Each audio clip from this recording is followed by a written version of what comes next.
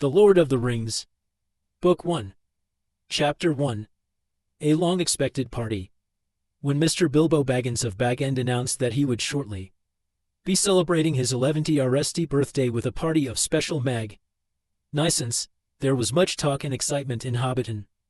Bilbo was very rich and very peculiar, and had been the wonder of the Shire for 60 years, ever since his remarkable disappearance. An unexpected return. The riches he had brought back from his travels had now become a local legend, and it was popularly believed, whatever the old folk might say, that the hill at Bag End was full of tunnels stuffed with treasure. And if that was not enough for fame, there was also his prolonged vigor to marvel at. Time wore on, but it seemed to have little effect on Mr. Baggins. At 90 he was much the same as at FTY. At 99 they began to call him well-preserved, but unchanged would have been near the mark. There were some that shook their heads and thought this was too much of a good thing. It seemed unfair that anyone should possess, apparently, perpetual youth as well as, reputedly, inexhaustible wealth. It will have to be paid for, they said.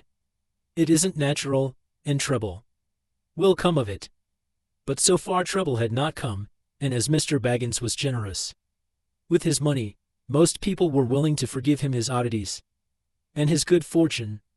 He remained on visiting terms with his relatives, except, of course, the Sackville Bagginses, and he had many devoted admirers among the hobbits of poor and unimportant families. But he had no close friends, until some of his younger cousins began to grow up. The eldest of these, and Bilbo's favorite, was young Frodo Baggins. When Bilbo was 99 he adopted Frodo as his heir, and brought him to live at Bag End, in the hopes of the Sackville Bagginses were nally-dashed. Bilbo and Frodo happened to have the same birthday, September 22nd ND. You had better come and live here, Frodo my lad, said Bilbo one day, and then we can celebrate our birthday parties comfortably together. At that time Frodo was still in his tweens, as the hobbits called the irresponsible 20s. Between childhood and coming of age at 33. 12 more years passed. Each year the Bagginses had given very lively combined birthday parties at Bag End, but now it was understood that something quite exceptional was being planned for that autumn. Bilbo was going to be 111, a rather curious number, and a very respectable age for a hobbit. The old Took himself had only reached 130, and Frodo was going to be 33, an important number, the date of his coming of age. Tongues began to wag in Hobbiton and by water, and rumor of the coming event traveled all over the Shire. The history and character of Mr. Bilbo Baggins became once again the chief topic of conversation, and the older folk suddenly found their reminiscences in welcome demand. No one had a more attentive audience than old Ham Gamgee, commonly known as the Gaffer. He held forth at the Ivy Bush, a small inn on the Bywater Road, and he spoke with some authority, for he had tended the garden at Bag End for 40 years, and had helped old Holman in the same job before that. Now that he was himself growing old and stiff in the joints, the job was mainly carried on by his youngest son, Sam Gamgee.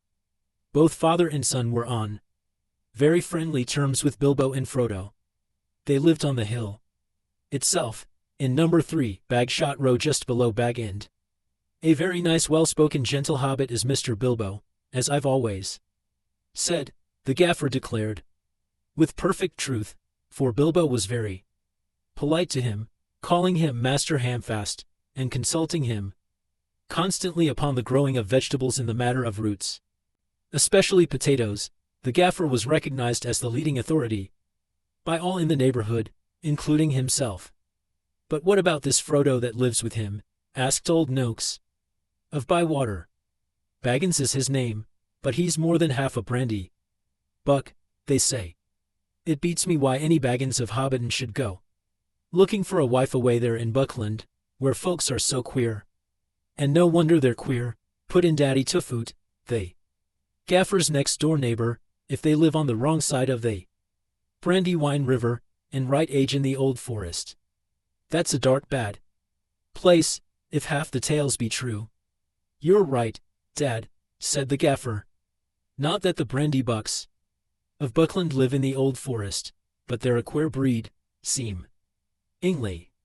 They fool about with boats on that big river, and that isn't natural. Small wonder that trouble came of it, I say. But be that as it may, Mr. Frodo is as nice a young hobbit as you could wish to meet.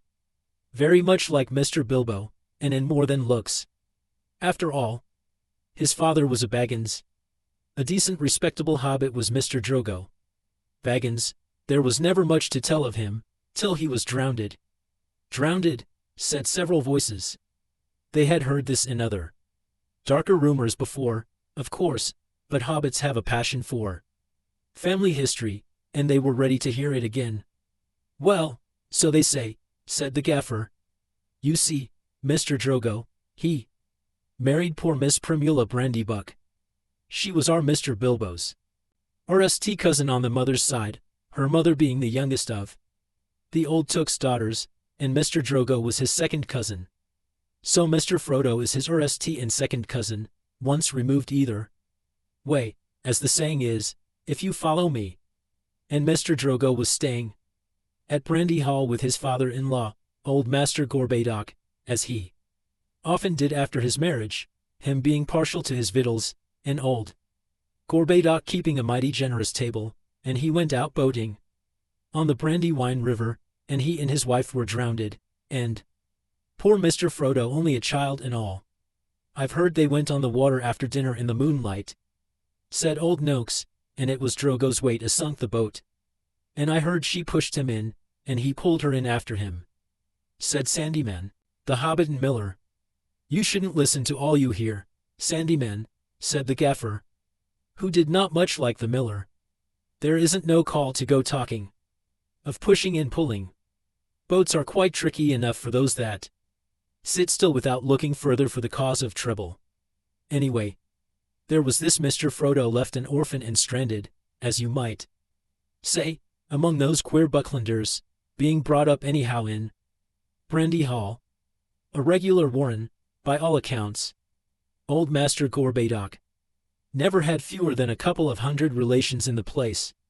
Mr. Bilbo never did a kinder deed than when he brought the lad back to live among decent folk. But I reckon it was a nasty knock for those Sackville Bagginses. They thought they were going to get Bag End, that time when he went off and was thought to be dead. And then he comes back and orders them off, and he goes on living, and never looking a day older, bless him. And suddenly he produces an heir, and has all the papers made out proper. The Sackville Bagginses won't never see the inside of Bag End now, or it is to be hoped not. There's a tidy bit of money tucked away up there, I hear tell, said a stranger, a visitor on business from Michelle delving in the West Farthing. All the top of your hill is full of tunnels packed with chests of gold and silver, and jewels, by what I've heard. Then you've heard more than I can speak to, answered the gaffer. I know nothing about jewels. Mr. Bilbo is free with his money, and there seems no lack of it, but I know of no tunnel making. I saw Mr. Bilbo when he came back, a matter of 60 years ago, when I was a lad.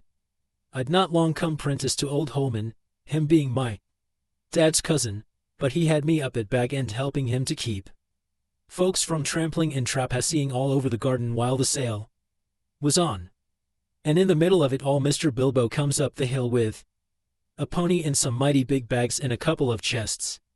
I don't doubt they were mostly full of treasure he had picked up in foreign parts, where there be mountains of gold, they say, but there wasn't enough to tunnels.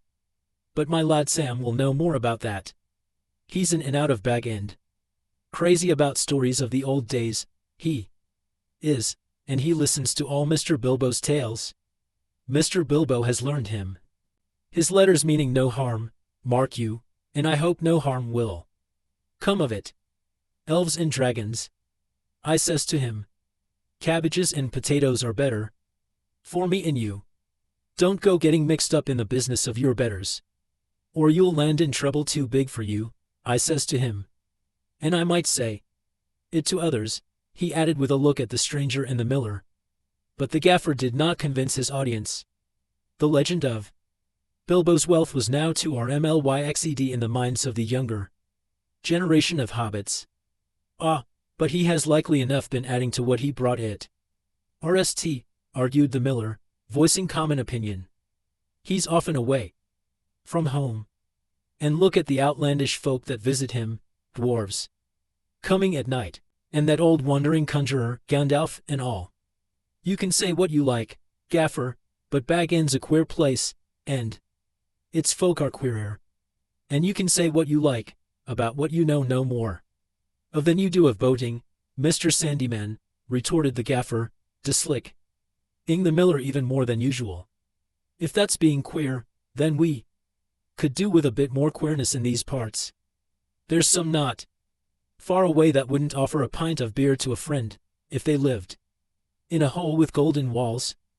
But they do things proper at Bag End. Our Sam says that everyone's going to be invited to the party, and there's going to be presents, mark you, presents for all this very month as is. That very month was September, and as any as you could ask. A day or two later a rumor, probably started by the knowledgeable Sam, was spread about that there were going to be reworks, what is more, such as had not been seen in the Shire for nigh on a century, not indeed since the old Took died. Days passed and the day drew nearer. An odd-looking wagon, laden with odd-looking packages, rolled into Hobbiton one evening, and toiled up the hill to Bag End. The startled hobbits peered out of lamp-lit doors to gape at it. It was driven by outlandish folk, singing strange songs, dwarves with long beards and deep hoods. A few of them remained at Bag End. At the end of the second week in September a cart came in through Bywater from the direction of Brandy Wine Bridge in broad daylight.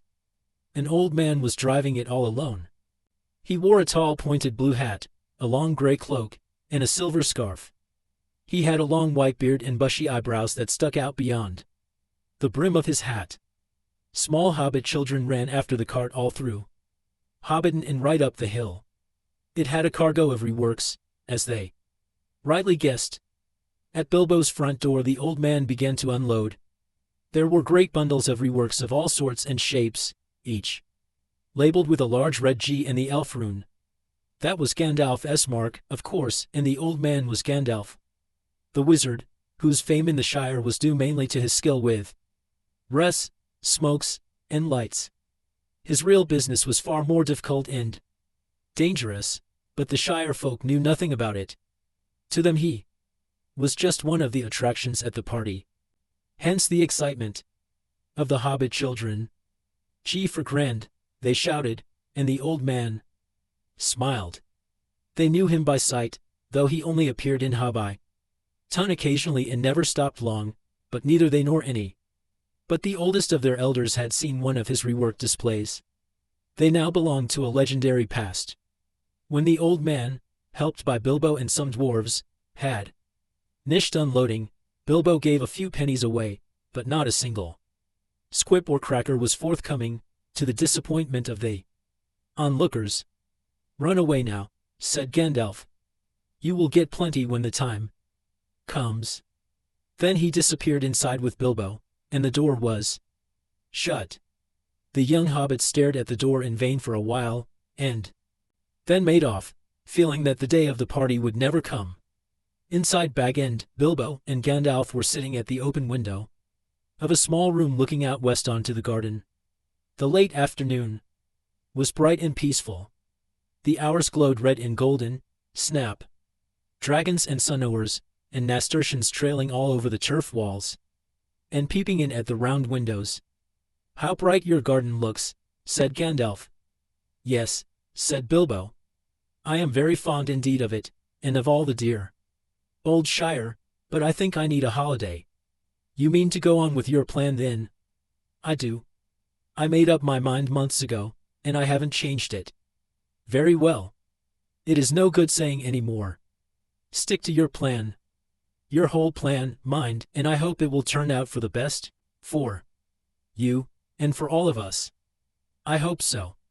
Anyway, I mean to enjoy myself on Thursday, and have my little joke. Who will laugh, I wonder, said Gandalf, shaking his head. We shall see, said Bilbo. The next day more carts rolled up the hill, and still more carts.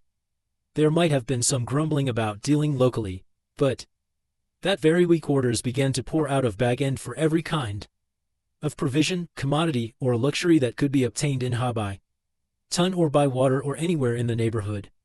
People became enthusiastic, and they began to tick off the days on the calendar, and they watched eagerly for the postman, hoping for invitations. Before long the invitations began pouring out, and the Hobbiton post office was blocked, and the Bywater post office was snowed under, and voluntary assistant postmen were called for. There was a constant stream of them going up the hill, carrying hundreds of polite variations on "Thank you, I shall certainly come." A notice appeared on the gate at Bag End: no admittance, except on party business. Even those who had, or pretended to, have party business were seldom allowed inside.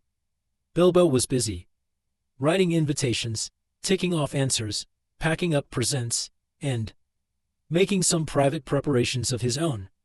From the time of Gandalf's arrival he remained hidden from view. One morning the hobbits woke to Indy the large eld, south of Bilbo's front door, covered with ropes and poles for tents and pav Islands. A special entrance was cut into the bank leading to the road, and white steps and a large white gate were built there. The three hobbit families of Bagshot Row, adjoining the eld, were intensely interested and generally envied.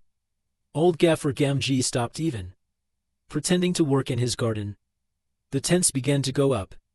There was a specially large pavilion, so big that the tree that grew in the eld was right inside it, and stood proudly near one end, at the head of the chief table. Lanterns were hung on all its branches. More promising still, to the hobbit's mind, an enormous open-air kitchen was erected in the north corner of the eld. A draft of cooks, from every inn and eating house for miles around, arrived to supplement the dwarves and other odd folk that were quartered at Bag End. Excitement rose to its height. Then the weather clouded over. That was on Wednesday, the eve of the party. Anxiety was intense. Then Thursday, September the 22 ND, actually dawned. The sun got up, the clouds vanished, eggs were unfurled and the fun began. Bilbo Baggins called it a party, but it was really a variety of entertainments rolled into one. Practically everybody living near was invited. A very few were overlooked by accident, but as they turned up all the same, that did not matter. Many people from other parts of the Shire were also asked, and there were even a few from outside the borders. Bilbo met the guests, and additions, at the new White Gate in person. He gave away presents to all and sundry. The latter were those who went out again by a back way and came in again by the gate. Hobbits give presents to other people on their own birthdays. Not very expensive ones, as a rule, and not so lavishly as on this occasion, but it was not a bad system. Actually, in Hobbiton and Bywater every day in the year was somebody's birthday, so that every hobbit in those parts had a fair chance of at least one present at least once a week. But they never got tired of them. On this occasion the presents were unusually good. The hobbit children were so excited that for a while they almost forgot about eating. There were toys the like of which they had never seen before, all beautiful and some obviously magical. Many of them had indeed been ordered a year before, and had come all the way from the mountain and from Dale, and were of real dwarf make. When every guest had been welcomed and was now inside the gate, there were songs, dances, music, games, and, of course, food and drink. There were 3 official meals: lunch, tea, and dinner, or supper. But lunch and tea were marked G by the fact that at those times all the guests were sitting down and eating together. At other times there were merely lots of people eating and drinking. continuously from 11s until 6:30, when the reworks started. The reworks were by Gandalf. They were not only brought by him, but designed and made by him, and the special effects, set pieces, and dights of rockets were let off by him.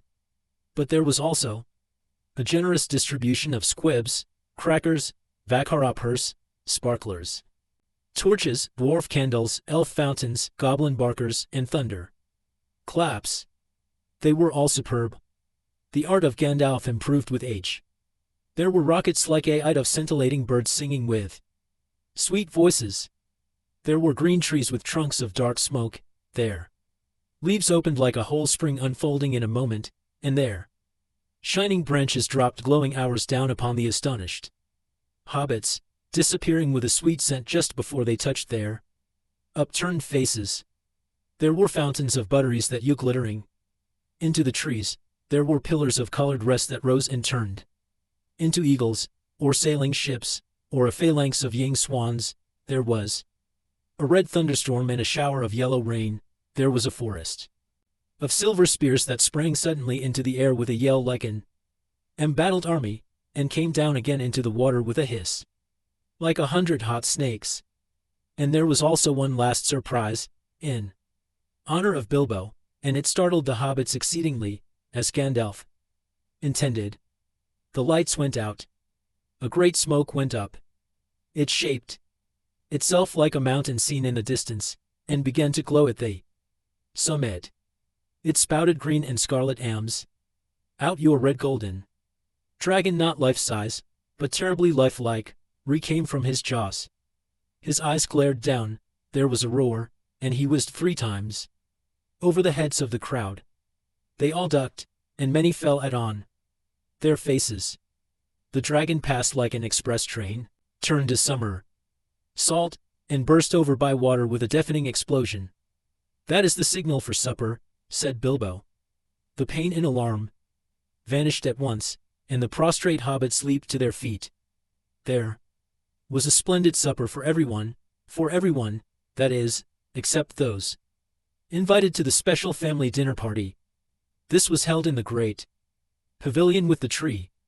The invitations were limited to 12 dozen, a number also called by the hobbits 1 gross, though the word was not considered proper to use of people, and the guests were selected from all the families to which Bilbo and Frodo were related, with the addition of a few special unrelated friends, such as Gandalf. Many young hobbits were included, and present by parental permission, for hobbits were easygoing with their children in the matter of sitting up late, especially when there was a chance of getting them a free meal. Bringing up young hobbits took a lot of provender.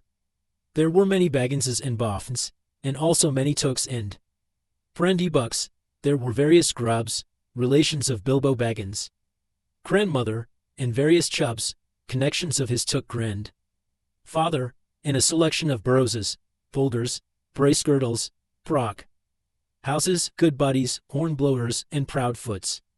Some of these were only very distantly connected with Bilbo, and some had hardly ever been in Hobbiton before, as they lived in remote corners of the Shire. The Sackville Bagginses were not forgotten. Otho and his wife, Lobelia, were present. They disliked Bilbo and detested Frodo, but so magnificent was the invitation card, written in golden ink, that they had felt it was impossible to refuse. Besides, their cousin, Bilbo, had been specializing in food for many years, and his table had a high reputation. All the 144 guests expected a pleasant feast, though they rather dreaded the after-dinner speech of their host, an inevitable item. He was liable to drag in bits of what he called poetry, and sometimes, after a glass or two, would allude to the absurd adventures of his mysterious journey. The guests were not disappointed. They had a very pleasant feast, in fact an engrossing entertainment, rich, abundant, varied, and prolonged. The purchase of provisions fell almost to nothing throughout the district in the ensuing weeks, but as Bilbo's catering had depleted the stocks of most of the stores, cellars, and warehouses for miles around, that did not matter much. After the feast, more or less, came the speech. Most of the company were, however, now in a tolerant mood, at that delightful stage, which they called laying up the corners. They were sipping their favorite drinks, and nibbling at their favorite dainties, and their fears were forgotten. They were prepared to listen to anything, and to cheer at every full stop. "My dear people," began Bilbo, rising in his place. "Here, here, here," they shouted, and kept on repeating it in chorus, seeming reluctant to follow their own advice. Bilbo left his place and went and stood on a chair under the illuminated tree. The light of the lanterns fell on his beaming face, the golden buttons shone on his embroidered silk waistcoat. They could all see him standing, waving one hand in the air, the other was in his trouser pocket. "My dear Bagginses and Boffins," he began again, "and my dear Tokes, and Brandybucks, and Grubbs, and Chubbs, and Burrowses, and Horn Blowers, and Bulgars, Bracegirdles, Goodbodies, Brockhouses, and Proudfoots." "Proud feet," shouted an elderly hobbit from the back of the pavilion. His name, of course, was Proudfoot, and well-merited. His feet were large, exceptionally furry, and both were on the table. "Proudfoots," repeated Bilbo. "Also my good Sackville Bagginses that I. Welcome back at last to Bag End. Today is my 111th birthday. I am 111 today. Hooray! Hooray! Many happy returns," they shouted, and they hammered joyously on the tables. Bilbo was doing splendidly. This was the sort of stuff they liked. Short and obvious. "I hope you are all enjoying yourselves as much as I am." Deafening cheers. Cries of yes and no. Noises of trumpets and horns, pipes, and uts, and other musical instruments. There were, as has been said, many young hobbits present. Hundreds of musical crackers had been pulled. Most of them bore the Markdale on them, which did not convey much to most of the hobbits, but they all agreed they were marvelous crackers. They contained instruments, small, but of perfect make and enchanting tones. Indeed, in one corner some of the young Tooks and Brandybucks, supposing Uncle Bilbo to have nished, since he had plainly said all that was necessary, now got up an impromptu orchestra, and began a merry dance tune. Master Everard Took and Miss Melilot Brandybuck got on a table and with bells in their hands began to dance the Springle Ring, a pretty dance, but rather vigorous. But Bilbo had not nished. Seizing a horn from a youngster nearby, he blew 3 loud hoots. The noise subsided. "I shall not keep you long," he cried. Cheers from all the assembly. "I have called you all together for a purpose." Something in the way that he said this made an impression. There was almost silence, and 1 or 2 of the Tokes pricked up their ears. Indeed, for 3 purposes. First of all, to tell you that I am immensely fond of you all, and that 111 years is too short a time to live among such excellent and admirable hobbits. Tremendous outburst of approval. "I don't know half of you half as well as I should like, and I like less than half of you half as well as you deserve." This was unexpected and rather difficult. There was some scattered clapping, but most of them were trying to work it out and see if it came to a compliment. Secondly, to celebrate my birthday. Cheers again. I should say, our birthday. For it is, of course, also the birthday of my heir and nephew, Frodo. He comes of age and into his inheritance today. Some perfunctory clapping by the elders, and some loud shouts of Frodo. Frodo. Jolly. Old Frodo, from the juniors. The Sackville Bagginses scowled, and wondered what was meant by coming into his inheritance. Together we score 144. Your numbers were chosen to tee this remarkable total, 1 gross, if I may use the expression. No cheers. This was ridiculous. Many of the guests, and especially the Sackville Bagginses, were insulted, feeling sure they had only been asked to LL up the required number, like goods in a package. One gross, indeed, vulgar expression. It is also, if I may be allowed to refer to ancient history, the anniversary of my arrival by barrel at Escarode on the Long Lake, though the fact that it was my birthday slipped my memory on that occasion. I was only FTY1 then, and birthdays did not seem so important. The banquet was very splendid, however, though I had a bad cold at the time, I remember, and could only say "Thank you very book." I now repeat it more correctly. Thank you very much for coming to my little party. Obstinate silence. They all feared that a song or some poetry was now imminent, and they were getting bored. Why couldn't he stop talking and let them drink his health?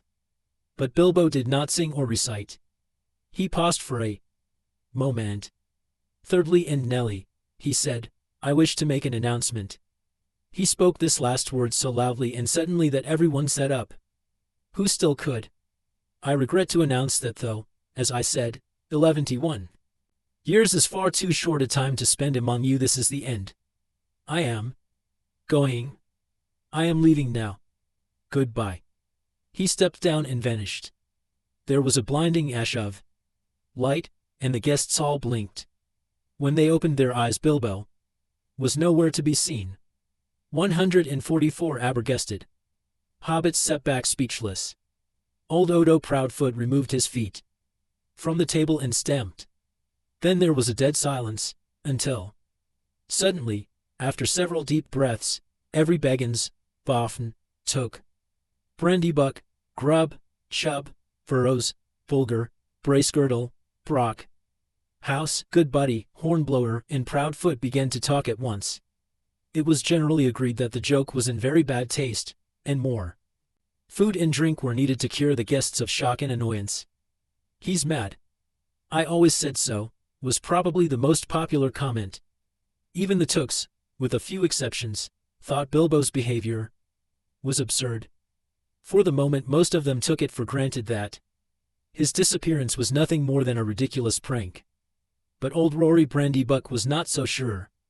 Neither age nor an enormous dinner had clouded his wits, and he said to his daughter-in-law, Esmeralda, there's something shy in this, my dear. I believe that mad Baggins is off again. Silly old fool.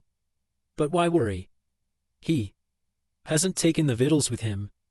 He called loudly to Frodo to send the wine round again. Frodo was the only one present who had said nothing. For some time he had sat silent beside Bilbo's empty chair, and ignored all remarks and questions. He had enjoyed the joke, of course, even though he had been in the know. He had difficulty in keeping from laughter at the indignant surprise of the guests. But at the same time he felt deeply troubled. He realized suddenly that he loved the old hobbit dearly. Most of the guests went on eating and drinking, and discussing Bilbo Baggins' oddities, past and present, but they Sackville Bagginses had already departed in wrath. Frodo did not want to have any more to do with the party. He gave orders for more wine to be served, then he got up and drained his own glass silently, to the health of Bilbo, and slipped out of the pavilion.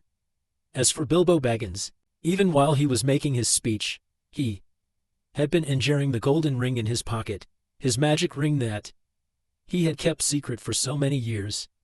As he stepped down he slipped it on his enger, and he was never seen by any hobbit and hobbiton again. He walked briskly back to his hole, and stood for a moment listening with a smile to the din in the pavilion, and to the sounds of merrymaking in other parts of the Eld. Then he went in. He took off his party clothes, folded up and wrapped in tissue paper his embroidered silk waistcoat, and put it away. Then he put on quickly some old untidy garments, and fastened round his waist a worn leather belt. On it he hung a short sword in a battered black leather scabbard. From a locked drawer, smelling of mothballs, he took out an old cloak and hood. They had been locked up as if they were very precious, but they were so patched and weather-stained that their original color could hardly be guessed. It might have been dark green. They were rather too large for him. He then went into his study, and from a large strong box took out a bundle wrapped in old cloths, and a leather-bound manuscript, and also a large bulky envelope. The book and bundle he stuffed into the top of a heavy bag that was standing there, already nearly full. Into the envelope he slipped his golden ring and its chain, and then sealed it, and addressed it to Frodo. At rst he put it on the mantelpiece, but suddenly he removed it and stuck it in his pocket. At that moment, the door opened and Gandalf came quickly in. "Hello," said Bilbo. "I wondered if you would turn up." "I am glad to see you visible," replied the wizard, sitting down in a chair. "I wanted to catch you and have a few words. I suppose you feel that everything has gone off splendidly and according to plan." "Yes, I do," said Bilbo. "Though that ash was surprising, it quite startled me, let alone the others. A little addition of your own, I suppose it was. You have wisely kept that ring secret all these years, and it seemed to me necessary to give your guests something else that would seem to explain your sudden vanishment, and would spoil my joke. You are an interfering old busybody," laughed Bilbo, "but I expect you know best, as usual." "I do when I know anything. But I don't feel too sure about this whole affair. It has now come to the null point. You have had your joke, and alarmed or offended most of your relations, and given the whole Shire something to talk about for 9 days, or 99. More likely. Are you going any further?" "Yes, I am. I feel I need a holiday, a very long holiday, as I have told you before. Probably a permanent holiday. I don't expect I shall return. In fact, I don't mean to, and I have made all arrangements. I am old, Gandalf. I don't look it, but I am beginning to feel it. In my heart of hearts. Well preserved indeed," he snorted. "Why, I feel all thin, sort of stretched, if you know what I mean, like butter that has been scraped over too much bread. That can't be right. I need a change, or something." Gandalf looked curiously and closely at him. "No, it does not seem right," he said thoughtfully. "No, after all I believe your plan is probably the best. Well, I've made up my mind, anyway.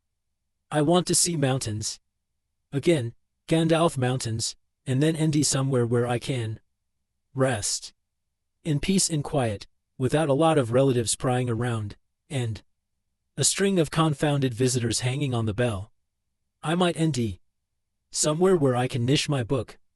I have thought of a nice ending for it, and he lived happily ever after to the end of his days." Gandalf laughed. "I hope he will. But nobody will read the book, however it ends. Oh, they may, in years to come. Frodo has read some already, as far as it has gone. You'll keep an eye on Frodo, won't you?" "Yes, I will. 2 eyes, as often as I can spare them. He would come with me, of course, if I asked him. In fact, he offered to once, just before the party. But he does not really want to, yet. I want to see the wild country again before I die, and the mountains, but he is still in love with the Shire, with woods and elts and little rivers. He ought to be comfortable here. I am leaving everything to him, of course, except a few oddments. I hope he will be happy when he gets used to being on his own. It's time he was his own master now." "Everything," said Gandalf. "The ring as well. You agreed to that. You remember." "Well, yes, I suppose so," stammered Bilbo. "Where is it?" "In an envelope, if you must know," said Bilbo impatiently. "There. On the mantelpiece." "Well, no. Here it is in my pocket." He hesitated. "Isn't that odd now?" he said softly to himself. "Yet after all, why not? Why shouldn't it stay there?" Gandalf looked again very hard at Bilbo, and there was a gleam in his eyes. "I think, Bilbo," he said quietly, I should leave it behind. Don't you want to? Well, yes and no. Now it comes to it. I don't like parting with it at all, I may say. And I don't really see why I should.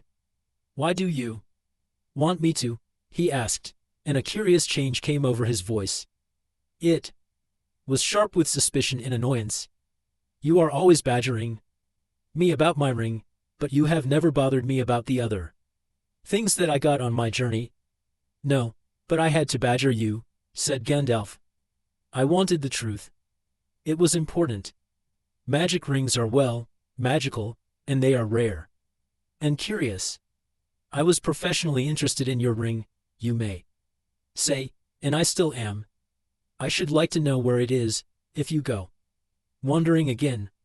Also, I think you have had it quite long enough. You won't need it any more, Bilbo, unless I am quite mistaken. Bilbo hushed, and there was an angry light in his eyes. His kindly face grew hard. Why not? He cried. And what business is it of yours? Anyway, to know what I do with my own things? It is my own. I found it. It came to me. Yes, yes, said Gandalf. But there is no need to get angry. If I am, it is your fault, said Bilbo. It is mine, I tell you. My own. My precious. Yes, my precious. The wizard's face remained grave and attentive, and only Éomer, and his deep eyes showed that he was startled and indeed alarmed. It has been called that before, he said, but not by you. But I say it now. And why not? Even if Gollum said the same once. It's not his now, but mine. And I shall keep it, I say. Gandalf stood up. He spoke sternly. You will be a fool if you do. Bilbo, he said. You make that clearer with every word you say. It has got far too much hold on you. Let it go. And then you can go yourself, and be free. I'll do as I choose and go as I please, said Bilbo obstinately. Now, my dear hobbit, said Gandalf.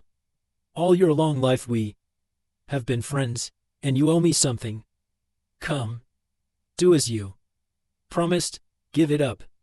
Well, if you want my ring yourself, say so, cried Bilbo. But you won't get it. I won't give my precious away, I tell you. His hand strayed to the hilt of his small sword. Gandalf's eyes ashed. It will be my turn to get angry soon, he said. If you say that again, I shall. Then you will see Gandalf the Grey uncloaked. He took a step towards the hobbit, and he seemed to grow tall and menacing, his shadow led the little room. Bilbo backed away to the wall, breathing hard, his hand clutching at his pocket. They stood for a while facing one another, and the air of the room tingled. Gandalf's eyes remained bent on the hobbit. Slowly his hands relaxed, and he began to tremble. I don't know what has come over you, Gandalf, he said. You have never been like this before. What is it all about? It is mine, isn't it? I found it, and Gollum would have killed me if I hadn't kept it. I'm not a thief, whatever he said. I have never called you one, Gandalf answered. And I am not one either. I am not trying to rob you, but to help you. I wish you would trust me, as you used. He turned away, and the shadow passed. He seemed to dwindle again to an old gray man, bent and troubled. Bilbo drew his hand over his eyes. I am sorry, he said. But I felt so queer. And yet it would be a relief in a way not to be bothered with it anymore. It has been so growing on my mind lately. Sometimes I have felt it was like an eye looking at me. And I am always wanting to put it on and disappear, don't you know, or wondering if it is safe, and pulling it out to make sure. I tried locking it up, but I found I couldn't rest without it in my pocket. I don't know why. And I don't seem able to make up my mind. Then trust mine, said Gandalf. It is quite made up. Go away. And leave it behind. Stop possessing it. Give it to Frodo, and I will look after him." Bilbo stood for a moment tense and undecided. Presently he sighed. "All right," he said with an effort. "I will." Then he shrugged his shoulders and smiled rather ruefully. After all, that's what this party business was all about, really, to give away lots of birthday presents, and somehow make it easier to give it away at the same time. It hasn't made it any easier in the end, but it would be a pity to waste all my preparations. It would quite spoil the joke. Indeed, it would take away the only point I ever saw in the affair," said Gandalf. "Very well," said Bilbo, "it goes to Frodo with all the rest." He drew a deep breath. "And now I really must be starting, or somebody else will catch me. I have said goodbye, and I couldn't bear to do it all over again." He picked up his bag and moved to the door. "You have still got the ring in your pocket," said the wizard. "Well, so I have," cried Bilbo. "And my will and all the other documents too. You had better take it and deliver it for me. That will be safest." "No, don't give the ring to me," said Gandalf. "Put it on the mantel piece. It will be safe enough there, till Frodo comes. I shall wait for him." Bilbo took out the envelope, but just as he was about to set it by the clock, his hand jerked back, and the packet fell on the oar. Before he could pick it up, the wizard stooped and seized it and set it in its place. A spasm of anger passed swiftly over the hobbit's face. Again. Suddenly it gave way to a look of relief and a laugh. "Well, that's that," he said. "Now I'm off." They went out into the hall. Bilbo chose his favorite stick from the stand, then he whistled. 3 dwarves came out of different rooms where they had been busy. "Is everything ready?" asked Bilbo.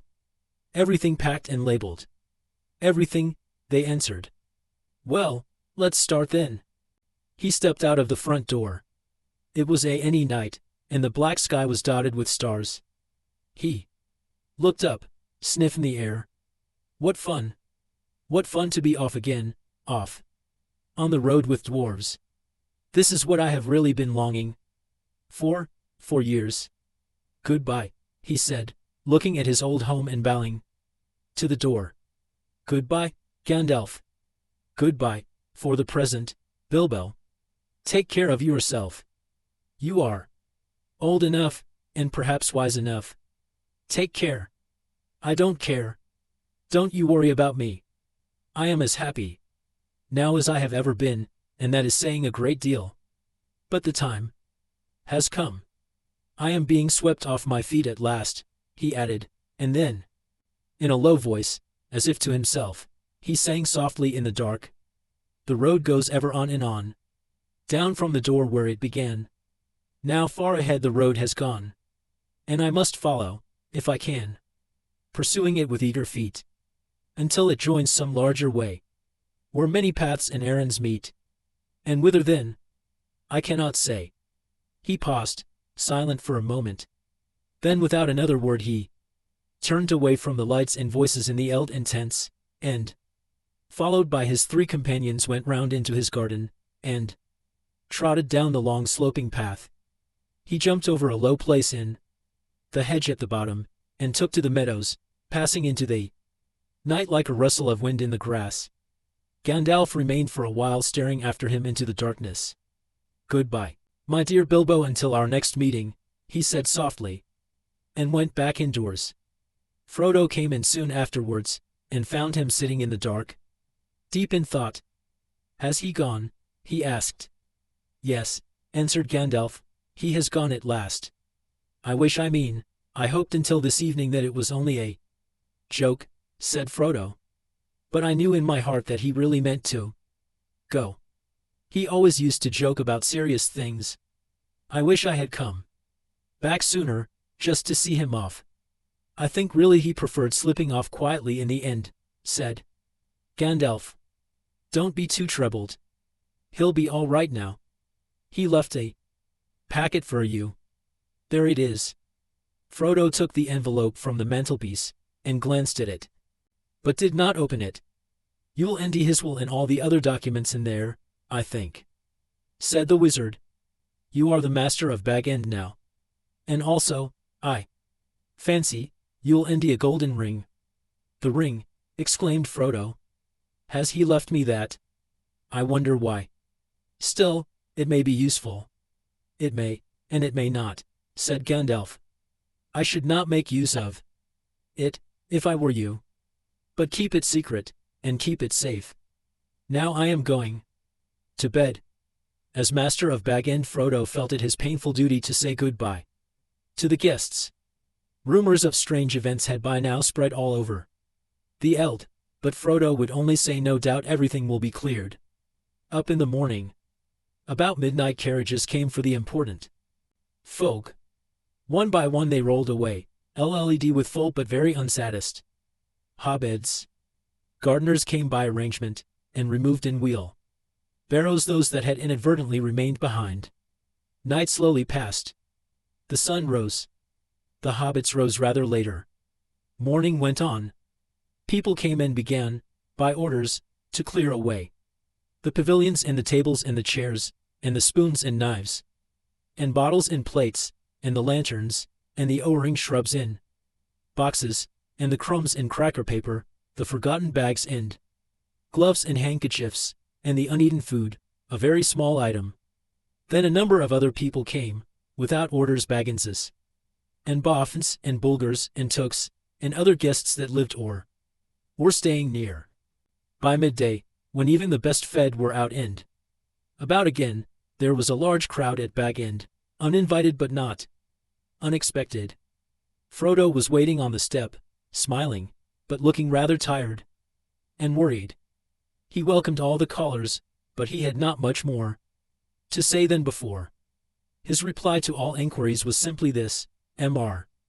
Bilbo Baggins has gone away, as far as I know, for good." Some of the visitors he invited to come inside, as Bilbo had left messages for them. Inside in the hall there was piled a large assortment of packages and parcels and small articles of furniture. On every item there was a label tied.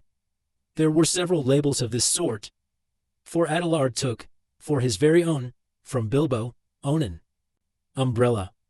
Adelard had carried off many unlabeled ones for Dora Baggins in memory of a long correspondence with love from Bilbo, on a large waste paper basket. Dora was Drogo's sister and the eldest surviving female relative of Bilbo and Frodo. She was 99, and had written reams of good advice for more than half a century. For Milo Burrows, hoping it will be useful, from B.B. Ona. Gold pen and ink bottle. Milo never answered letters. For Angelica's use, from Uncle Bilbo, on a round convex mirror. She was a young Baggins, and too obviously considered her face shapely. For the collection of Hugo Bracegirdle, from a contributor, on an empty bookcase. Hugo was a great borrower of books, and worse than usual at returning them. For Lobelia Sackville Baggins, as a present, a case of silver spoons. Bilbo believed that she had acquired a good many of his spoons, while he was away on his former journey. Lobelia knew that quite well. When she arrived later in the day, she took the point at once, but she also took the spoons. This is only a small selection of the assembled presents. Bilbo's residence had got rather cluttered up with things in the course of his long life. It was a tendency of hobbit holes to get cluttered up, for which the custom of giving so many birthday presents was largely responsible. Not, of course, that the birthday presents were always new. There were one or two old modems of forgotten uses that had circulated all around the district, but Bilbo had usually given new presents, and kept those that he received. The old hole was now being cleared a little. Every one of the various parting gifts had labels, written out personally by Bilbo, and several had some point, or some joke. But, of course, most of the things were given where they would be wanted and welcome. The poorer hobbits, and especially those of Bagshot Row, did very well. Old Gaffer Gamgee got 2 sacks of potatoes, a new spade, a woolen waistcoat, and a bottle of ointment for creak-ing joints. Old Rory Brandybuck, in return for much hospitality, got a dozen bottles of old Wineyards, a strong red wine from the South Farthing, and now quite mature, as it had been laid down by Bilbo's father. Rory quite forgave Bilbo, and voted him a capital fellow after the RST bottle. There was plenty of everything left for Frodo. And, of course, all the chief treasures, as well as the books, pictures, and more than enough furniture, were left in his possession.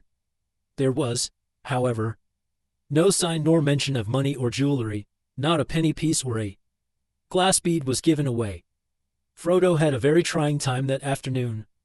A false rumor that the whole household was being distributed free spread like wildra, and before long the place was packed with people who had no business there, but could not be kept out. Labels got torn off and mixed, and quarrels broke out. Some people tried to do swaps and deals in the hall, and others tried to make off with minor items not addressed to them, or with anything that seemed unwanted or unwatched. The road to the gate was blocked with barrows and hand carts. In the middle of the commotion the Sackville Bagginses arrived. Frodo had retired for a while and left his friend Merry Brandybuck to keep an eye on things. When Otho loudly demanded to see Frodo, Merry bowed politely. "He is indisposed," he said. "He is resting." "Hiding, you mean," said Lobelia. "Anyway, we want to see him. And we mean to see him. Just go and tell him so." Merry left them a long while in the hall, and they had time to discover their parting gift of spoons. It did not improve their tempers. Eventually they were shown into the study. Frodo was sitting at a table with a lot of papers in front of him. He looked indisposed to see Sackville Bagginses at any rate, and he stood up, chitting with something in his pocket. But he spoke quite politely. The Sackville Bagginses were rather offensive. They began by offering him bad bargain prices, as between friends, for various valuable and unlabeled things. When Frodo replied that only the things specially directed by Bilbo were being given away, they said the whole affair was very shy. 39 al on GEXPECT ed PARTI. "Only one thing is clear to me," said Otho, "and that is that you are doing exceedingly well out of it.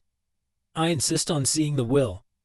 Otho would have been Bilbo's heir, but for the adoption of Frodo. He read the will carefully and snorted.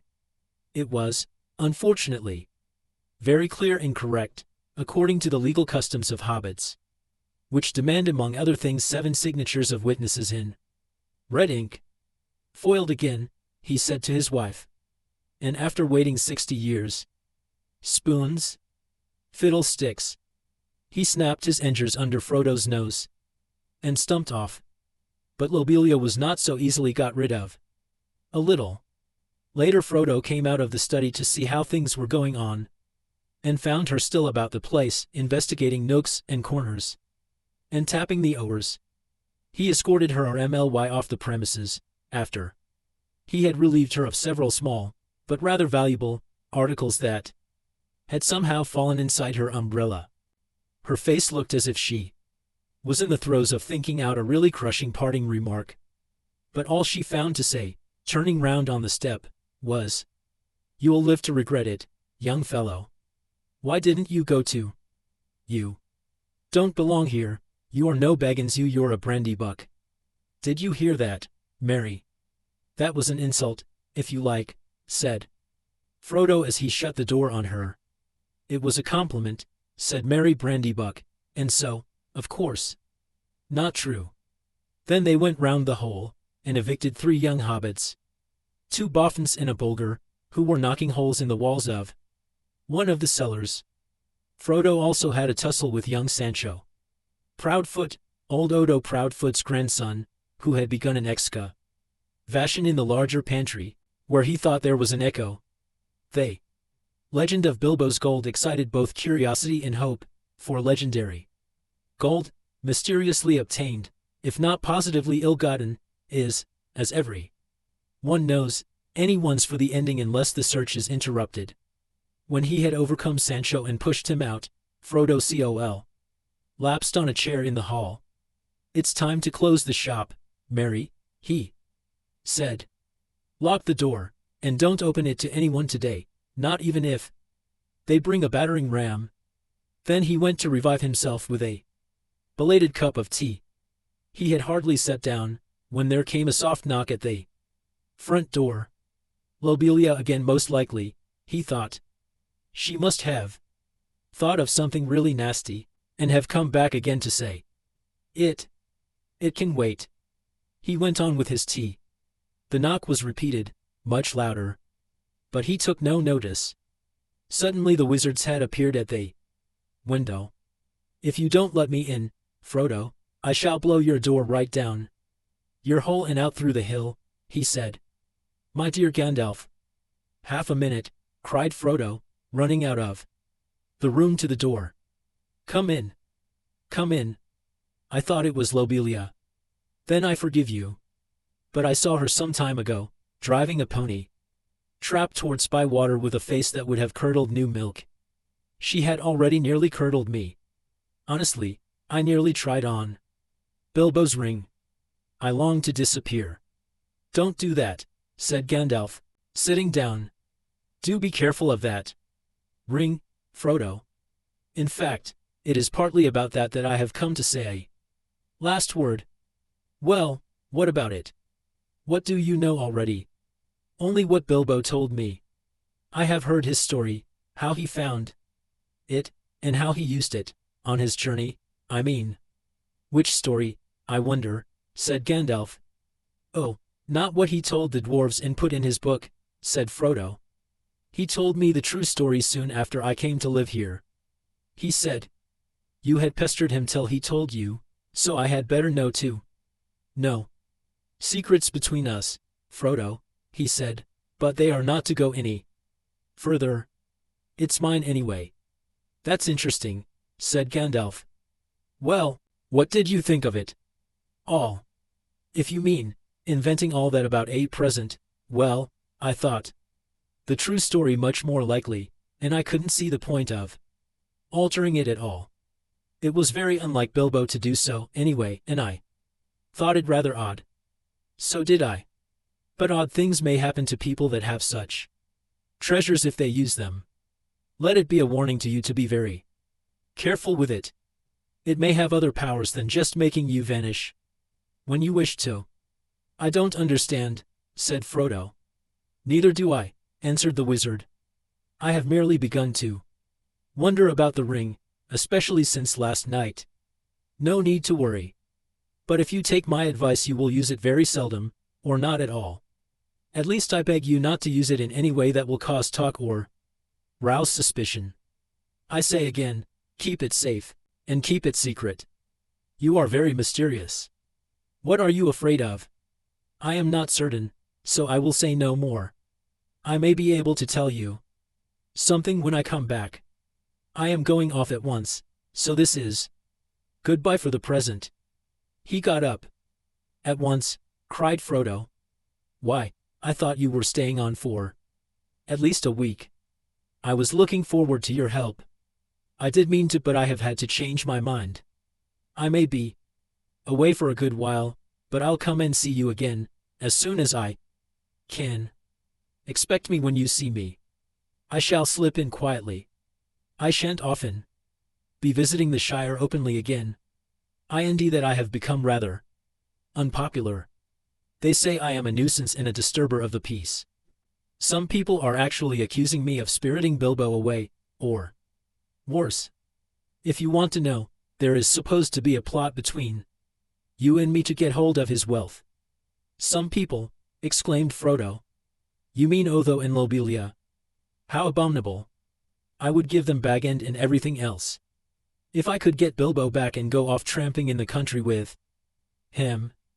I love the Shire. But I begin to wish, somehow, that I had gone too. I wonder if I shall ever see him again." "So do I," said Gandalf. "And I wonder many other things. Good. Bye now, Take care of yourself. Look out for me, especially at unlikely times. Goodbye. Frodo saw him to the door. He gave Ain a wave of his hand, and walked off at a surprising pace, but Frodo thought the old wizard looked unusually bent, almost as if he was carrying a great weight. The evening was closing in, and his cloaked figure quickly vanished into the twilight. Frodo did not see him again for a long time. Chapter 2. The Shadow of the Past. The talk did not die down in 9 or even 99 days. The second disappearance of Mr. Bilbo Baggins was discussed in Hobby Ton, and indeed all over the Shire, for a year and a day, and was remembered much longer than that. It became a reside story for young hobbits, and eventually Mad Baggins, who used to vanish with a bang in a ash and reappear with bags of jewels and gold, became a favorite character of legend and lived on long after all the true events were forgotten. But in the meantime, the general opinion in the neighborhood was that Bilbo, who had always been rather cracked, had at last gone quite mad, and had run off into the blue. There he had undoubtedly fallen into a pool or a river and come to a tragic, but hardly an untimely, end. The blame was mostly laid on Gandalf. If only that drat wizard will leave young Frodo alone, perhaps he'll settle down and grow some hobbit sense, they said. And to all appearance the wizard did leave Frodo alone, and he did settle down. But the growth of hobbit sense was not very noticeable. Indeed, he at once began to carry on Bilbo's reputation for oddity. He refused to go into mourning, and the next year he gave a party in honor of Bilbo's 112th birthday, which he called a 100-weight feast. But that was short of the mark, for 20 guests were invited, and there were several meals at which it snowed food and rained drink, as hobbits say. Some people were rather shocked, but Frodo kept up the custom of giving Bilbo's birthday party year after year until they got used to it. He said that he did not think Bilbo was dead. When they asked, "Where is he then?" he shrugged his shoulders.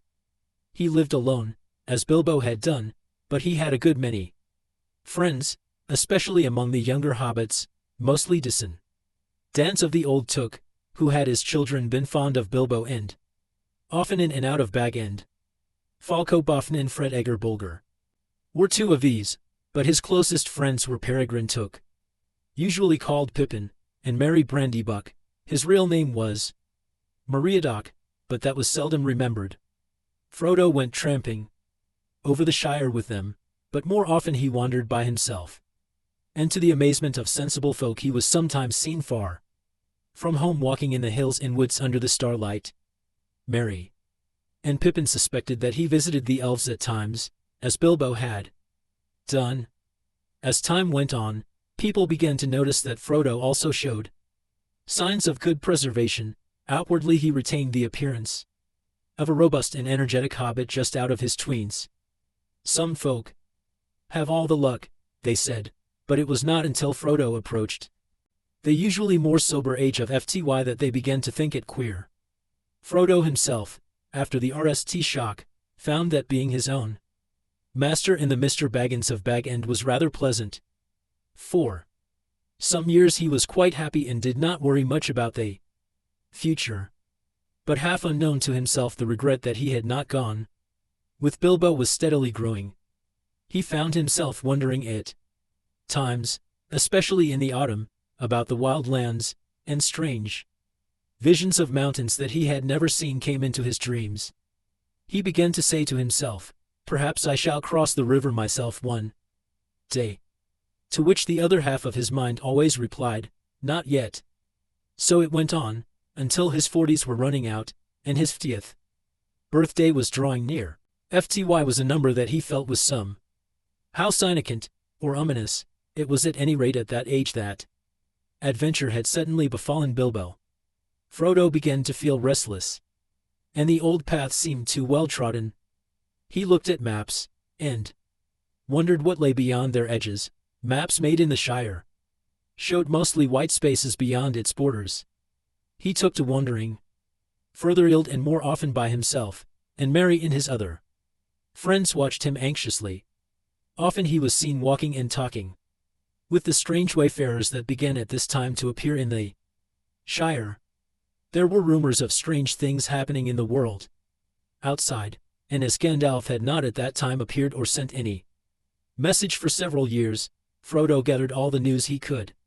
Elves, who seldom walked in the Shire, could now be seen passing westward through the woods in the evening, passing and not returning, but they were leaving Middle-earth and were no longer concerned with its troubles. There were, however, dwarves on the road in unusual numbers. The ancient east-west road ran through the Shire to its end at the Grey Havens, and dwarves had always used it on their way to their mines in the Blue Mountains. They were the hobbits' chief source of news from distant parts if they wanted any.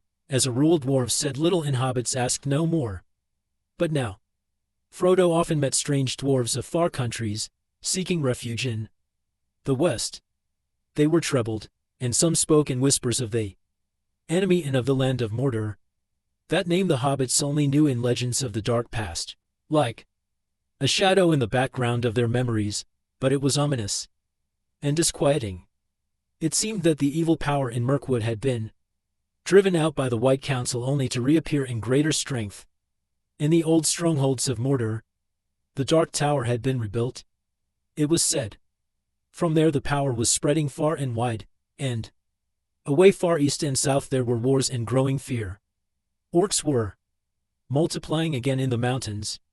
Trolls were abroad, no longer dull-witted but cunning and armed with dreadful weapons.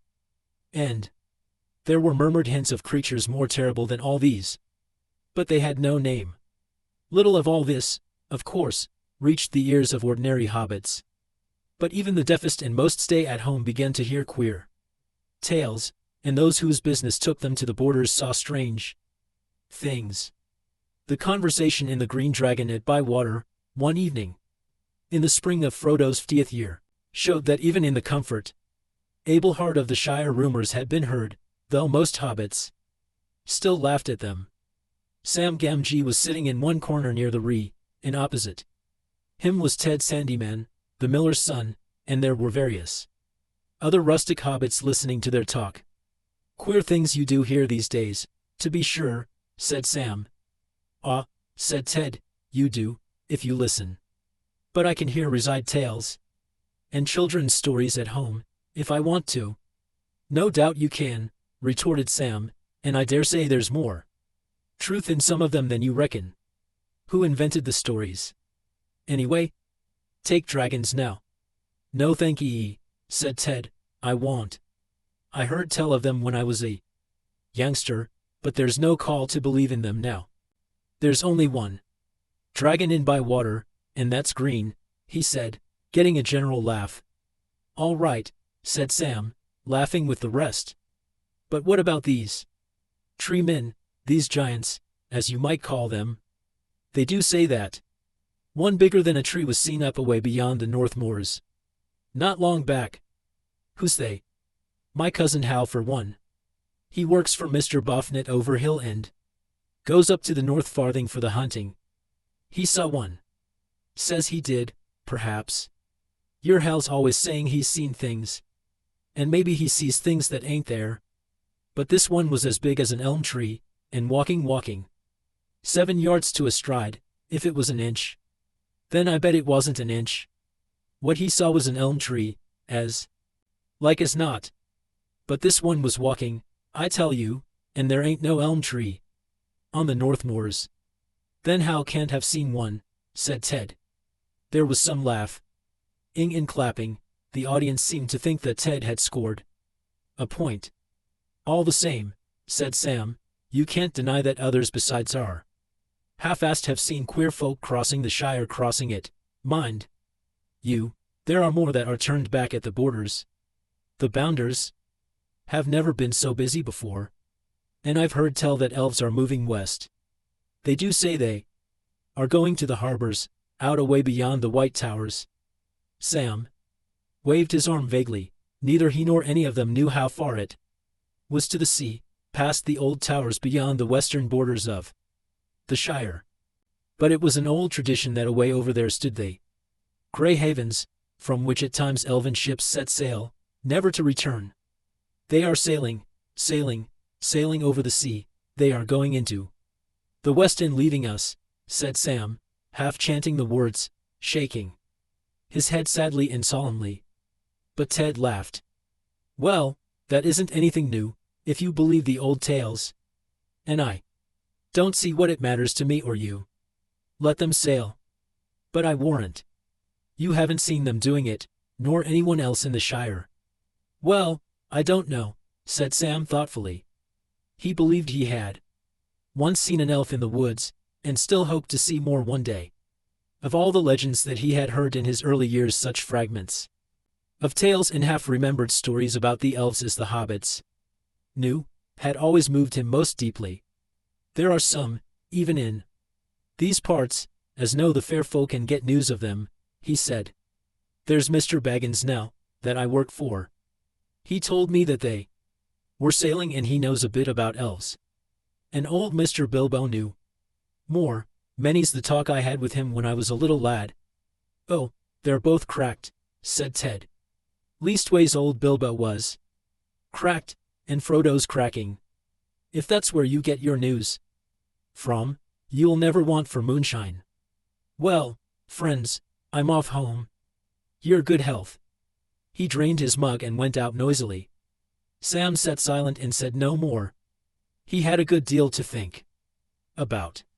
For one thing, there was a lot to do up in the Bag End garden, and he would have a busy day tomorrow, if the weather cleared. The grass was growing fast. But Sam had more on his mind than gardening. After a while he sighed, and got up and went out. It was early April and the sky was now clearing after heavy rain. The sun was down, and a cool pale evening was quietly fading into night. He walked home under the early stars through Hobbiton and up the hill, whistling softly and thoughtfully. It was just at this time that Gandalf reappeared after his long absence. For 3 years after the party he had been away.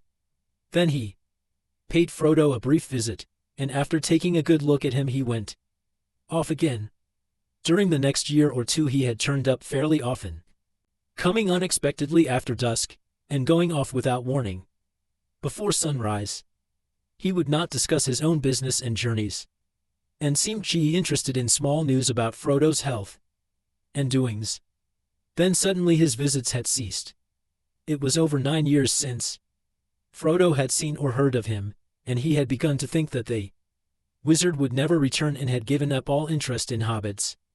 But that evening, as Sam was walking home and twilight was fading, there came the once familiar tap on the study window.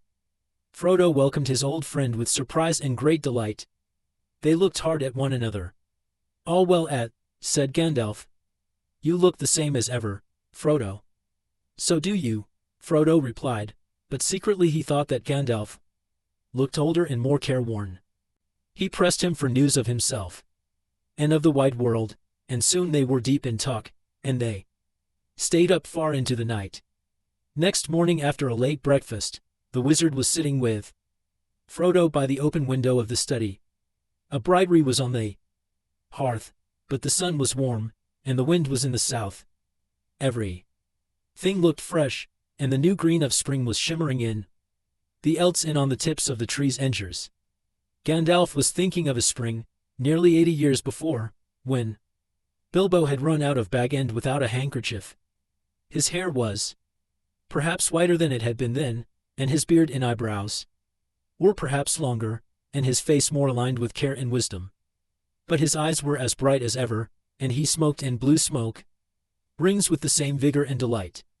He was smoking now in silence, for Frodo was sitting still, deep in thought. Even in the light of morning he felt the dark shadow of the tidings that Gandalf had brought. At last he broke the silence. Last night you began to tell me strange things about my ring, Gandalf, he said. And then you stopped, because you said that such matters were best left until daylight. Don't you think you had better nish now? You say the ring is dangerous, far more dangerous than I guess. In what way? In many ways, answered the wizard. "It is far more powerful than I ever dared to think at RST, so powerful that in the end it would utterly overcome anyone of mortal race who possessed it. It would possess him." In Eregion long ago many elven rings were made, magic rings as you call them, and they were, of course, of various kinds, some more potent and some less.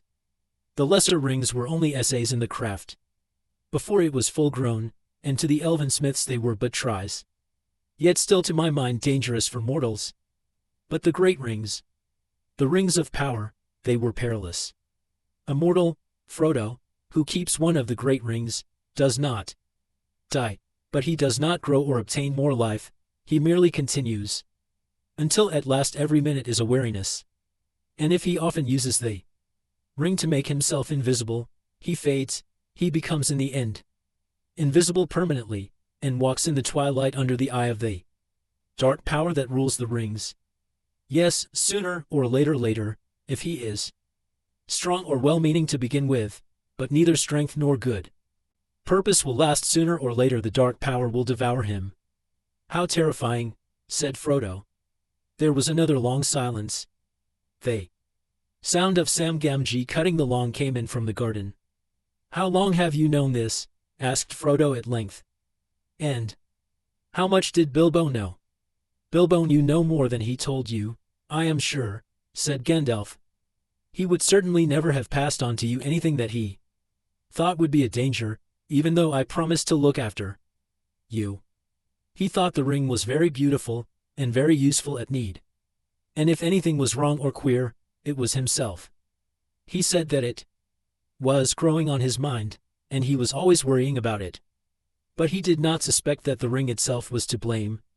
Though he had found out that the thing needed looking after, it did not seem always of the same size or weight.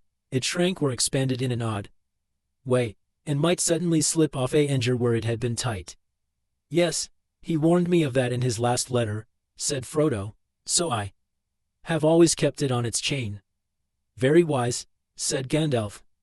"But as for his long life, Bilbo never connected it with the ring at all. He took all the credit for that to himself. And he was very proud of it. Though he was getting restless and uneasy. Thin and stretched, he said. A sign that the ring was getting control. "How long have you known all this?" asked Frodo again. "Known," said Gandalf. "I have known much that only the wise know, Frodo. But if you mean known about this ring, well, I still do not know. One might say, there is a last test to make. But I no longer doubt my guess." "When did IRST begin to guess?" he mused, searching back in memory. "Let me see, it was in the year that the White Council drove the dark power from Mirkwood, just before the Battle of 5 Armies, that Bilbo found his ring. A shadow fell on my heart then, though I did not know yet what I feared. I wondered often how Gollum came by a great ring, as plainly it was that at least was clear from the RST. Then I heard Bilbo's strange story of how he had won it, and I could not believe it. When I at last got the truth out of him, I saw at once that he had been trying to put his claim to the ring beyond doubt, much like Gollum with his birthday present. The lies were too much alike for my comfort. Clearly the ring had an unwholesome power that set to work on its keeper at once. That was the RST real warning I had that all was not well. I told Bilbo often that such rings were better left unused, but he resented it, and soon got angry. There was little else that I could do. I could not take it from him without doing greater harm, and I had no right to do so. Anyway, I could only watch and wait. I might perhaps have consulted Saruman the White, but something always held me back." "Who is he?" asked Frodo. "I have never heard of him before." "Maybe not," answered Gandalf. "Hobbits are, or were, no concern of his. Yet he is great among the wise. He is the chief of my order, and the head of the council. His knowledge is deep, but his pride has grown with it, and he takes ill any meddling. The lore of the elven rings, great and small, is his province. He has long studied it, seeking the lost secrets of their making, but when the rings were debated in the council, all that he would reveal to us of his ring lore told against my fears. So my doubt slept but uneasily. Still I watched, and I waited, and all seemed well with Bilbo. And the years passed. Yes, they passed, and they seemed not to touch him. He showed no signs of age. The shadow fell on me again. But I said to myself, after all he comes of a long-lived family on his mother's side. There is time yet. Wait. And I waited. Until that night when he left this house. He said and did things then that led me with a fear that no words of Saruman could allay. I knew at last that something dark and deadly was at work.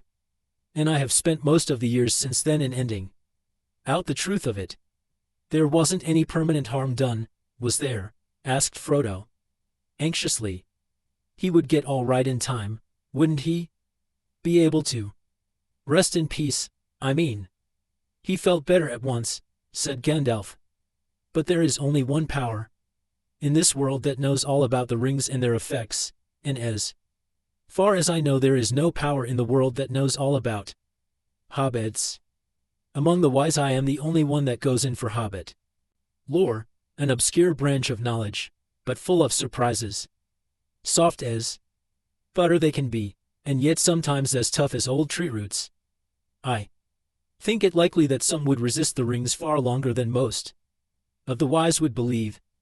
I don't think you need worry about Bilbo. Of course, he possessed the ring for many years, and used it, so it might take a long while for the Indians to wear off before it was safe for him to see it again, for instance. Otherwise, he might live on for years, quite happily, just stop as he was when he parted with it. For he gave it up in the end of his own accord, an important point. No, I was not troubled about dear Bilbo any more, once he had let the thing go.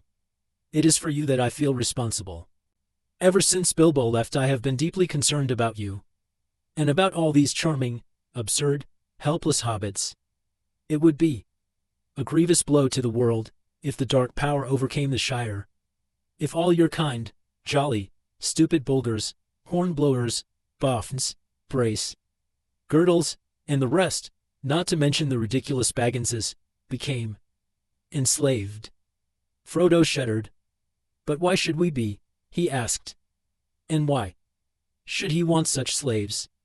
To tell you the truth, replied Gandalf, I believe that hitherto, mark you, he has entirely overlooked the existence of hobbits. You should be thankful. But your safety has passed. He does not need you. He has many more useful servants, but he won't forget you again. And hobbits as miserable slaves would please him far more than hobbits happy and free. There is such a thing as malice and revenge. Revenge, said Frodo. Revenge for what? I still don't understand what all this has to do with Bilbo and myself, and our ring. It has everything to do with it, said Gandalf. You do not know the real peril yet, but you shall. I was not sure of it myself when I was last here, but the time has come to speak. Give me the ring for a moment. Frodo took it from his breeches pocket, where it was clasped to a chain that hung from his belt. He unfastened it and handed it slowly to the wizard.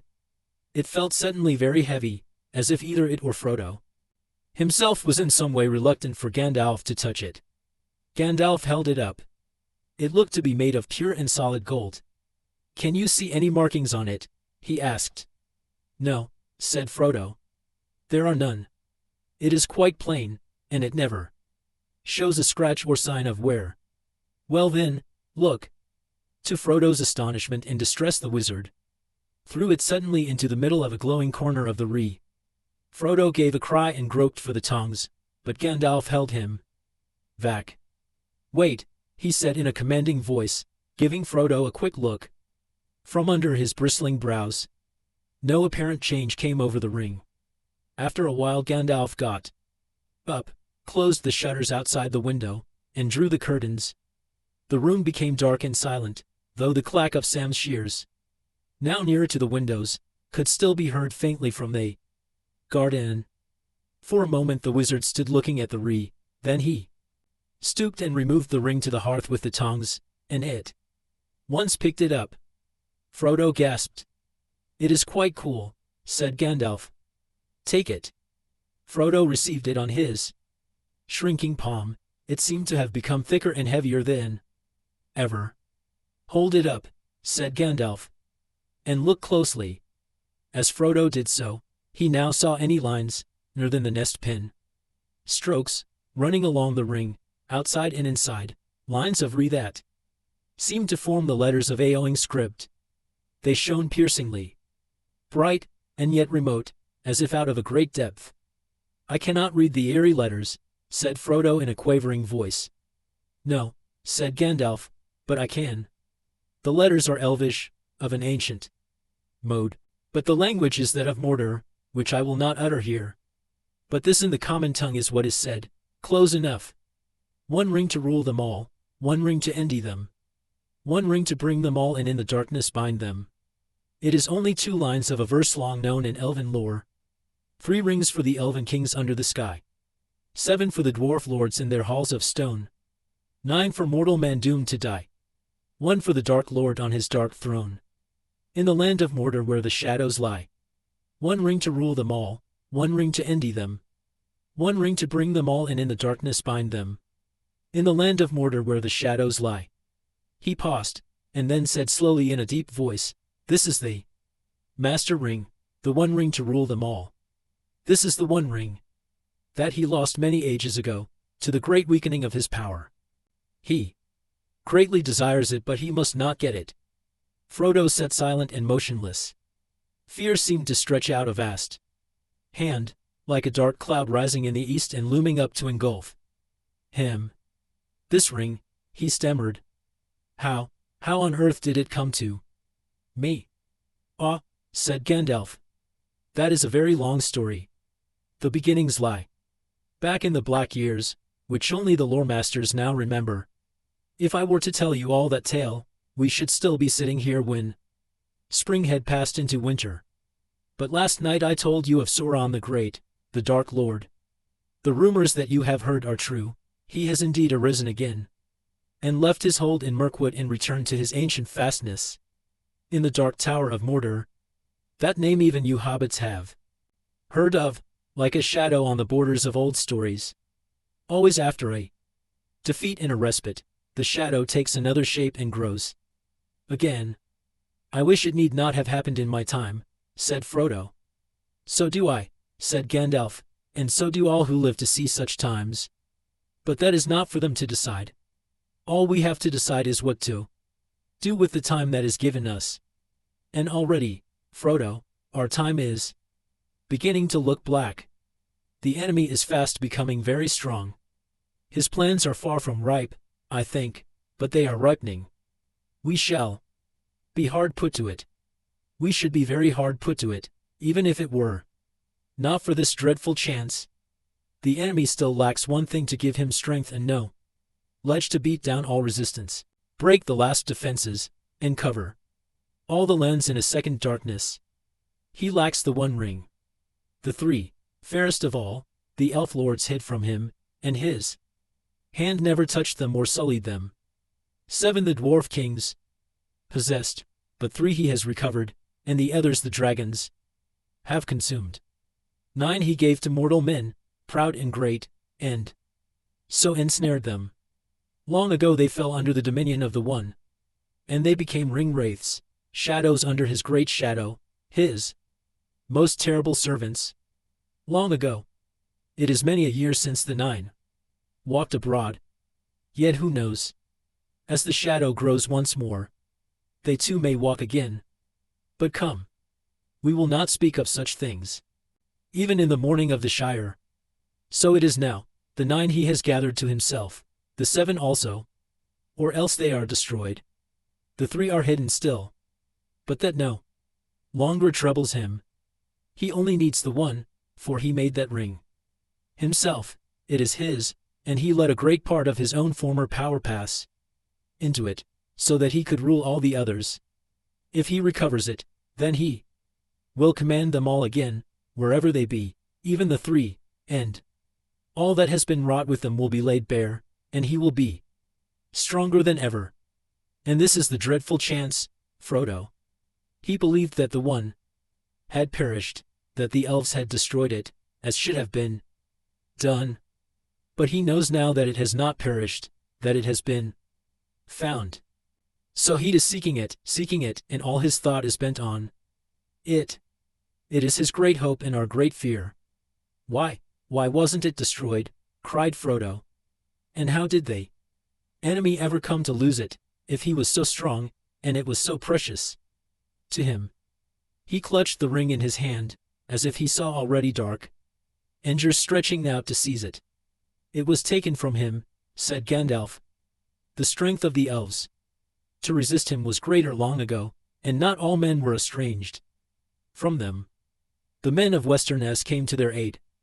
That is the chapter of ancient history which it might be good to recall, for there was sorrow then too, and gathering dark, but great valor, and great deeds that were not wholly vain. One day, perhaps, I will tell you all the tale, or you shall hear it told in full by one who knows it best. But for the moment, since most of all you need to know how this thing came to you, and that will be tale enough, this is all that I will say. It was Gil-galad, Elven King and Elendil of Westerness, who overthrew Sauron, though they themselves perished in the deed. And Isildur, Elendil's son, cut the ring from Sauron's hand and took it for his own. Then Sauron was vanquished and his spirit and was hidden for long years, until his shadow took shape again in Mirkwood. But the ring was lost. It fell into the great river, Anduin, and vanished. For Isildur was marching north along the east banks of the river, and near the Gladden fields he was waylaid by the orcs of the mountains, and almost all his folk were slain. He leaped into the waters, but the ring slipped from his enger as he swam, and then the orcs saw him and killed him with arrows. Gandalf paused, and there in the dark pools amid the Gladden fields, he said, the ring passed out of knowledge and legend, and even so much of its history is known now only to a few, and the council of the wise could discover no more. But at last I can carry on the story, I think. Long after, but still very long ago, there lived by the banks of the great river on the edge of Wilderland a clever-handed and quiet-footed little people. I guess they were of hobbit kind, akin to the fathers of the stewards, for they loved the river, and often swam in it, or made little boats of reeds. There was among them a family of high repute, for it was large and wealthier than most, and it was ruled by a grandmother of the folk, stern and wise in old lore, such as they had. The most inquisitive and curious-minded of that family was called Smeagol. He was interested in roots and beginnings. He dived into deep pools, he burrowed under trees and growing plants, he tunneled into green mounds, and he ceased to look up at the hilltops, or the leaves on trees, or the hours opening in the air. His head and his eyes were downward. He had a friend called Diegol, of similar sort, sharper-eyed but not so quick and strong. On a time they took a boat and went down to the Gladden fields, where there were great beds of iris and ing reeds. There Smeagol got out and went nosing about the banks. But Diegol sat in the boat and shed. Suddenly a great sh took his hook, and before he knew where he was dragged out and down into the water, to the bottom. Then he let go of his line, for he thought he saw something shining in the river bed, and holding his breath he grabbed at it. Then up he came spluttering, with weeds in his hair and a handful of mud, and he swam to the bank. And behold, when he washed the mud away, there in his hand lay a beautiful golden ring, and it shone and glittered in the sun, so that his heart was glad. But Smeagol had been watching him from behind a tree, and as Diegol gloated over the ring, Smeagol came softly up behind. "Give us that, Diegol, my love," said Smeagol, over his friend's shoulder. "Why?" said Diegel. "Because it's my birthday, my love, and I want it," said Smeagol. "I don't care," said Diegel. "I have given you a present already. More than I could afford. I found this, and I'm going to keep it." "Oh, are you indeed, my love?" said Smeagol, and he caught Diegol by the throat and strangled him, because the gold looks so bright and beautiful. Then he put the ring on his finger. No one ever found out what had become of Diegel. He was murdered far from home, and his body was cunningly hidden.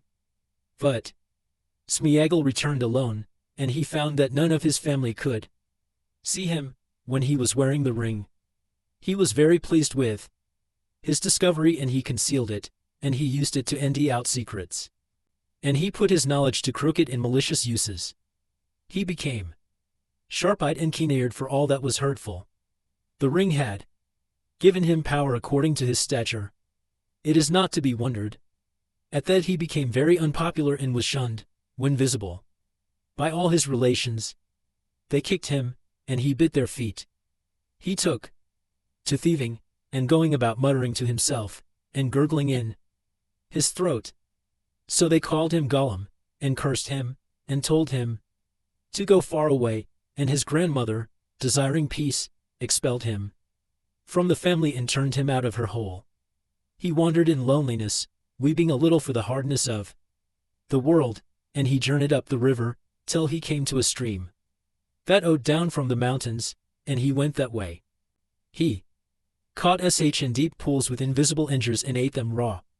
One day it was very hot, and as he was bending over a pool, he felt a burning on the back of his head, and a dazzling light from the water pained his wet eyes.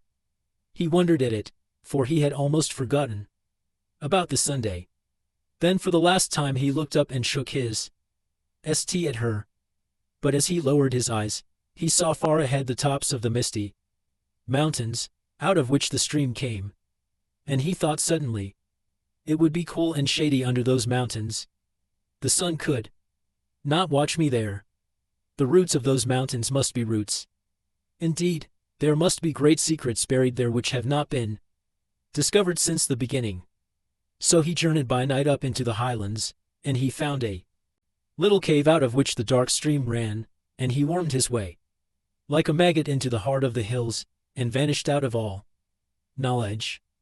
The ring went into the shadows with him, and even the maker, when his power had begun to grow again, could learn nothing of it. "Gollum," cried Frodo. "Gollum, do you mean that this is the very Gollum creature that Bilbo met? How loathsome!" "I think it is a sad story," said the wizard, "and it might have happened to others, even to some hobbits that I have known. I can't believe that Gollum was connected with hobbits, however." "Distantly," said Frodo with some heat. "What an abominable notion!" "It is true all the same," replied Gandalf. "About their origins, at any rate, I know more than hobbits do themselves.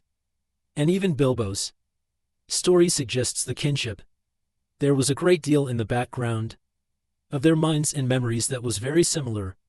They understood one another remarkably well, very much better than a hobbit would understand, say, a dwarf, or an orc, or even an elf. Think of the riddles they both knew, for one thing." "Yes," said Frodo, "though other folks besides hobbits ask riddles, and of much the same sort. And hobbits don't cheat." Gollum meant to cheat all the time. He was just trying to put poor Bilbo off his guard. And I dare say it amused his wickedness to start a game which might end in providing him with an easy victim, but if he lost would not hurt him. "Only too true, I fear," said Gandalf. "But there was something else in it, I think, which you don't see yet. Even Gollum was not wholly ruined. He had proved tougher than even one of the wise would have guessed as a hobbit might. There was a little corner of his mind that was still his own, and light came through it, as through a chink in the dark, light out of the past. It was actually pleasant, I think, to hear a kindly voice again, bringing up memories of wind and trees, and sun on the grass, and such forgotten things. But that, of course, would only make the evil part of him angrier. In the end, unless it could be conquered. Unless it could be cured. Gandalf sighed. Alas, there is little hope of that for him. Yet not no. Hope. No, not though he possessed the ring so long, almost as far back as he can remember. For it was long since he had worn it much. In the black darkness it was seldom needed. Certainly he had never faded. He is thin and tough still. But the thing was eating up his mind, of course, and the torment had become almost unbearable. All the great secrets under the mountains had turned out to be just empty night. There was nothing more to endy out, nothing worth doing, only nasty furtive eating and resentful remembering. He was altogether wretched. He hated the dark, and he hated light. More, he hated everything, and the ring most of all. What do you mean? Said Frodo. Surely the ring was his precious, and the only thing he cared for? But if he hated it, why didn't he get rid of it, or go away and leave it? You ought to begin to understand, Frodo, after all you have heard, said Gandalf. He hated it and loved it, as he hated and loved himself. He could not get rid of it. He had no will left in the matter. A ring of power looks after itself, Frodo. It may slip off treacherously, but its keeper never abandons it. At most he plays with the idea of handing it on to someone else's care, and that only at an early stage, when it begins to grip. But as far as I know, Bilbo alone in history has ever gone beyond playing, and really done it. He needed all my help, too. And even so he would never have just forsaken it, or cast it aside. It was not Gollum, Frodo, but the ring itself that decided things. The ring left him. What? Just in time to meet Bilbo, said Frodo. Wouldn't an orc have suited it better? It is no laughing matter, said Gandalf. Not for you. It was the strangest event in the whole history of the ring so far, Bilbo's arrival. Just at that time, and putting his hand on it, blindly, in the dark. There was more than one power at work, Frodo. The ring was trying to get back to its master. It had slipped from Isildur's hand and betrayed him. Then when a chance came it caught poor Déagol. And he was murdered, and after that Gollum, and it had devoured him. It could make no further use of him. He was too small and mean, and as long as it stayed with him he would never leave his deep pool again. So now, when its master was awake once more and sending out his dark thought from Mirkwood, it abandoned Gollum, only to be picked up by the most unlikely person imaginable, Bilbo, from the Shire. Behind that there was something else at work, beyond any design of the ring-maker. I can put it no plainer than by saying that Bilbo was meant to endy the ring, and not by its maker. In which case you also were meant to have it. And that may be an encouraging thought. It is not, said Frodo.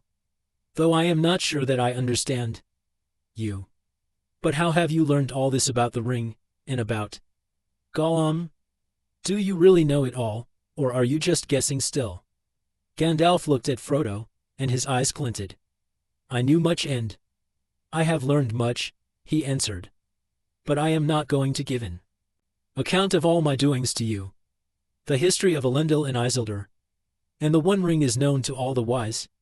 Your ring is shown to be that one ring by the rewriting alone, apart from any other evidence. And when did you discover that? Asked Frodo, interrupting. Just now in this room, of course, answered the wizard sharply. But I expected to endy it. I have come back from dark journeys and long search to make that null test. It is the last proof, and all is now only too clear. Making out Gollum's part, and thing it into the gap in the history, required some thought. I may have started with guesses about Gollum, but I am not guessing now. I know. I have seen him. You have seen Gollum, exclaimed Frodo in amazement. Yes. The obvious thing to do, of course, if one could I tried long ago, but I have managed it at last. Then what happened after Bilbo escaped from him? Do you know? That? Not so clearly. What I have told you is what Gollum was willing to tell, though not, of course, in the way I have reported it. Gollum is a liar, and you have to sift his words. For instance, he called the ring his birthday present, and he stuck to that. He said it came from his grandmother, who had lots of beautiful things of that kind. A ridiculous story. I have no doubt that Smeagol's grandmother was a matriarch, a great person in her way, but to talk of her possessing many elven rings was absurd, and as for giving them away, it was a lie. But a lie with a grain of truth. The murder of Diegol haunted Gollum, and he had made up a defense, repeating it to his precious over and over again, as he gnawed bones in the dark, until he almost believed it. It was his birthday. Diegol ought to have given the ring to him. It had obviously turned up just so as to be a present. It was his birthday present, and so on, and on. I endured him as long as I could, but the truth was desperately important, and in the end I had to be harsh. I put the fear of on him, and wrung the true story out of him, bit by bit, together with much sniveling and snarling. He thought he was misunderstood and ill-used. But when he had at last told me his history, as far as the end of the riddle game and Bilbo's escape, he would not say any more, except in dark hints. Some other fear was on him greater than mine. He muttered that he was going to get his own back. People would see if he would stand being kicked, and driven into a hole and then robbed. Gollum had good friends now, good friends and very strong. They would help him. Baggins would pay for it. That was his chief thought. He hated Bilbo and cursed his name. What is more, he knew where he came from. But how did he endy that out? Asked Frodo. Well, as for the name, Bilbo very foolishly told Gollum himself. And after that it would not be difficult to discover his country, once Gollum came out. Oh yes, he came out. His longing for the ring proved stronger than his fear of the orcs, or even of the light. After a year or two he left the mountains. You see, though still bound by desire of it, the ring was no longer devouring him. He began to revive. A little. He felt old, terribly old, yet less timid, and he was mortally hungry. Light of sun and moon, he still feared and hated, and he always will, I think, but he was cunning. He found he could hide from daylight and moonshine, and make his way swiftly and softly by dead of night with his pale cold eyes, and catch small frightened or unwary things. He grew stronger and bolder with new food and new air. He found his way into Mirkwood, as one would expect. Is that where you found him? Asked Frodo. I saw him there, answered Gandalf, but before that he had wandered far, following Bilbo's trail. It was difficult to learn anything from him for certain, for his talk was constantly interrupted by curses and threats. What had it got in its pockets, he said. It wouldn't say, no, precious little cheat. Not a fair question. It cheated RST, it did. It broke the rules. We ought to have squeezed it, yes, precious. And we will, precious. That is a sample of his talk. I don't suppose you want any more. I had weary days of it. But from hints dropped among the snarls, I gathered that his padding feet had taken him at last to Escarote, and even to the streets of Dale, listening secretly and peering. Well, the news of the great events went far and wide in Wilderland, and many had heard Bilbo's name and knew where he came from. We had made no secret of our return journey to his home in the west. Gollum's sharp ears would soon learn what he wanted. Then why didn't he track Bilbo further? Asked Frodo. Why didn't he come to the Shire? Ah, said Gandalf, now we come to it. I think Gollum tried to. He set out and came back westward, as far as the great river. But Then he turned aside. He was not daunted by the distance, I am sure. No, something else drew him away. So my friends think, those that hunted him for me. The wood elves tracked him RST, an easy task for them, for his trail was still fresh then.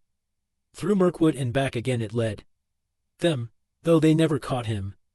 The wood was full of the rumor of him, dreadful tales even among beasts and birds. They woodmen said that there was some new terror abroad, a ghost that drank blood. It climbed trees to endy nests, it crept into holes to endy the young, it slipped through windows to endy cradles. But at the western edge of Mirkwood the trail turned away. It wandered off southwards and passed out of the wood elves' ken, and was lost. And then I made a great mistake. Yes, Frodo, and not the RST, though I fear it may prove the worst. I let the matter be. I let him go, for I had much else to think of at that time, and I still trusted the lore of Saruman. Well, that was years ago. I have paid for it since with many dark and dangerous days. The trail was long cold when I took it up again, after Bilbo left here, and my search would have been in vain, but for the help that I had from a friend, Aragorn, the greatest traveler and huntsman of this age of the world. Together we sought for Gollum down the whole length of Wilderland, without hope, and without success. But at last, when I had given up the chase and turned to other paths, Gollum was found. My friend returned out of great perils, bringing the miserable creature with him. What he had been doing he would not say. He only wept and called us cruel, with many a Gollum in his throat, and when we pressed him he whined and cringed, and rubbed his long hands, licking his enters as if they pained him, as if he remembered some old torture. But I am afraid there is no possible doubt he had made his slow, sneaking way, step by step, mile by mile, south, down at last to the land of Mordor. A heavy silence fell in the room. Frodo could hear his heart beating. Even outside everything seemed still. No sound of Sam's shears could now be heard. Yes, to Mordor, said Gandalf. Alas, Mordor draws all wicked things, and the dark power was bending all its will to gather them. There, the ring of the enemy would leave its mark, to leave him open to the summons. And all folk were whispering then of the new shadow in the south, and its hatred of the west. There were his any new friends, who would help him in his revenge. Wretched fool! In that land he would learn much, too much for his comfort. And sooner or later, as he lurked and pried on the borders, he would be caught and taken for examination. That was the way of it, I fear. When he was found he had already been there long, and was on his way back, on some errand of mischief. But that does not matter much now. His worst mischief was done. Yes, alas, through him the enemy has learned that the one has been found again. He knows where Isildur fell. He knows where Gollum found his ring. He knows that it is a great ring, for it gave long life. He knows that it is not one of the three, for they have never been lost, and they endure no evil. He knows that it is not one of the 7, or the 9, for they are accounted for. He knows that it is the one. And he has at last heard, I think, of hobbits in the Shire. The Shire he may be seeking for it now, if he has not already found out where it lies. Indeed, Frodo, I fear that he may even think that the long unnoticed name of Baggins has become important. But this is terrible, cried Frodo. Far worse than the worst that I imagined from your hints and warnings. O Gandalf, best of friends, what am I to do? For now I am really afraid. What am I to do? What? A pity that Bilbo did not stab that vile creature when he had a chance. Pity. It was pity that stayed his hand. Pity, and mercy, not to strike without need. And he has been well rewarded, Frodo. Be sure that he took so little hurt from the evil, and escaped in the end. because he began his ownership of the ring so. With pity. I am sorry, said Frodo. But I am frightened, and I do not feel any pity for Gollum. You have not seen him, Gandalf broke in. No, and I don't want to, said Frodo. I can't understand you. Do you mean to say that you, and the elves, have let him live on? After all those horrible deeds? Now at any rate he is as bad as an orc. And just an enemy. He deserves death. Deserves it. I dare say he does. Many that live deserve death. And some that die deserve life. Can you give it to them?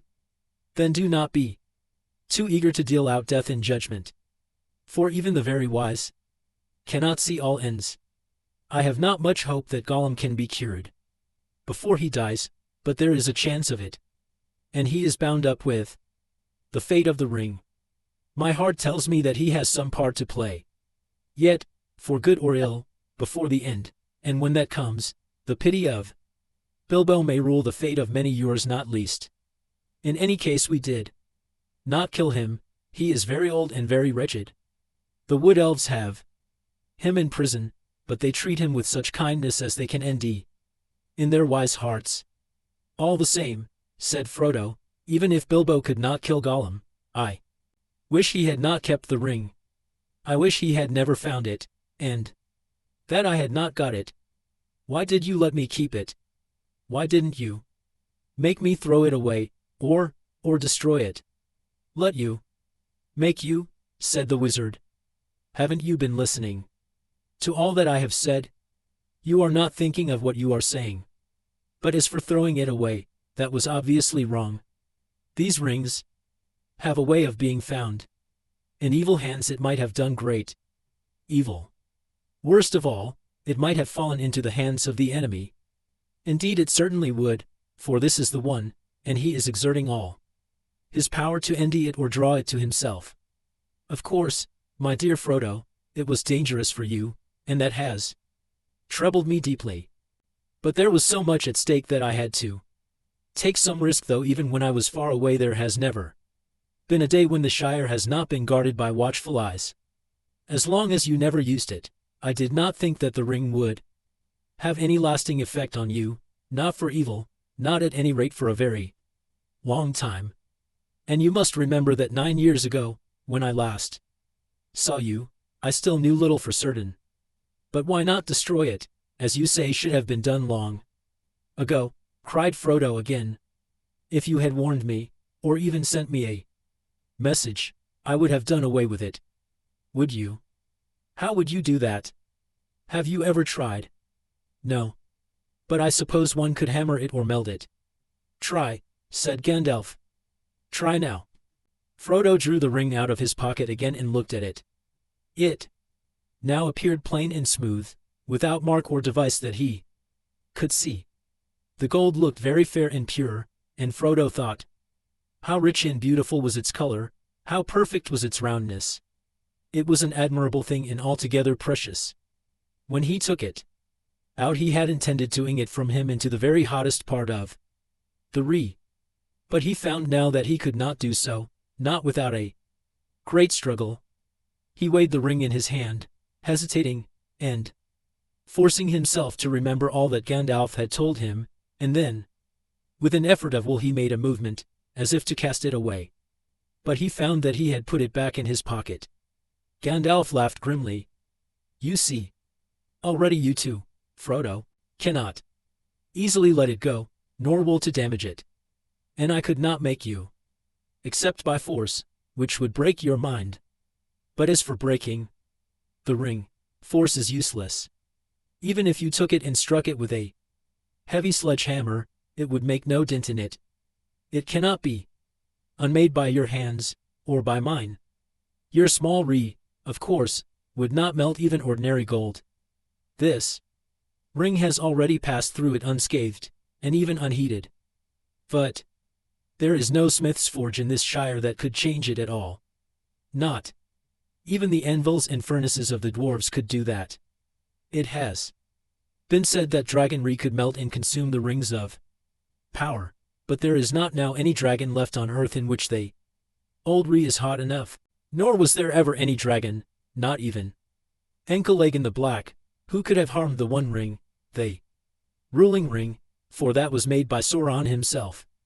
There is only one way, to end the cracks of doom in the depths of Orodruin, the Fire Mountain, and cast the ring in there, if you really wish to destroy it, to put it beyond the grasp of the enemy for ever.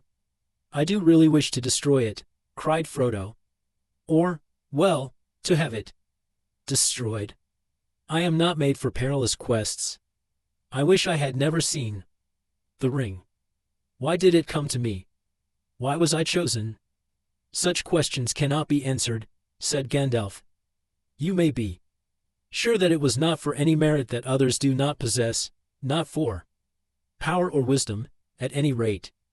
But you have been chosen, and you must therefore use such strength and heart and wits as you have. But I have so little of any of these things. You are wise and powerful. Will you not take the ring? No, cried Gandalf, springing to his feet.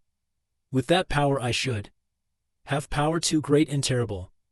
And over me the ring would gain a power still greater and more deadly. His eyes ashed and his face was lit as by a ray within. Do not tempt me, for I do not wish to become like the Dark Lord himself. Yet the way of the ring to my heart is by pity, pity for weakness and the desire of strength to do good. Do not tempt me. I dare not take it, not even to keep it safe, unused. The wish to wield it would be too great for my strength. I shall have such need of it. Great perils lie before me. He went to the window and drew aside the curtains and the shut shutters. Sunlight streamed back again into the room. Sam passed along the path outside whistling. And now, said the wizard, turning back to Frodo, the decision lies with you. But I will always help you. He laid his hand on Frodo's shoulder. I will help you bear this burden, as long as it is yours to bear. But we must do something, soon. The enemy is moving. There was a long silence. Gandalf sat down again and puffed at his pipe, as if lost in thought. His eyes seemed closed, but under the lids he was watching Frodo intently. Frodo gazed steadily at the red embers on the hearth, until they led all his vision, and he seemed to be looking down into profound wells of Ree. He was thinking of the fabled cracks of doom and the terror of the fiery mountain. Well, said Gandalf at last, what are you thinking about? Have you decided what to do? No, answered Frodo, coming back to himself out of darkness, and ending to his surprise that it was not dark, and that out of the window he could see the sunlit garden. Or perhaps, yes. As far as I understand what you have said, I suppose I must keep the ring and guard it, at least for the present, whatever it may do to me. Whatever it may do, it will be slow to evil, if you keep it. With that purpose, said Gandalf. I hope so, said Frodo. But I hope that you may end some other better keeper soon. But in the meanwhile it seems that I am a danger to all that live near me. I cannot keep the ring and stay here. I ought to leave Bag End, leave the Shire, leave everything and go away. He sighed. I should like to save the Shire, if I could, though there have been times when I thought the inhabitants too stupid and dull for words, and have felt that an earthquake or an invasion of dragons might be good for them. But I don't feel like that now. I feel that as long as the Shire lies behind, safe and comfortable, I shall indeed wandering more bearable. I shall know that somewhere there is a foothold, even if my feet cannot stand there again. Of course, I have sometimes thought of going away, but I am in that is a kind of holiday, a series of adventures like Bilbo's, or better, ending in peace. But this would mean exile, from danger into danger, drawing it after me.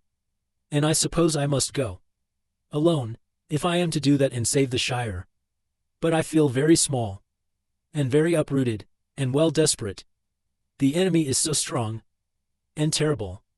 He did not tell Gandalf, but as he was speaking a great desire to follow Bilbo ummed up in his heart to follow Bilbo, and even perhaps to envy him again.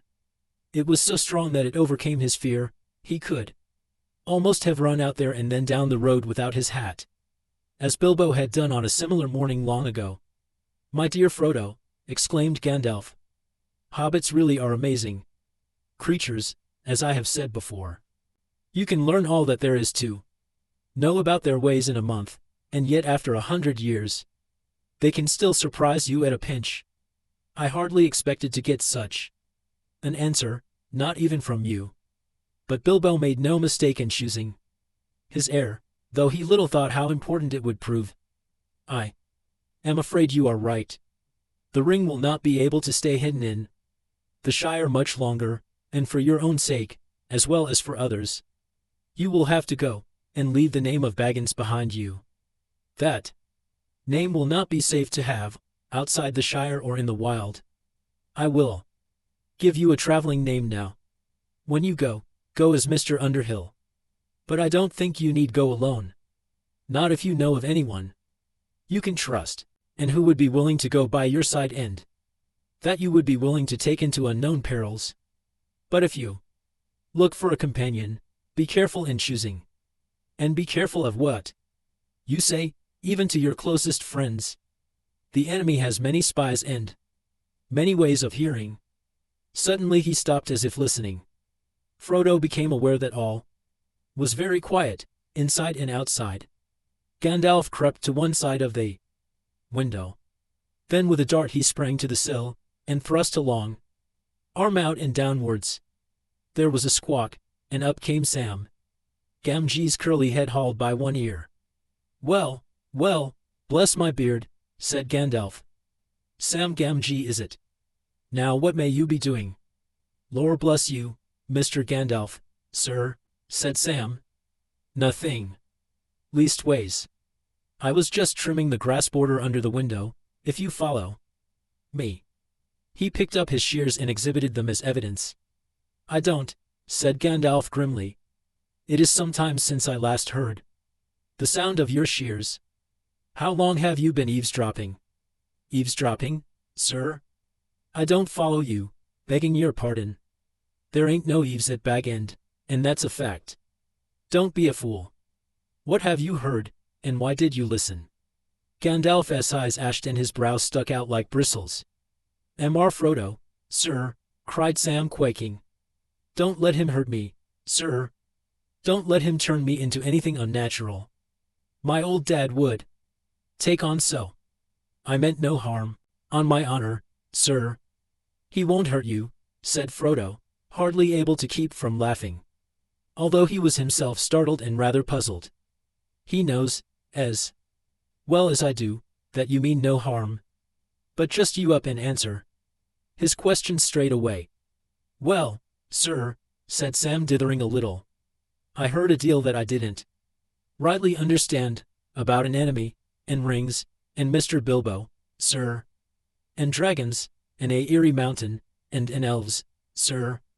I listened because I couldn't help myself, if you know what I mean. Lor bless me, sir, but I do love tales of that sort. And I believe them too, whatever Ted may say. Elves, sir, I would dearly love to see them. Couldn't you take me to see elves, sir, when you go?" Suddenly Gandalf laughed. "Come inside," he shouted, and putting out both his arms he lifted the astonished Sam, shears, grass clippings, and all, right through the window and stood him on the oar. "Take you to see elves, he said, eyeing Sam closely, but with a smile ickering on his face. "So you heard that Mr. Frodo is going away?" "I did, sir.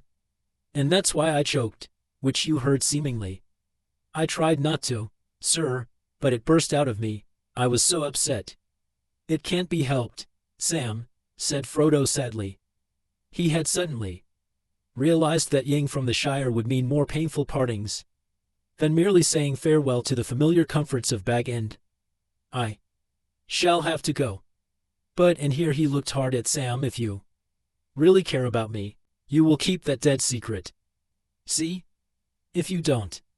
If you even breathe a word of what you've heard here, then I hope Gandalf will turn you into a spotted toad and the garden full of grass snakes. Sam fell on his knees, trembling. Get up, Sam, said Gandalf. I have thought of something better than that. Something to shut your mouth and punish you properly for listening.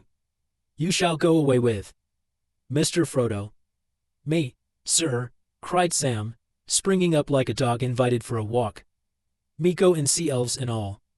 Hooray, he shouted, and then burst into tears. Chapter 3. 3 is company. You ought to go quietly, and you ought to go soon, said Gandalf. 2 or 3 weeks had passed, and still Frodo made no sign of getting ready to go. I know. But it is difficult to do both, he objected. If I just vanish, like Bilbo, the tale will be all over the Shire in no time. Of course you mustn't vanish, said Gandalf. That wouldn't do. At all. I said soon, not instantly. If you can think of any way of slipping out of the Shire without its being generally known, it will be worth a little delay. But you must not delay too long. What about the autumn, on or after our birthday? Asked Frodo. I think I could probably make some arrangements by then. To tell the truth, he was very reluctant to start, now that it had come to the point. Bag End seemed a more desirable residence than it had for years, and he wanted to savor as much as he could of his last summer in the Shire. When autumn came, he knew that part it least of his heart would think more kindly of journeying, as it always did at that season. He had indeed privately made up his mind to leave on his 50th birthday, Bilbo's 128th.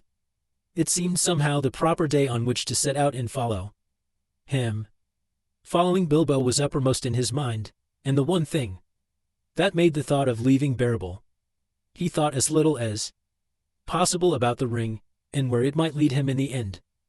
But he did not tell all his thoughts to Gandalf. What the wizard guessed was always difficult to tell. He looked at Frodo and smiled. Very well, he said. I think that will do, but it must not be any later. I am getting very anxious. In the meanwhile, do take care, and don't let out any hint of where you are going. And see that Sam Gamgee does not talk.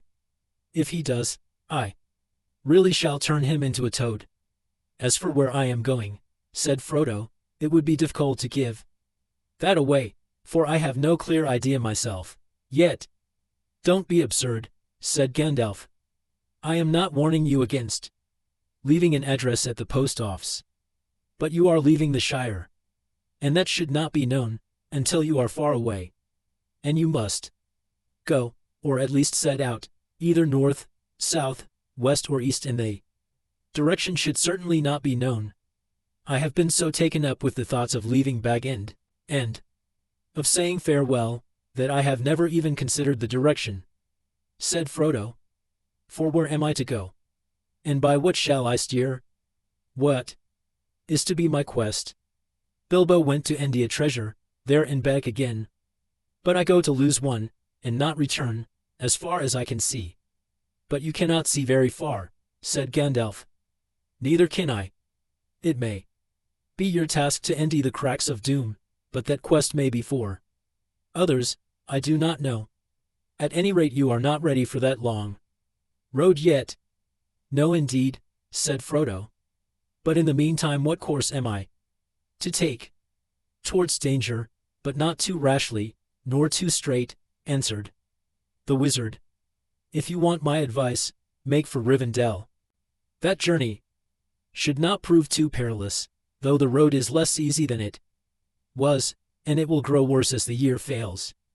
Rivendell, said Frodo.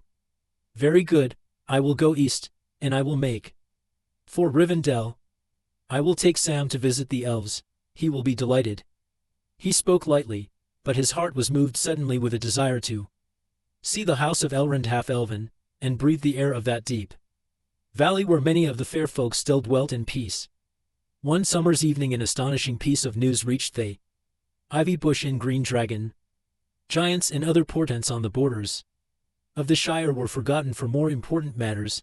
Mr. Frodo was selling Bag End. Indeed, he had already sold it to the Sackville Bagginses. For a nice bit, too, said some. At a bargain price, said others. And that's more likely when Mistress Lobelia's the buyer. Otho had died some years before, at the ripe but disappointed age of 102. Just why Mr. Frodo was selling his beautiful hole was even more debatable than the price. A few held the theory supported by the nods and hints of Mr. Baggins himself that Frodo's money was running out. He was going to leave Hobbiton and live in a quiet way on the proceeds of the sale down in Buckland among his Brandybuck relations. As far from the Sackville Bagginses as may be, some added. But so RMLYXED had the notion of the immeasurable wealth of the Bagginses of Bag End become that most found this hard to believe, harder than any other reason or unreason that their fancy could suggest. To most it suggested a dark and yet unrevealed plot by Gandalf, though he kept himself very quiet and did not go about. By day, it was well known that he was hiding up in the Bag End. But however a removal might tie in with the designs of his wizardry, there was no doubt about the fact. Frodo Baggins was going back to Buckland. Yes, I shall be moving this autumn, he said. Mary Brandybuck is looking out for a nice little hole for me, or perhaps a small house.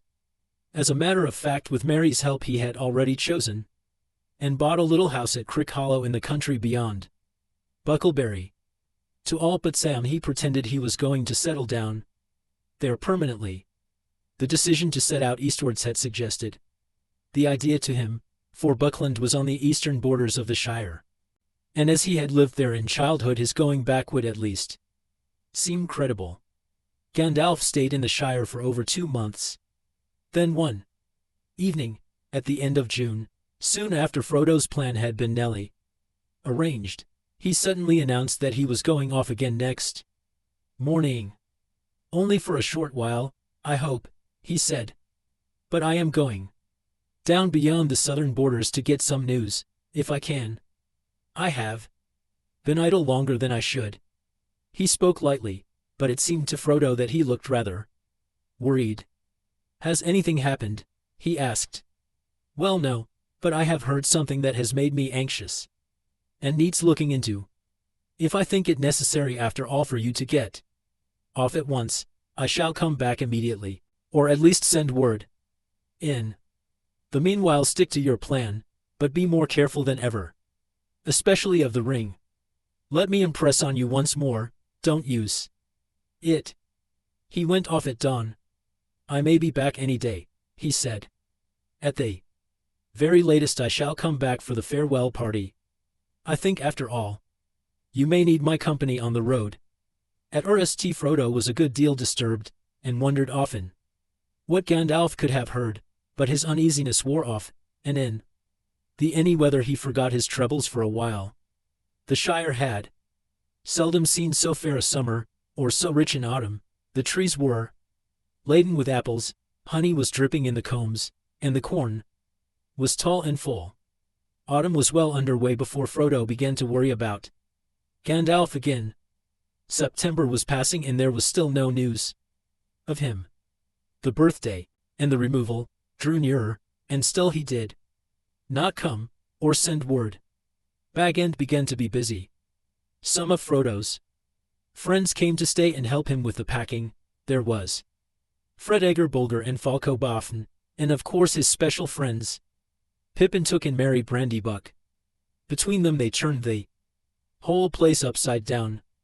On September 20th 2 covered carts went off laden to Buckland, conveying the furniture and goods that Frodo had not sold to his new home, by way of the Brandywine Bridge. The next day Frodo became really anxious, and kept a constant lookout for Gandalf.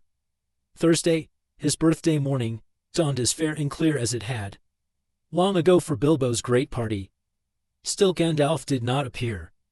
In the evening Frodo gave his farewell feast. It was quite small, just a dinner for himself and his 4 helpers, but he was troubled and felt in no mood for it. The thought that he would so soon have to part with His young friends weighed on his heart. He wondered how he would break it to them. The 4 younger hobbits were, however, in high spirits, and the party soon became very cheerful in spite of Gandalf's absence. The dining room was bare except for a table and chairs, but the food was good, and there was good wine. Frodo's wine had not been included in the sale to the Sackville Bagginses. "Whatever happens to the rest of my stuff, when the SB.s get their claws on it, at any rate I have found a good home for this," said Frodo, as he drained his glass. It was the last drop of old wineyards.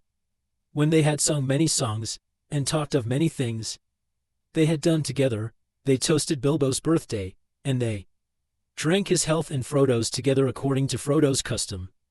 Then they went out for a sniff of air, and glimpse of the stars, and then they went to bed. Frodo's party was over, and Gandalf had not come. The next morning they were busy packing another cart with the remainder of the luggage. Merry took charge of this, and drove off with Fatty, that is Fred Egger Bulger. "Someone must get there and warm the house before you arrive," said Merry. "Well, see you later. The day after tomorrow, if you don't go to sleep on the way." Falco went home after lunch, but Pippin remained behind. Frodo was restless and anxious, listening in vain for a sound of Gandalf. He decided to wait until nightfall. After that, if Gandalf wanted him urgently, he would go to Crick Hollow, and might even get there RST. For Frodo was going on foot. His plan for pleasure in a last look at the Shire as much as any other reason was to walk from Hobbiton to Buckleberry Ferry, taking it fairly easy. "I shall get myself a bit into training, too," he said, looking at himself in a dusty mirror in the half-empty hall. He had not done any strenuous walking for a long time, and the Reaction looked rather ubby, he thought. After lunch, the Sackville Bagginses, Lobelia, and her sandy-haired son, Letho, turned up, much to Frodo's annoyance. "Ours at last," said Lobelia, as she stepped inside. It was not polite, nor strictly true, for the sale of Bag End did not take effect until midnight. But Lobelia can perhaps be forgiven. She had been obliged to wait about 77 years longer for Bag End than she once hoped, and she was now 100 years old. Anyway, she had come to see that nothing she had paid for had been carried off, and she wanted the keys. It took a long while to satisfy her, as she had brought a complete inventory with her and went right through it. In the end she departed with Letho and the spare key and the promise that the other key would be left at the Gamgees in Bagshot Row. She snorted, and showed plainly that she thought the Gamgees capable of plundering the whole. During the night, Frodo did not offer her any tea. He took his own tea with Pippin and Sam Gamgee in the kitchen. It had been officially announced that Sam was coming to Buckland to do for Mr. Frodo and look after his bit of garden, an arrangement that was approved by the gaffer, though it did not console him for the prospect of having Lobelia as a neighbor. "Our last meal at Bag End," said Frodo, pushing back his chair. They left the washing up for Lobelia. Pippin and Sam strapped up their 3 packs and piled them in the porch. Pippin went out for a last stroll in the garden. Sam disappeared. The sun went down. Bag End seemed sad and gloomy in Dishef. Eld. Frodo wandered round the familiar rooms, and saw the light of the sunset fade on the walls, and shadows creep out of the corners. It grew slowly dark indoors. He went out and walked down to the gate at the bottom of the path, and then on a short way down the hill road. He half expected to see Gandalf come striding up through the dusk. The sky was clear and the stars were growing bright. "It's going to be any night," he said aloud. "That's good for a beginning. I feel like walking. I can't bear any more hanging about. I am going to start, and Gandalf must follow me." He turned to go back, and then stopped, for he heard voices just round the corner by the end of Bagshot Row. One voice was certainly the old gaffer's, the other was strange, and somehow unpleasant. He could not make out what it said, but he heard the gaffer's answers, which were rather shrill. The old man seemed put out. No, Mr. Baggins has gone away. Went this morning, and my Sam went with him. Anyway, all his stuff went. Yes, sold out and gone, I tell ye. Why? Why is none of my business, or yours. Were to. That ain't no secret. He's moved to Buckleberry or some such place, away down yonder. Yes, it is a tidy way. I've never been so far myself. They're queer folks in Buckland. No, I can't give no message. Good night to you. Footsteps went away down the hill. Frodo wondered vaguely why. The fact that they did not come on up the hill seemed a great relief. I am sick of questions and curiosity about my doings, I suppose, he thought. What an inquisitive lot they all are.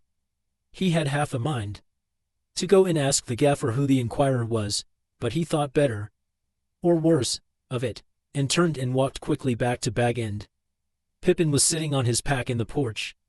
Sam was not there. Frodo stepped inside the dark door. Sam, he called. Sam. Time. Coming, sir, came the answer from far within, followed soon by Sam himself, wiping his mouth. He had been saying farewell to the beer barrel in the cellar. All aboard, Sam, said Frodo. Yes, sir. I'll last for a bit now, sir. Frodo shut and locked the round door, and gave the key to Sam. Run down with this to your home, Sam, he said. Then cut along the row and meet us as quick as you can at the gate in the lane beyond the meadows. We are not going through the village tonight. Too many ears pricking and eyes prying. Sam ran off at full speed. Well, now we're off at last, said Frodo. They shouldered their packs and took up their sticks, and walked round the corner to the west side of Bag End. Goodbye, said Frodo, looking at the dark blank windows.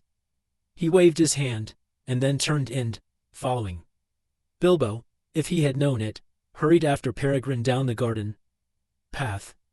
They jumped over the low place in the hedge at the bottom, and took to the elds, passing into the darkness like a rustle in the grasses. At the bottom of the hill on its western side they came to the gate, opening onto a narrow lane. There they halted and adjusted the straps of their packs. Presently Sam appeared, trotting quickly and breathing hard. His heavy pack was hoisted high on his shoulders, and he had put on his head a tall shapeless felt bag, which he called a hat. In the gloom he looked very much like a dwarf. I am sure you have given me all the heaviest stuff, said Frodo. I pity snails, and all that carry their homes on their backs. I could take a lot more yet, sir. My packet is quite light, said Sam stoutly and untruthfully. No you don't, Sam, said Pippin. It is good for him. He's got nothing except what he ordered us to pack. He's been slack lately, and he'll feel the weight less when he's walked off some of his own. Be kind to a poor old hobbit, laughed Frodo. I shall be as thin as a willow wand, I'm sure, before I get to Buckland. But I was talking nonsense. I suspect you have taken more than your share, Sam, and I shall look into it at our next packing. He picked up his stick again. Well, we all like walking in the dark, he said, so let's put some miles behind us before bed. For a short way they followed the lane westwards. Then leaving it they turned left and took quietly to the elds again. They went in singly along hedgerows and the borders of coppices, and night fell dark about them. In their dark cloaks they were as invisible as if they all had magic rings. Since they were all hobbits, and were trying to be silent, they made no noise that even hobbits would hear. Even the wild things in the elds and woods hardly noticed their passing. After some time they crossed the water, west of Hobbiton, by a narrow plank bridge. The stream was there no more than a winding black ribbon, bordered with leaning alder trees. A mile or two further, South they hastily crossed the great road from the Brandywine Bridge. They were now in the Tookland and bending southeast towards they made for the Green Hill country. As they began to climb its RST slopes, they looked back and saw the lamps in Hobbiton far off twinkling in the gentle valley of the water. Soon it disappeared in the folds of the darkened land, and was followed by Bywater beside its gray pool. When the light of the last farm was far behind, peeping among the trees, Frodo turned and waved a hand in farewell. "I wonder if I shall ever look down into that valley again," he said quietly. When they had walked for about 3 hours they rested. The night was clear, cool, and starry, but smoke-like wisps of mist were creeping up the hillsides from the streams and deep meadows. Thin, clad birches, swaying in a light wind above their heads, made a black net against the pale sky. They ate a very frugal supper, 4 hobbits, and then went on again. Soon they struck a narrow road that went rolling up and down, fading gray into the darkness ahead, the road to Woodhall and Stock and the Buckleberry Ferry. It climbed away from the main road in the Water Valley and wound over the skirts of the green hills towards Woody End, a wild corner of the East Farthing. After a while they plunged into a deeply cloven track between tall trees that rustled their dry leaves in the night. It was very dark. At RST they talked, or hummed a tune softly together, being now far away from inquisitive ears. Then they marched on in silence, and Pippin began to lag behind. At last, as they began to climb a steep slope, he stopped and yawned. "I am so sleepy," he said, "that soon I shall fall down on the road. Are you going to sleep on your legs? It is nearly midnight." "I thought you liked walking in the dark," said Frodo. "But there is no great hurry. Mary expects us sometime the day after tomorrow. But that leaves us nearly 2 days more. We'll halt at the RST likely spot. The wind's in the west," said Sam. "If we get to the other side of this hill, we shall end a spot that is sheltered and snug enough. Sir, there is a dry wood just ahead, if I remember rightly." Sam knew the land well within 20 miles of Hobbiton, but that was the limit of his geography. Just over the top of the hill they came on the patch of wood. Leaving the road they went into the deep resin-scented darkness of the trees, and gathered dead sticks and cones to make a wreath. Soon they had a merry crackle of aim at the foot of a large tree, and they sat round it for a while, until they began to nod. Then, each in an angle of the great tree's roots, they curled up in their cloaks and blankets, and were soon fast asleep. They set no watch, even Frodo feared no danger yet, for they were still in the heart of the Shire. A few creatures came and looked at them when the wreath had died away. A fox passing through the wood on business of his own stopped several minutes and sniffed. "Hobbits," he thought. "Well, what next? I have heard of strange doings in this land, but I have seldom heard of a hobbit sleeping out of doors under a tree. 3 of them. There's something mighty queer behind this." He was quite right, but he never found out any more about it. The morning came, pale and clammy. Frodo woke up RST, and found that a tree root had made a hole in his back, and that his neck was stiff. Walking for pleasure. "Why didn't I drive?" he thought, as he usually did at the beginning of an expedition. "And all my beautiful feather beds are sold to the Sackville Bagginses. These tree roots would do them good." He stretched. "Wake up, hobbits," he cried. "It's a beautiful morning." "What's beautiful about it?" said Pippin, peering over the edge of his blanket with one eye. "Sam, get breakfast ready for 9:30. Have you got the bath water hot?" Sam jumped up, looking rather bleary. "No, sir, I haven't, sir," he said. Frodo stripped the blankets from Pippin and rolled him over, and then walked off to the edge of the wood. Away eastward the sun was rising right out of the mists that lay thick on the world. Touched with gold and red, the autumn trees seemed to be sailing rootless in a shadowy sea. A little below him to the left the road ran down steeply into a hollow and disappeared. When he returned, Sam and Pippin had got a good regoing. "Water!" shouted Pippin. "Where's the water?" "I don't keep water in my pockets," said Frodo. "We thought you had gone to Endy some," said Pippin, busy setting out the food and cups. "You had better go now." "You can come too," said Frodo, "and bring all the water bottles." There was a stream at the foot of the hill. They led their bottles and the small camping kettle at a little fall where the water fell a few feet over an outcrop of gray stone. It was icy cold, and they spluttered and puffed as they bathed their faces and hands. When their breakfast was over, and their packs all trussed up again, it was after 10 o'clock, and the day was beginning to turn any end hot. They went down the slope, and across the stream where it dived under the road, and up the next slope, and up and down another shoulder of the hills, and by that time their cloaks, blankets, water, food, and other gear already seemed a heavy burden. The day's march promised to be warm and tiring work. After some miles, however, the road ceased to roll up and down. It climbed to the top of a steep bank in a weary zigzagging sort of way, and then prepared to go down for the last time. In front of them they saw the lower lands dotted with small clumps of trees that melted away in the distance to a brown woodland haze. They were looking across the woody end towards the Brandywine River. The road wound away before them like a piece of string. "The road goes on forever," said Pippin, "but I can't without a rest. It is high time for lunch."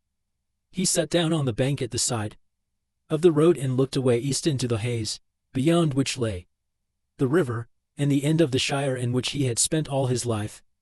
Sam stood by him. His round eyes were wide open, for he was looking across lands he had never seen to a new horizon. "Do elves live in those woods?" he asked.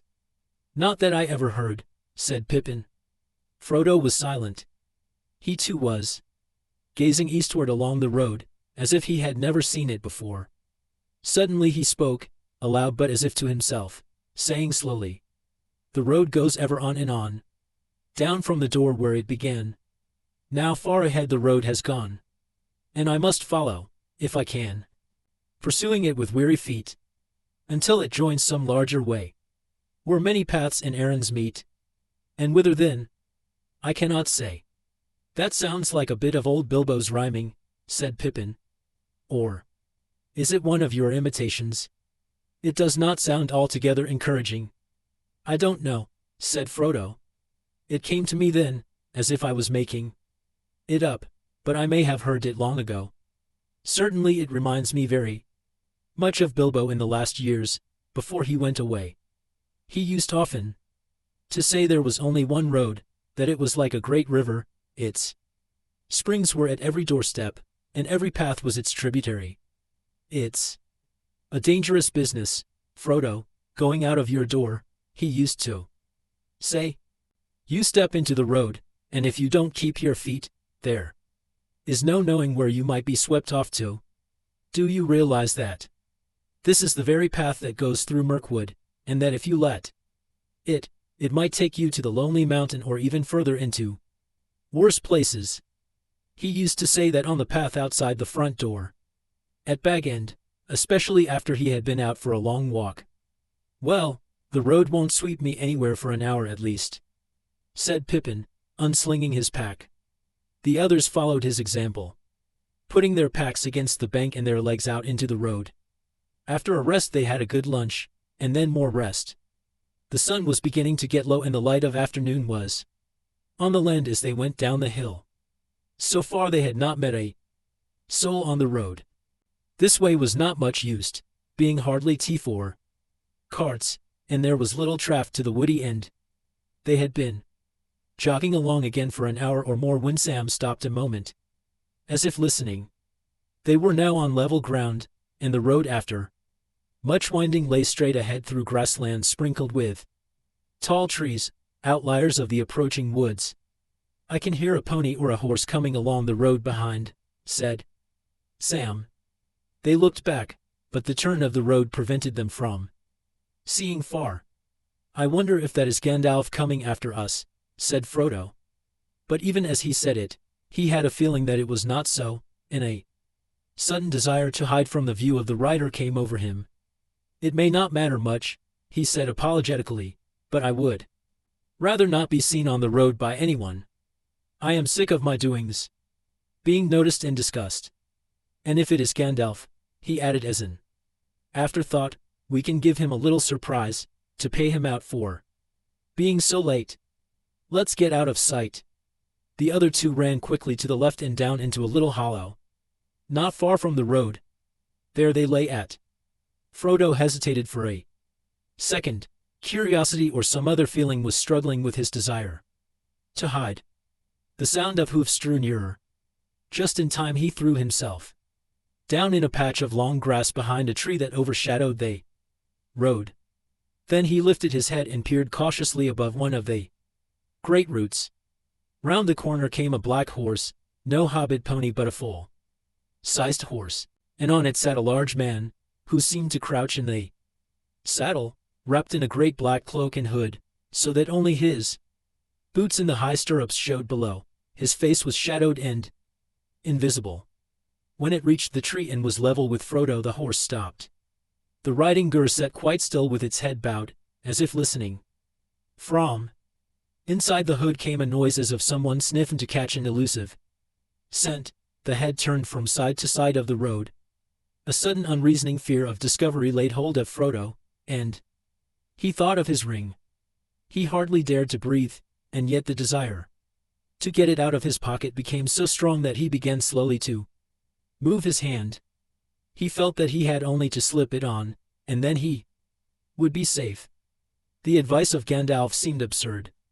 Bilbo had used the ring, and I am still in the Shire, he thought, as his hand touched the chain on which it hung. At that moment the rider sat up, and shook the reins. The horse stepped forward, walking slowly at RST, and then breaking into a quick trot. Frodo crawled to the edge of the road and watched the rider, until he dwindled into the distance. He could not be quite sure, but it seemed to him that suddenly, before it passed out of sight, the horse turned aside and went into the trees on the right. "Well, I call that very queer, and indeed disturbing," said Frodo to himself, as he walked towards his companions. Pippin and Sam had remained in the grass, and had seen nothing. So Frodo described the rider and his strange behavior. "I can't say why, but I felt certain he was looking or smelling for me, and also I felt certain that I did not want him to discover me. I've never seen or felt anything like it in the Shire before." "But what has one of the big people got to do with us?" said Pippin. "And what is he doing in this part of the world?" "There are some men about," said Frodo. "Down in the south. Farthing they have had trouble with big people, I believe. But I have never heard of anything like this rider. I wonder where he comes from." "Begging your pardon," put in Sam suddenly, "I know where he comes from. It's from Hobbiton that this here Black Rider comes. Unless there's more than one. And I know where he's going to." "What do you mean?" said Frodo sharply, looking at him and Aston. "Ishmant. Why didn't you speak up before?" "I have only just remembered, sir. It was like this, when I got back to our hole yesterday evening with the key, my dad, he says to me, 'Hello, Sam,' he says. 'I thought you were away with Mr. Frodo this morning. There's been a strange customer asking for Mr. Baggins of Bag End, and he's only just gone. I've sent him on to Buckleberry. Not that I liked the sound of him. He seemed mighty put out when I told him Mr. Baggins had left his old home for good. Hissed at me, he did. It gave me quite a shudder. 'What sort of a fellow was he?' says I to the gaffer. 'I don't know,' says he, 'but he wasn't a hobbit. He was tall and black-like, and he stooped over me. I reckon it was one of the big folk from foreign parts. He spoke funny. I couldn't stay to hear more, sir, since you were waiting, and I didn't give much heed to it myself. The gaffer is getting old, and more than a bit blind, and it must have been near dark when this fellow come up the hill and found him taking the air at the end of our row. I hope he hasn't done no harm, sir, nor me. The gaffer can't be blamed anyway, said Frodo. As a matter of fact, I heard him talking to a stranger, who seemed to be inquiring for me, and I nearly went and asked him who it was. I wish I had, or you had told me about it before. I might have been more careful on the road. Still, there may be no connection between this rider and the gaffer's stranger, said Pippin. We loved Hobbiton secretly enough, and I don't see how he could have followed us. What about the smelling, sir? Said Sam. And the gaffer said he was a black chapter. I wish I had waited for Gandalf, Frodo muttered. But perhaps it would only have made matters worse. Then you know or guess something about this rider, said Pippin, who had caught the muttered words. I don't know, and I would rather not guess, said Frodo. All right, Cousin Frodo.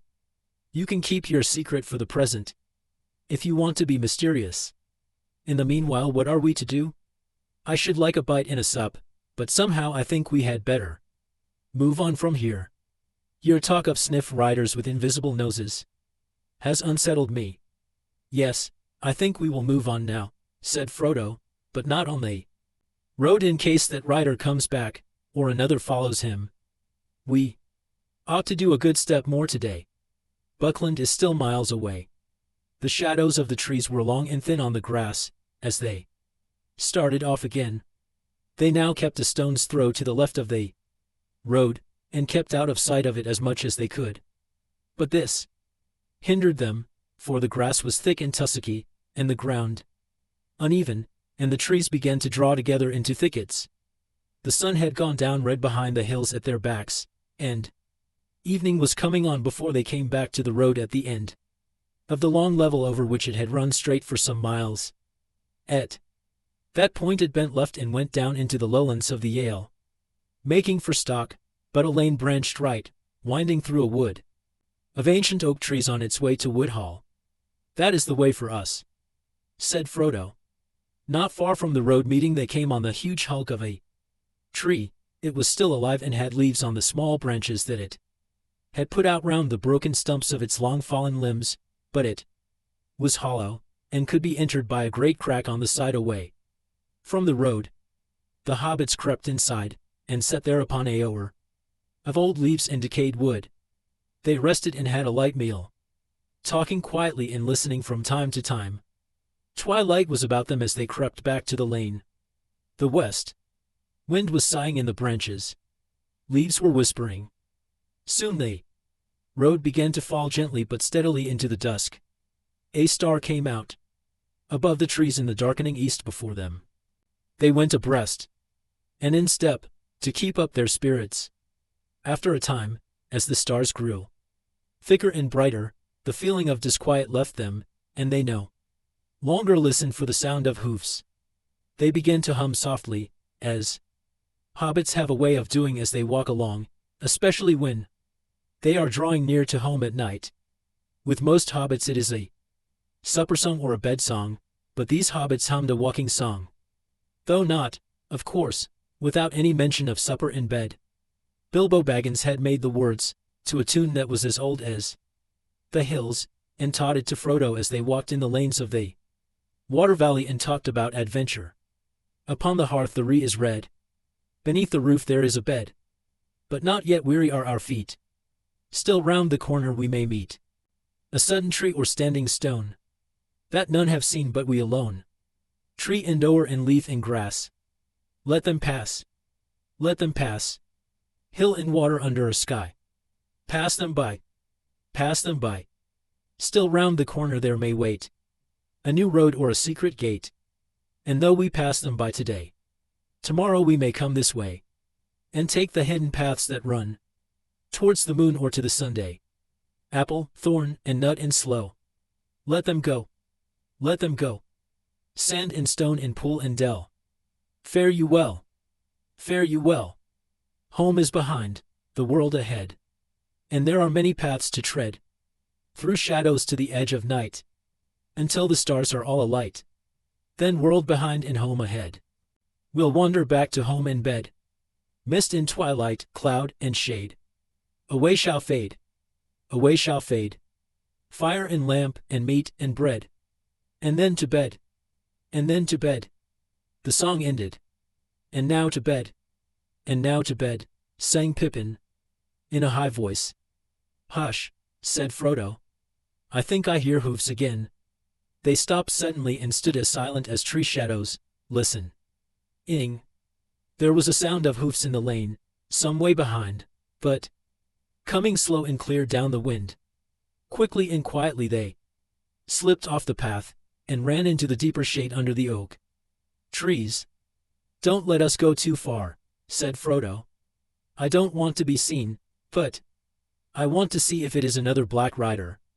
Very well, said Pippin. But don't forget the sniff. The hoofs drew nearer. They had no time to envy any hiding place. Better than the general darkness under the trees, Sam and Pippin crouched behind a large tree bole, while Frodo crept back a few yards towards the lane. It showed gray and pale, a line of fading light through the wood. Above it the stars were thick in the dim sky, but there was no moon. The sound of hoofs stopped. As Frodo watched, he saw something dark pass across the lighter space between two trees, and then halt. It looked like the black shade of a horse led by a smaller black shadow. The black shadow stood close to the point where they had left the path, and it swayed from side to side. Frodo thought he heard the sound of sniffing. The shadow bent to the ground, and then began to crawl towards him. Once more the desire to slip on the ring came over Frodo, but this time it was stronger than before. So strong that, almost before he realized what he was doing, his hand was groping in his pocket. But at that moment there came a sound like mingled song and laugh. Chirr. Clear voices rose and fell in the starlit air. The black shadow straightened up and retreated. It climbed onto the shadowy horse and seemed to vanish across the lane into the darkness on the other side. Frodo breathed again. Elves, exclaimed Sam in a hoarse whisper. Elves, sir. He would have burst out of the trees and dashed off towards the voices, if they had not pulled him back. Yes, it is elves, said Frodo. One can meet them sometimes in the woody end. They don't live in the Shire, but they wander into it in spring and autumn, out of their own lands away beyond the Tower Hills. I am thankful that they do. You did not see, but that Black Rider stopped just here and was actually crawling towards us when the song began. As soon as he heard the voices he slipped away. What about the elves? Said Sam, too excited to trouble about the rider. Can't we go and see them? Listen. They are coming this way, said Frodo. We have only to wait.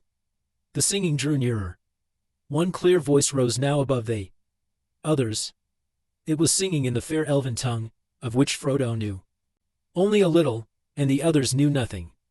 Yet the sound blending with the melody seemed to shape itself in their thought into words, which they only partly understood. This was the song as Frodo heard it. Snow White. Snow White. O Lady clear. O Queen beyond the western seas. O light to us that wander here, amid the world of woven trees. Gildhoniel. O Elbereth. Clear are thy eyes and bright thy breath. Snow White. Snow White. We sing to thee, in a far land beyond the sea. O stars that in the sunless year, with shining hand by her were sown, in windy elts now bright and clear, we see your silver blossom blown. O Elbereth. Gildhoniel. We still remember, we who dwell in this far land beneath the trees, thy starlight on the western seas. The song ended. These are high elves. They spoke the name of Elbereth, said Frodo in amazement. Few of that fairest folk are ever seen in the Shire. Not many now remain in Middle-earth, east of the great sea. This is indeed a strange chance. The hobbits sat in shadow by the wayside, Before long the elves came down the lane towards the valley. They passed slowly, and they hobbits could see the starlight glimmering on their hair and in their eyes. They bore no lights, yet as they walked a shimmer, like the light of the moon above the rim of the hills before it rises, seemed to fall about their feet. They were now silent, and as the last elf passed he turned and looked towards the hobbits and laughed. "Hail, Frodo," he cried. "You are abroad late. Or are you perhaps lost?" Then he called aloud to the others, and all the company stopped and gathered round. "This is indeed wonderful," they said. "3 hobbits in a wood at night. We have not seen such a thing since Bilbo went away. What is the meaning of it?" "The meaning of it, fair people," said Frodo, "is simply that we seem to be going the same way as you are. I like walking under the stars, but I would welcome your company. But we have no need of other company, and hobbits are so dull." They laughed. "And how do you know that we go the same way as you, for you do not know whither we are going?" "And how do you know my name?" asked Frodo in return. "We know many things," they said. "We have seen you often before with Bilbo, though you may not have seen us." "Who are you, and who is your lord?" asked Frodo. "I am Gilder," answered their leader, the elf who had hailed him. "Gilder and Glorian of the house of Finrod. We are exiles, and most of our kindred have long ago departed, and we too are now only tarrying here a while, ere we return over the great sea. But some of our kinsfolk dwell still in peace in Rivendell. Come now, Frodo, tell us what you are doing, for we see that there is some shadow of fear upon you." "O wise people," interrupted Pippin eagerly, "tell us about the Black Riders." "Black Riders," they said in low voices. "Why do you ask about Black Riders?" "Because 2 Black Riders have overtaken us today, or one has done so twice," said Pippin. "Only a little while ago he slipped away as you drew near." The elves did not answer at once, but spoke together softly in their own tongue. At length Gilder turned to the hobbits. "We will not speak of this here," he said. "We think you had best come now with us. It is not our custom, but for this time we will take you on our road, and you shall lodge with us tonight, if you will." "O fair folk, this is good fortune beyond my hope," said Pippin. Sam was speechless. "I thank you indeed, Gilder and Glorian," said Frodo bowing. "Elens la lumen o Mendielvo, a star shines on the hour of our meeting," he added in the high elven speech. "Be careful, friends," cried Gilder laughing. "Speak no secrets. Here is a scholar in the ancient tongue. Bilbo was a good master. Hail, elf friend," he said, bowing to Frodo. "Come now with your friends and join our company. You had best walk in the middle so that you may not stray. You may be weary before we halt." "Why, where are you going?" asked Frodo. "For tonight we go to the woods on the hills above Woodhall. It is some miles, but you shall have rest at the end of it, and it will shorten your journey tomorrow." They now marched on again in silence, and passed like shadows and faint lights, for elves, even more than hobbits, could walk when they wished without sound or footfall. Pippin soon began to feel sleepy, and staggered once or twice, but each time a tall elf at his side put out his arm and saved him from a fall. Sam walked along at Frodo's side, as if in a dream, with an expression on his face half of fear and half of astonished joy. The woods on either side became denser, the trees were now younger and thicker, and as the lane went lower, running down into a fold of the hills, there were many deep breaks of hazel on the rising slopes at either hand. At last the elves turned aside from the path. A green ride lay almost unseen through the thickets on the right, and this they followed as it wound away back up the wooded slopes onto the top of a shoulder of the hills that stood out into the lower land of the river valley. Suddenly they came out of the shadow of the trees, and Before them lay a wide space of grass, gray under the night. On three sides the woods pressed upon it, but eastward the ground fell steeply, and the tops of the dark trees, growing at the bottom of the slope, were below their feet. Beyond, the lowlands lay dim and dead under the stars. Nearer at hand a few lights twinkled in the village of Woodhall. The elves sat on the grass and spoke together in soft voices. They seemed to take no further notice of the hobbits.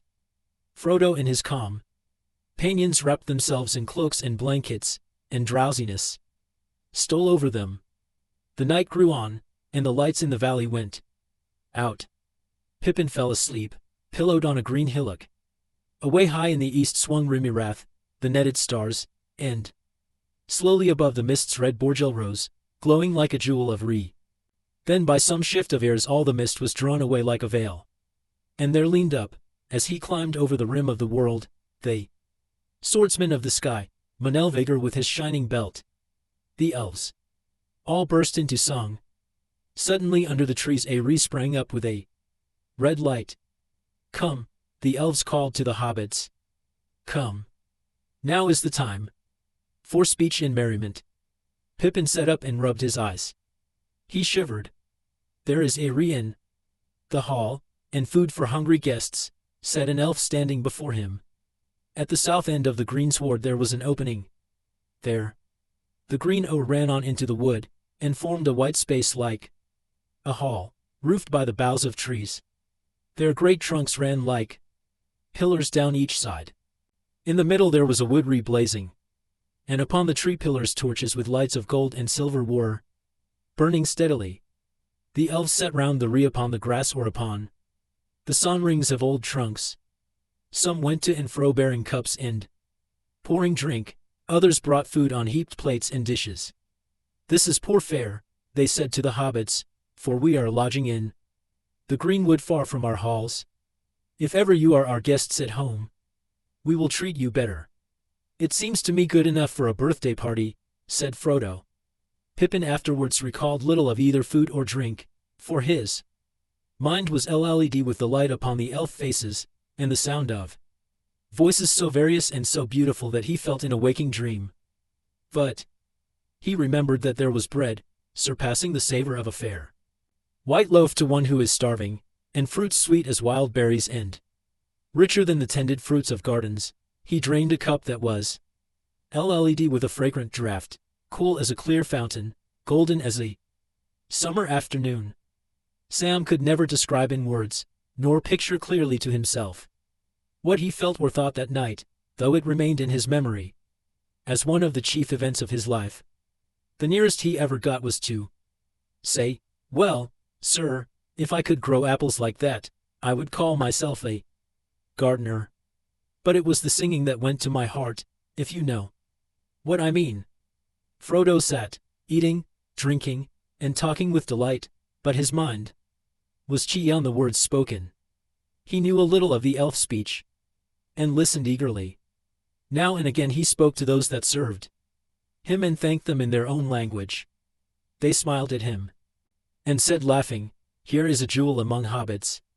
After a while Pippin fell fast asleep, and was lifted up and borne away to a bower under the trees.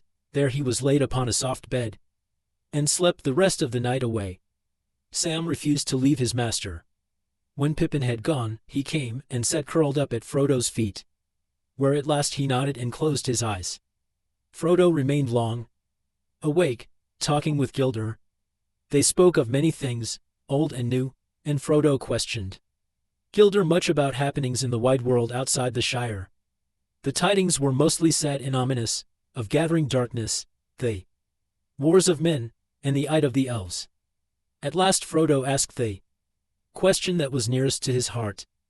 "Tell me, Gilder, have you ever seen Bilbo since he left us?" Gilder smiled.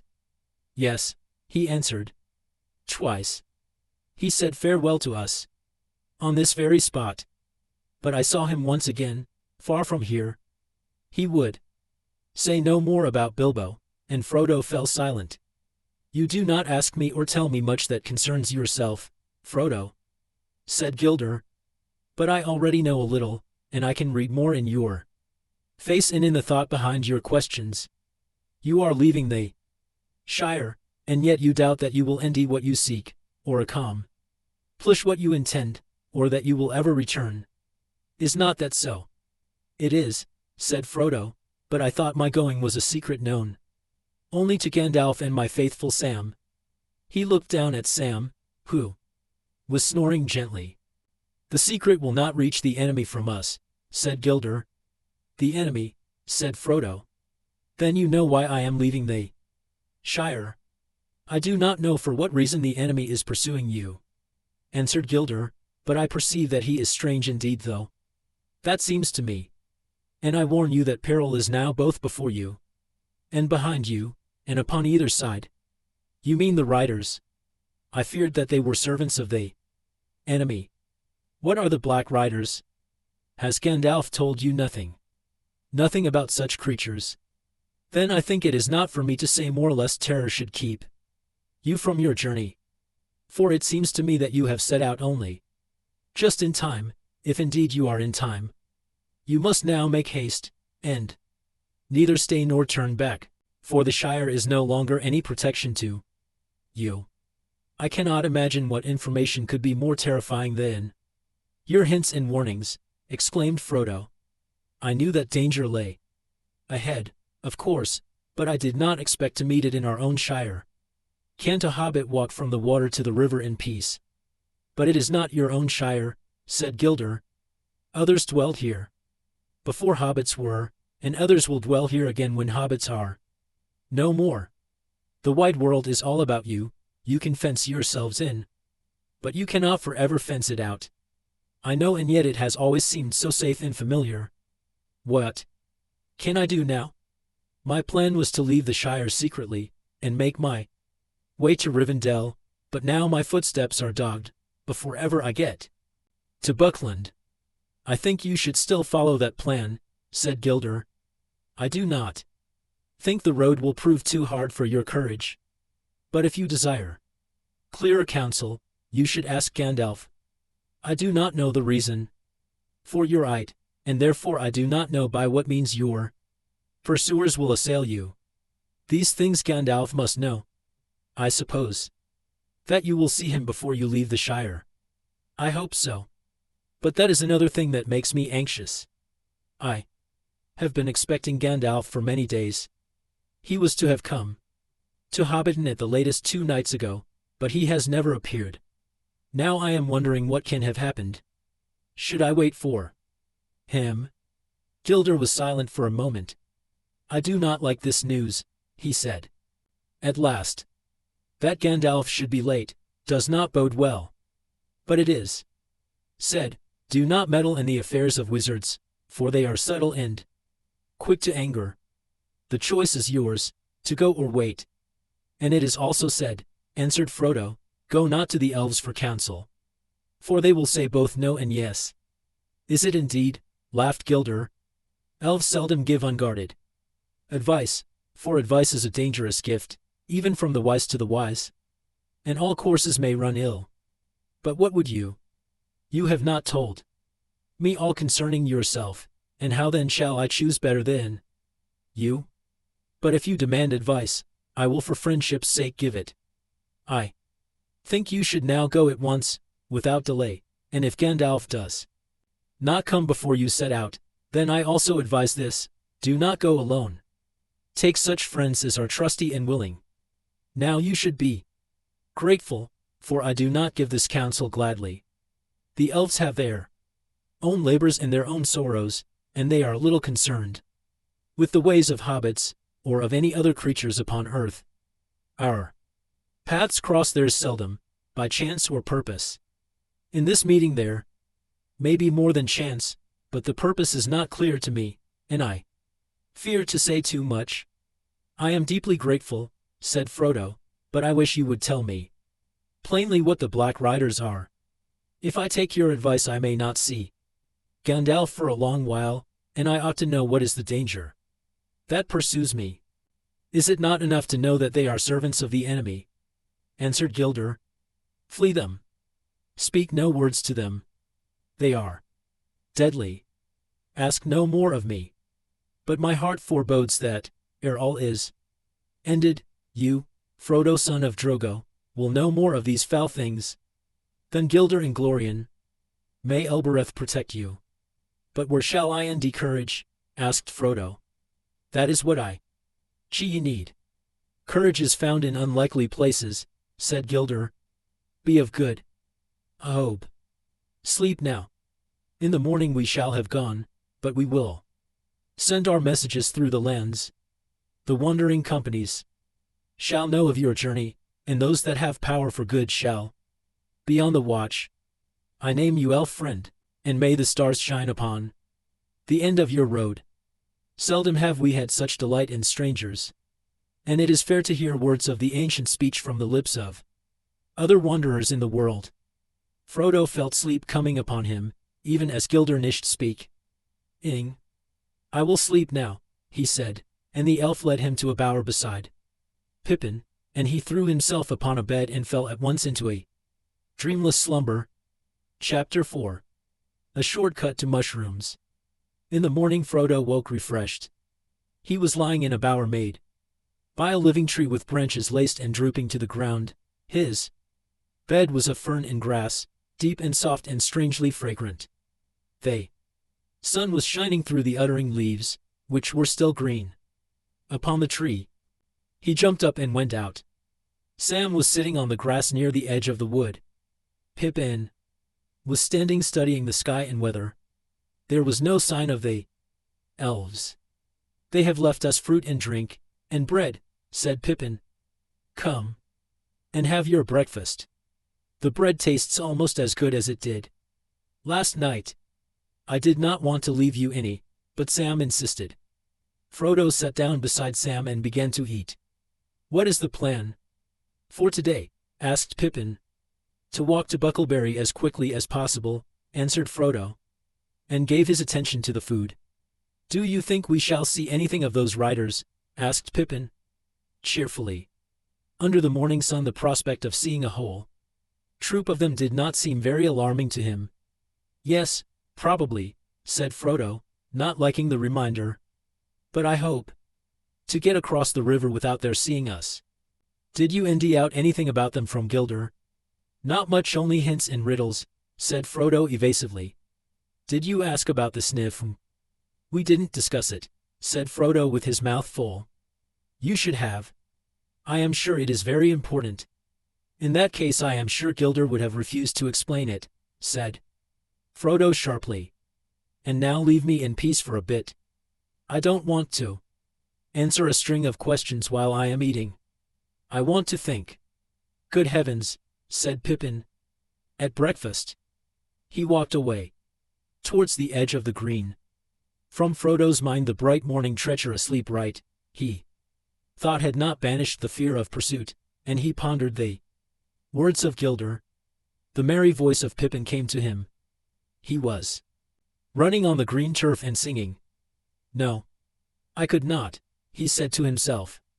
It is one thing to take my young friends walking over the Shire with me, until we are hungry and weary, and food and bed are sweet. To take them into exile, where hunger and weariness may have no cure, is quite another. Even if they are willing to come, the inheritance is mine alone. I don't think I ought even to take Sam. He looked at Sam Gamgee and discovered that Sam was watching him. Well, Sam, he said. What about it? I am leaving the Shire as soon as ever I can. In fact, I have made up my mind now not even to wait a day at Crick Hollow, if it can be helped. Very good, sir. You still mean to come with me? I do. It is going to be very dangerous, Sam. It is already dangerous. Most likely neither of us will come back. If you don't come back, sir, then I shan't, that's certain, said Sam. Don't you leave him, they said to me. Leave him? I said. I never mean to.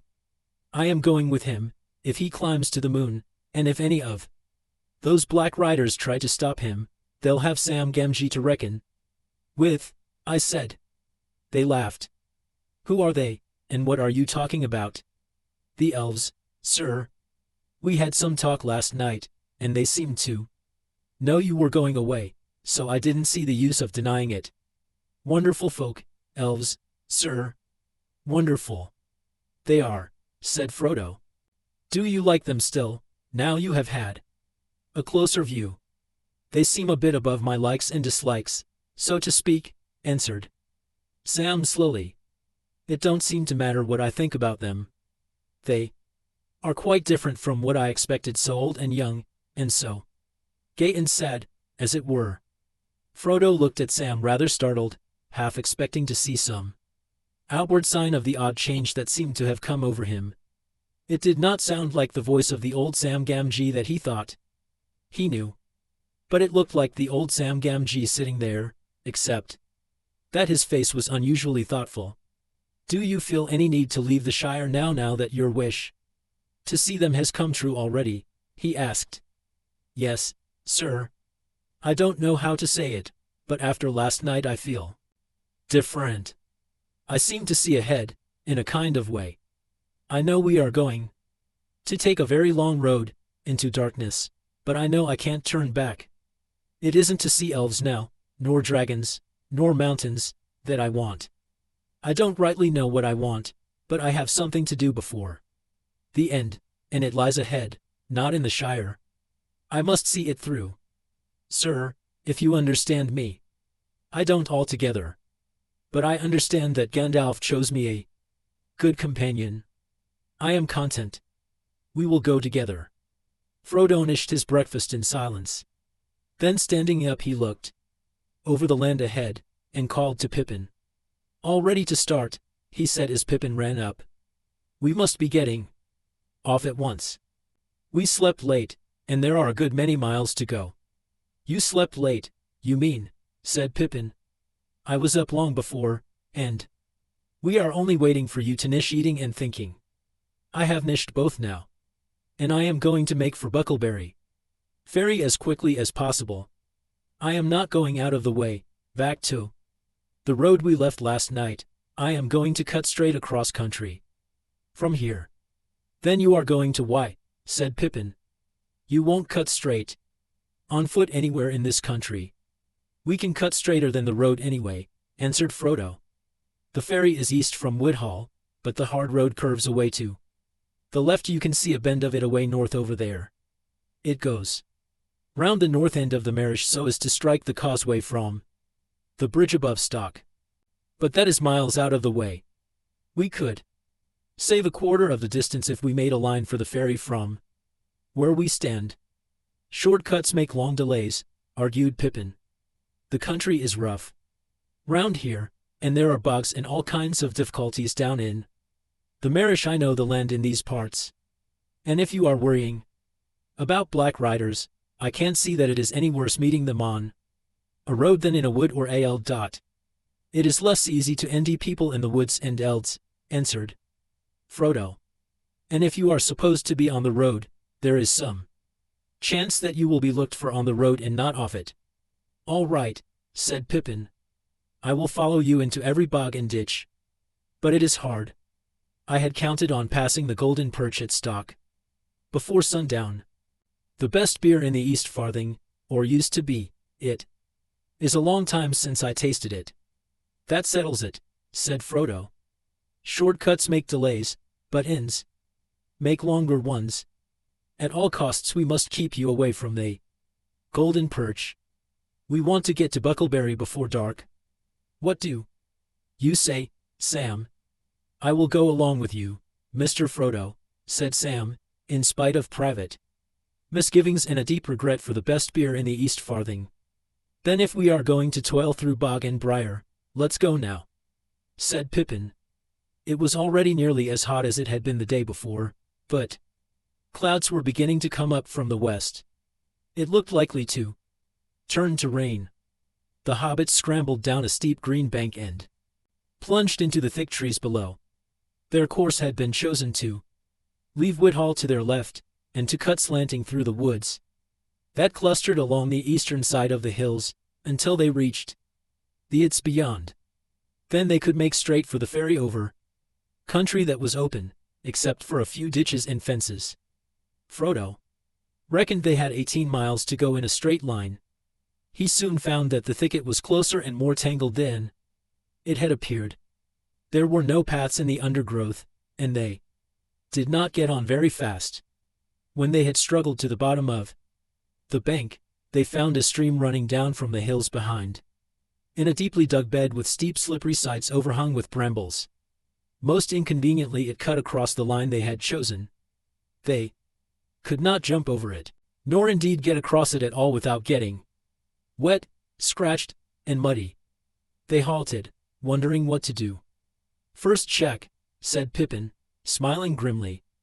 Sam Gamgee looked back. Through an opening in the trees he caught a glimpse of the top of the green bank from which they had climbed down. "Look," he said, clutching Frodo by the arm. They all looked, and on the edge high above them they saw against the sky a horse standing. Beside it stooped a black gurr. They at once gave up any idea of going back. Frodo led the way, and plunged quickly into the thick bushes beside the stream. "Whew," he said to Pippin. "We were both right. The shortcut has gone crooked already, but we got under cover only just in time. You've got sharp ears, Sam. Can you hear anything coming?" They stood still, almost holding their breath as they listened, but there was no sound of pursuit. "I don't fancy he would try bringing his horse down that bank," said Sam. "But I guess he knows we came down it. We had better be going on." Going on was not altogether easy. They had packs to carry, and the bushes and brambles were reluctant to let them through. They were cut off from the wind by the ridge behind, and the air was still and stuffy. When they forced their way at last into more open ground, they were hot and tired and very scratched, and they were also no longer certain of the direction in which they were going. The banks of the stream sank as it reached the levels and became broader and shallower, wandering off towards the Marish and the river. "Why, this is the Stock Brook," said Pippin. "If we are going to try and get back onto our course, we must cross at once and bear right." They waded the stream, and hurried over a wide open space, rush-grown and treeless, on the further side. Beyond that they came again to a belt of trees, tall oaks, for the most part, with here and there an elm tree or an ash. The ground was fairly level, and there was little undergrowth, but the trees were too close for them to see. Far ahead, the leaves blew upwards in sudden gusts of wind, and spots of rain began to fall from the overcast sky. Then the wind died away and the rain came streaming down. They trudged along as fast as they could, over patches of grass, and through thick drifts of old leaves, and all about them the rain pattered and trickled. They did not talk, but kept glancing back, and from side to side. After half an hour Pippin said, "I hope we have not turned too much towards the south, and are not walking longwise through this wood. It is not a very broad belt. I should have said no more than a mile at the widest, and we ought to have been through it by now." "It is no good our starting to go in zigzags," said Frodo. "That won't mend matters. Let us keep on as we are going. I am not sure that I want to come out into the open yet." They went on for perhaps another couple of miles. Then the sun gleamed out of ragged clouds again and the rain lessened. It was now past midday, and they felt it was high time for lunch. They halted under an elm tree. Its leaves, though fast turning yellow, were still thick, and the ground at its feet was fairly dry and sheltered. When they came to make their meal, they found that the elves had LLED. Their bottles with a clear drink, pale golden in color. It had the scent of a honey made of many hours, and was wonderfully refreshing. Very soon they were laughing, and snapping their engers at rain, and at black riders. The last few miles, they felt, would soon be behind them. Frodo propped his back against the tree trunk, and closed his eyes. Sam and Pippin sat near, and they began to hum, and then to sing softly. "Aho, aho, aho, to the bottle I go, to heal my heart and drown my woe. Rain may fall and wind may blow, and many miles be still to go. But under a tall tree I will lie, and let the clouds go sailing by. Aho! Aho! Aho! They began again louder. They stopped short suddenly. Frodo sprang to his feet. A long-drawn wail came down the wind, like the cry of some evil and lonely creature. It rose and fell, and ended on a high piercing note. Even as they sat and stood, as if suddenly frozen, it was answered by another cry, fainter and further off, but no less chilling to the blood. There was then a silence, broken only by the sound of the wind in the leaves. "And what do you think that was?"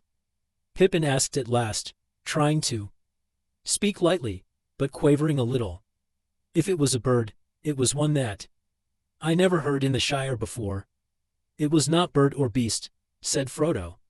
"It was a call, or a signal. There were words in that cry, though I could not catch them. But no hobbit has such a voice." No more was said about it. They were all thinking of the riders, but no one spoke of them. They were now reluctant either to stay or go on, but sooner or later they had got to get across the open country to the ferry, and it was best to go sooner and in daylight. In a few moments they had shouldered their packs again and were off. Before long the wood came to a sudden end. Wide grasslands stretched before them. They now saw that they had, in fact, turned too much to the south. Away over the It's they could glimpse the low hill of Buckleberry across the river, but it was now to their left. Creeping cautiously out from the edge of the trees, they set off across the open as quickly as they could. At Rst they felt afraid, away from the shelter of the wood. Far back behind them stood the high place where they had breakfasted. Frodo half expected to see the small distant gur of a horseman on the ridge dark against the sky, but there was no sign of one. The sun, escaping from the breaking clouds, as it sank towards the hills they had left, was now shining brightly again. Their fear left them, though they still felt uneasy. But the land became steadily more tame and well-ordered. Soon they came into well-tended elts and meadows. There were hedges and gates and dikes for drainage. Everything seemed quiet and peaceful, just an ordinary corner of the Shire. Their spirits rose with every step. The line of the river grew nearer, and the black riders began to seem like phantoms of the woods now left far behind. They passed along the edge of a huge turnip belt, and came to a stout gate. Beyond it a rutted lane ran between low well-laid hedges, towards a distant clump of trees. Pippin stopped. "I know these elts and this gate," he said. "This is Bamfurlong, old Farmer Maggot's land. That's his farm away there in the trees."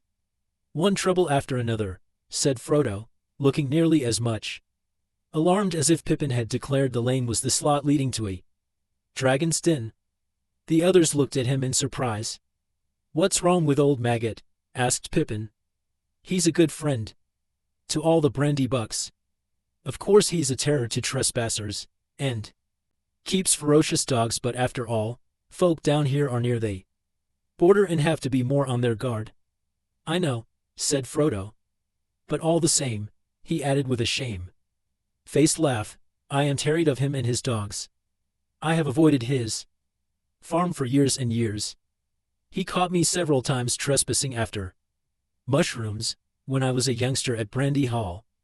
On the last occasion he beat me, and then took me and showed me to his dogs. See, lads," he said, "next time this young varmint sets foot on my land, you can eat him. Now see him off." They chased me all the way to the ferry. I have never got over the fright, though, I dare say. The beasts knew their business and would not really have touched me." Pippin laughed. "Well, it's time you made it up. Especially if you are coming back to live in Buckland. Old Maggot is really a stout fellow if you leave his mushrooms alone. Let's get into the lane, and then we shan't be trespassing. If we meet him, I'll do the talking. He is a friend of Mary's, and I used to come here with him a good deal at one time."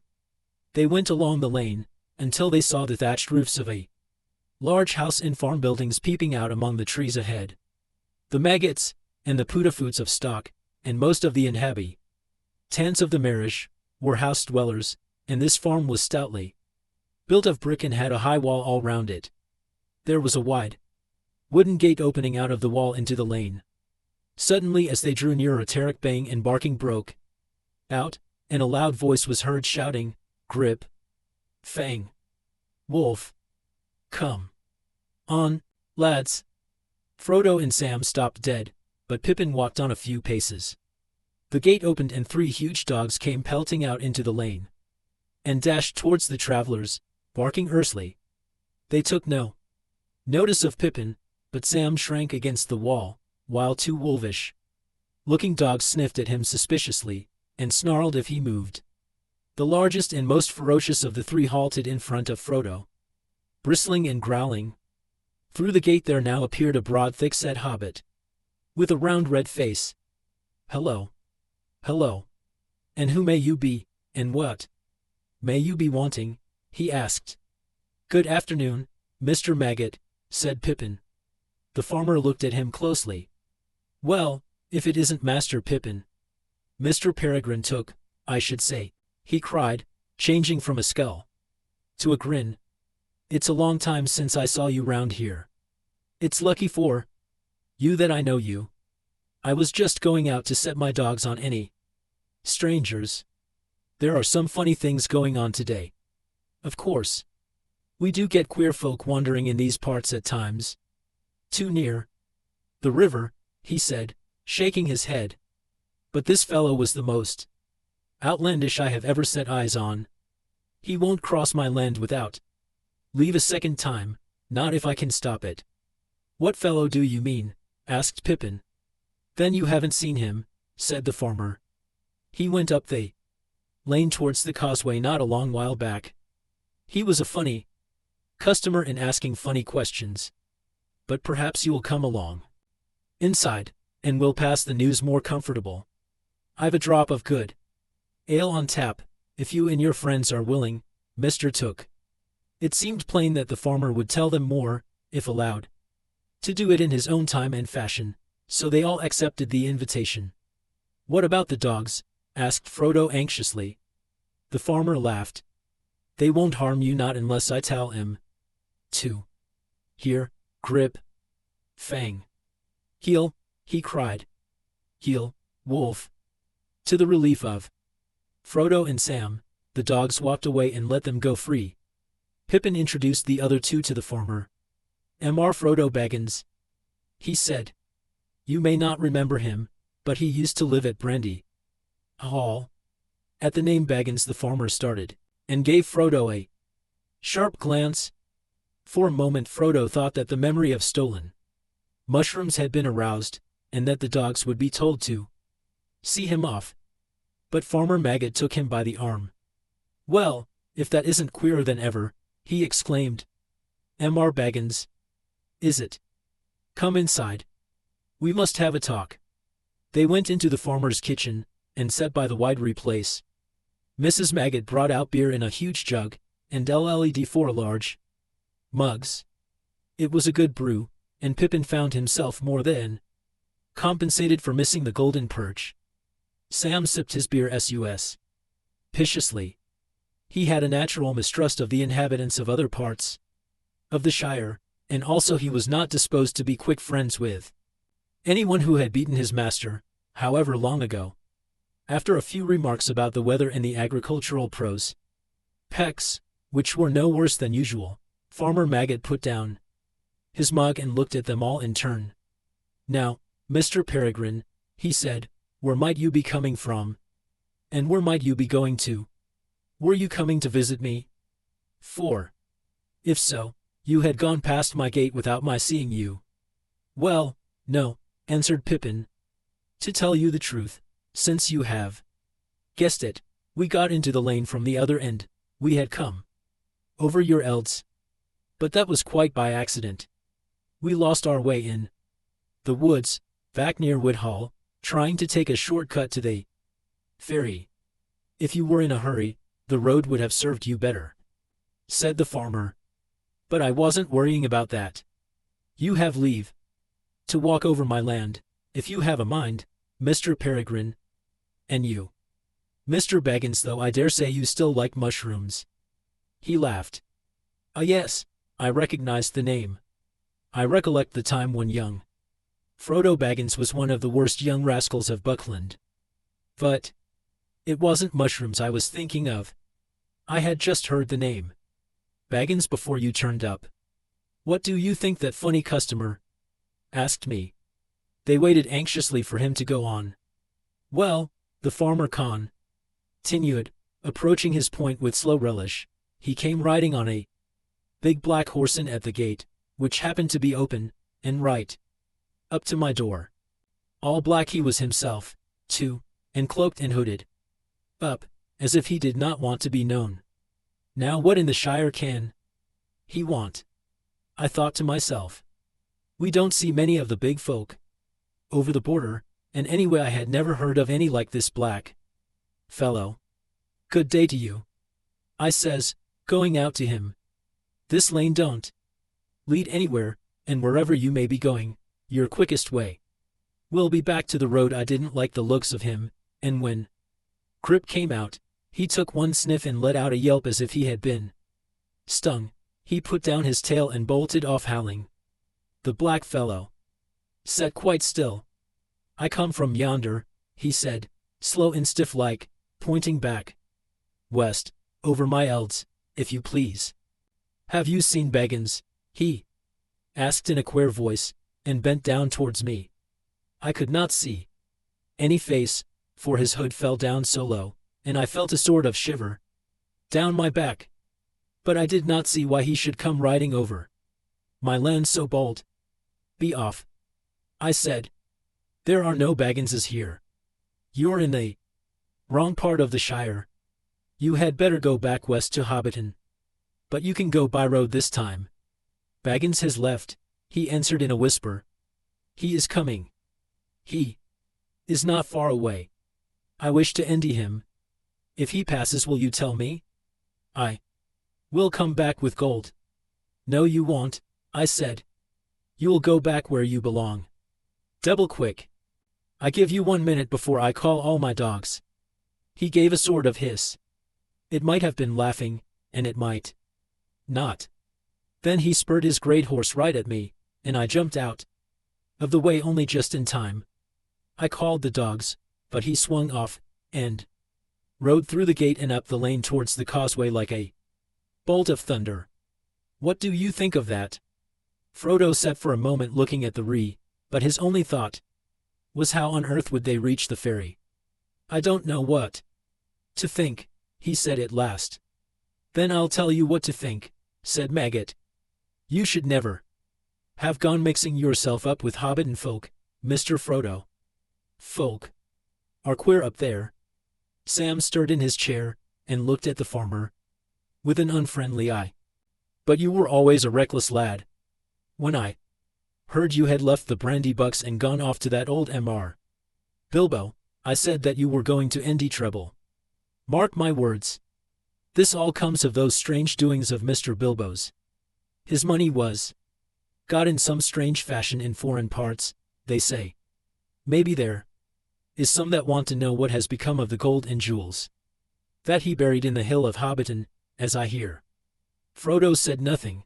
The shrewd guesses of the farmer were rather disconcerting. "Well, Mr. Frodo," Maggot went on, "I'm glad that you've had the sense to come back to Buckland.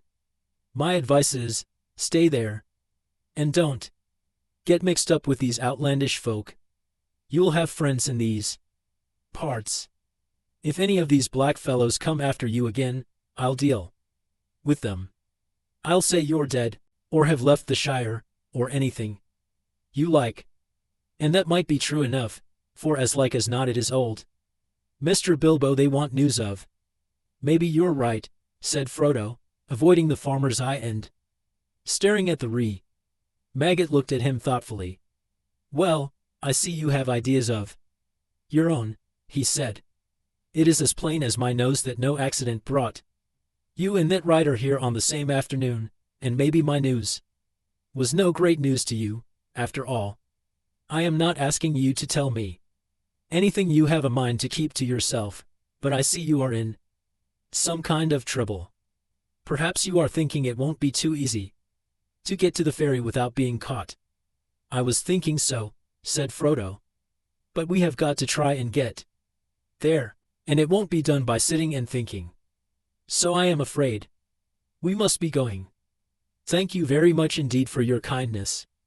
I've been in terror of you and your dogs for over 30 years, Farmer Maggot, though you may laugh to hear it. It's a pity, for I've missed a good friend. And now I'm sorry to leave so soon. But I'll come back, perhaps, one day if I get a chance. You'll be welcome when you come, said Maggot. But now I've a notion. It's near sundown already, and we are going to have our supper, for we mostly go to bed soon after the Sunday. If you and Mr. Peregrine and all could stay and have a bite with us, we would be pleased. And so should we, said Frodo. But we must be going at once. I'm afraid even now it will be dark before we can reach the ferry. Ah, but wait a minute. I was going to say, after a bit of supper, I'll get out a small wagon, and I'll drive you all to the ferry. That will save you a good step, and it might also save you trouble of another sort. Frodo now accepted the invitation gratefully, to the relief of Pippin and Sam. The sun was already behind the western hills, and the light was failing. 2 of Maggot's sons and his 3 daughters came in, and a generous supper was laid on the large table. The kitchen was lit with candles and the wheel was mended. Mrs. Maggot bustled in and out. 1 or 2 other hobbits belonging to the farm household came in. In a short while 14 sat down to eat. There was beer in plenty, and a mighty dish of mushrooms and bacon, besides much other solid farmhouse fare. The dogs lay by the ree and gnawed rinds and cracked bones. When they had nished, the farmer and his sons went out with a lantern and got the wagon ready. It was dark in the yard when the guests came out. They threw their packs on board and climbed in. The farmer sat in the driving seat and whipped up his 2 stout ponies. His wife stood in the light of the open door. You be careful of yourself, Maggot, she called. Don't go arguing with any foreigners, and come straight back. I will, said he, and drove out of the gate. There was now no breath of wind stirring, the night was still and quiet, and a chill was in the air.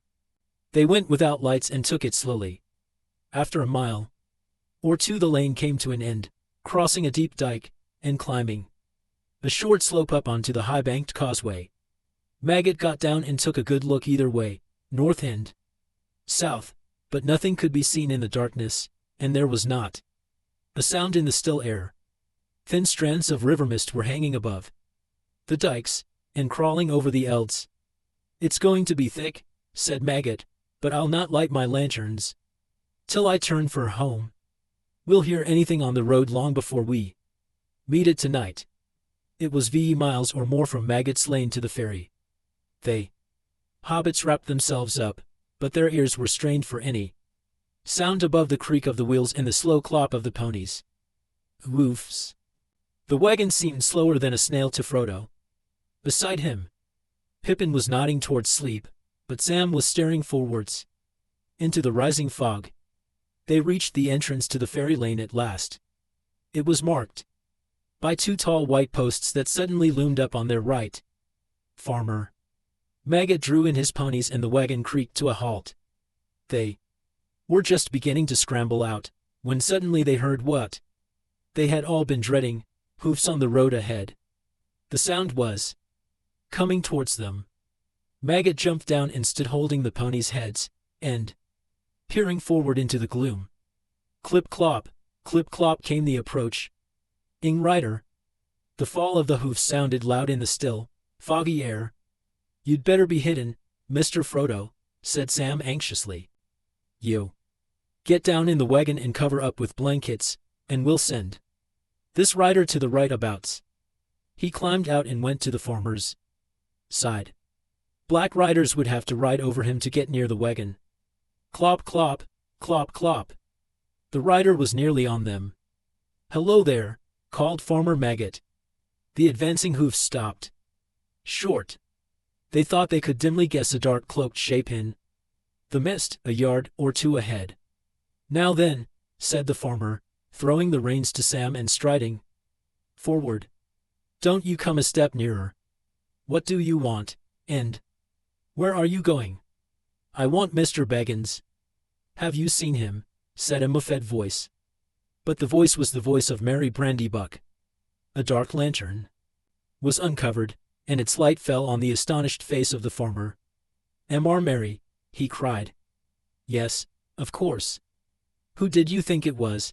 said Mary, coming forward. As he came out of the mist and their fears subsided, he seemed suddenly to diminish to ordinary hobbit size. He was riding a pony, and a scarf was swathed round his neck and over his chin to keep out the fog. Frodo sprang out of the wagon to greet him. "So there you are, at last," said Mary. "I was beginning to wonder if you would turn up at all today, and I was just going back to supper. When it grew foggy, I came across and rode up towards Stock to see if you had fallen in any ditches. But I'm blessed if I know which way you have come. Where did you empty them, Mr. Maggot?" "In your duck pond." "No, I caught 'em trespassing," said the farmer, "and nearly set my dogs on 'em, but they'll tell you all the story, I've no doubt. Now, if you'll excuse me, Mr. Mary and Mr. Frodo and all, I'd best be turning for home. Mrs. Maggot will be worriting with the night getting thick." He backed the wagon into the lane and turned it. "Well, good night to you all," he said. "It's been a queer day, and no mistake. But all's well as ends well, though perhaps we should not say that until we reach our own doors. I'll not deny that I'll be glad now when I do." He lit his lanterns and got up. Suddenly he produced a large basket from under the seat. "I was nearly forgetting," he said. "Mrs. Maggot put this up for Mr. Baggins, with her compliments." He handed it down and moved off, followed by a chorus of thanks and good nights. They watched the pale rings of light round his lanterns as they dwindled into the foggy night. Suddenly Frodo laughed. From the covered basket he held, the scent of mushrooms was rising. Chapter 5. A Conspiracy Unmasked.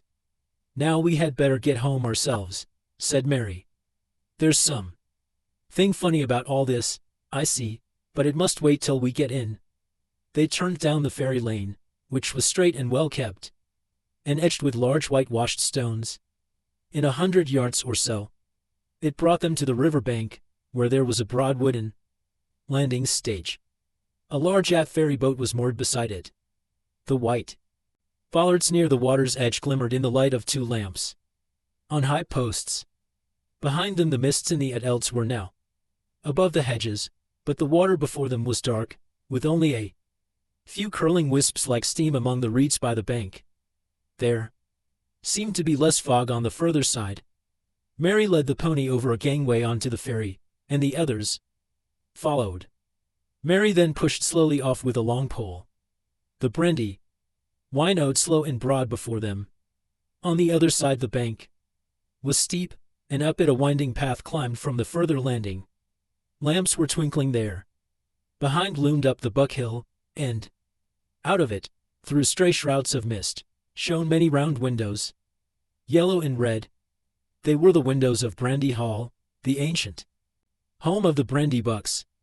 Long ago Corhindat Oldbuck, head of the Oldbuck family, one of the oldest in the Marish or indeed in the Shire, had crossed the river, which was the original boundary of the land eastwards. He built and excavated Brandy Hall, changed his name to Brandybuck, and settled down to become master of what was virtually a small, independent country. His family grew and grew, and after his days, continued to grow, until Brandy Hall occupied the whole of the low hill, and had 3 large front doors, many side doors, and about 100 windows. The Brandybucks and their numerous dependents then began to burrow, and later to build, all round about. That was the origin of Buckland, a thickly inhabited strip between the river and the Old Forest, a sort of colony from the Shire. Its chief village was Bucklebury, clustering in the banks and slopes behind Brandy Hall. The people in the marish were friendly with the Bucklanders, and the authority of the master of the hall, as the head of the Brandybuck family was called, was still acknowledged by the farmers between Stock and Rushy. But most of the folk of the old Shire regarded the Bucklanders as peculiar, half-foreigners as it were, though, as a matter of fact, they were not very different from the other hobbits of the Four Farthings, except in one point: they were fond of boats, and some of them could swim. Their land was originally unprotected from the east, but on that side they had built a hedge, the high hay. It had been planted many generations ago, and was now thick and tall, for it was constantly tended. It ran all the way from Brandywine Bridge, in a big loop, curving away from the river, to Haysend, where the Withywindle owed out of the forest into the Brandywine, well over 20 miles from end to end. But, of course, it was not a complete protection. The forest drew close to the hedge in many places. The Bucklanders kept their doors locked after dark, and that also was not usual in the Shire. The ferry boat moved slowly across the water. The Buckland shore drew nearer. Sam was the only member of the party who had not been over the river before. He had a strange feeling as the slow, gurgling stream slipped by. His old life lay behind in the mists. Dark adventure lay in front. He scratched his head, and for a moment had a passing wish that Mr. Frodo could have gone on living quietly at Bag End. The four hobbits stepped off the ferry. Merry was tying it up, and Pippin was already leading the pony up the path, when Sam, who had been looking back, as if to take farewell of the Shire, said in a hoarse whisper, "Look back, Mr. Frodo. Do you see anything?" On the far stage, under the distant lamps, they could just make out a gurr. It looked like a dark black bundle left behind. But as they looked, it seemed to move and sway this way and that, as if searching the ground. It then crawled, or went crouching, back into the gloom beyond the lamps. "What in the Shire is that?" exclaimed Merry. "Something that is following us," said Frodo. "But don't ask any more now. Let's get away at once." They hurried up the path to the top of the bank, but when they looked back, the far shore was shrouded in mist, and nothing could be seen.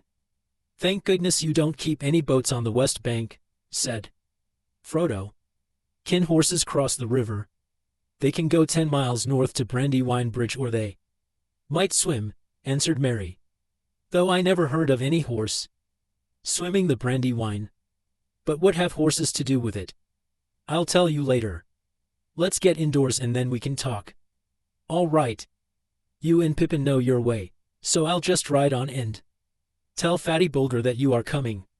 We'll see about supper and things." "We had our supper early with Farmer Maggot," said Frodo, "but we could do with another."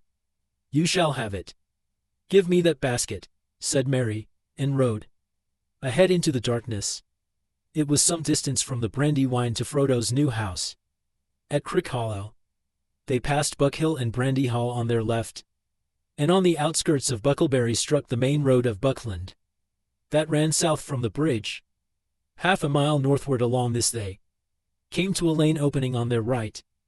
This they followed for a couple of miles as it climbed up and down into the country. At last they came to a narrow gate in a thick hedge. Nothing could be seen of the house in the dark. It stood back from the lane in the middle of a wide circle of lawn surrounded by a belt of low trees. Inside the outer hedge, Frodo had chosen it because it stood in an out-of-the-way corner of the country, and there were no other dwellings close by. You could get in and out without being noticed. It had been built a long while before by the Brandybucks, for the use of guests or members of the family that wished to escape from the crowded life of Brandy Hall for a time.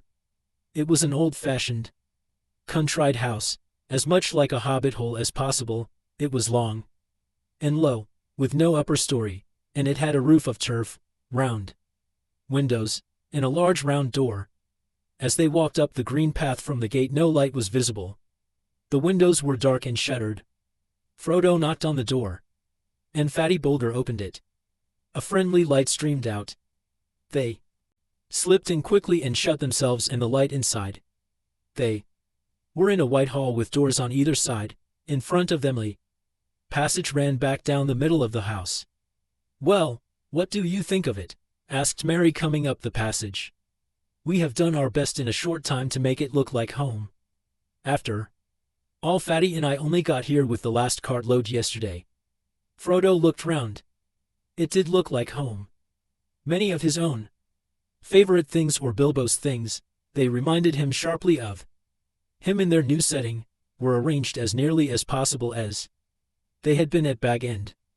It was a pleasant, comfortable, welcoming place, and he found himself wishing that he was really coming here to settle down in quiet retirement. It seemed unfair to have put his friends to all this trouble, and he wondered again how he was going to break the news to them that he must leave them so soon, indeed, at once. Yet that would have to be done that very night, before they all went to bed. 101 ACONSPIRACYUNMASKD. "It's delightful," he said with an effort. "I hardly feel that I have moved at all." The travelers hung up their cloaks and piled their packs on the oar. Merry led them down the passage and threw open a door at the far end. Firelight came out, and a puff of steam. "A bath," cried Pippin. "Oh, blessed Meriadoc! Which order shall we go in?" said Frodo. "Eldest RST, or quickest?" "RST? You will be last either way, Master Peregrine." "Trust me to arrange things better than that," said Merry. "We can't begin life at Crick Hollow with a quarrel over baths. In that room there are 3 tubs, and a copper full of boiling water. There are also towels, mats, and soap. Get inside, and be quick." Merry and Fatty went into the kitchen on the other side of the passage, and busied themselves with final preparations for a late supper. Snatches of competing songs came from the bathroom, mixed with the sound of splashing and wallowing. The voice of Pippin was suddenly lifted up above the others in one of Bilbo's favorite bath songs. "Sing hey, for the bath at close of day, that washes the weary mind away. A loon is he that will not sing. Oh, water hot is a noble thing. Oh, sweet is the sound of falling rain, and the brook that leaps from hill to plain. But better than rain or rippling streams is water hot that smokes and steams. Oh, water cold we may pour at need down a thirsty throat and be glad indeed. But better is beer, if drink we lack, and water hot poured down the back. Oh, water is fair that leaps on high, in a fountain white beneath the sky. But never did fountain sound so sweet as splashing hot water with my feet." There was a terrific splash, and a shout of woe from Frodo. It appeared that a lot of Pippin's bath had imitated a fountain and leaped on high. Merry went to the door. "What about supper and beer in the throat?" he called. Frodo came out drying his hair. "There's so much water in the air that I'm coming into the kitchen to nish," he said. "Locks," said Merry, looking in. The stone oar was swimming. "You ought to mop all that up before you get anything to eat, Peregrine," he said. "Hurry up, or we shan't wait for you." They had supper in the kitchen on a table near the Ree. "I suppose you 3 won't want mushrooms again," said Fred Egger without much hope. "Yes, we shall," cried Pippin. "They're mine," said Frodo. "Given to me by Mrs. Maggot, a queen among farmers' wives. Take your greedy hands away, and I'll serve them." Hobbits have a passion for mushrooms, surpassing even the greediest likings of big people. A fact which partly explains young Frodo's long expeditions to the renowned elds of the Marish, and The wrath of the injured maggot. On this occasion there was plenty. For all, even according to Hobbit standards. There were also many other things to follow, and when they had nished, even Fatty Bulger heaved a sigh of content. They pushed back the table, and drew chairs round the re. "We'll clear up later," said Mary. "Now tell me all about it. I guess that you have been having adventures, which was not quite fair. Without me. I want a full account, and most of all I want to know what was the matter with old Maggot, and why he spoke to me like that." He sounded almost as if he was scared, if that is possible. "We have all been scared," said Pippin after a pause, in which Frodo stared at the re and did not speak. "You would have been, too, if you had been chased for 2 days by black riders." "And what are they?" "Blackers riding on black horses," answered Pippin. "If Frodo won't talk, I will tell you the whole tale from the beginning." He then gave a full account of their journey from the time when they left Hobbiton. Sam gave various supporting nods and exclamations. Frodo remained silent. "I should think you were making it all up," said Mary, "if I had not seen that black shape on the landing stage and heard the queer sound in Maggot's voice." "What do you make of it all, Frodo?" "Cousin Frodo has been very close," said Pippin. "But the time has come for him to open out. So far we have been given nothing more to go on than Farmer Maggot's guess that it has something to do with old Bilbo's treasure." "That was only a guess," said Frodo hastily. "Maggot does not know anything." "Old Maggot is a shrewd fellow," said Mary. "A lot goes on behind his round face that does not come out in his talk. I've heard that he used to go into the old forest at one time, and he has the reputation of knowing a good many strange things. But you can at least tell us, Frodo, whether you think his guess good or bad." "I think," answered Frodo slowly, "that it was a good guess, as far as it goes. There is a connection with Bilbo's old adventures, and they riders are looking, or perhaps one ought to say searching, for him or for me. I also fear, if you want to know, that it is no joke at all, and that I am not safe here or anywhere else." He looked round at the windows and walls, as if he was afraid they would suddenly give way. The others looked at him in silence, and exchanged meaning glances among themselves. "It's coming out in a minute," whispered Pippin to Mary. Mary nodded. "Well," said Frodo at last, sitting up and straightening his back, as if he had made a decision. "I can't keep it dark any longer.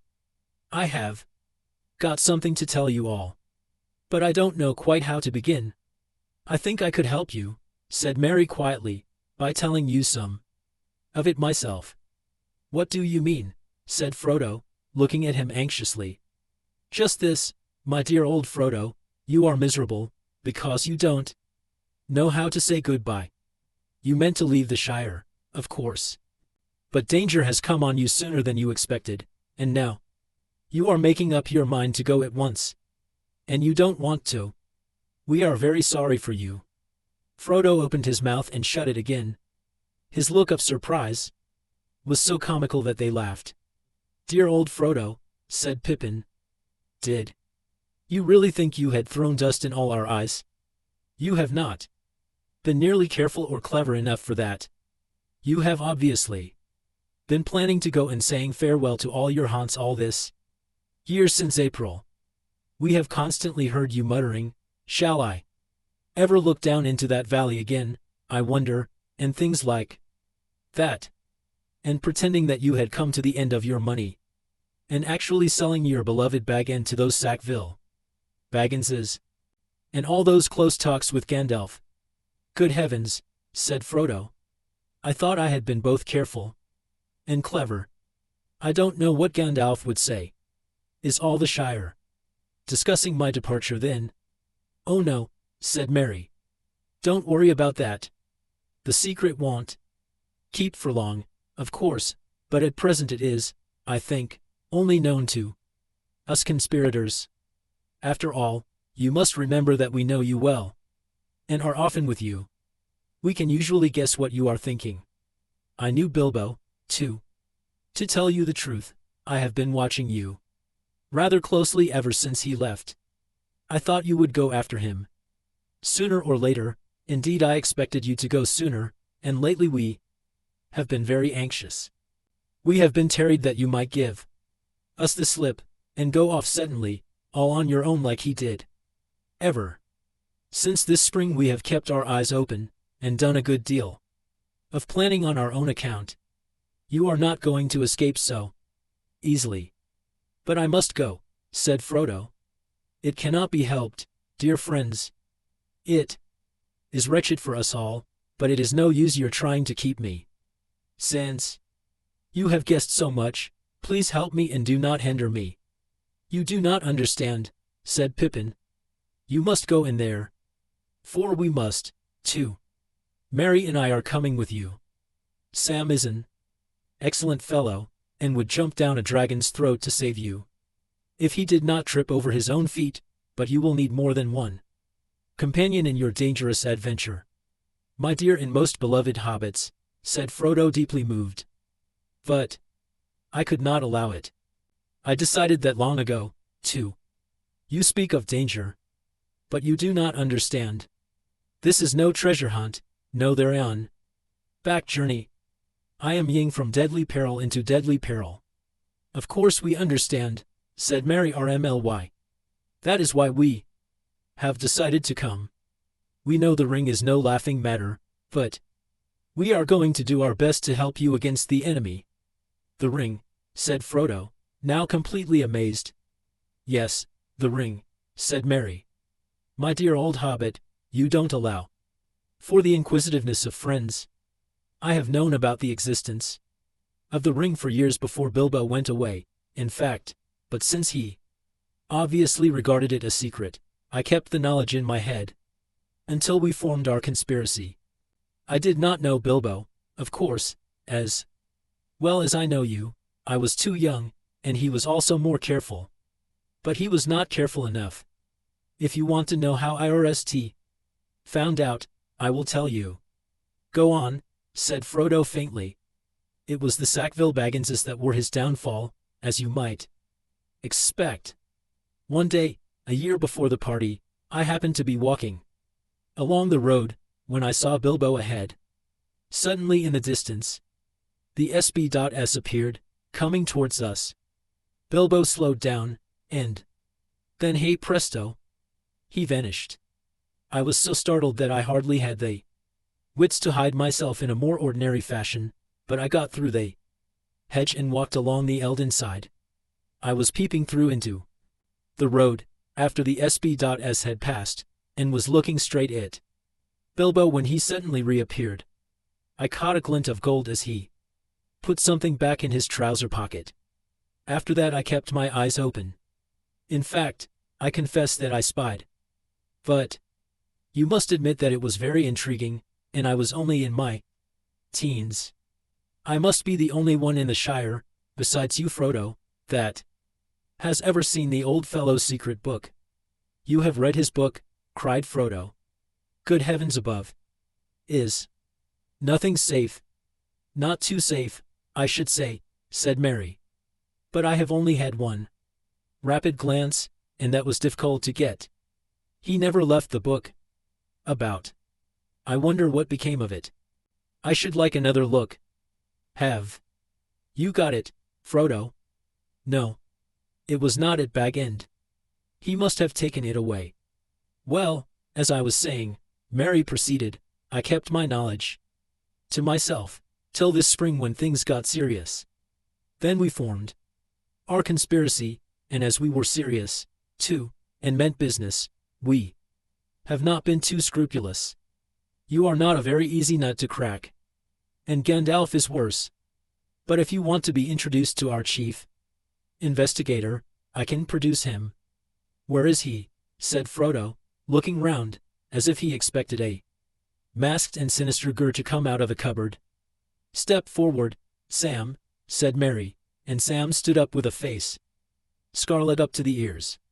Here's our collector of information.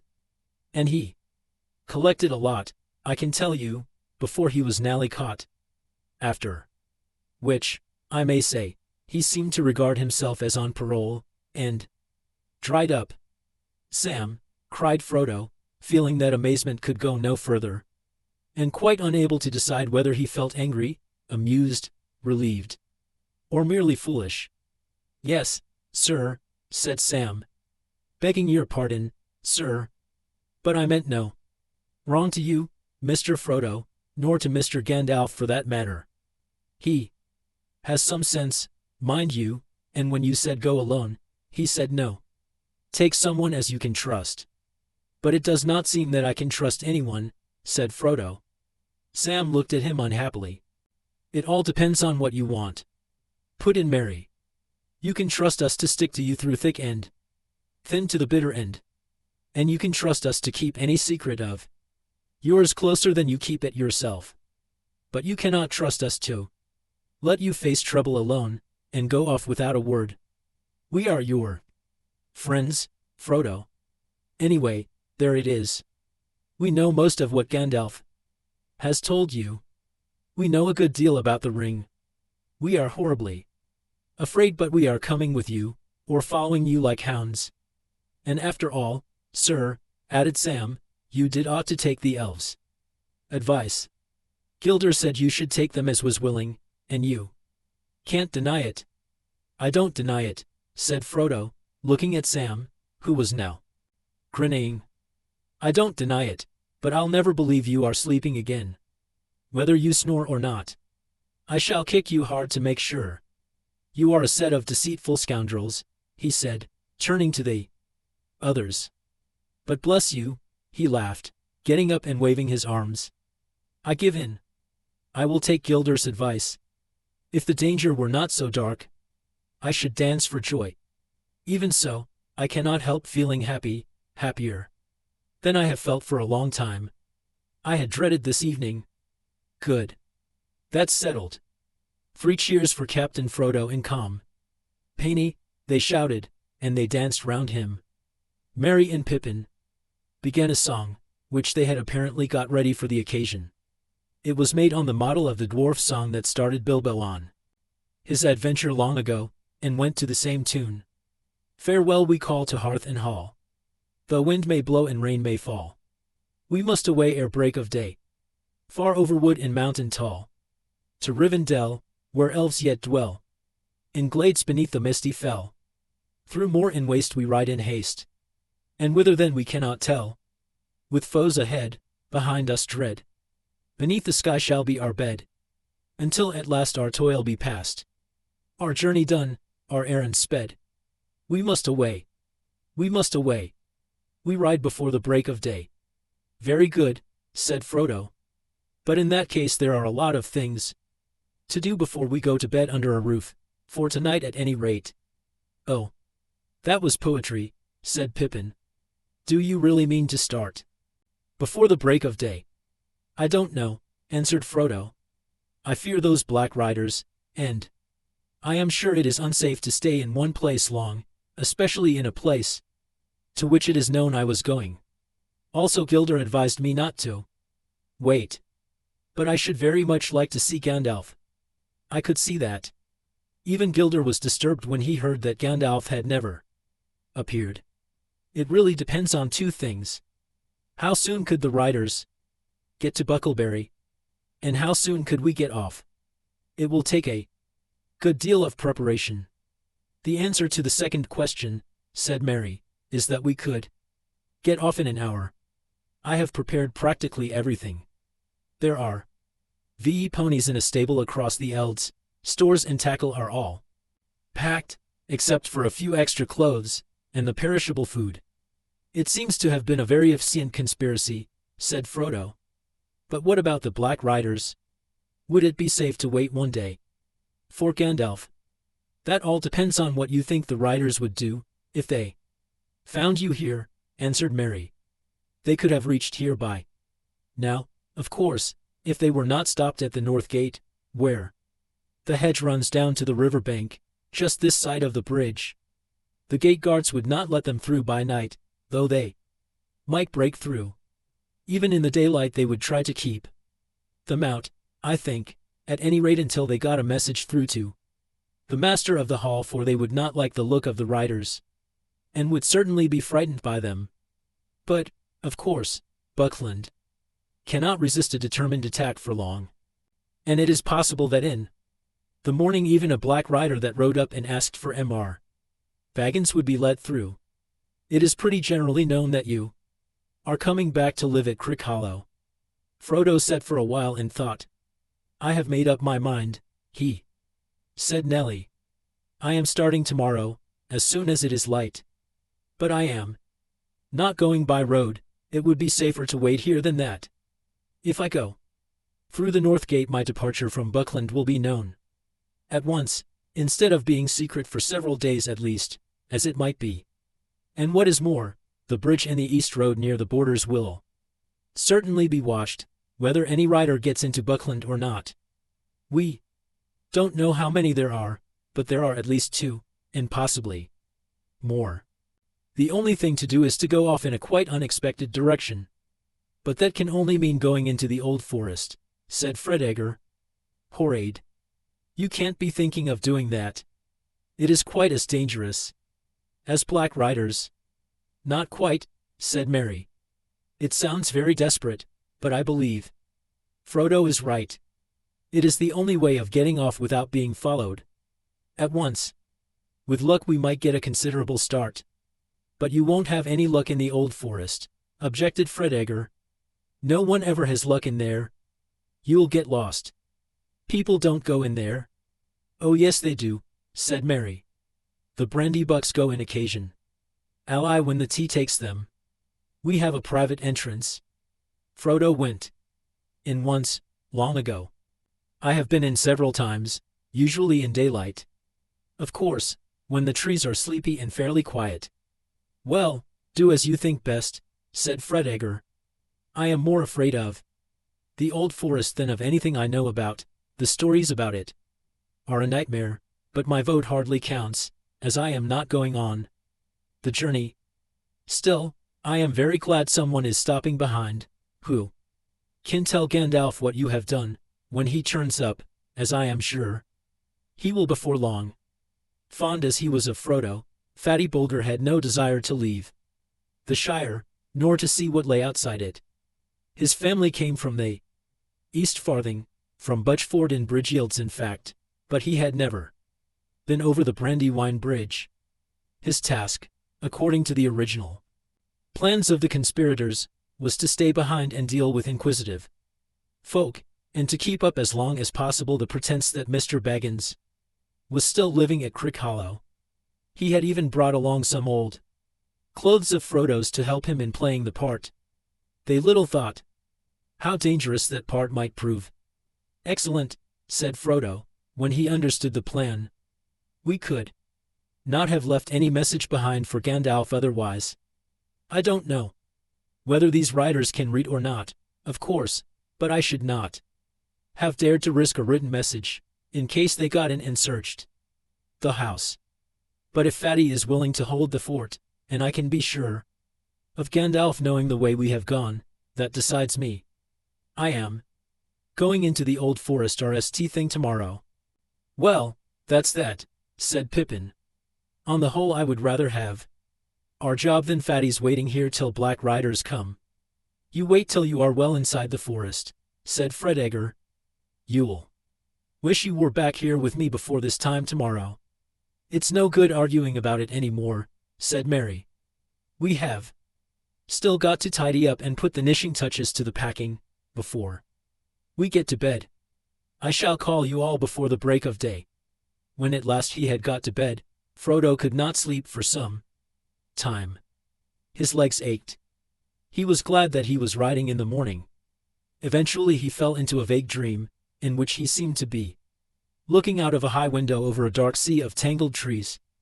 Down below among the roots there was the sound of creatures crawling and sniffing. He felt sure they would smell him out sooner or later. Then he heard a noise in the distance. At RST he thought it was a great wind coming over the leaves of the forest.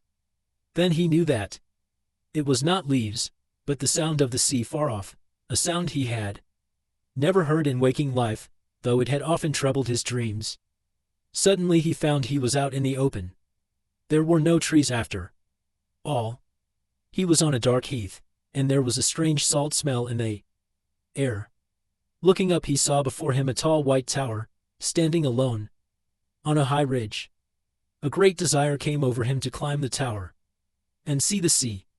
He started to struggle up the ridge towards the tower, but suddenly a light came in the sky, and there was a noise of thunder. Chapter 6. The Old Forest. Frodo woke suddenly. It was still dark in the room. Merry was standing there with a candle in one hand, and banging on the door with the other. "All right." "What is it?" said Frodo, still shaken and bewildered. "What is it?" cried Merry. "It is time to get up. It is 4:30, and very foggy. Come on. Sam is already getting breakfast ready. Even Pippin is up. I am just going to saddle the ponies and fetch the one that is to be the baggage carrier. Wake that sluggard Fatty. At least he must get up and see us off." Soon after 6 o'clock the hobbits were ready to start. Fatty Boulder was still yawning. They stole quietly out of the house.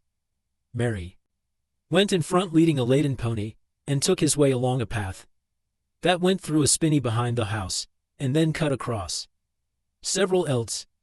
The leaves of trees were glistening, and every twig was dripping.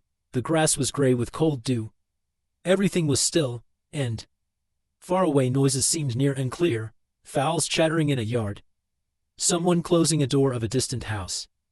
In their shed they found the ponies, sturdy little beasts of the kind loved by hobbits, not speedy, but good for a long day's work.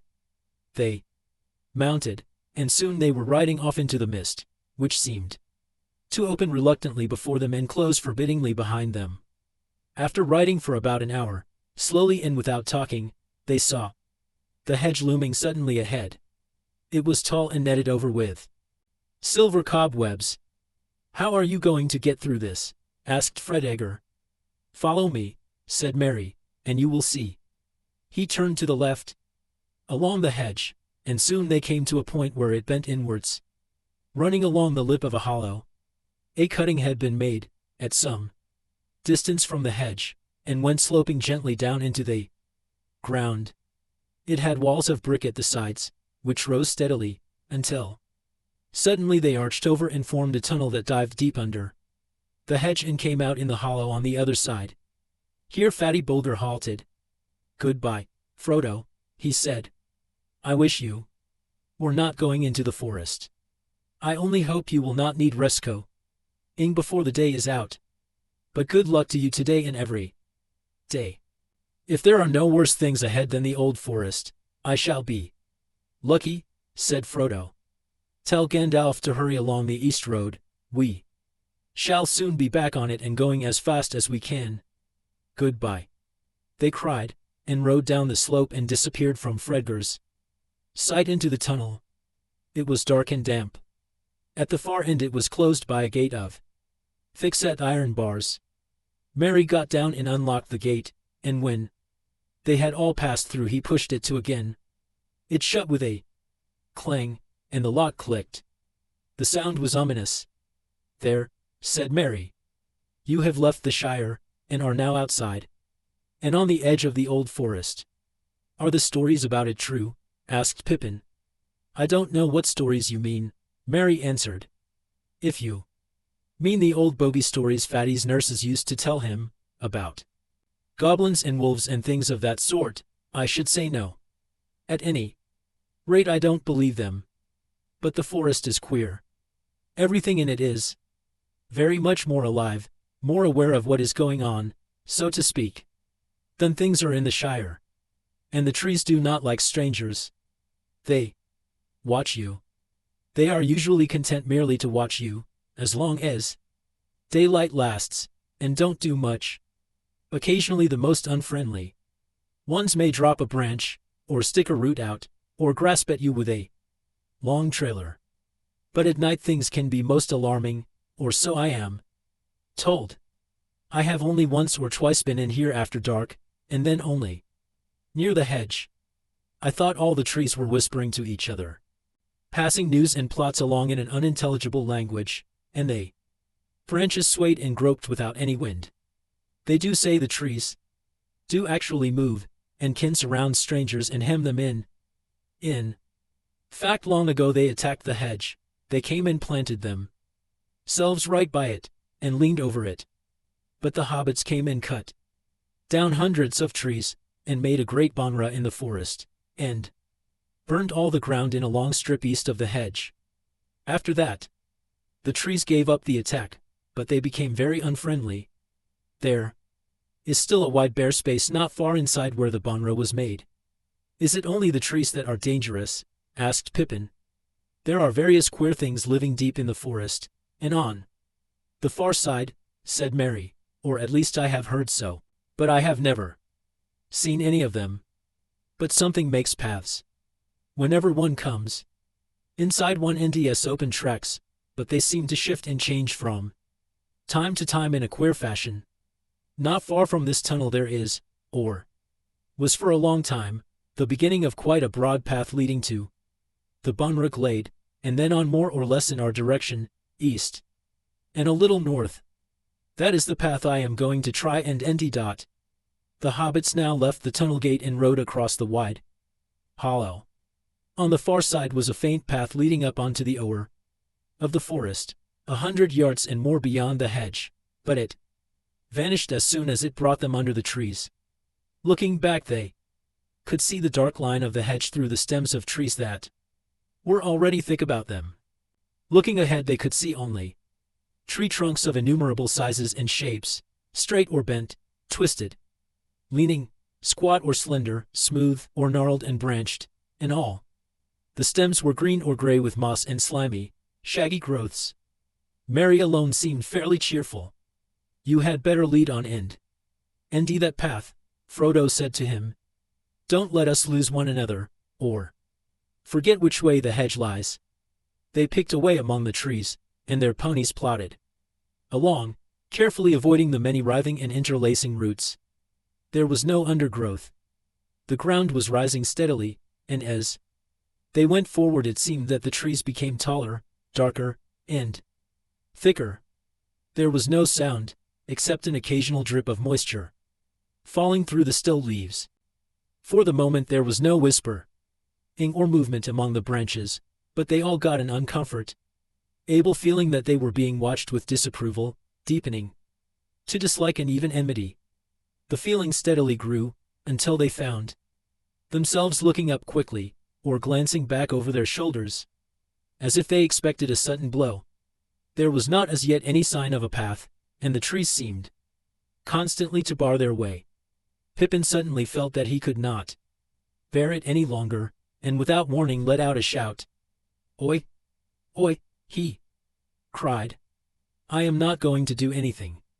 Just let me pass through, will you? The others halted startled, but the cry fell as if muffled by a heavy curtain. There was no echo or answer, though the wood seemed to become more crowded and more watchful than before. I should not shout, if I were you, said Merry. It does more harm than good. Frodo began to wonder if it were possible to end a way through, and if he had been right to make the others come into this abominable wood. Merry was looking from side to side, and seemed already uncertain which way to go. Pippin noticed it. It has not taken you long to lose us, he said. But at that moment Merry gave a whistle of relief and pointed ahead. Well, well, he said. These trees do shift. There is the bonfire glade in front of us, or I hope so, but the path to it seems to have moved away. The light grew clearer as they went forward. Suddenly they came out of the trees and found themselves in a wide circular space. There was sky above them, blue and clear to their surprise, for down under the forest roof they had not been able to see the rising morning and the lifting of the mist. The sun was not, however, high enough yet to shine down into the clearing, though its light was on the tree tops. The leaves were all thicker and greener about the edges of the glade, enclosing it with an almost solid wall. No tree grew there, Only rough grass and many tall plants, stocky and faded hemlocks and wood, parsley, reweed seeding into offy ashes, and rampant nettles and thistles. A dreary place, but it seemed a charming and cheerful garden. After the close forest, the hobbits felt encouraged, and looked up hopefully at the broad, ending daylight in the sky. At the far side of the glade there was a break in the wall of trees, and a clear path beyond it. They could see it running on into the wood, wide in places and open above, though every now and again the trees drew in and overshadowed it with their dark boughs. Up this path they rode. They were still climbing gently, but they now went much quicker, and with better heart, for it seemed to them that the forest had relented, and was going to let them pass unhindered after all. But after a while the air began to get hot and stuffy. The trees drew close again on either side, and they could no longer see far ahead. Now stronger than ever they felt again the ill will of the wood pressing on them. So silent was it that the fall of their ponies' hoofs, rustling on dead leaves and occasionally stumbling on hidden roots, seemed to thud in their ears. Frodo tried to sing a song to encourage them, but his voice sank to a murmur. Oh, wanderers in the shadowed land, despair not, for though dark they stand, all woods there be must end at last. And see the open sun go past, the setting sun, the rising sun, the day's end, or the day begun. For east or west all woods must fail. Fail even as he said the word his voice faded into silence. The air seemed heavy and the making of words wearisome. Just behind them a large branch fell from an old overhanging tree with a crash into the path. The trees seemed to close in before them. They do not like all that about ending and failing, said Merry. I should not sing any more at present. Wait till we do get to the etch, and then we'll turn and give them a rousing chorus. He spoke cheerfully, and if he felt any great anxiety, he did not show it. The others did not answer. They were depressed. A heavy weight was settling steadily on Frodo's heart, and he regretted now, with every step forward, that he had ever thought of challenging the menace of the trees. He was, indeed, just about to stop and propose going back, if that was still possible, when things took a new turn. The path stopped climbing, and became for a while nearly level. The dark trees drew aside, and ahead they could see the path going almost straight forward. Before them, but some distance off, there stood a green hilltop, treeless, rising like a bald head out of the encircling wood. The path seemed to be making directly for it. They now hurried forward again, delighted with the thought of climbing out for a while above the roof of the forest. The path dipped, and then again began to climb upwards, leading them at last to the foot of the steep hillside. There it left the trees and faded into the turf. The wood stood all round the hill like thick hair that ended sharply in a circle round a shaven crown. The hobbits led their ponies up, winding round and round until they reached the top. There they stood and gazed about them. The air was gleaming and sunlit, but hazy, and they could not see to any great distance. Near at hand the mist was now almost gone, though here and there it lay in hollows of the wood, and to the south of them, out of a deep fold cutting right across the forest, the fog still rose like steam or wisps of white smoke. That, said Merry, pointing with his hand, that is the line of the Withywindle. It comes down out of the downs and goes southwest, through the midst of the forest to join the Brandywine below. Hey, send. We don't want to go that way. The Withywindle Valley is said to be the queerest part of the whole wood, the center from which all the queerness comes, as it were.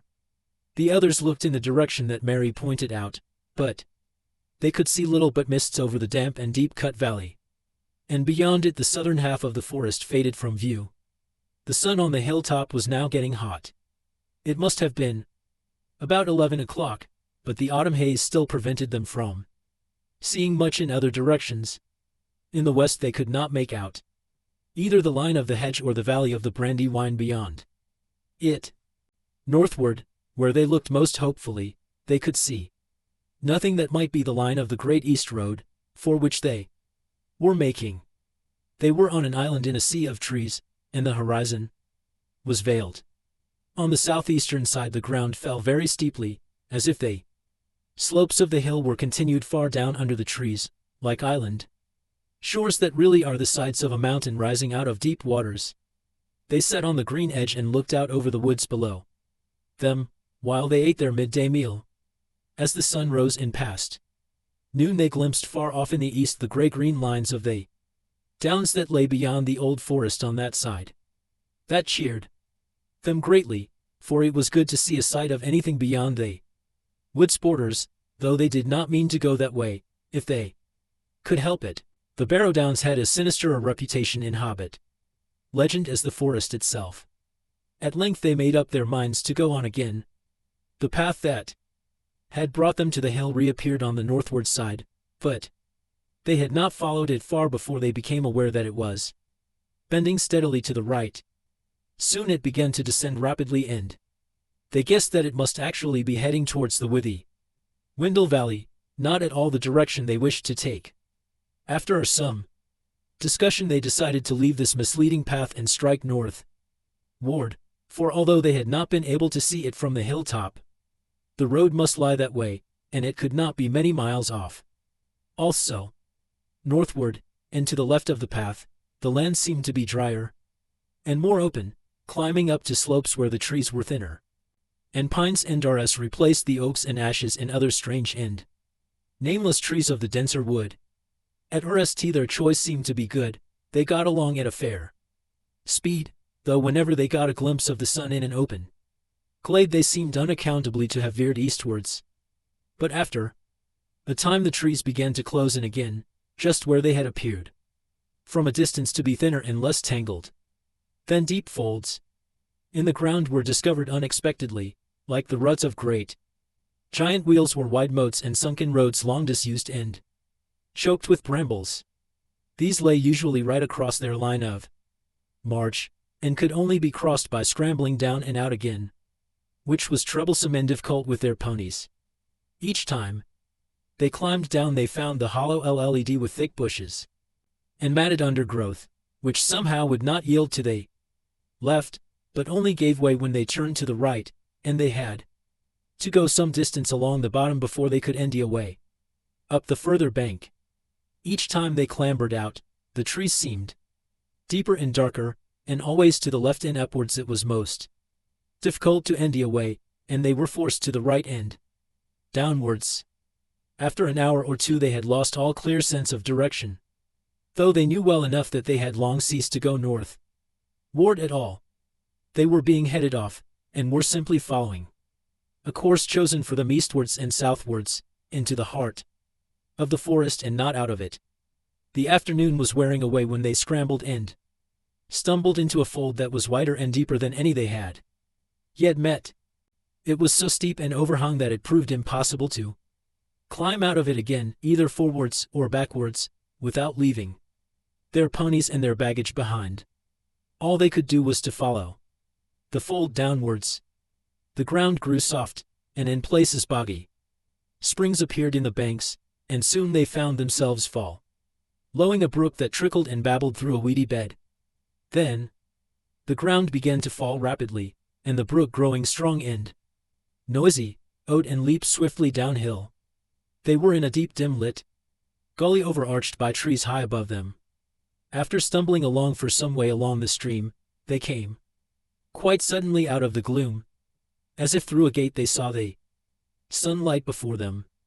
Coming to the opening they found that they had made their way down through a cleft in a high steep bank, almost a cliff. At its feet was a wide space of grass and reeds, and in the distance could be glimpsed another bank almost as steep. A golden afternoon of late sunshine lay warm and drowsy upon the hidden land between. In the midst of it there wound lazily a dark river of brown water, bordered with ancient willows, arched over with willows, blocked with fallen willows, and decked with thousands of faded willow leaves. The air was thick with them, uttering yellow from the branches, for there was a warm and gentle breeze blowing softly in the valley, and the reeds were rustling, and the willow boughs were creaking. "Well, now I have at least some notion of where we are," said Mary. "We have come almost in the opposite direction to which we intended. This is the river Withywindle. I will go on and explore." He passed out into the sunshine and disappeared into the long grasses. After a while he reappeared, and reported that there was fairly solid ground between the cliff foot and the river. In some places, turf went down to the water's edge. "What's more," he said, "there seems to be something like a footpath winding along on this side of the river. If we turn left and follow it, we shall be bound to come out on the east side of the forest eventually." "I dare say," said Pippin. "That is, if the track goes on so far, and does not simply lead us into a bog and leave us there." "Who made the track, do you suppose, and why?" "I am sure it was not for our benefit. I am getting very suspicious of this forest and everything in it, and I begin to believe all the stories about it. And have you any idea how far eastward we should have to go?" "No," said Mary, "I haven't. I don't know in the least how far down the Withywindle we are, or who could possibly come here often enough to make a path along it. But there is no other way out that I can see or think of. There being nothing else for it, they led out, and Mary led them to the path that he had discovered.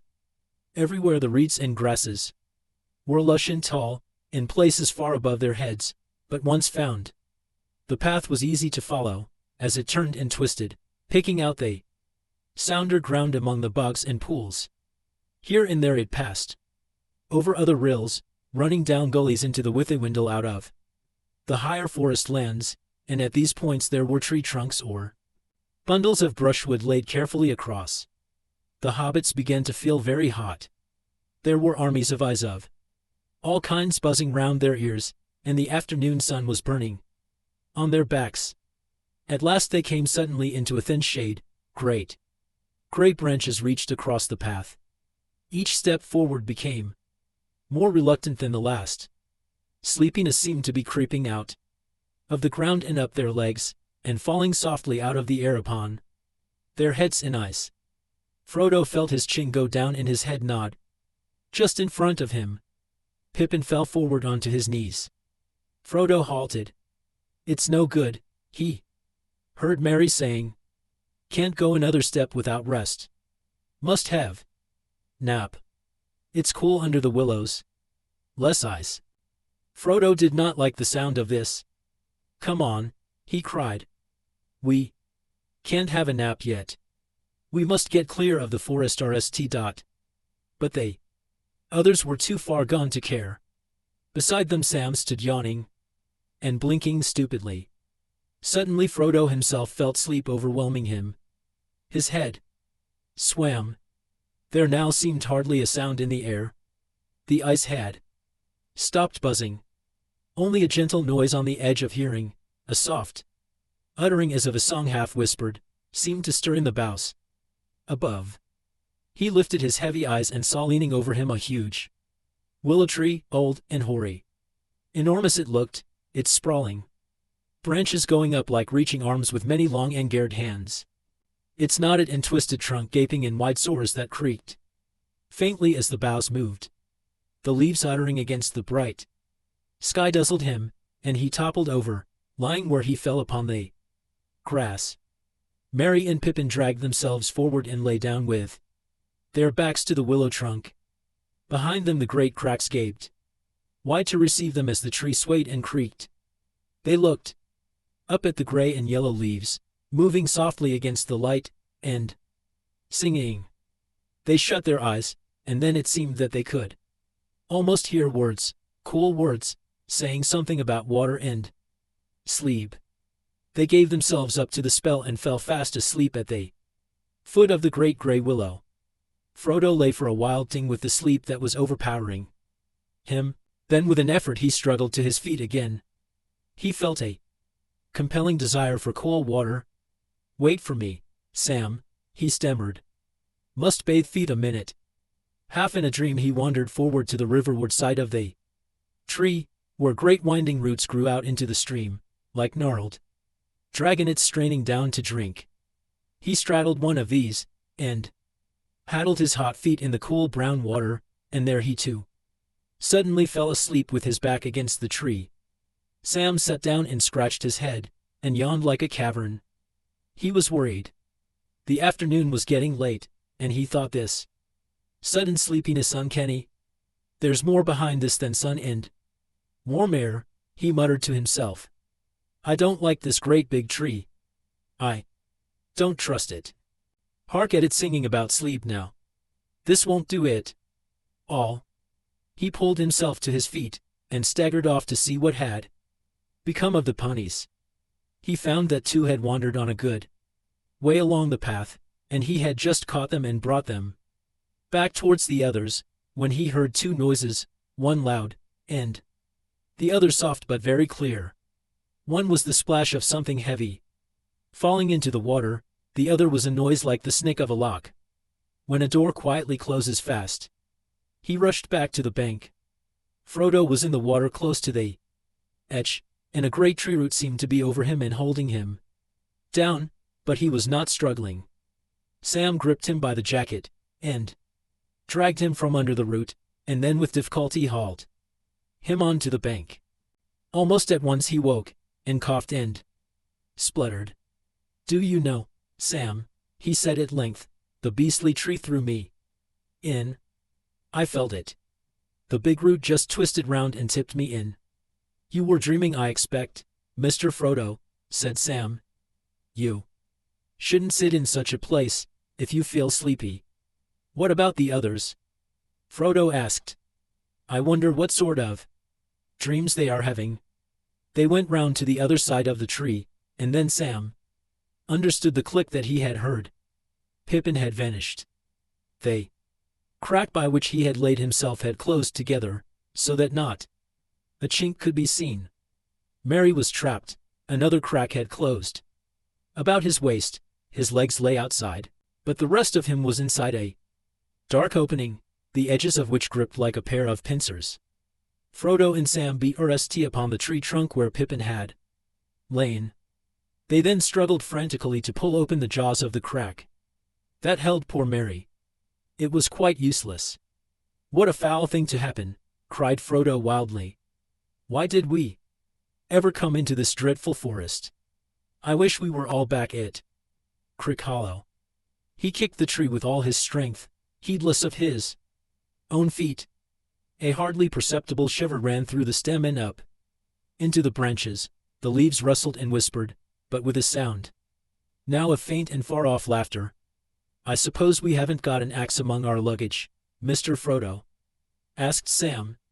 I brought a little hatchet for chopping rewood, said Frodo.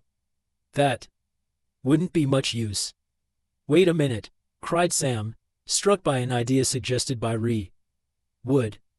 We might do something with We might, said Frodo doubtfully. We might succeed in roasting Pippin alive inside. We might try to hurt or frighten this tree to begin with, said Sam. Earthly. If it don't let them go, I'll have it down, if I have to gnaw it.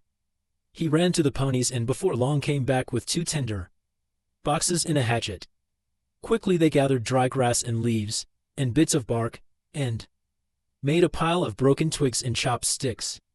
These they heaped against the trunk on the far side of the tree from the prisoners. As soon as Sam had struck a spark into the tinder, it kindled the dry grass and a ray of aim and smoke went up. The twigs crackled. Little injures of rue licked against the dry scored rind of the ancient tree and scorched it. A tremor ran through the whole willow. The leaves seemed to hiss above their heads with a sound of pain and anger. A loud scream came from Merry, and from far inside the tree they heard Pippin give a muffled yell. Put it out! Put it out! Cried Merry. He'll squeeze me in two, if you don't. He says so. Ooh. What? Shouted Frodo, rushing round to the other side of the tree. Put it out! Put it out! Begged Merry. The branches of the willow began to sway violently. There was a sound as of a wind rising and spreading outwards to the branches of all the other trees round about, as though they had dropped a stone into the quiet slumber of the river valley and set up ripples of anger that ran out over the whole forest. Sam kicked at the little reed and stamped out the sparks. But Frodo, without any clear idea of why he did so, or what he hoped for, ran along the path crying, "Help! Help! Help!" It seemed to him that he could hardly hear the sound of his own shrill voice. It was blown away from him by the willow wind and drowned in a clamor of leaves. As soon as the words left his mouth, he felt desperate, lost, and witless. Suddenly he stopped. There was an answer, or so he thought, but it seemed to come from behind him, away down the path further back in the forest.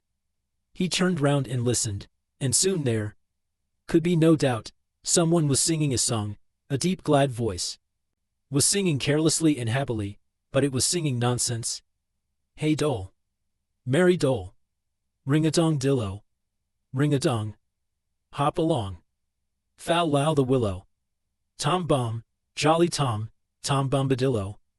Half hopeful and half afraid of some new danger, Frodo and Sam now both stood still. Suddenly, out of a long string of nonsense words, or so they seemed, the voice rose up loud and clear and burst into this song. "Hey, come merry Dole, dairy Dole, my darling. Light goes the weather wind and the feathered starling, down along under hill, shining in the sunlight, waiting on the doorstep for the cold starlight. There my pretty lady is, river woman's daughter, slender as the willow wand, clearer than the water. Old Tom Bombadil water lilies bringing, comes hopping home again. Can you hear him singing? Hey, come merry Dole, dairy Dole, and merry-o, Goldberry, Goldberry, merry yellow berry-o. Poor old willow man, you tuck your roots away. Tom's in a hurry now. Evening will follow day. Tom's going home again, water lilies bringing. Hey, come dairy Dole. Can you hear me singing?" Frodo and Sam stood as if enchanted. The wind puffed out. The leaves hung silently again on stiff branches. There was another burst of song, and then suddenly, hopping and dancing along the path, there appeared above the reeds an old battered hat with a tall crown, and a long blue feather stuck in the bend. With another hop and a bound there came into view a man, or so it seemed. At any rate he was too large and heavy for a hobbit, if not quite tall enough for one of the big people, though he made noise enough for one, stumping along with great yellow boots on his thick legs, and charging through grass and rushes like a cow going down to drink. He had a blue coat and a long brown beard, his eyes were blue and bright, and his face was red as a ripe apple, but creased into 100 wrinkles of laughter. In his hands he carried on a large leaf as on a tray a small pile of white water lilies. "Help!" cried Frodo and Sam, running towards him with their hands stretched out. Well, well, steady there," cried the old man, holding up one hand, and they stopped short, as if they had been struck stiff. "Now, my little fellows, where be you a-going to, puffin' like a bellows? What's the matter here then? Do you know who I am? I'm Tom Bombadil. Tell me what's your trouble. Tom's in a hurry now. Don't you crush my lilies. My friends are caught in the willow tree," cried Frodo breathlessly. "Master Merry's being squeezed in a crack," cried Sam. "What?" shouted Tom Bombadil, leaping up in the air. "Old man? Willow?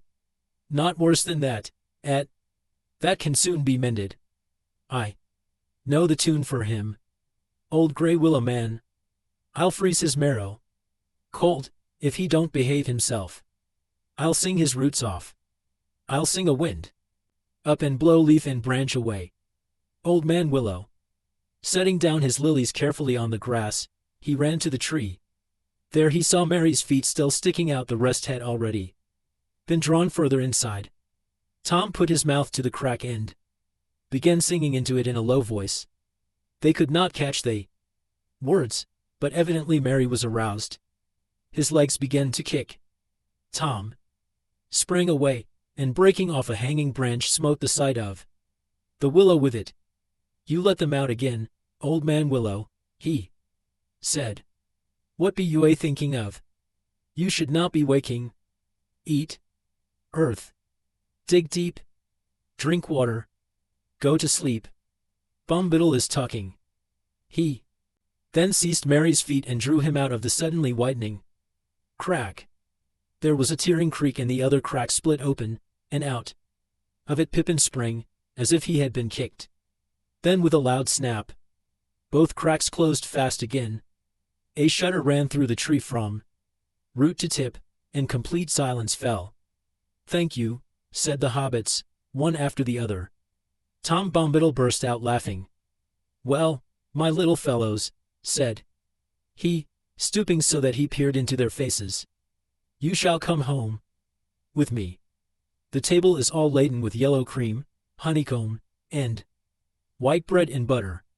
Goldberry is waiting. Time enough for a case. Shins around the supper table. You follow after me as quick as you are able."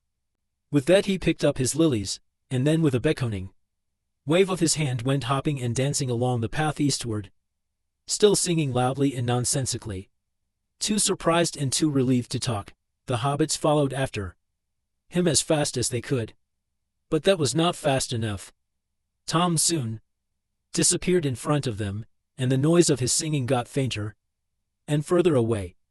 Suddenly his voice came outing back to them in a loud halloo. "Hop along, my little friends, up the Withywindle. Tom's going on ahead, candles for to kindle. Down west sinks the sun, soon you will be groping. When the night shadows fall, then the door will open. Out of the window pane's light will twinkle yellow. Fear no alder black. Heed no hoary willow. Fear neither root nor bough. Tom goes on before you. Hey now, Mary Dole, we'll be waiting for you." After that the hobbits heard no more. Almost at once the sun seemed to sink into the trees behind them. They thought of the slanting light of evening glittering on the Brandywine River, and the windows of Bucklebury beginning to gleam with hundreds of lights. Great shadows fell across them, trunks and branches of trees hung dark and threatening over the path. White mists began to rise and curl on the surface of the river and stray about the roots of the trees upon its borders. Out of the very ground at their feet a shadowy steam arose and mingled with the swiftly falling dusk. It became difficult to follow the path, and they were very tired. Their legs seemed leaden. Strange furtive noises ran among the bushes and reeds on either side of them, and if they looked up to the pale sky, they caught sight of queer gnarled and knobbly faces that gloomed dark against the twilight, and leered down at them from the high bank and the edges of the wood. They began to feel that all this country was unreal, and that they were stumbling through an ominous dream that led to no awakening. Just as they felt their feet slowing down to a standstill, they noticed that the ground was gently rising. The water began to murmur. In the darkness they caught the white glimmer of foam, where the river owed over a short fall. Then suddenly the trees came to an end and the mists were left behind. They stepped out from the forest, and found a wide sweep of grass welling up before them. The river, now small and swift, was leaping merrily down to meet them, glinting here and there in the light of the stars, which were already shining in the sky. The grass under their feet was smooth and short, as if it had been mown or shaven. The eaves of the forest behind were clipped, and trim as a hedge. The path was now plain before them, well tended, and bordered with stone. It wound up onto the top of a grassy knoll, now gray under the pale starry night, and there, still high above them, on a further slope, they saw the twinkling lights of a house. Down again the path went, and then up again, up a long smooth hillside of turf, towards the light. Suddenly a wide yellow beam owed out brightly from a door that was opened. There was Tom Bombittle's house before them, up, down, under hill. Behind it a steep shoulder of the land lay gray and bare, and beyond that the dark shapes of the Barrow Downs stalked away into the eastern night. They all hurried forward, hobbits and ponies. Already half there. Weariness and all their fears had fallen from them. Hey! Come merry! Dole! Rolled out the song to greet them. Hey! Come derry dole! Hop along, my hearties! Hobbits! Ponies all! We are fond of parties. Now let the fun begin. Let us sing together. Then another clear voice, as young and as ancient as spring, like the song of a glad water owing down into the night from a bright morning in the hills, came falling like silver to meet them. Now let the song begin. Let us sing together. Of sun, stars, moon, and mist, rain and cloudy weather. Light on the budding leaf, dew on the feather. Wind on the open hill, bells on the heather. Reeds by the shady pool, lilies on the water. Old Tom Bombadil and the river daughter. And with that song the hobbits stood upon the threshold, and a golden light was all about them. Chapter 7. In the house of Tom Bombadil. The four hobbits stepped over the wide stone threshold, and stood still, blinking. They were in a long low room, LED with the light of lamps swinging from the beams of the roof, and on the table of dark polished wood stood many candles, tall and yellow, burning brightly. In a chair, at the far side of the room facing the outer door, sat a woman. Her long yellow hair rippled down her shoulders, her gown was green as young reeds, shot with silver like beads of dew. And her belt was of gold, shaped like a chain of egg lilies set with the pale blue eyes of forget-me-nots. About her feet in wide vessels of green and brown earthenware, white water lilies were odoring, so that she seemed to be enthroned in the midst of a pool. Enter, good guests, she said, and as she spoke they knew that it was her clear voice they had heard singing. They came a few timid steps further into the room, and began to bow low, feeling strangely surprised and awkward, like folk that, knocking at a cottage door to beg for a drink of water, have been answered by a fair young elf queen, clad in living hours. But before they could say anything, she sprang lightly up and over the lily bowls, and ran laughing towards them. And as she ran her gown rustled softly like the wind in the owering borders of a river. Come dear folk, she said, taking Frodo by the hand. Laugh and be merry. I am Goldberry, daughter of the river. Then lightly she passed them, and closing the door she turned her back to it, with her white arms spread out across it. Let us shut out the night, she said. For you are still afraid, perhaps, of mist and tree shadows and deep water, and untamed things. Fear nothing. For tonight you are under the roof of Tom Bombadil. The hobbits looked at her in wonder, and she looked at each of them and smiled. Fair Lady Goldberry, said Frodo at last, feeling his heart moved with a joy that he did not understand. He stood as he had at times stood, enchanted by fair elven voices, but the spell that was now laid upon him was different, less keen and lofty was the delight, but deeper and nearer to mortal heart, marvelous and yet not strange. Fair Lady Goldberry, he said again. Now the joy that was hidden in the songs we heard is made plain to me. O slender as a willow wand, O clearer than clear water, O reed by the living pool, fair river daughter, O springtime and summertime, and spring again after, O wind on the waterfall, and the leaves' laughter. Suddenly he stopped and stammered, overcome with surprise to hear himself saying such things. But Goldberry laughed. Welcome, she said. I had not heard that folk of the Shire were so sweet-tongued. But I see that you are an elf friend, the light in your eyes and the ring in your voice tells it. This is a merry meeting.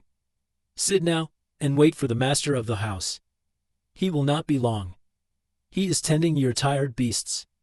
The hobbits sat down gladly in low rush-seated chairs, while Goldberry busied herself about the table, and their eyes followed her, for the slender grace of her movement led them with quiet delight.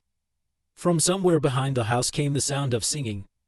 Every now and again they caught, among many a derry dole and a merry dole, and a ring-a-ding-dillo, the repeated words, Old Tom Bombadil is a merry fellow. Bright blue his jacket is, and his boots are yellow.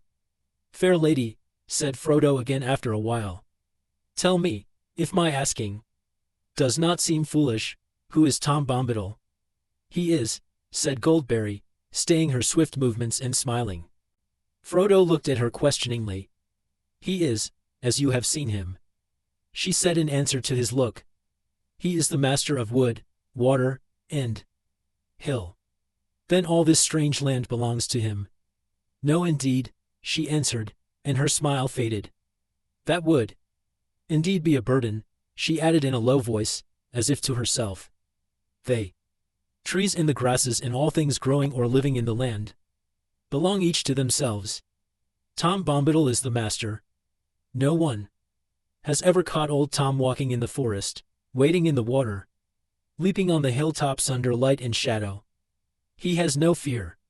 Tom Bombadil is master. A door opened and in came Tom Bombadil. He had now no hat, and his thick brown hair was crowned with autumn leaves.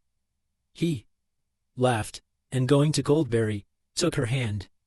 Here's my pretty lady, he said, bowing to the hobbits. Here's my Goldberry clothed all in silver green with hours in her girdle. Is the table laden? I see yellow cream and honeycomb, and white bread, and butter, milk, cheese, and green herbs and ripe berries. Gathered. Is that enough for us? Is the supper ready? It is, said Goldberry, but the guests perhaps are not. Tom clapped his hands and cried, Tom, Tom, your guests are tired, and you had near forgotten. Come now, my merry friends, and Tom will refresh you. You shall clean grimy hands, and wash your weary faces, cast off your muddy cloaks and comb out your tangles. He opened the door, and they followed him down a short passage, and round a sharp turn.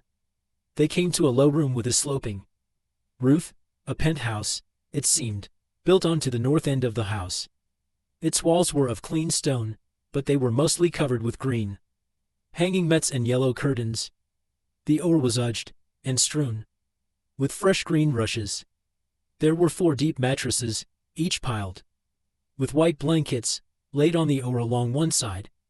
Against the opposite wall was a long bench laden with white earthenware basins, and beside it stood brown ewers LED with water, some cold, some steaming hot.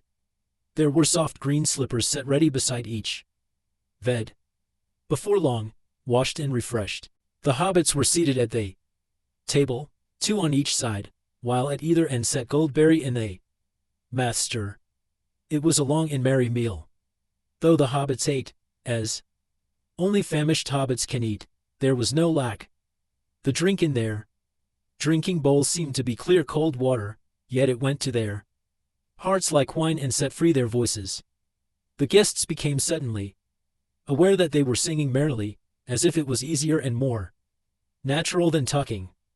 At last Tom and Goldberry rose and cleared the table swiftly. The guests were commanded to sit quiet, and were set in chairs, each with a footstool to his tired feet. There was airy in the white hearth before them, and it was burning with a sweet smell, as if it were built of apple wood. When everything was set in order, all the lights in the room were put out, except one lamp and a pair of candles at each end of the chimney shelf. Then Goldberry came and stood before them, holding a candle, and she wished them each a good night and deep sleep. Have peace now, she said, until the morning. Heed no nightly noises, for nothing passes door and window here save moonlight and starlight in the wind off the hilltop. Good night. She passed out of the room with a glimmer and a rustle. The sound of her footsteps was like a stream falling gently away downhill over cool stones in the quiet of night. Tom sat on a while beside them in silence, while each of them tried to muster the courage to ask one of the many questions he had meant to ask at supper. Sleep gathered on their eyelids. At last Frodo spoke. Did you hear me calling, Master, or was it just chance that brought you at that moment? Tom stirred like a man shaken out of a pleasant dream. At what? Said he. Did I hear you calling, Nay, I did not hear, I was busy singing. Just chance brought me then, if chance you call it. It was no plan of mine, though I was waiting for you. We heard news of you, and learned that you were wandering. We guessed you'd come ere long down to the water, all paths lead that way, down to Withy Windle. Old Grey Willow Man, he's a mighty singer, and it's hard for little folk to escape his cunning mazes. But Tom had an errand there that he dared not hinder. Tom nodded as if sleep was taking him again, but he went on in a soft singing voice. I had an errand there, gathering water lilies, green leaves and lilies white to please my pretty lady, the last ere the year's end to keep them from the winter, to owe her by her pretty feet till the snows are melted. Each year at summer's end I go to endy them for her, in a wide pool, deep and clear, far down Withy Windle. There they open rst in spring and there they linger latest. By that pool long ago I found the river daughter, fair young Goldberry sitting in the rushes. Sweet was her singing then, and her heart was beating. He opened his eyes and looked at them with a sudden glint of blue. And that proved well for you, for now I shall no longer go down deep again along the forest water, not while the year is old, nor shall I be passing Old Man Willow's house this side of springtime, not till the merry spring, when the river daughter dances down the withy path to bathe in the water. He fell silent again, but Frodo could not help asking one more question, the one he most desired to have answered. Tell us, master, he said, about the Willow Man. What is he? I have never heard of him before. No, don't, said Merry and Pippin together, sitting suddenly upright. Not now. Not until the morning. That is right, said the old man. Now is the time for resting. Some things are ill to hear when the world's in shadow. Sleep till the morning light, rest on the pillow. Heed no nightly noise. Fear no Grey Willow. And with that he took down the lamp and blew it out. And grasping a candle in either hand he led them out of the room. Their mattresses and pillows were soft as down, and the blankets were of white wool. They had hardly laid themselves on the deep beds and drawn the light covers over them before they were asleep. In the dead night, Frodo lay in a dream without light. Then he saw the young moon rising. Under its thin light there loomed before him a black wall of rock, pierced by a dark arch like a great gate.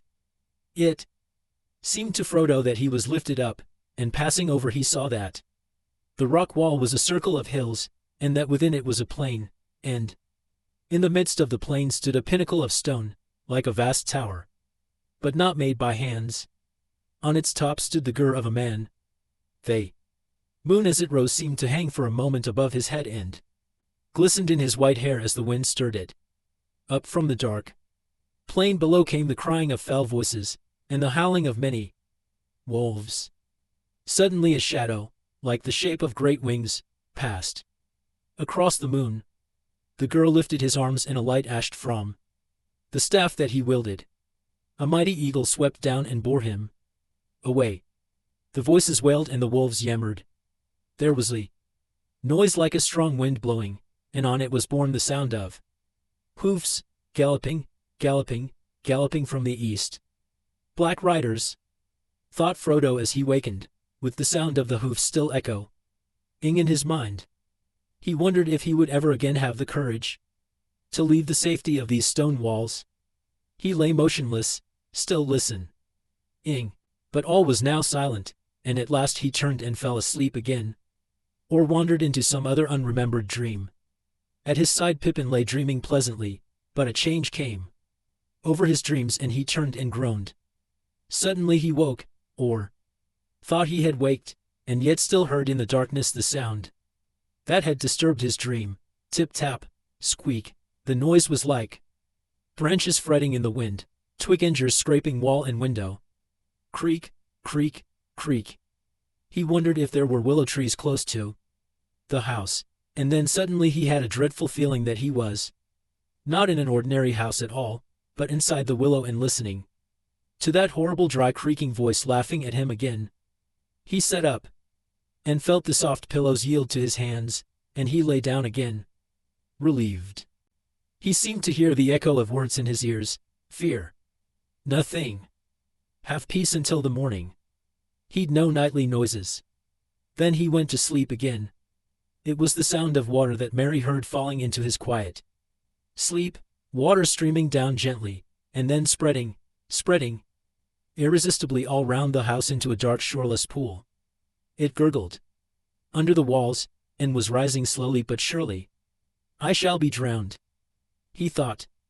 It will eddy its way in, and then I shall drown. He felt that he was lying in a soft slimy bog, and springing up he set his foot on the corner of a cold hard eggstone. Then he remembered where he was and lay down again. He seemed to hear or remember hearing nothing passes doors or windows save moonlight and starlight and the wind off the hilltop. A little breath of sweet air moved the curtain. He breathed deep and fell asleep again. As far as he could remember, Sam slept through the night in deep content, if logs are contented. They woke up, all four at once, in the morning light.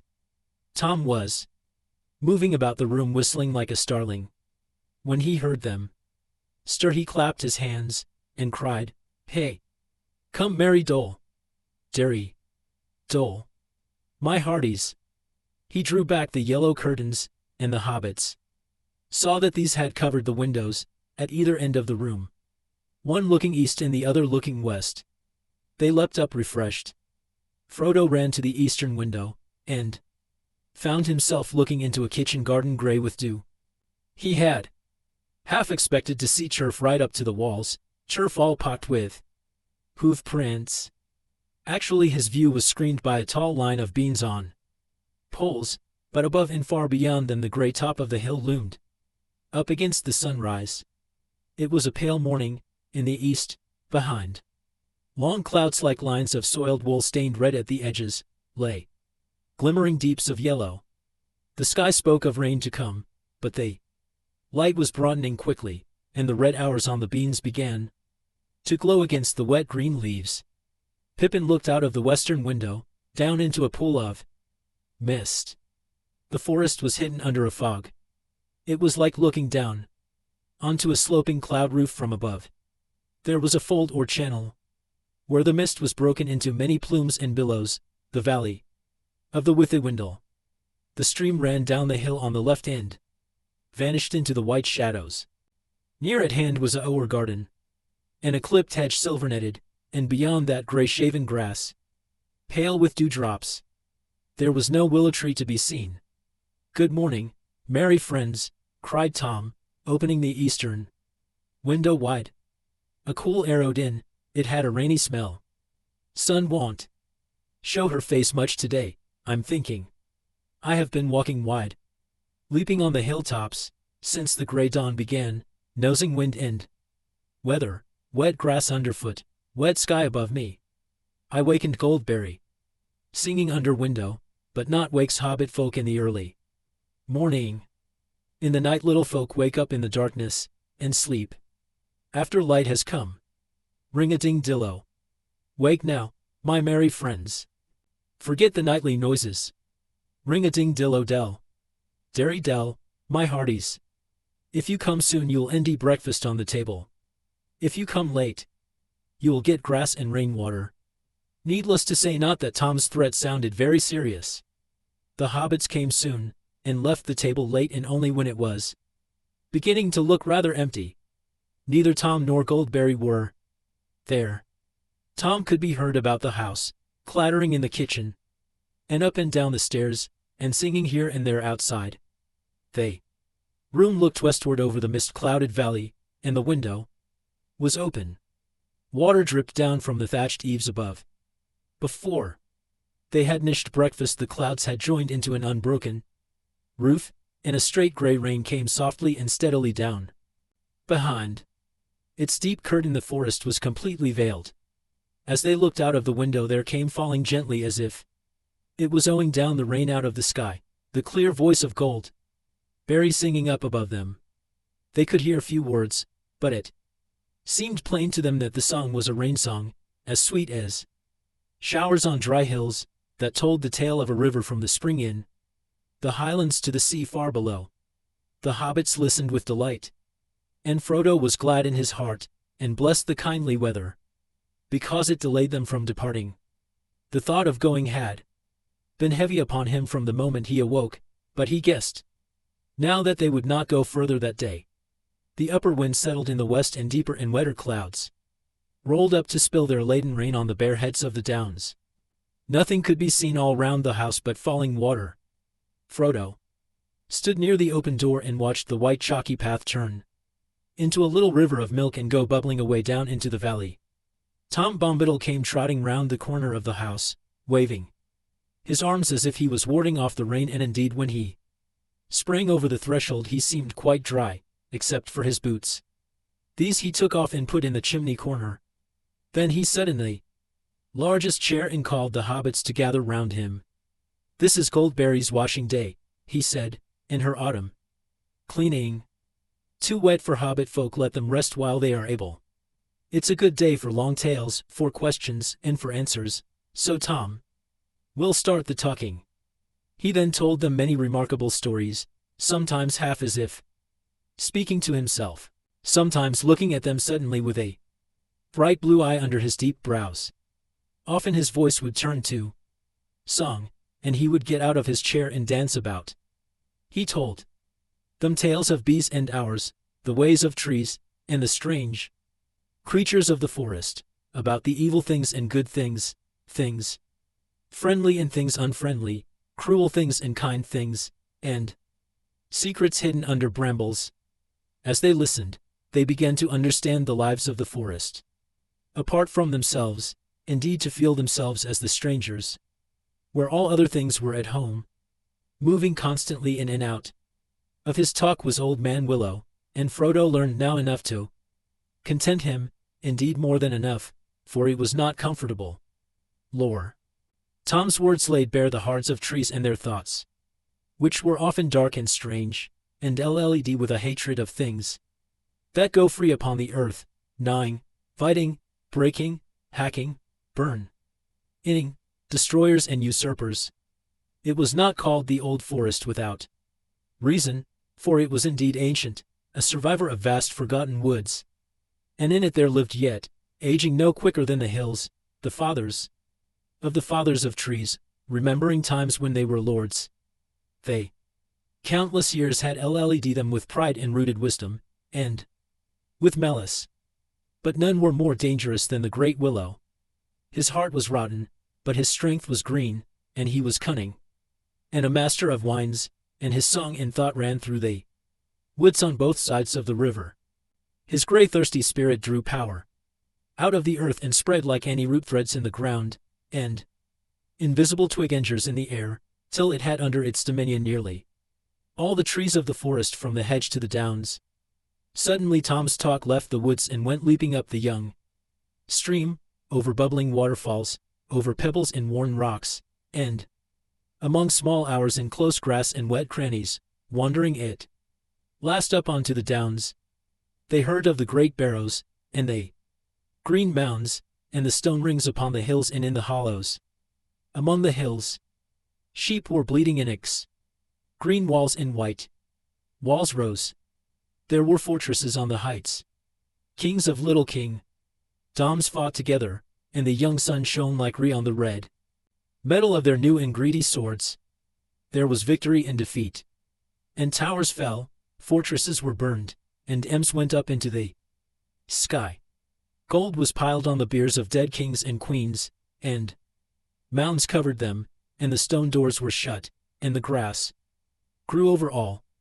Sheep walked for a while biting the grass, but soon the hills were empty again. A shadow came out of dark places far away, and the bones were stirred in the mounds. Barrow-wights walked in the hollow places with a clink of rings on cold engers, and gold chains in the wind. Stone rings grinned out of the ground like broken teeth. In the moonlight, the hobbits shuddered. Even in the Shire the rumor of the Barrow-wights of the Barrow Downs beyond the forest had been heard. But it was not a tale that any hobbit liked to listen to, even by a comfortable reside far away. These four now suddenly remembered what the joy of this house had driven from their minds. The house of Tom Bombadil nestled under the very shoulder of those dreaded hills. They lost the thread of his tale and shifted uneasily, looking aside at one another. When they caught his words again, they found that he had now wandered into strange regions beyond their memory and beyond their waking thought, into times when the world was wider, and the seas owed straight to the western shore, and still on and back Tom went, singing out into ancient starlight, when only the elf sires were awake. Then suddenly he stopped, and they saw that he nodded as if he was falling asleep. The hobbits sat still before him, enchanted, and it seemed as if, under the spell of his words, the wind had gone, and the clouds had dried up, and the day had been withdrawn, and darkness had come from east and west, and all the sky was LED with the light of white stars. Whether the morning and evening of one day or of many days had passed, Frodo could not tell. He did not feel either hungry or tired, only LED with wonder. The stars shone through the window, and the silence of the heavens seemed to be round him. He spoke, at last, out of his wonder and a sudden fear of that silence. "Who are you, master?" he asked. "At what?" said Tom, sitting up, and his eyes glinting in the gloom. "Don't you know my name yet?" "That's the only answer." "Tell me. Who are you?" "Alone, yourself and nameless." "But you are young and—" "I am old. Eldest, that's what I am.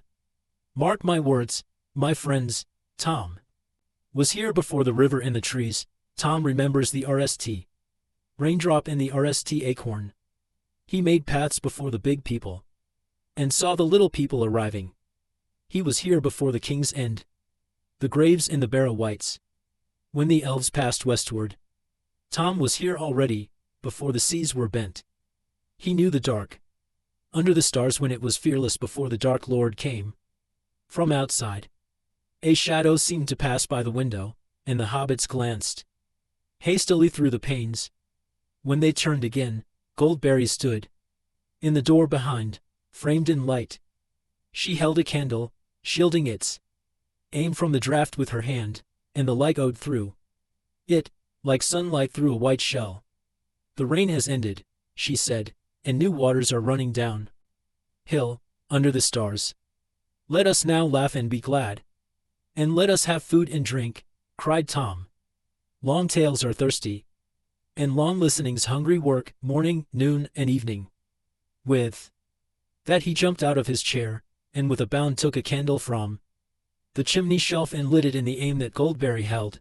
Then he danced about the table. Suddenly he hopped through the door and disappeared. Quickly he returned, bearing a large and laden tray. Then Tom and Goldberry set the table, and the hobbits sat half in wonder and half in laughter, so fair was the grace of Goldberry and so merry and odd the caperahings of Tom. Yet in some fashion they seemed to weave a single dance, neither hindering the other, in and out of the room, and round about the table, and with great speed food and vessels and lights were set in order. The boards blazed with candles, white and yellow. Tom bowed to his guests. "Supper is ready," said Goldberry. And now the hobbits saw that she was clothed all in silver with a white girdle, and her shoes were like she's mail. But Tom was all in clean blue, blue as rain-washed forget-me-nots, and he had green stockings. It was a supper even better than before. The hobbits, under the spell of Tom's words, may have missed one meal or many, but when the food was before them it seemed at least a week since they had eaten, and they did not sing or even speak much for a while, and paid close attention to business. But after a time their hearts and spirits rose high again, and their voices rang out in mirth and laughter. After they had eaten, Goldberry sang many songs for them, songs that began merrily in the hills and fell softly down into silence, and in the silences they saw in their minds pools and waters wider than any they had known, and looking into them they saw the sky below them and the stars like jewels in the depths. Then once more she wished them each good night and left them by the reside. But Tom now seemed wide awake and plied them with questions. He appeared already to know much about them and all their families, and indeed to know much of all the history and doings of the Shire down from days hardly remembered among the hobbits themselves. It no longer surprised them, but he made no secret that he owed his recent knowledge largely to Farmer Maggot, whom he seemed to regard as a person of more importance than they had imagined. There's earth under his old feet, and clay on his engers, wisdom in his bones, and both his eyes are open, said Tom. It was also clear that Tom had dealings with the elves, and it seemed that, in some fashion, news had reached him from Gilder concerning the height of Frodo. Indeed, so much did Tom know, and so cunning was his questioning, that Frodo found himself telling him more about Bilbo and his own hopes and fears than he had told before even to Gandalf. Tom wagged his head up and down, and there was a glint in his eyes when he heard of the riders. "Show me the precious ring," he said suddenly in the midst of the story, and Frodo, to his own astonishment, drew out the chain from his pocket, and unfastening the ring handed it at once to Tom. It seemed to grow larger as it lay for a moment on his big brown skinned hand. Then suddenly he put it to his eye and laughed. For a second the hobbits had a vision, both comical and alarming, of his bright blue eye gleaming through a circle of gold. Then Tom put the ring round the end of his little enger and held it up to the candle light. For a moment the hobbits noticed nothing strange about this. Then they gasped. There was no sign of Tom disappearing. Tom laughed again, and then he spun the ring in the air and it vanished with a ash.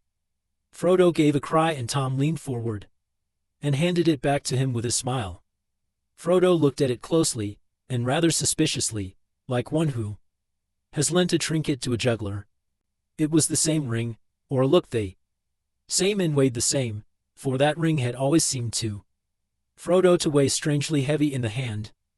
But something prompted him to make sure. He was perhaps a tree annoyed with Tom for seeming to make so light of what even Gandalf thought so perilously important. He waited for an opportunity, when the talk was going again, and Tom was telling an absurd story about badgers and their queer ways. Then he slipped the ring on. Merry turned towards him to say something and gave a start, and checked an exclamation. Frodo was delighted. In a way it was his own ring all right, for Merry was staring blankly at his chair, and obviously could not see him. He got up and crept quietly away from the reside towards the outer door. "Hey there!" cried Tom, glancing towards him with a most seeing look in his shining eyes. "Hey! Come, Frodo, there! Where be you going? Old Tom Bombadil's not as blind as that yet. Take off your golden ring. Your hand's more fair without it. Come back. Leave your game and sit down beside me. We must talk a while more, and think about the morning. Tom must teach the right road, and keep your feet from wandering."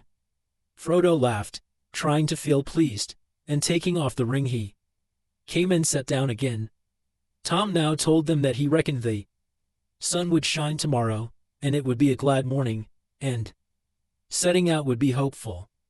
But they would do well to start early, for weather in that country was a thing that even Tom could not be sure of for long, and it would change sometimes quicker than he could change his jacket.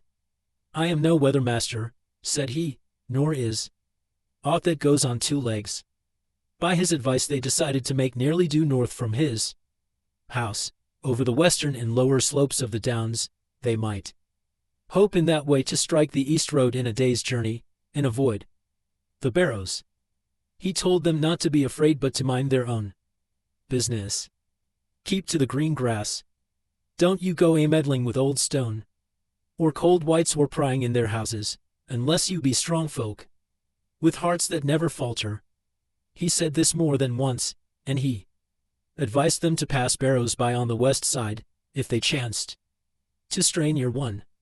Then he taught them a rhyme to sing, if they should by ill luck fall into any danger or difficulty the next day.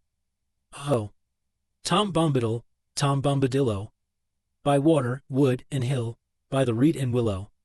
By re, sun and moon, hearken now and hear us.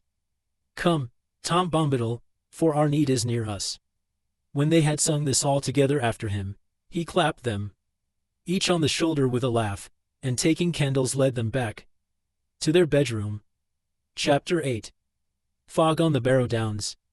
That night they heard no noises, but either in his dreams or out of them, he could not tell which, Frodo heard a sweet singing running in his mind, a song that seemed to come like a pale light behind a grey rain curtain, and growing stronger to turn the veil all to glass and silver, until at last it was rolled back, and a far green country opened before him under a swift sunrise.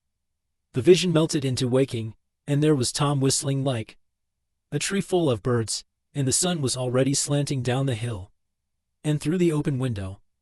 Outside everything was green and pale gold. After breakfast, which they again ate alone, they made ready to say farewell, as nearly heavy of heart as was possible on such a morn. Cool, bright, and clean under a washed autumn sky of thin blue. The air came fresh from the northwest. Their quiet ponies were almost frisky, sniffing and moving restlessly. Tom came out of the house and waved his hat and danced upon the doorstep, bidding the hobbits to get up and be off and go with good speed. They rode off along a path that wound away from behind the house, and went slanting up towards the north end of the hill brow, under which it sheltered. They had just dismounted to lead their ponies up the last steep slope, when suddenly Frodo stopped. "Goldberry," he cried, "my fair lady, clad all in silver green. We have never said farewell to her, nor seen her since the evening." He was so distressed that he turned back, but at that moment a clear call came rippling down. There on the hill brow she stood beckoning to them. Her hair was ying loose, and as it caught the sun it shone and shimmered, a light like the glint of water on dewy grass ashed from under her feet as she danced. They hastened up the last slope, and stood breathless beside her. They bowed, but with a wave of her arm she bade them look round. And they looked out from the hilltop over lands under the morning. It was now as clear and far seen as it had been veiled and misty when they stood upon the knoll and the forest, which could now be seen, rising pale and green out of the dark trees in the west. In that direction the land rose in wooded ridges, green, yellow, russet under the sun, beyond which lay hidden the valley of the Brandywine. To the south, over the line of the Withywindle, there was a distant glint, like pale glass where the Brandywine River made a great loop in the lowlands and owed away out of the knowledge of the hobbits. Northward beyond the dwindling downs the land ran away in its and swellings of gray and green and pale earth colors, until it faded into a featureless and shadowy distance. Eastward the Barrow Downs rose, ridge behind ridge into the morning, and vanished out of sight into a guess. It was no more than a guess of blue in a remote white glimmer blending with the hem of the sky, but it spoke to them, out of memory in old tales, of the high and distant mountains. They took a deep draught of the air, and felt that a skip in a few stout strides would bear them wherever they wished. It seemed faint-hearted to go jogging aside over the crumpled skirts of the downs towards the road, when they should be leaping, as lusty as Tom, over the stepping stones of the hills straight towards the mountains. Goldberry spoke to them and recalled their eyes and thoughts. "Speed now, fair guests," she said, "and hold to your purpose. North, with the wind in the left eye and a blessing on your footsteps. Make haste while the sun shines." And to Frodo she said, "Farewell, elf friend." It was a merry meeting, but Frodo found no words to answer. He bowed low, and mounted his pony, and followed by his friends jogged slowly down the gentle slope behind the hill. Tom Bombadil's house in the valley, and the forest were lost to view. The air grew warmer between the green walls of hillside and hillside, and the scent of turf rose strong and sweet as they breathed. Turning back, when they reached the bottom of the green hollow, they saw Goldberry, now small and slender like a sunlit oar against the sky. She was standing still watching them, and her hands were stretched out towards them. As they looked, she gave a clear call, and lifting up her hand she turned and vanished behind the hill. Their way wound along the oar of the hollow, and round the green feet of a steep hill into another deeper and broader valley, and then over the shoulders of further hills, and down their long limbs, and up their smooth sides again, up onto new hilltops and down into new valleys. There was no tree nor any visible water. It was a country of grass and short springy turf, silent except for the whisper of the air over the edges of the land, and high lonely cries of strange birds. As they journeyed, the sun mounted and grew hot. Each time they climbed a ridge the breeze seemed to have grown less. When they caught a glimpse of the country westward, the distant forest seemed to be smoking, as if the fallen rain was steaming up again from leaf and root and mold. A shadow now lay round the edge of sight, a dark haze above which the upper sky was like a blue cap, hot and heavy. About midday they came to a hill whose top was white and at end like a shallow saucer with a green mounded rim. Inside there was no air stirring, and the sky seemed near their heads. They rode across and looked northwards. Then their hearts rose, for it seemed plain that they had come further already than they had expected. Certainly the distances had now all become hazy and deceptive, but there could be no doubt that the downs were coming to an end.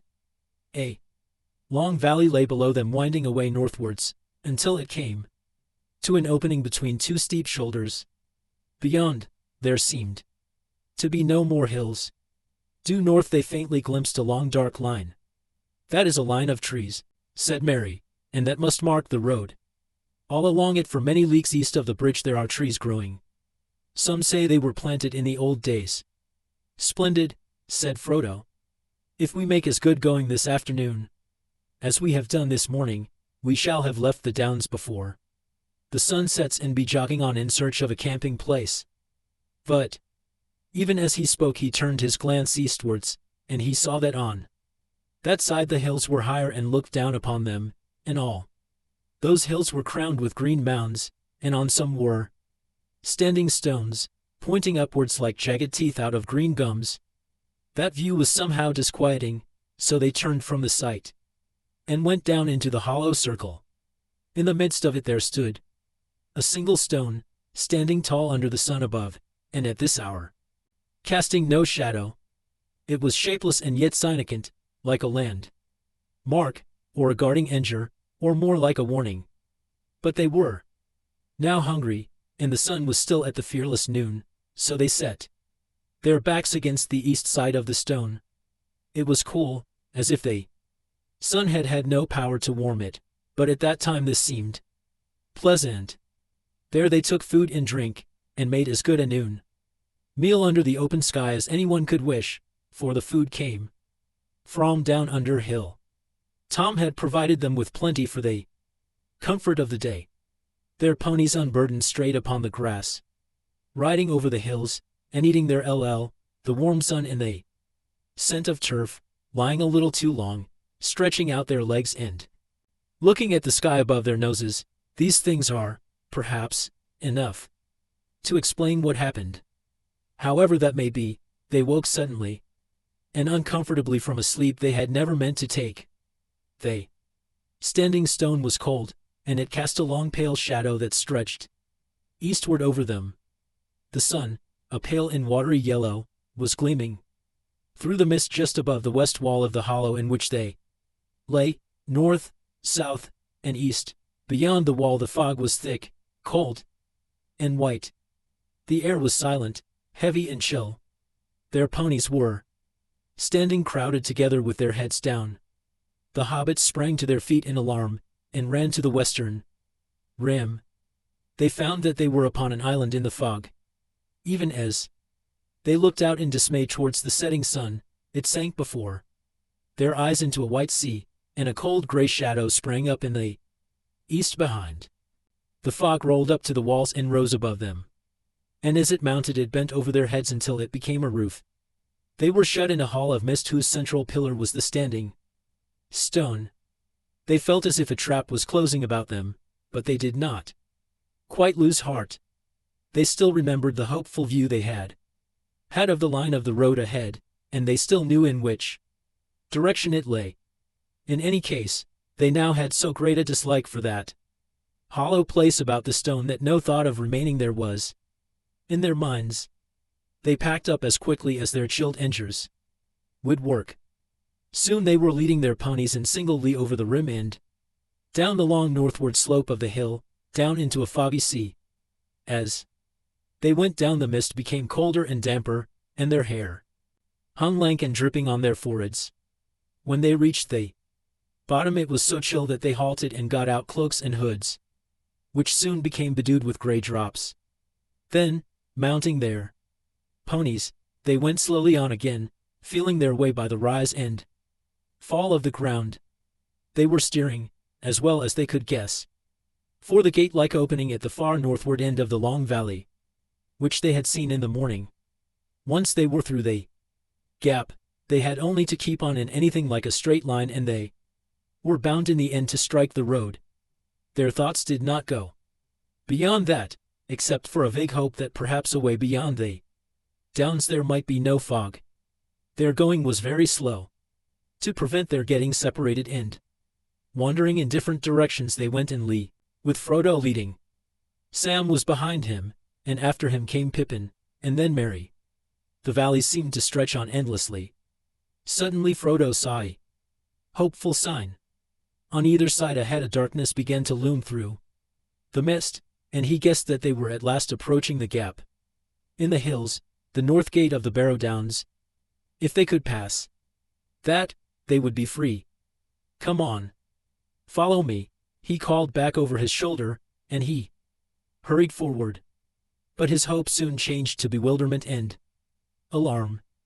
The dark patches grew darker, but they shrank, and suddenly he saw, towering ominous before him and leaning slightly towards one another like the pillars of a headless door, two huge standing stones. He could not remember having seen any sign of these in the valley when he looked out from the hill in the morning. He had passed between them almost before he was aware, and even as he did so darkness seemed to fall round him. His pony reared and snorted, and he fell off. When he looked back he found that he was alone. The others had not followed him. "Sam," he called. "Pippin." "Merry." "Come along. Why don't you keep up?" There was no answer. Fear took him, and he ran back past the stones shouting wildly, "Sam! Sam! Merry! Pippin!" The pony bolted into the mist and vanished. From some way off, or so it seemed, he thought he heard a cry, "Hoy! Frodo! Ahoy!" It was away eastward, on his left, as he stood under the great stones, staring and straining into the gloom. He plunged off in the direction of the call, and found himself going steeply uphill. As he struggled on he called again, and kept on calling more and more frantically, but he heard no answer for some time, and then it seemed faint and far ahead and high above him. "Frodo! Hoy!" came the thin voices out of the mist, and then a cry that sounded like help. Help! Often repeated, ending with a last help. That trailed off into a long wail suddenly cut short. He stumbled forward with all the speed he could towards the cries, but the light was now gone, and clinging night had closed about him, so that it was impossible to be sure of any direction. He seemed all the time to be climbing up and up. Only the change in the level of the ground at his feet told him. When he at last came to the top of a ridge or hill, he was weary, sweating and yet chilled. It was wholly dark. "Where are you?" he cried out miserably. There was no reply. He stood listening. He was suddenly aware that it was getting very cold, and that up here a wind was beginning to blow, an icy wind. A change was coming in the weather. The mist was owing past him now in shreds and tatters. His breath was smoking, and the darkness was less near and thick. He looked up, and saw with surprise that faint stars were appearing overhead amid the strands of hurrying cloud and fog. The wind began to hiss over the grass. He imagined suddenly that he caught a muffled cry, and he made towards it, and even as he went forward the mist was rolled up and thrust aside, and the starry sky was unveiled. A glance showed him that he was now facing southwards and was on a round hilltop, which he must have climbed from the north. Out of the east the biting wind was blowing. To his right there loomed against the west ward stars a dark black shape. A great barrow stood there. "Where are you?" he cried again, both angry and afraid. "Here," said a voice, deep and cold, that seemed to come out of the ground. "I am waiting for you." "No," said Frodo, but he did not run away. His knees gave, and he fell on the ground. Nothing happened, and there was no sound. Trembling he looked up, in time to see a tall dark girl like a shadow against the stars. It leaned over him. He thought there were two eyes, very cold though lit with a pale light that seemed to come from some remote distance. Then a grip stronger and colder than iron seized him. The icy touch froze his bones, and he remembered no more. When he came to himself again, for a moment he could recall nothing except a sense of dread. Then suddenly he knew that he was imprisoned, caught hopelessly. He was in a barrow. A barrow white had taken him, and he was probably already under the dreadful spells of the barrow whites about which whispered tales spoke. He dared not move, but lay as he found himself, on his back upon a cold stone with his hands on his breast. But though his fear was so great that it seemed to be part of the very darkness that was round him, he found himself as he lay thinking about Bilbo Baggins and his stories, of their jogging along together in the lanes of the Shire and talking about roads and adventures. There is a seed of courage hidden, often deeply, it is true, in the heart of the fattest and most timid hobbit, waiting for some and desperate danger to make it grow. Frodo was neither very fat nor very timid. Indeed, though he did not know it, Bilbo and Gandalf had thought him the best hobbit in the Shire. He thought he had come to the end of his adventure, and a terrible end, but the thought hardened him. He found himself stiffening, as if for anal spring. He no longer felt limp like a helpless prey. As he lay there, thinking and getting a hold of himself, he noticed all at once that the darkness was slowly giving way. A pale greenish light was growing round him. It did not at first show him what kind of a place he was in, for the light seemed to be coming out of himself and from the over beside him, and had not yet reached the roof or wall. He turned, and there in the cold glow he saw lying beside him Sam, Pippin, and Merry. They were on their backs, and their faces looked deathly pale, and they were clad in white. About them lay many treasures, of gold maybe, though in that light they looked cold and unlovely. On their heads were circlets, gold chains were about their waists, and on their enders were many rings. Swords lay by their sides, and shields were at their feet. But across their three necks lay one long naked sword. Suddenly a song began, a cold murmur, rising and falling. The voice seemed far away and immeasurably dreary, sometimes high in the air and thin, sometimes like a low moan from the ground. Out of the formless stream of sad but horrible sounds, strings of words would now and again shape themselves, grim, hard, cold words, heartless and miserable. The night was railing against the morning, of which it was bereaved, and the cold was cursing the warmth for which it hungered. Frodo was chilled to the marrow. After a while, the song became clearer, and with dread in his heart he perceived that it had changed into an incantation. Cold be hand and heart and bone, and cold be sleep under your stone. Never more to wake on stony bed. Never, till the sun fails and the moon is dead.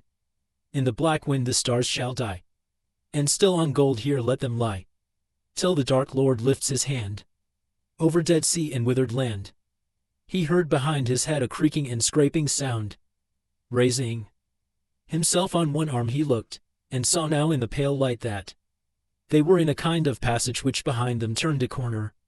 Round the corner a long arm was groping, walking on its edges towards Sam, who was lying nearest, and towards the hilt of the sword that lay upon him. At rst Frodo felt as if he had indeed been turned into stone by the incantation. Then a wild thought of escape came to him. He wondered if he put on the ring, whether the Barrow-wight would miss him, and he might endy some way out. He thought of himself running free over the grass, grieving for Merry and Sam and Pippin, but free and alive himself. Gandalf would admit that there had been nothing else he could do. But the courage that had been awakened in him was now too strong. He could not leave his friends so easily. He wavered, groping in his pocket, and then fought with himself again, and as he did so, the arm crept nearer. Suddenly resolve hardened in him, and he seized a short sword that lay beside him, and kneeling he stooped low over the bodies of his companions. With what strength he had, he hewed at the crawling arm near the wrist, and the hand broke off. But at the same moment the sword splintered up to the hilt. There was a shriek and the light vanished. In the dark there was a snarling noise. Frodo fell forward over Merry, and Merry's face felt cold. All at once back into his mind, from which it had disappeared with the rst coming of the fog, came the memory of the house down under the hill, and of Tom singing. He remembered the rhyme that Tom had taught them. In a small desperate voice he began, "Ho, Tom Bombadil," and with that name his voice seemed to grow strong. It had a full and lively sound, and the dark chamber echoed as if to drum and trumpet. Ho, Tom Bombadil, Tom Bombadillo, by water, wood, and hill, by the reed and willow, by Ree, sun and moon, hearken now and hear us. Come, Tom Bombadil, for our need is near us. There was a sudden deep silence, in which Frodo could hear his heart beating. After a long slow moment he heard plain, but far away, as if it was coming down through the ground or through thick walls, an answering voice singing. Old Tom Bombadil is a merry fellow. Bright blue his jacket is, and his boots are yellow. None has ever caught him yet, for Tom, he is the master. His songs are stronger songs, and his feet are faster. There was a loud rumbling sound, as of stones rolling and falling. And suddenly light streamed in, real light, the plain light of day. A low door-like opening appeared at the end of the chamber beyond Frodo's feet, and there was Tom's head, hat, feather, and all, framed against the light of the sun rising red behind him. The light fell upon the oar, and upon the faces of the three hobbits lying beside Frodo.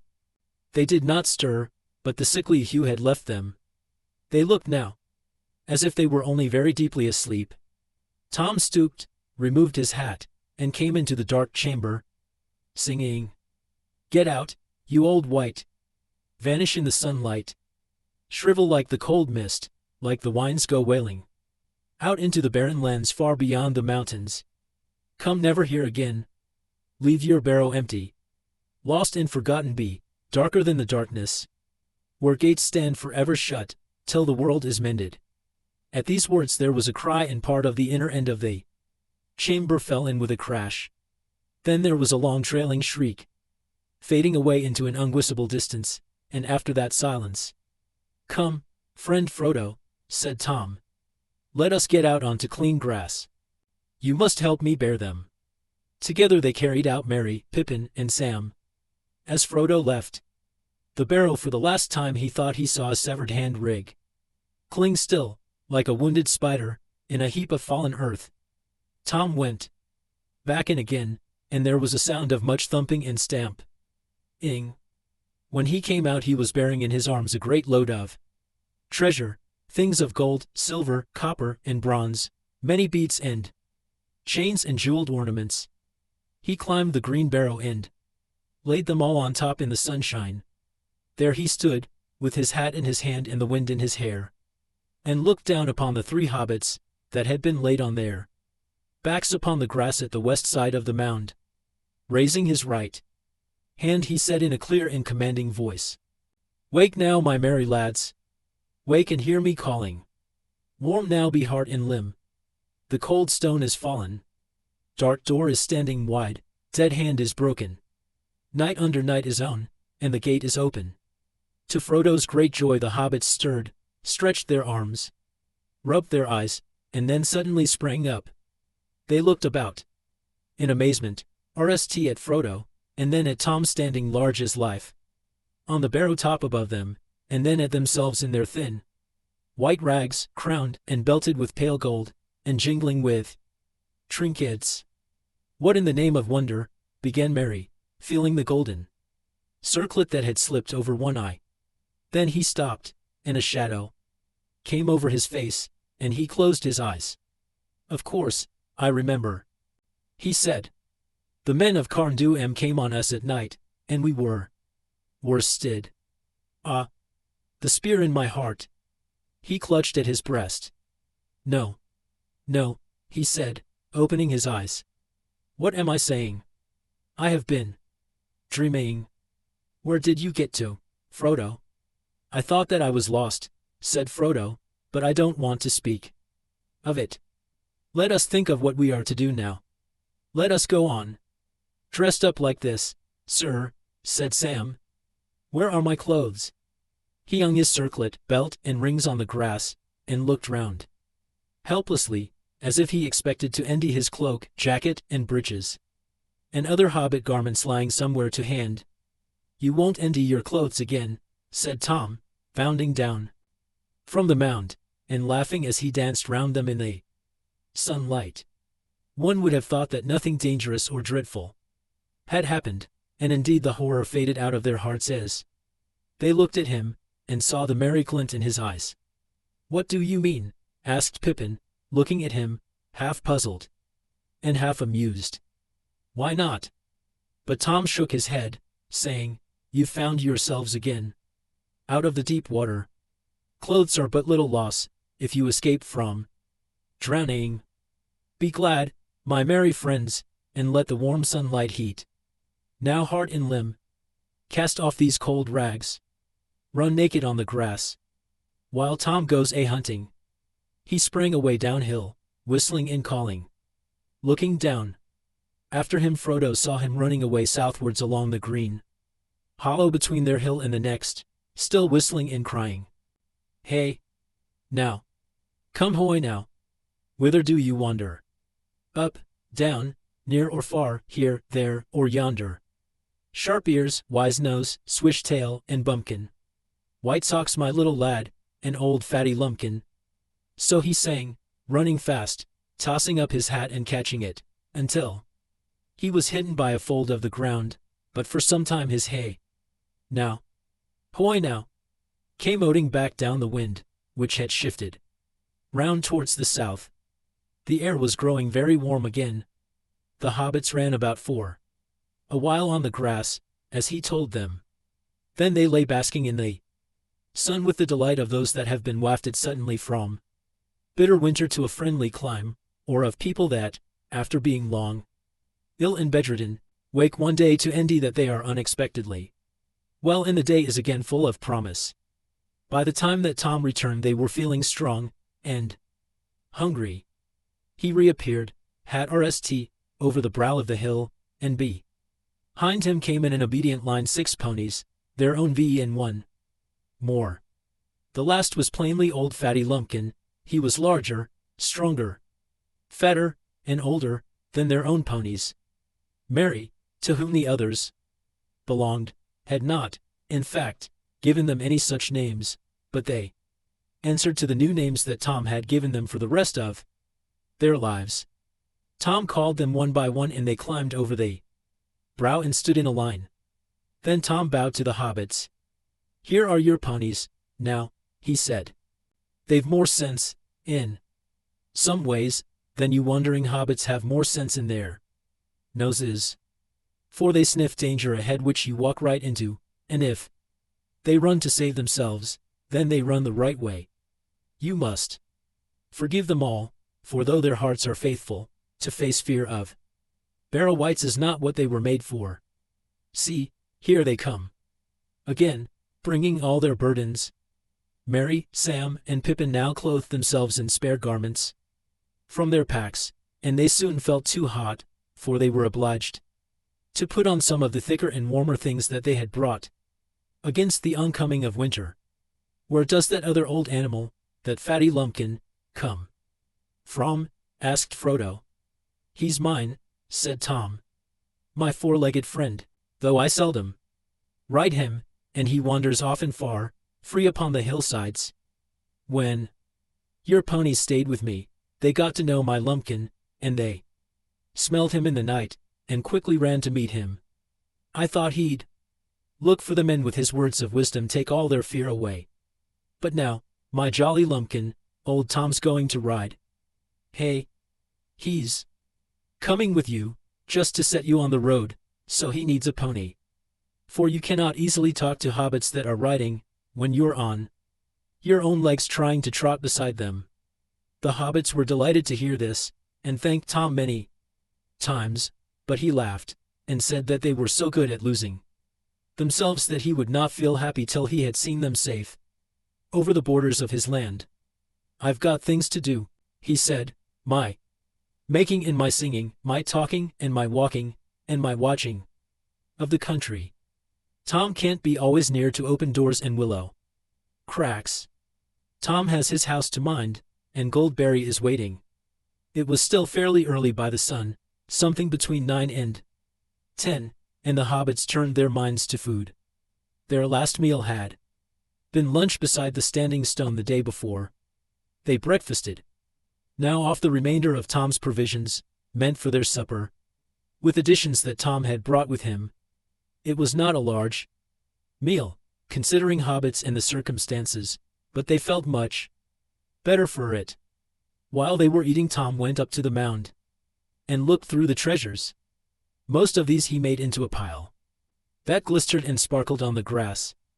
He bade them lie there free to all enders, birds, beasts, elves or men, and all kindly creatures.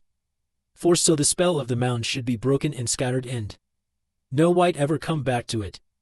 He chose for himself from the pile a brooch set with blue stones, many shaded like axe hours or the wings of blue butteries.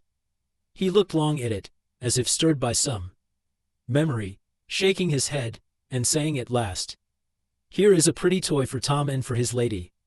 Fair was she who long ago wore this on her shoulder.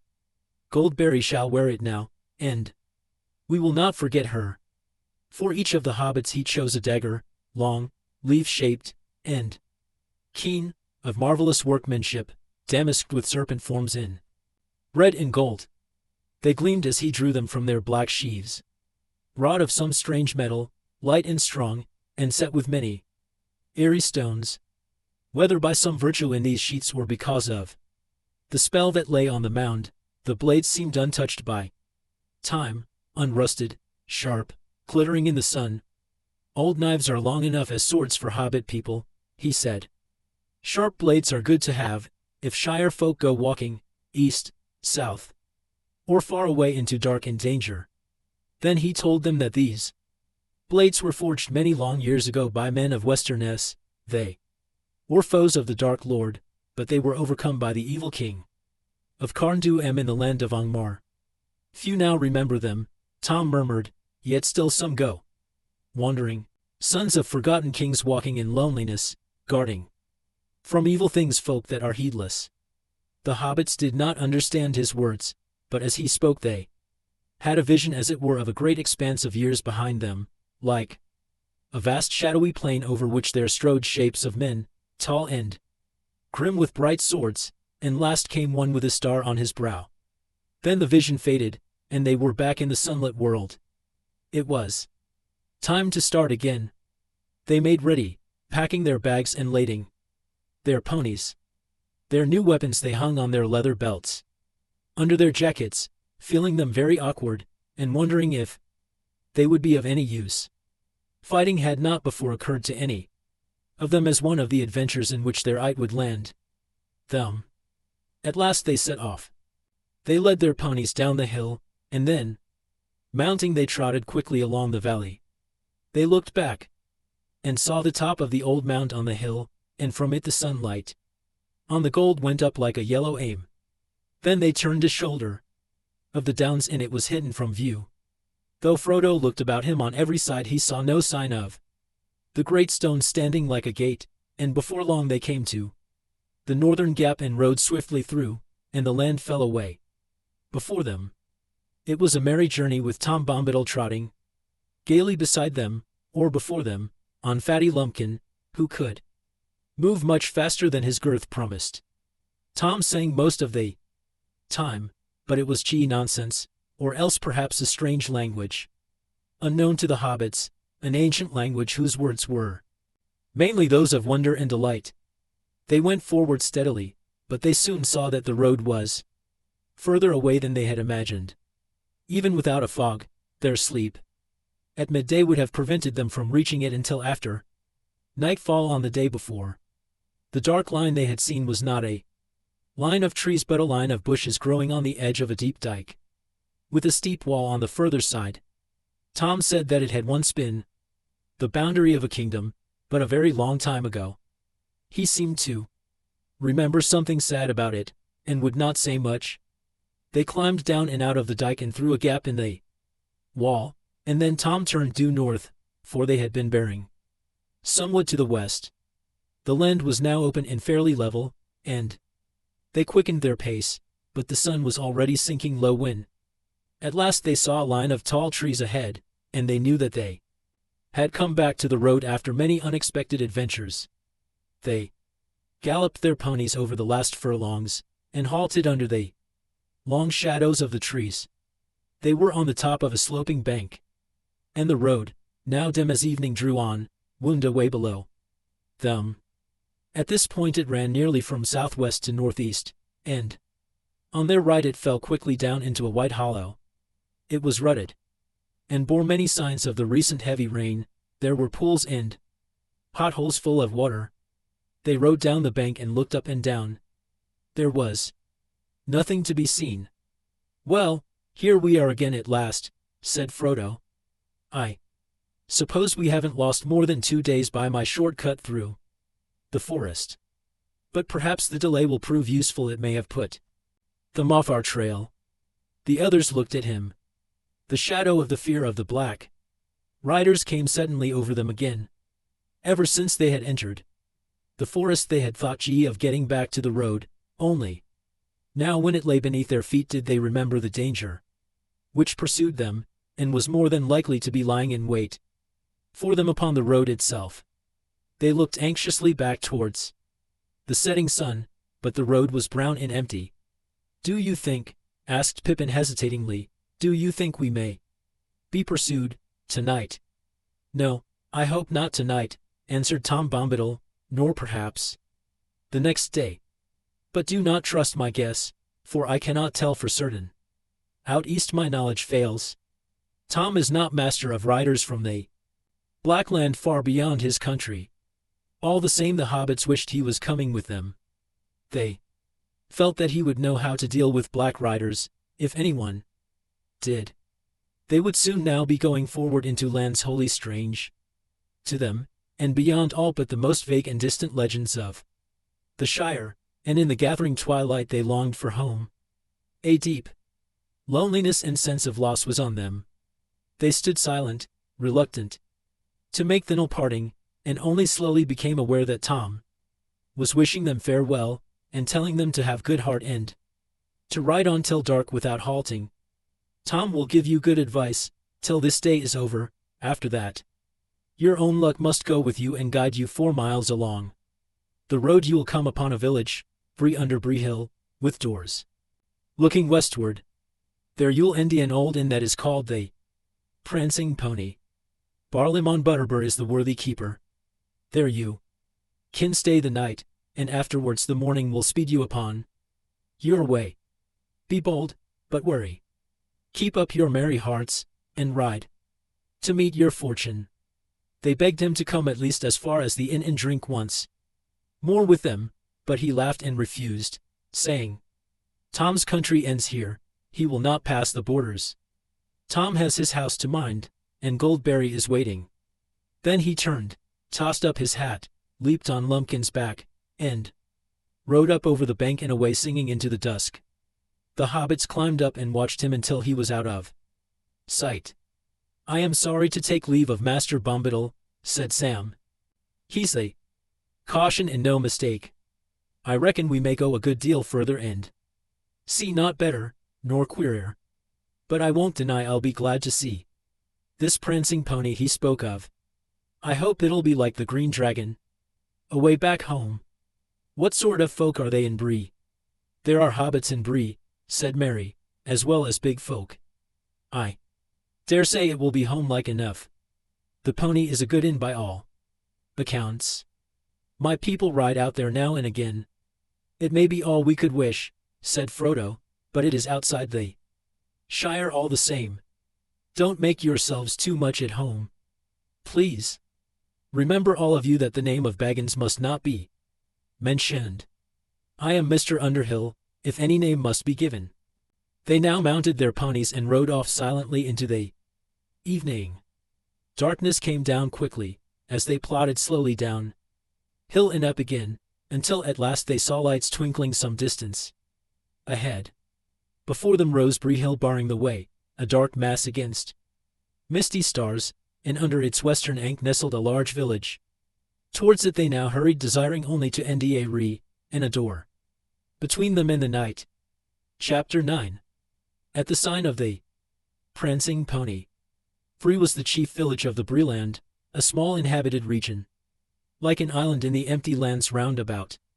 Besides Bree itself, there was Staddle on the other side of the hill, Coombe in a deep valley a little further eastward, and Arquette on the edge of the Chet wood.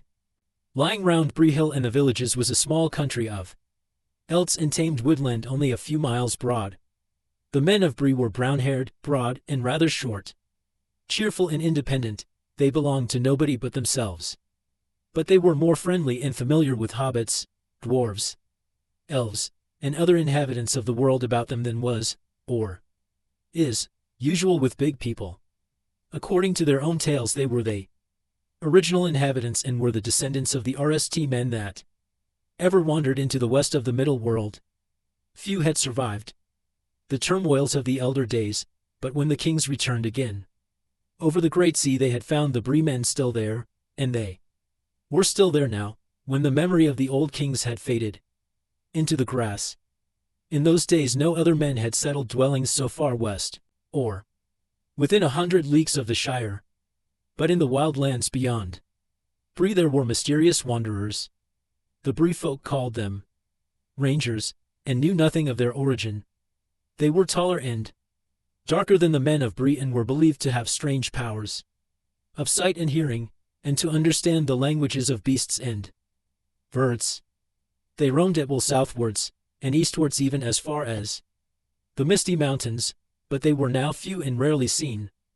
When they appeared they brought news from afar, and told strange forgotten tales which were eagerly listened to, but the Bree folk did not make friends of them. There were also many families of hobbits in the Breeland, and they claimed to be the oldest settlement of hobbits in the world, one that was founded long before even the Brandywine was crossed and the Shire colonized. They lived mostly in Staddle, though there were some in Bree itself, especially on the higher slopes of the hill above. The houses of the men, the big folk and the little folk, as they called one another, were on friendly terms, minding their own affairs in their own ways, but both rightly regarding themselves as necessary parts of the Bree folk. Nowhere else in the world was this peculiar, but excellent, arrangement to be found. The Bree folk, big and little, did not themselves travel much, and the affairs of the 4 villages were their chief concern. Occasion ally the hobbits of Bree went as far as Buckland, or the East Farthing. But though their little land was not much further than a day's riding east of the Brandywine Bridge, the hobbits of the Shire now seldom visited it. An occasional Bucklander or adventuress would come out to the inn for a night or two, but even that was becoming less and less usual. The Shire hobbits referred to those of Bree, and to any others that lived beyond the borders, as outsiders, and took very little interest in them, considering them dull and uncouth. There were probably many more outsiders scattered about in the west of the world in those days than the people of the Shire imagined. Some, doubtless, were no better than tramps, ready to dig a hole in any bank and stay only as long as it suited them. But in the Breland, at any rate, the hobbits were decent and prosperous, and no more rustic than most of their distant relatives inside. It was not yet forgot, 10 that there had been a time when there was much coming and going between the Shire and Bree. There was Bree blood in the Brandybucks by all accounts. The village of Bree had some 100 stone houses of the big folk, mostly above the road, nestling on the hillside with windows looking west. On that side, running in more than half a circle from the hill and back to it, there was a deep dike with a thick hedge on the inner side. Over this the road crossed by a causeway, but where it pierced the hedge it was barred by a great gate. There was another gate in the southern corner where the road ran out of the village. The gates were closed at nightfall, but just inside them were small lodges for the gatekeepers. Down on the road, where it swept to the right to go round the foot of the hill, there was a large inn. It had been built long ago when the traffic on the roads had been far greater. For Bree stood at an old meeting of ways. Another ancient road crossed the east road just outside the dike at the western end of the village, and in former days, men and other folk of various sorts had traveled much on it. Strange, as news from Bree was still a saying in the East Farthing, descending from those days, when news from north, south, and east could be heard in the inn, and when the Shire hobbits used to go more often to hear it. But the northern lands had long been desolate, and the north road was now seldom used. It was grass-grown, and they Bree folk called it the Greenway. The inn of Bree was still there, however, and the innkeeper was an important person. His house was a meeting place for the idle, talkative, and inquisitive among the inhabitants, large and small, of the 4 villages, and a resort of rangers and other wanderers, and for such travelers, mostly dwarves, as still journeyed on the east road, to and from the mountains. It was dark, and white stars were shining, when Frodo and his companions came at last to the Greenway crossing and drew near the village. They came to the west gate and found it shut, but at the door of the lodge beyond it, there was a man sitting. He jumped up and fetched a lantern and looked over the gate at them in surprise. "What do you want, and where do you come from?" he asked. "Gruffy. We are making for the inn here," answered Frodo. "We are JOUR. Neeing east and cannot go further tonight. Hobbits. 4 hobbits. And what's more, out of the Shire by there." "Tuck," said the gatekeeper, softly as if speaking to himself. He stared at them darkly for a moment, and then slowly opened the gate and let them ride through. "We don't often see Shire folk riding on the road at night," he went on, as they halted a moment by his door. "You'll pardon my wondering what business takes you away east of Bree. What may your names be, might I ask?" "Our names and our business are our own, and this does not seem a good place to discuss them," said Frodo, not liking the look of the man or the tone of his voice. "Your business is your own, no doubt," said the man, "but it's my business to ask questions after nightfall. We are hobbits from Buckland, and we have a fancy to travel and to stay at the inn here," put in Merry. "I am Mr. Brandybuck. Is that enough for you?" The Bree folk used to be fair-spoken to travelers, or so I had heard. All right," said the man. "I meant no offense. But you'll and may be that more folk than old Harry at the gate will be asking you questions. There's queer folk about. If you go on to the pony, you'll you're not the only guests." He wished them good night, and they said no more, but Frodo could see in the lantern light that the man was still eyeing them curiously. He was glad to hear the gate clang to behind them, as they rode forward. He wondered why the man was so suspicious, and whether anyone had been asking for news of a party of hobbits. Could it have been Gandalf? He might have arrived, while they were delayed, in the forest and the downs. But there was something in the look and the voice of the gatekeeper that made him uneasy. The man stared after the hobbits for a moment, and then he went back to his house. As soon as his back was turned, a dark ghoul climbed quickly in over the gate and melted into the shadows of the village street. The hobbits rode on up a gentle slope, passing a few detached houses, and drew up outside the inn. The houses looked large and strange to them. Sam stared up at the inn with its 3 stories and many windows, and felt his heart sink. He had imagined himself meeting giants taller than trees, and other creatures even more terrifying, some time or other in the course of his journey, but at the moment he was ending his sight of men in their tall houses. Quite enough, indeed too much for the dark end of a tiring day. He pictured black horses standing all saddled in the shadows of the inn yard, and black riders peering out of dark upper windows. "We surely aren't going to stay here for the night, are we, sir?" he exclaimed. "If there are hobbit folk in these parts, why don't we look for some that would be willing to take us in? It would be more home-like." "What's wrong with the inn?" said Frodo. Tom Bombadil mended it.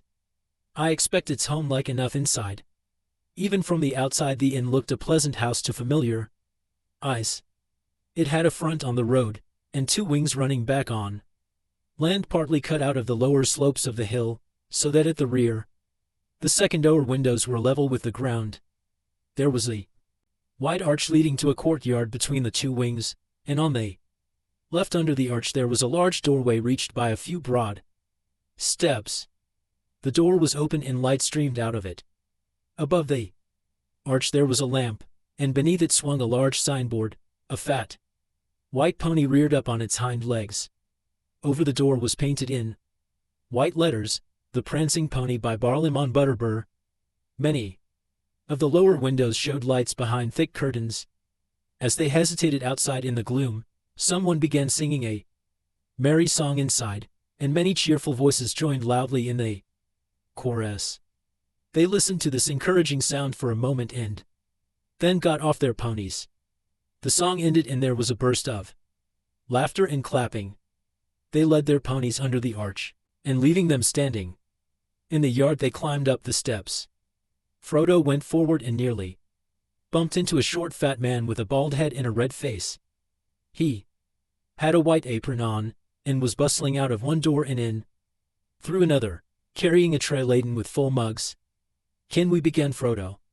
"Half a minute, if you please," shouted the man over his shoulder, and vanished into a babel of voices and a cloud of smoke. In a moment he was out again, wiping his hands on his apron. "Good evening, little master," he said, bending down. "What may you be wanting?" "Beds for 4, and stabling for VE ponies, if that can be managed." "Are you Mr. Butterbur?" "That's right. Barlaymon is my name. Barlaymon Butterbur at your service." "You're from the Shire, he said, and then suddenly he clapped his hand to his forehead, as if trying to remember something. "Hobbits," he cried. "Now what does that remind me of, might I ask?" "Your names, sirs?" "Amar Took and Mr. Brandybuck," said Frodo, "and this is Sam Gamgee. My name is Underhill." "There now," said Mr. Butterbur, snapping his engers. "It's gone. Again. But it'll come back, when I have time to think. I'm run off my feet, but I'll see what I can do for you. We don't often get a party out of the Shire nowadays, and I should be sorry not to make you welcome. But there is such a crowd already in the house tonight as there hasn't been for long enough. It never rains but it pours, we say in Bree. Hi, Knob," he shouted. "Where are you, you woolly-footed slow coach?" "Knob. Coming, sir. Coming." A cheery-looking hobbit bobbed out of a door, and seeing the travelers, stopped short and stared at them with great interest. "Where's Bob?" asked the landlord. "You don't know? Well, and him. Double sharp. I haven't got 6 legs, nor 6 eyes neither. Tell Bob, there's VE ponies that have to be stabled. He must end room. Somehow. Nob trotted off with a grin and a wink. Well now, what was I going to say? Said Mr. Butterbur, tapping his forehead. One thing drives out another, so to speak. I'm that busy tonight, my head is going round. There's a party that came up the Greenway from down south last night, and that was strange enough to begin with. Then there's a traveling company of dwarves going west comin' this evening. And now there's you. If you weren't hobbits, I doubt if we could house you. But we've got a room or two in the north wing that were made special for hobbits when this place was built. On the ground, or as they usually prefer, round windows, and all as they like it. I hope you will be comfortable. You will be wanting supper, I don't doubt. As soon as may be. This way now. He led them a short way down a passage, and opened a door. Here is a nice little parlor, he said. I hope it will suit. Excuse me? Now. I'm that busy. No time for your talking. I must be trotting. It's hard work for two legs, but I don't get thinner. I'll look in again later. If you want anything, ring the handbell, and Nob will come. If he don't come, ring and shout. Off he went at last, and left them feeling rather breathless. He seemed capable of an endless stream of talk, however busy he might be. They found themselves in a small and cozy room. There was a bit of bright burning on the hearth, and in front of it were some low and comfortable chairs. There was a round table, already spread with a white cloth, and on it was a large hand bell. But Nob, the hobbit servant, came bustling in long before they thought of ringing. He brought candles and a tray full of plates. Will you be wanting anything to drink, masters? He asked. And shall I show you the bedrooms, while your supper is got ready? They were washed in the middle of good deep mugs of beer.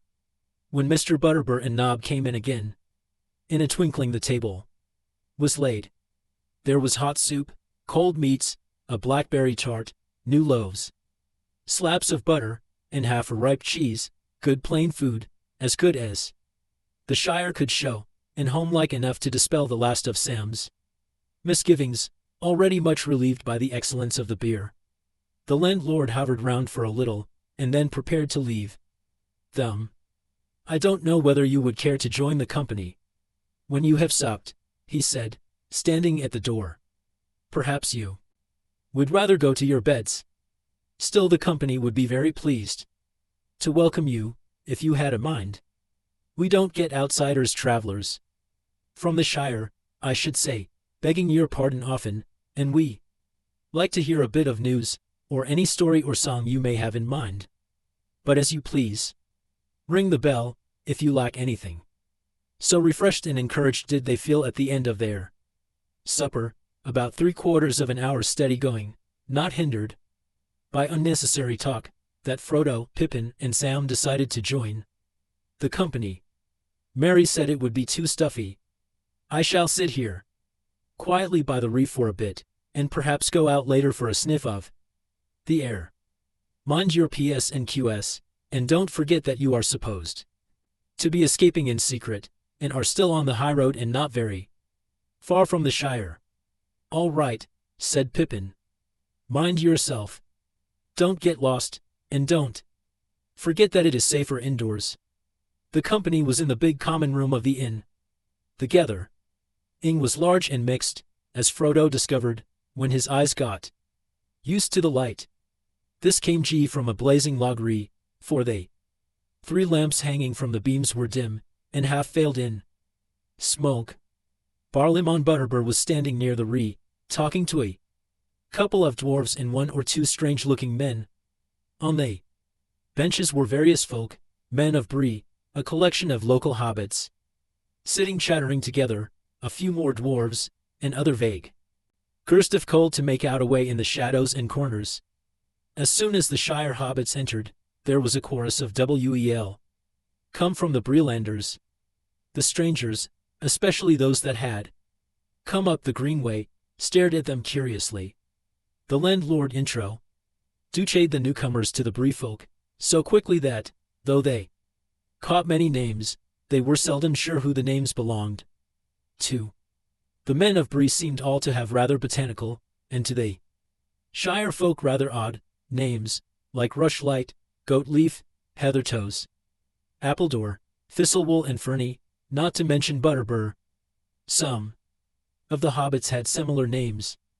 The mugworts, for instance, seemed numerous, but most of them had natural names, such as Banks, Brockhouse, Longholes, Sandheaver, and Tunnelly, many of which were used in the Shire. There were several Underhills from Staddle, and as they could not imagine sharing a name without being related, they took Frodo to their hearts as a long-lost cousin.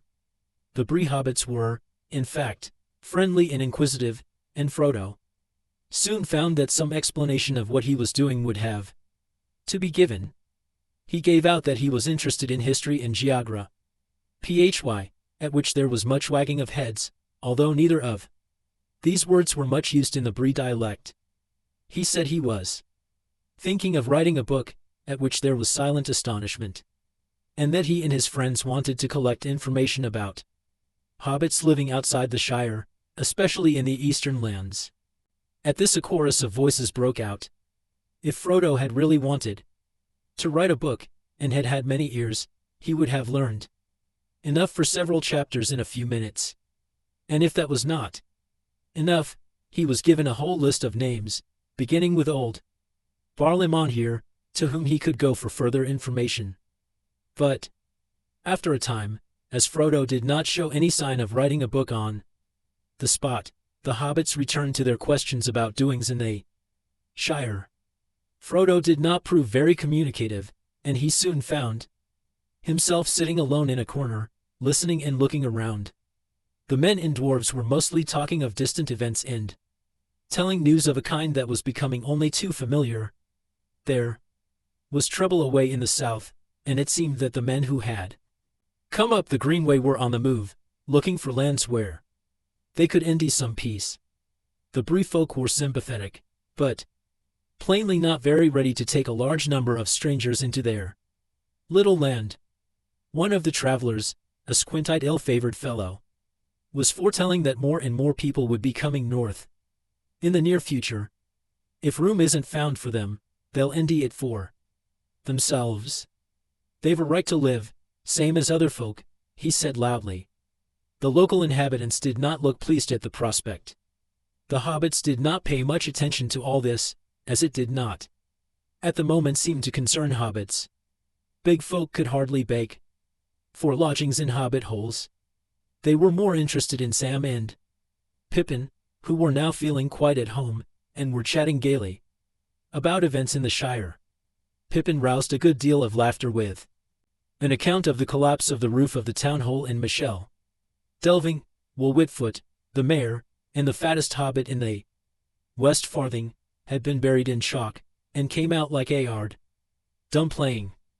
But there were several questions asked that made Frodo a little uneasy. One of the Breelanders, who seemed to have been in the Shire several times, wanted to know where the Underhills lived, and who they were related to.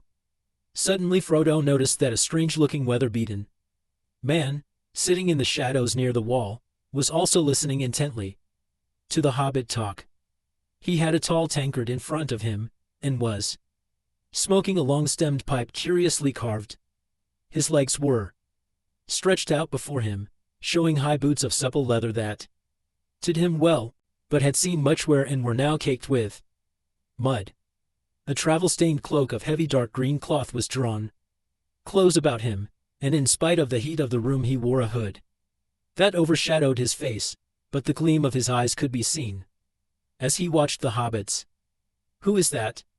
Frodo asked, when he got a chance to whisper to Mr. Butterbur. "I don't think you introduced him." "Him?" said the landlord in an answering whisper, cocking an eye without turning his head. "I don't rightly know. He is one of the wandering folk rangers we call them. He seldom talks, not but what he can tell a rare tale when he has the mind. He disappears for a month or a year, and then he pops up again. He was in and out pretty often last spring, but I haven't seen him about lately. What? His right name is I've never heard, but he's known round here as Strider. Goes about at a great pace on his long shanks, though he don't tell nobody what cause he has to hurry. But there's no account ing for east and west, as we say in Bree, meaning the Rangers and the Shire folk, begging your pardon. Funny you should ask about him. But at that moment Mr. Butterbur was called away by a demand for more ale, and his last remark remained unexplained.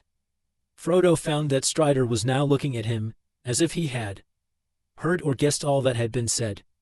Presently, with a wave of his hand and a nod, he invited Frodo to come over and sit by him. As Frodo drew near, he threw back his hood, showing a shaggy head of dark hair ecked with gray, and in a pale stern face a pair of keen gray eyes. "I am called Strider," he said in a low voice. "I am very pleased to meet you, Master Underhill, if old Butterbur got your name right." "He did," said Frodo stiffly. He felt far from comfortable under the stare of those keen eyes. "Well, Master Underhill," said Strider, "if I were you, I should stop your young friends from talking too much. Drink, and chance meeting are pleasant enough, but, well, this isn't the Shire. There are queer folk about. Though I say it as shouldn't, you may think," he added with a wry smile, seeing Frodo's glance. "And there have been even stranger travelers through Bree lately," he went on, watching Frodo's face. Frodo returned his gaze but said nothing, and Strider made no further sign. His attention seemed suddenly to be XED on Pippin. To his alarm, Frodo became aware that the ridiculous young Took, encouraged by his success with the fat mayor of Michel Delving, was now actually giving a comic account of Bilbo's farewell party.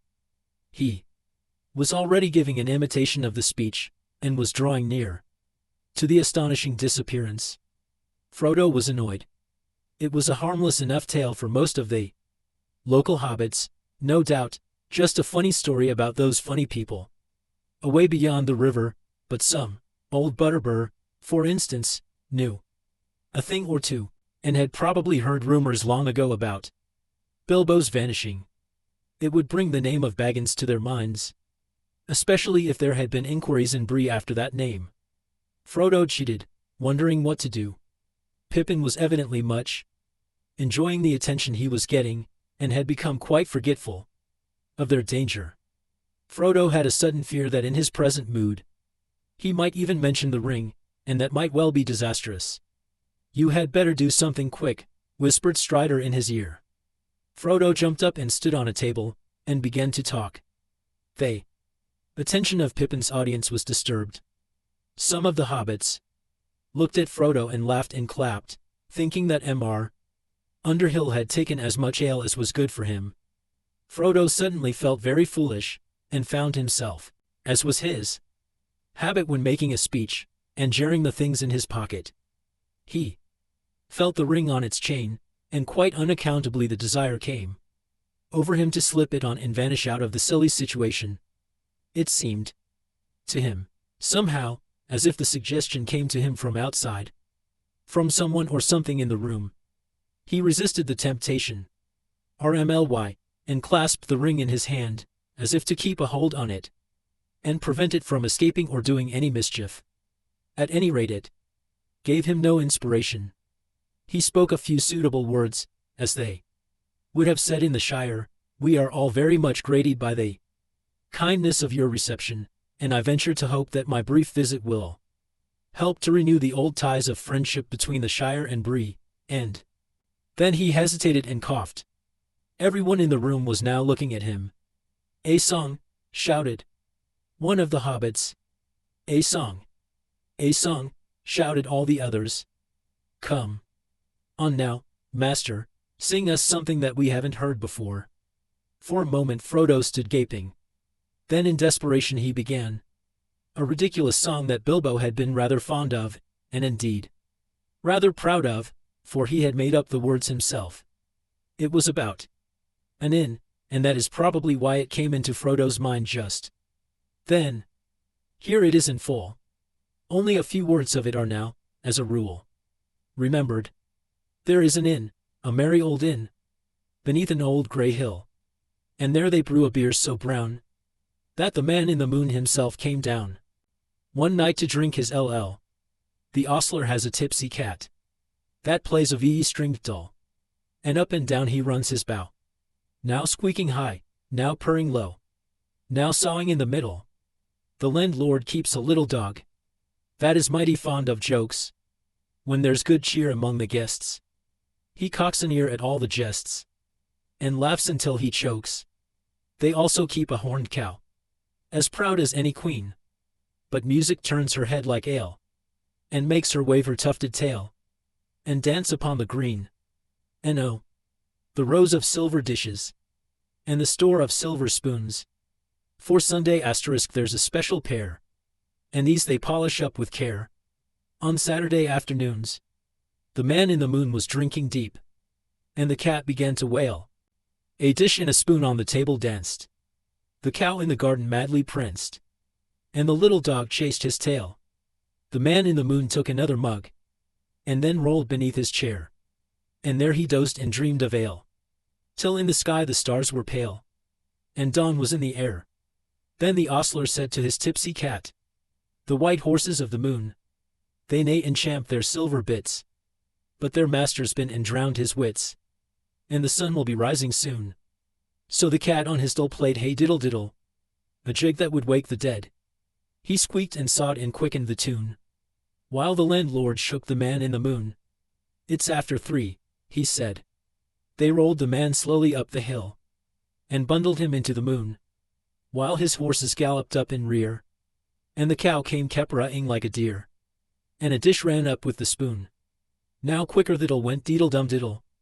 The dog began to roar. The cow and the horses stood on their heads. The guests all bounded from their beds, and danced upon the oar. With a ping and upon little strings broke.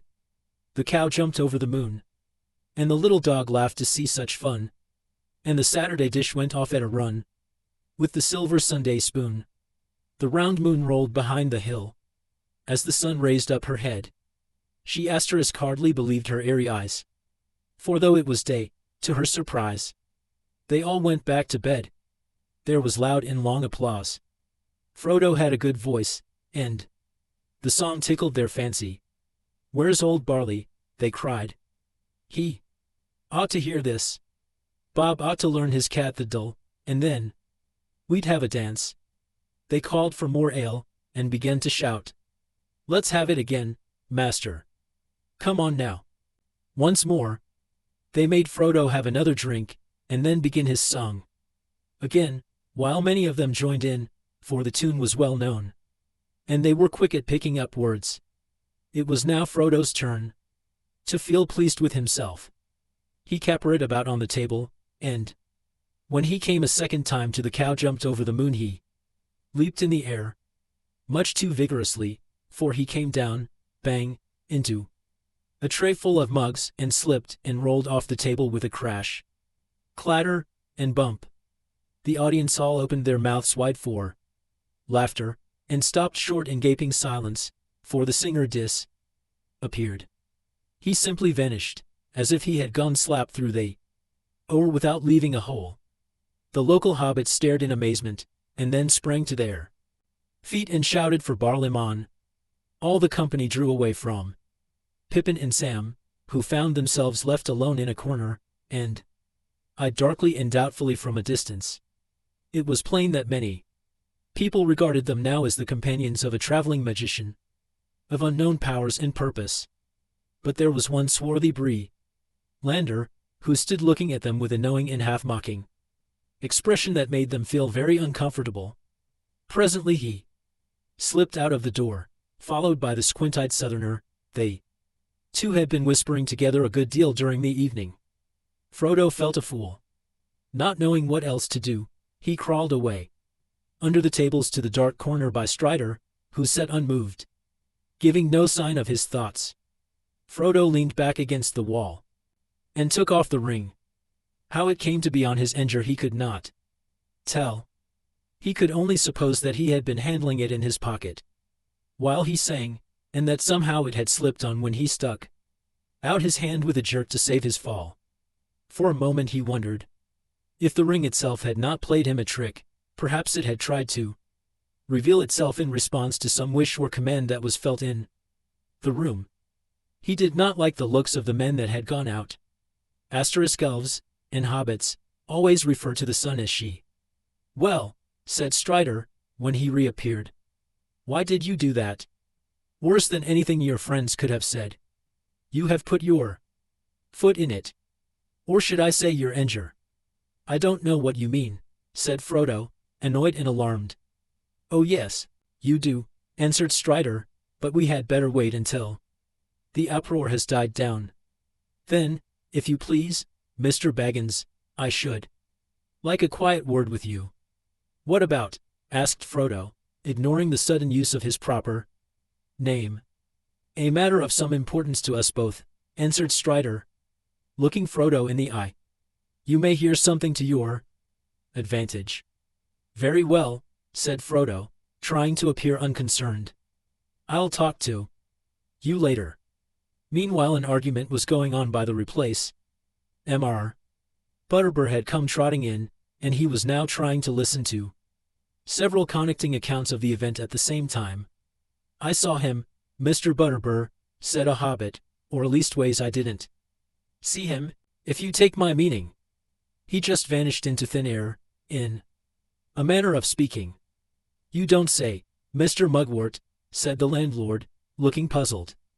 "Yes I do," replied Mugwort.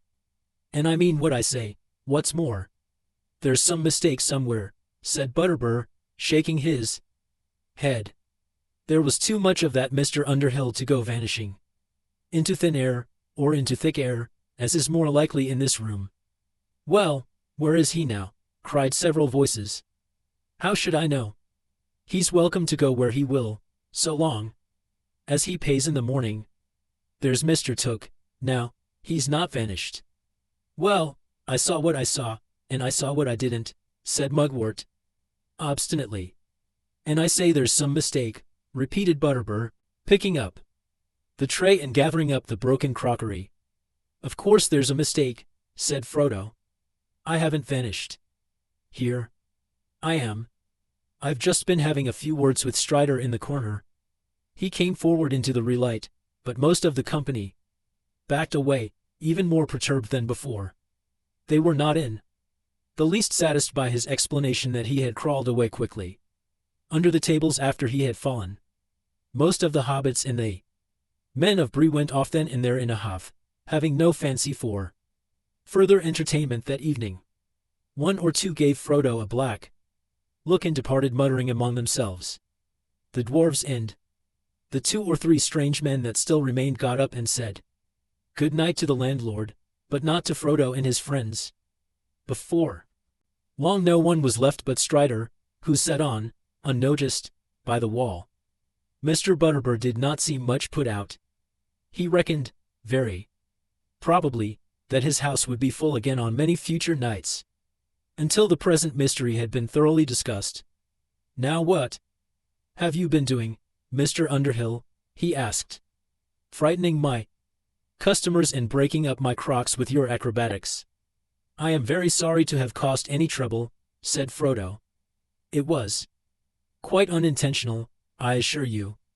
A most unfortunate accident." "All right, Mr. Underhill. But if you are going to do any more tumbling or conjuring or whatever it was, you'd best warn folk beforehand and warn me. We're a bit suspicious round here of anything out of the way uncanny, if you understand me, and we don't take to it all of a sudden. I shan't be doing anything of the sort again, Mr. Butterbur, I promise you. And now I think I'll be getting to bed. We shall be making an early start. Will you see that our ponies are ready by 8 o'clock? Very good.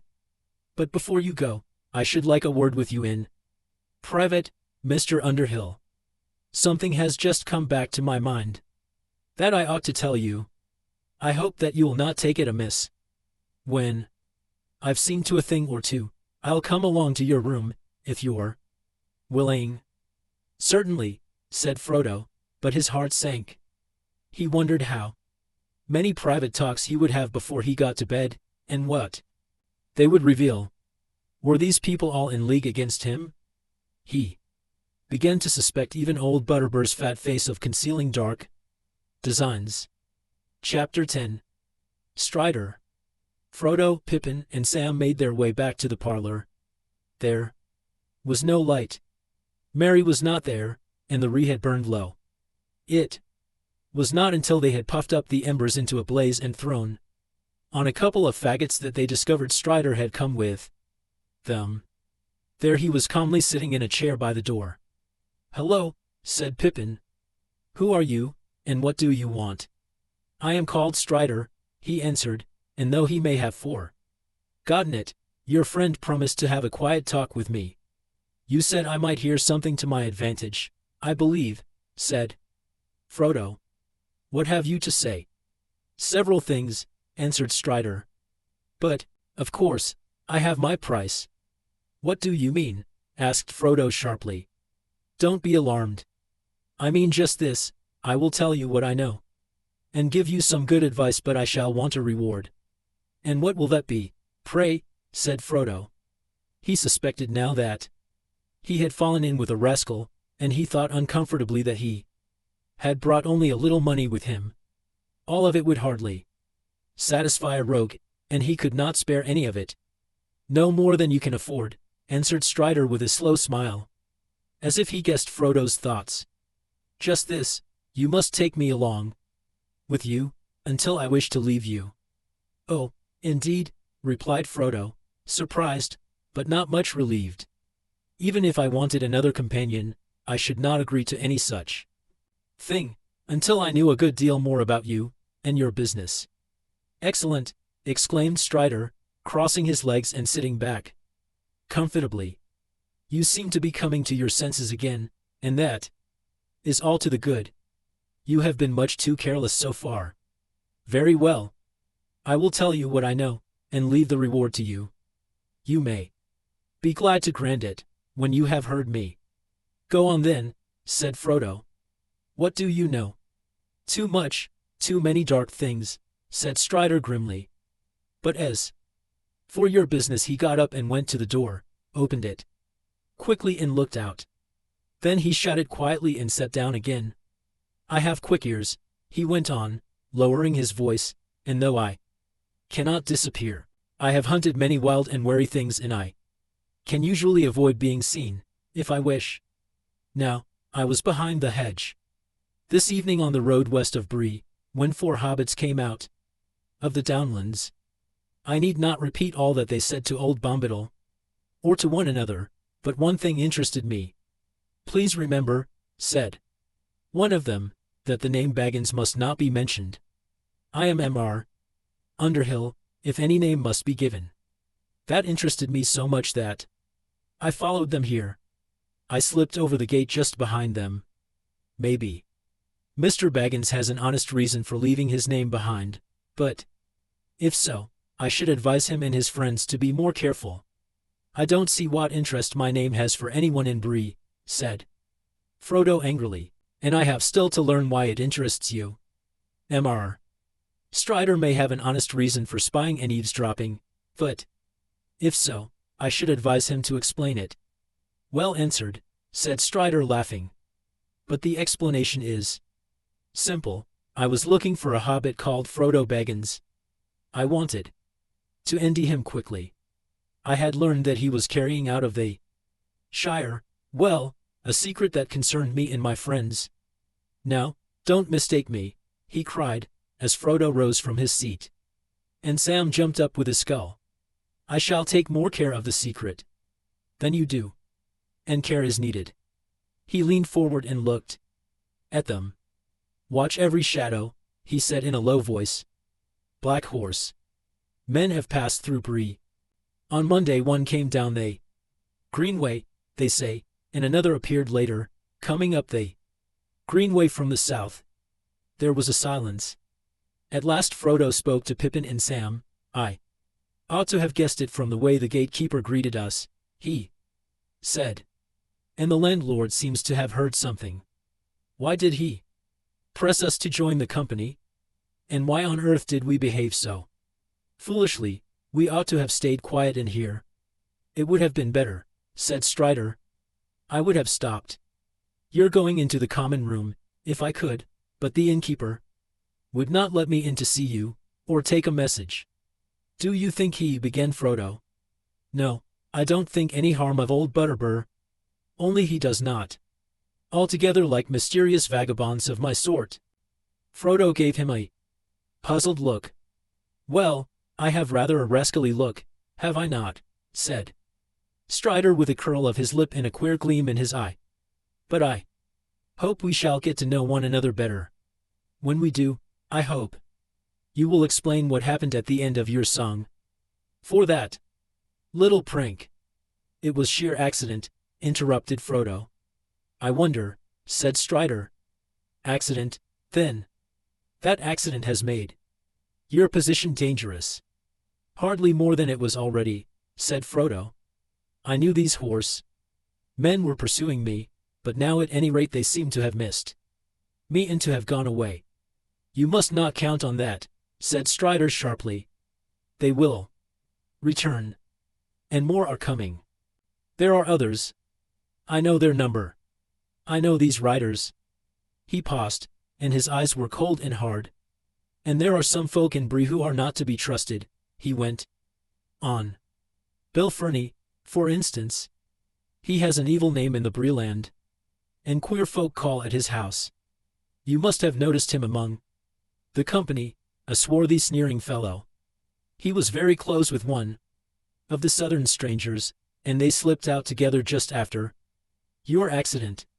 Not all of those southerners mean well, and as for Ferny, he would sell anything to anybody, or make mischief for amusement. What will Ferny sell, and what has my accident got to do with him?" said Frodo, still determined not to understand Strider's hints. "News of you, of course," answered Strider. "An account of your performance would be very interesting to certain people. After that, they would hardly need to be told your real name. It seems to me only too likely that they will hear of it before this night is over. Is that enough? You can do as you like about my reward, take me as a guide or not. But I may say that I know all the lands between the Shire and the Misty Mountains, for I have wandered over them for many years. I am older than I look. I might prove useful. You will have to leave the open road after tonight, for the horsemen will watch it night and day. You may escape from Bree, and be allowed to go forward while the sun is up, but you won't go far. They will come on you in the wild, in some dark place where there is no help. Do you wish them to end you? They are terrible." The hobbits looked at him, and saw with surprise that his face was drawn as if with pain, and his hands clenched the arms of his chair. The room was very quiet and still, and the light seemed to have grown dim. For a while he sat with unseeing eyes as if walking in distant memory or listening to sounds in the night far away. "There," he cried after a moment, drawing his hand across his brow. "Perhaps I know more about these pursuers than you do. You fear them, but you do not fear them enough, yet. Tomorrow you will have to escape, if you can. Strider can take you by paths that are seldom trodden. Will you have him?" There was a heavy silence. Frodo made no answer. His mind was confused with doubt and fear. Sam frowned, and looked at his master. And at last he broke out. "With your leave, Mr. Frodo, I'd say no. This Strider here, he warns and he says take care, and I say yes to that, and let's begin with him. He comes out of the wild, and I never heard no good of such folk. He knows something, that's plain, and more than I like. But it's no reason why we should let him go leading us out into some dark place far from help, as he puts it." Pippin shuddered and looked uncomfortable. Strider did not reply to Sam, but turned his keen eyes on Frodo. Frodo caught his glance and looked away. "No," he said slowly. "I don't agree. I think you are not really as you choose to look. You began to talk to me like the Briefolk, but your voice has changed.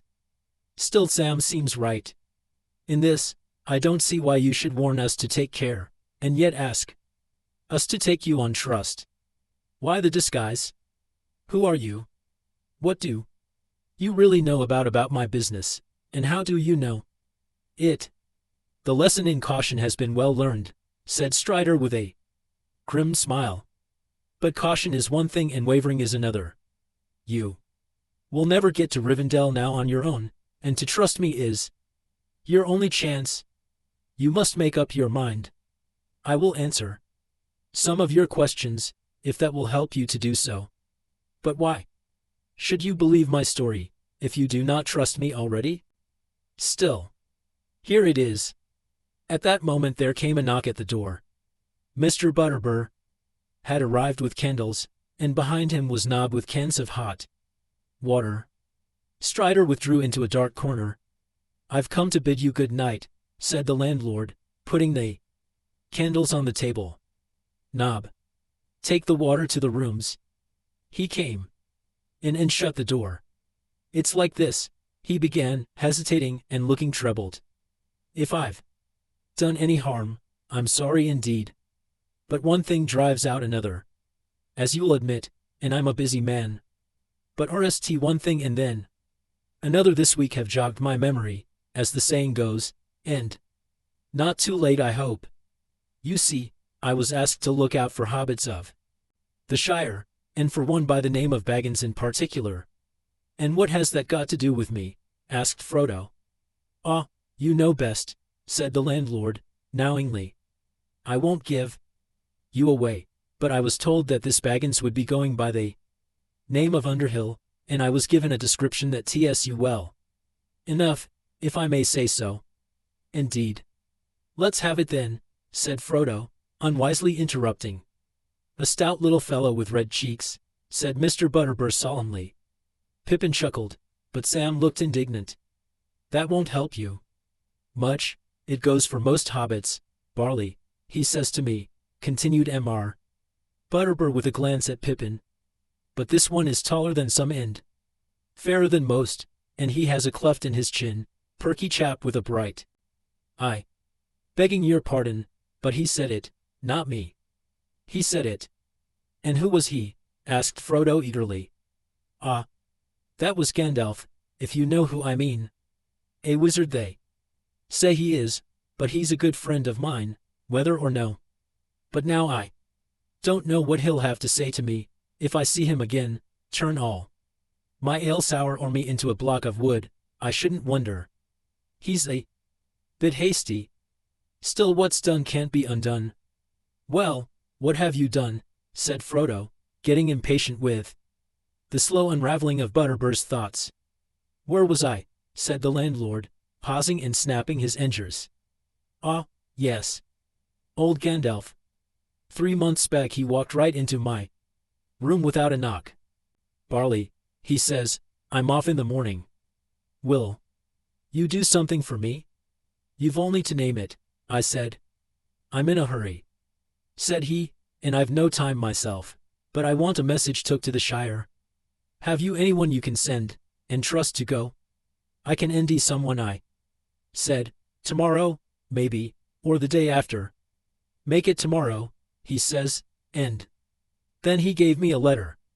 'It's addressed plain enough,' said Mr. Butterbur, producing a letter from his pocket, and reading out the address slowly and proudly. He valued his reputation as a lettered man. 'Mr. Frodo Baggins, Bag End, Hobbiton in the Shire.' 'A letter for me from Gandalf,' cried Frodo. 'Ah,' said Mr. Butterbur. 'Then your right name is Baggins.' 'It is,' said Frodo, 'and you had better give me that letter at once, and explain why you never sent it. That's what you came to tell me, I suppose, though you've taken a long time to come to the point.' Poor Mr. Butterbur looked troubled. 'You're right,' Master, he said, and I beg your pardon. And I'm mortal afraid of what Gandalf will say, if harm comes of it. But I didn't keep it back a purpose. I put it by safe. Then I couldn't nobody willing to go to the Shire next day, nor the day after, and none of my own folk were to spare. And then one thing after another drove it out of my mind. I'm a busy man. I'll do what I can to set matters right, and if there's any help I can give, you've only to name it. Leaving the letter aside, I promised Gandalf no less. Barley, he says to me, this friend of mine from the Shire, he may be coming out this way before long, him and another. He'll be calling himself Underhill. Mind that. But you need ask no questions. And if I'm not with him, he may be in trouble, and he may need help. Do whatever you can for him, and I'll be grateful, he says. And here you are, and trouble is not far off. Seemingly. What do you mean? Asked Frodo. These black men, said the landlord, lowering his voice. They're looking for Baggins, and if they mean well, then I'm a hobbit. It was on Monday, and all the dogs were yammering and the geese screaming. Uncanny, I called it. Nob, he came and told me that 2 black men were at the door asking for a hobbit called Baggins. Nob's hair was all stood on end.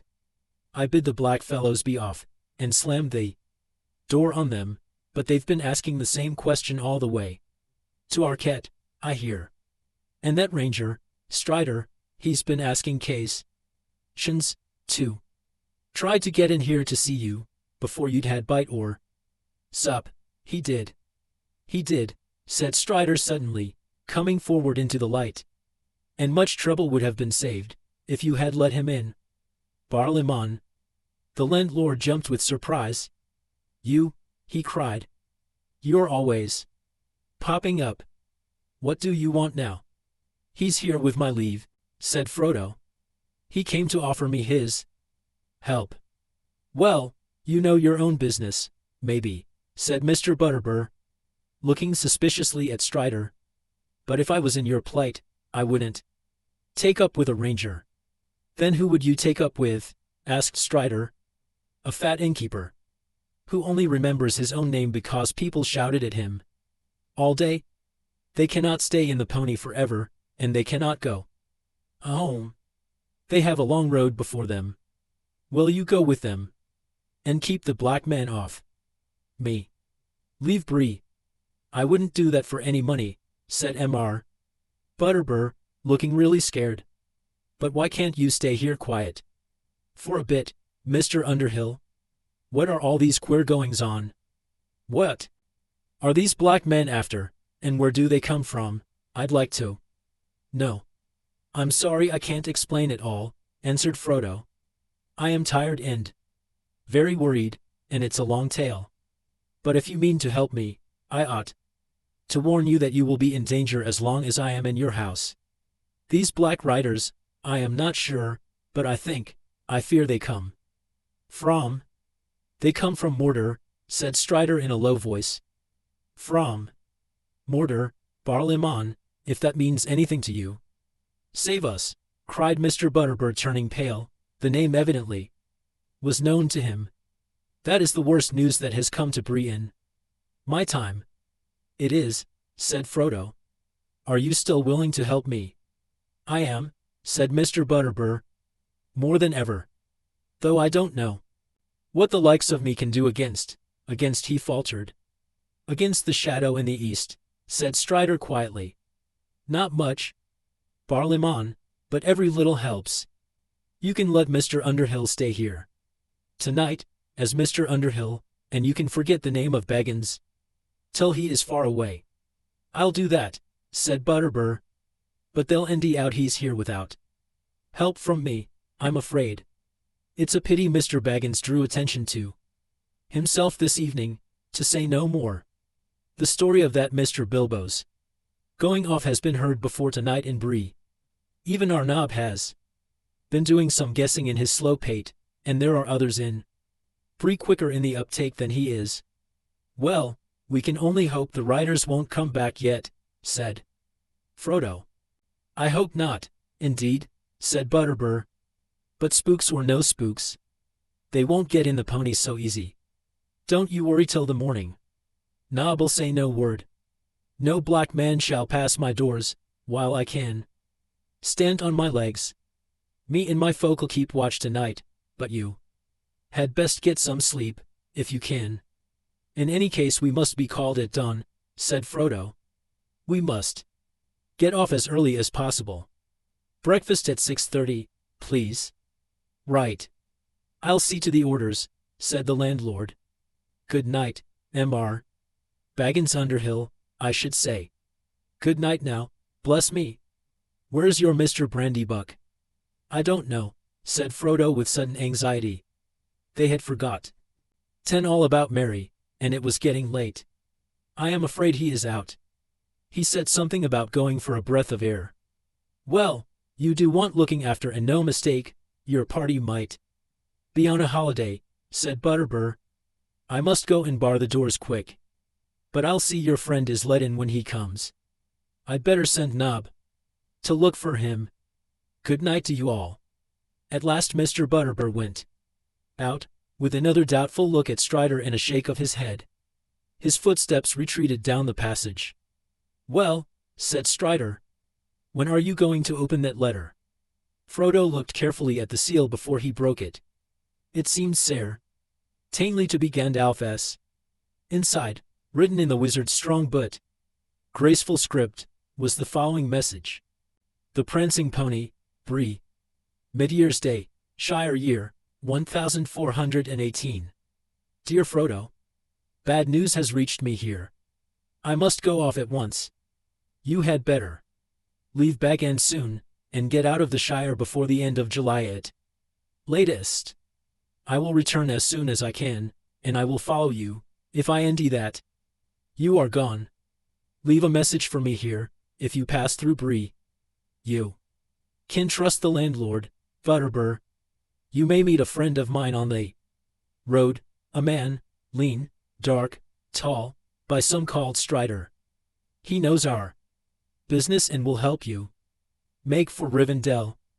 There I hope we may meet again. If I do not come, Elrond will advise you. Yours in haste, Gandalf. P.S. Do not use it again, not for any reason whatever. Do not travel by night. P.P.S. Make sure that it is the real Strider. There are many strange men on the roads. His true name is Aragorn.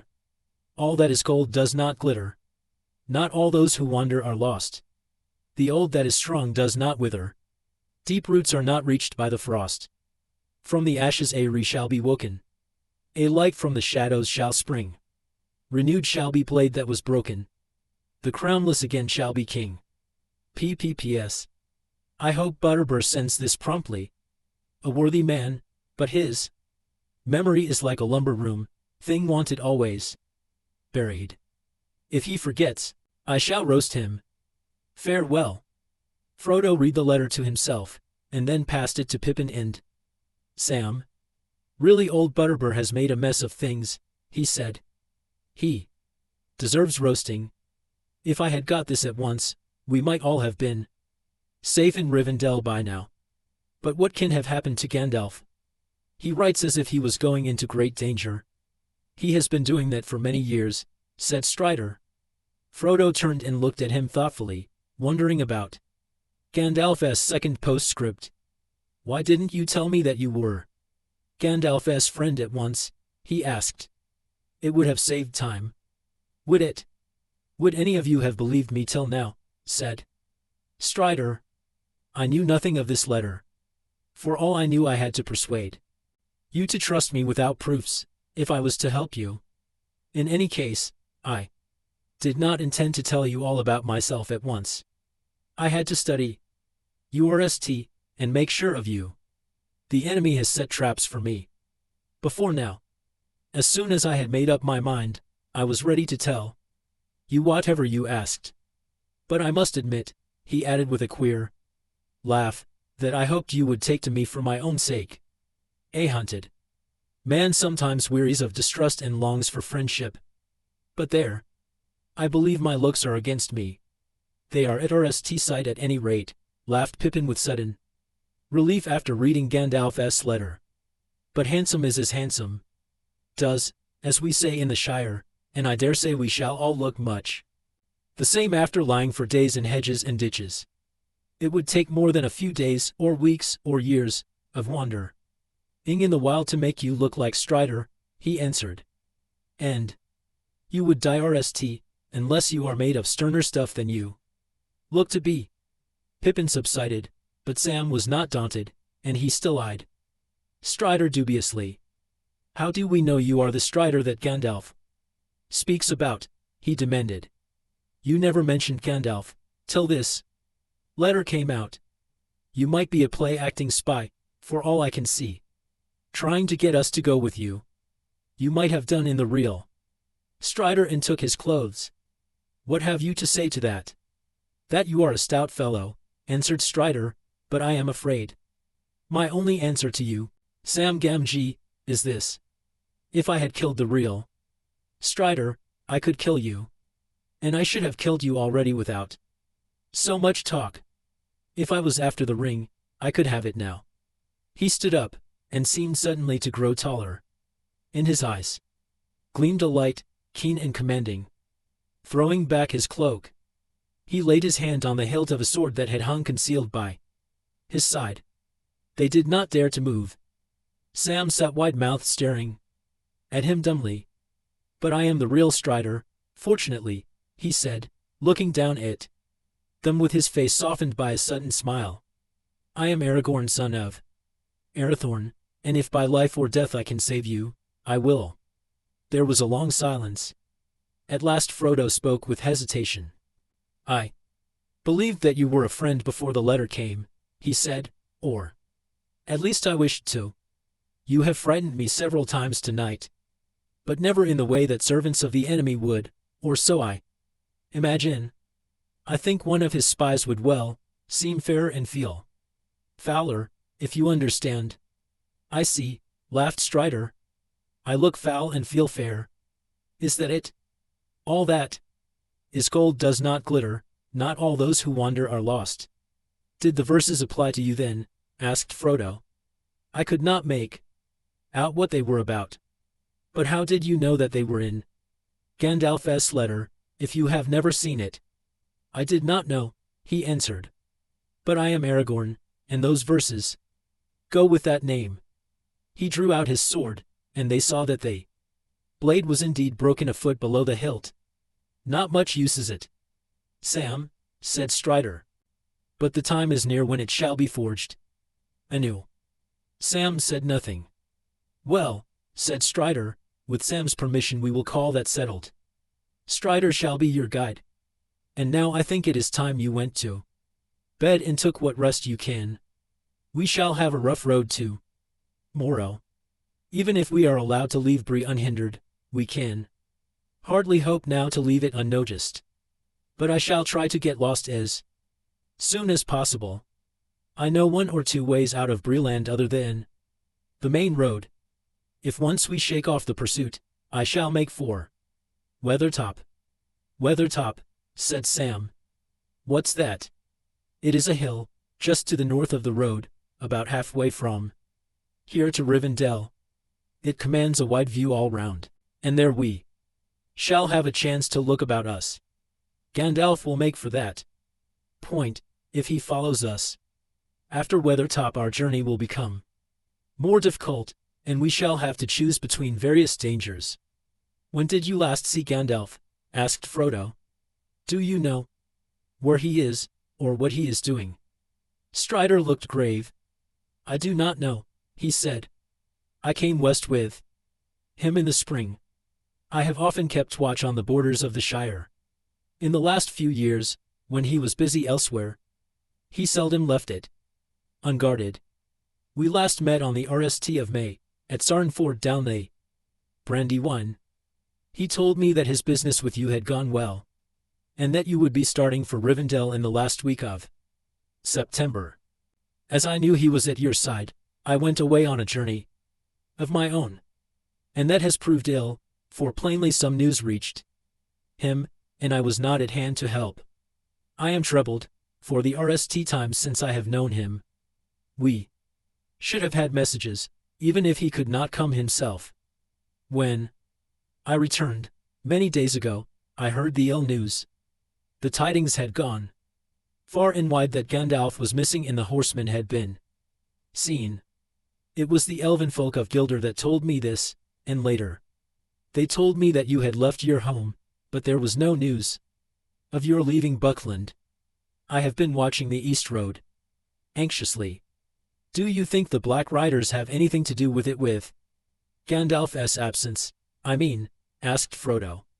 I do not know of anything else that could have hindered him. Except the enemy himself, said Strider. But do not give up hope. Gandalf is greater than you Shire folk know. As a rule you can only see his jokes and toys. But this business of ours will be his greatest task. Pippin yawned. I am sorry, he said, but I am dead tired. In spite of all the danger and worry I must go to bed, or sleep where I sit. Where is that silly fellow, Merry? It would be the last straw, if we had to go out in the dark to look for him. At that moment they heard a door slam, then feet came running along the passage. Merry came in with a rush, followed by Nob. He shut the door hastily, and leaned against it. He was out of breath. They stared at him in alarm for a moment before he gasped, I have seen them, Frodo. I have seen them. Black Riders. Black Riders, cried Frodo. Where? Here. In the village. I stayed indoors for an hour. Then as you did not come back, I went out for a stroll. I had come back again, and was standing just outside the light of the lamp looking at the stars. Suddenly I shivered and felt that something horrible was creeping near. There was a sort of deeper shade among the shadows across the road, just beyond the edge of the lamplight. It slid away at once into the dark without a sound. There was no horse. Which way did it go? Asked Strider, suddenly and sharply. Merry started, noticing the stranger for the RST time. Go on, said Frodo. This is a friend of Gandalf's. I will explain later. It seemed to make off up the road, eastward, continued Merry. I tried to follow. Of course, it vanished almost at once, but I went round the corner and on as far as the last house on the road. Strider looked at Merry with wonder. You have a stout heart, he said, but it was foolish. I don't know, said Merry. Neither brave nor silly, I think. I could hardly help myself. I seemed to be drawn somehow. Anyway, I went. And suddenly I heard voices by the hedge. One was muttering, and the other was whispering, or hissing. I couldn't hear a word that was said. I did not creep any closer, because I began to tremble all over. Then I felt terrified, and I turned back, and was just going to bolt home, when something came behind me and I fell over. I found him, sir, put in Nob. Mr. Butterbur sent me out with a lantern. I went down to West Gate, and then back up towards South Gate. Just nigh Bill Ferny's house I thought I could see some thing in the road. I couldn't swear to it, but it looked to me as if two men was stooping over something, lifting it. I gave a shout, but when I got up to the spot there was no signs of them, and only Mr. Brandybuck lying by the roadside. He seemed to be asleep. I thought I had fallen into deep water, he says to me, when I shook him. Very queer he was, and as soon as I had roused him, he got up and ran back here like a hare. I am afraid that's true, said Merry, though I don't know what I said. I had an ugly dream, which I can't remember. I went to pieces. I don't know what came over me. I do, said Strider. The Black Breath. The riders must have left their horses outside, and passed back through the South Gate in secret. They will know all the news now, for they have visited Bill Ferny, and probably that Southerner was a spy as well. Something May happen in the night, before we leave Bree. What will happen? Said Mary. Will they attack the inn? No, I think not, said Strider. They are not all here yet. And in any case that is not their way. In dark and loneliness they are strong. EST, they will not openly attack a house where there are lights and many people, not until they are desperate, not while all the long leagues of Eriador still lie before us. But their power is in terror, and already some in Bree are in their clutch. They will drive these wretches to some evil work, Fernie, and some of the strangers, and, maybe, the gatekeeper too. They had words with Harry at Westgate on Monday. I was watching them. He was white and shaking when they left him. We seem to have enemies all round, said Frodo. What are we to do? Stay here, and do not go to your rooms. They are sure to have found out which those are. The Hobbit rooms have windows looking north and close to the ground. We will all remain together and bar this window in the door. But Rst Nob and I will fetch your luggage. While Strider was gone, Frodo gave Mary a rapid account of all that had happened since supper.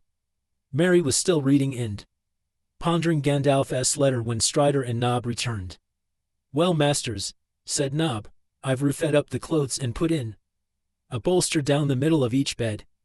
And I made a nice imitation of your head with a brown woolen mat, Mr. Bag Underhill, sir, he added with a grin. Pippin laughed. Very lifelike, he said. But what will happen when they have penetrated the disguise? We shall see, said Strider. Let us hope to hold the fort till morning. Good night to you, said Nob, and went off to take his part in the watch on the doors. Their bags and gear they piled on the parlor oar. They pushed a low chair against the door and shut the window. Peering out, Frodo saw that the night was still clear. The sickle asterisk was swinging bright above the shoulders of Bree Hill. He then closed and barred the heavy inside shutters and drew the curtains together. Strider built up the and blew out all the candles. The hobbits lay down on their blankets with their feet towards the hearth, but Strider settled himself in the chair against the door. They talked for a little, for Mary still had several questions to ask. Jumped over the moon, chuckled Mary as he rolled himself in the hobbit's name for the plow or great bear. His blanket. Very ridiculous of you, Frodo. But I wish I had been there to see. The worthies of Bree will be discussing it 100 years hence. I hope so, said Strider. Then they all fell silent, and one by one the hobbits dropped off to sleep. Chapter 11. A Knife in the Dark. As they prepared for sleep in the inn at Bree, darkness lay on Buck land, a mist straight in the dells and along the river bank. The house at Crick Hollow stood silent. Fatty Boulder opened the door cautiously and peered out. A feeling of fear had been growing on him all day, and he was unable to rest or go to bed. There was a brooding threat in the breathless night air. As he stared out into the gloom, a black shadow moved under the trees. The gate seemed to open of its own accord and close again without a sound. Terror seized him. He shrank back, and for a moment he stood trembling in the hall. Then he shut and locked the door. The night deepened. There came the soft sound of horses led with stealth along the lane. Outside the gate they stopped, and 3 blackguards entered, like shades of night creeping across the ground. One went to the door, one to the corner of the house on either side. And there they stood, as still as the shadows of stones, while night went slowly on. The house in the quiet trees seemed to be waiting breathlessly. There was a faint stir in the leaves, and a cock crowed far away. The cold hour before dawn was passing. The gur by the door moved. In the dark without moon or stars a drawn blade gleamed, as if a chill light had been unsheathed. There was a blow, soft but heavy, and the door shuddered. Open, in the name of Mordor, said a voice thin and menacing. At a second blow the door yielded and fell back, with timbers burst and lock broken. The blackguards passed swiftly in, At that moment, among the trees nearby, a horn rang out. It rent the night like on a hilltop. Awake! Fear! Fire! Foes! Awake! Fatty Bulger had not been idle. As soon as he saw the dark shapes creep from the garden, he knew that he must run for it, or perish. And run he did, out of the back door, through the garden, and over the elds. When he reached the nearest house, more than a mile away, he collapsed on the doorstep. No, no, no, he was crying. No. Not me. I haven't got it. It was some time before anyone could make out what he was babbling about. At last they got the idea that enemies were in Buckland, some strange invasion from the old forest. And then they lost no more time. Fear. Fire. Foes. The Brandybucks were blowing the horn call of Buckland, that had not been sounded for 100 years, not since the White Wolves came in the fell winter, when the Brandywine was frozen over. Awake! Awake! Far away answering horns were heard. The alarm was spreading. The black Garzidi from the house.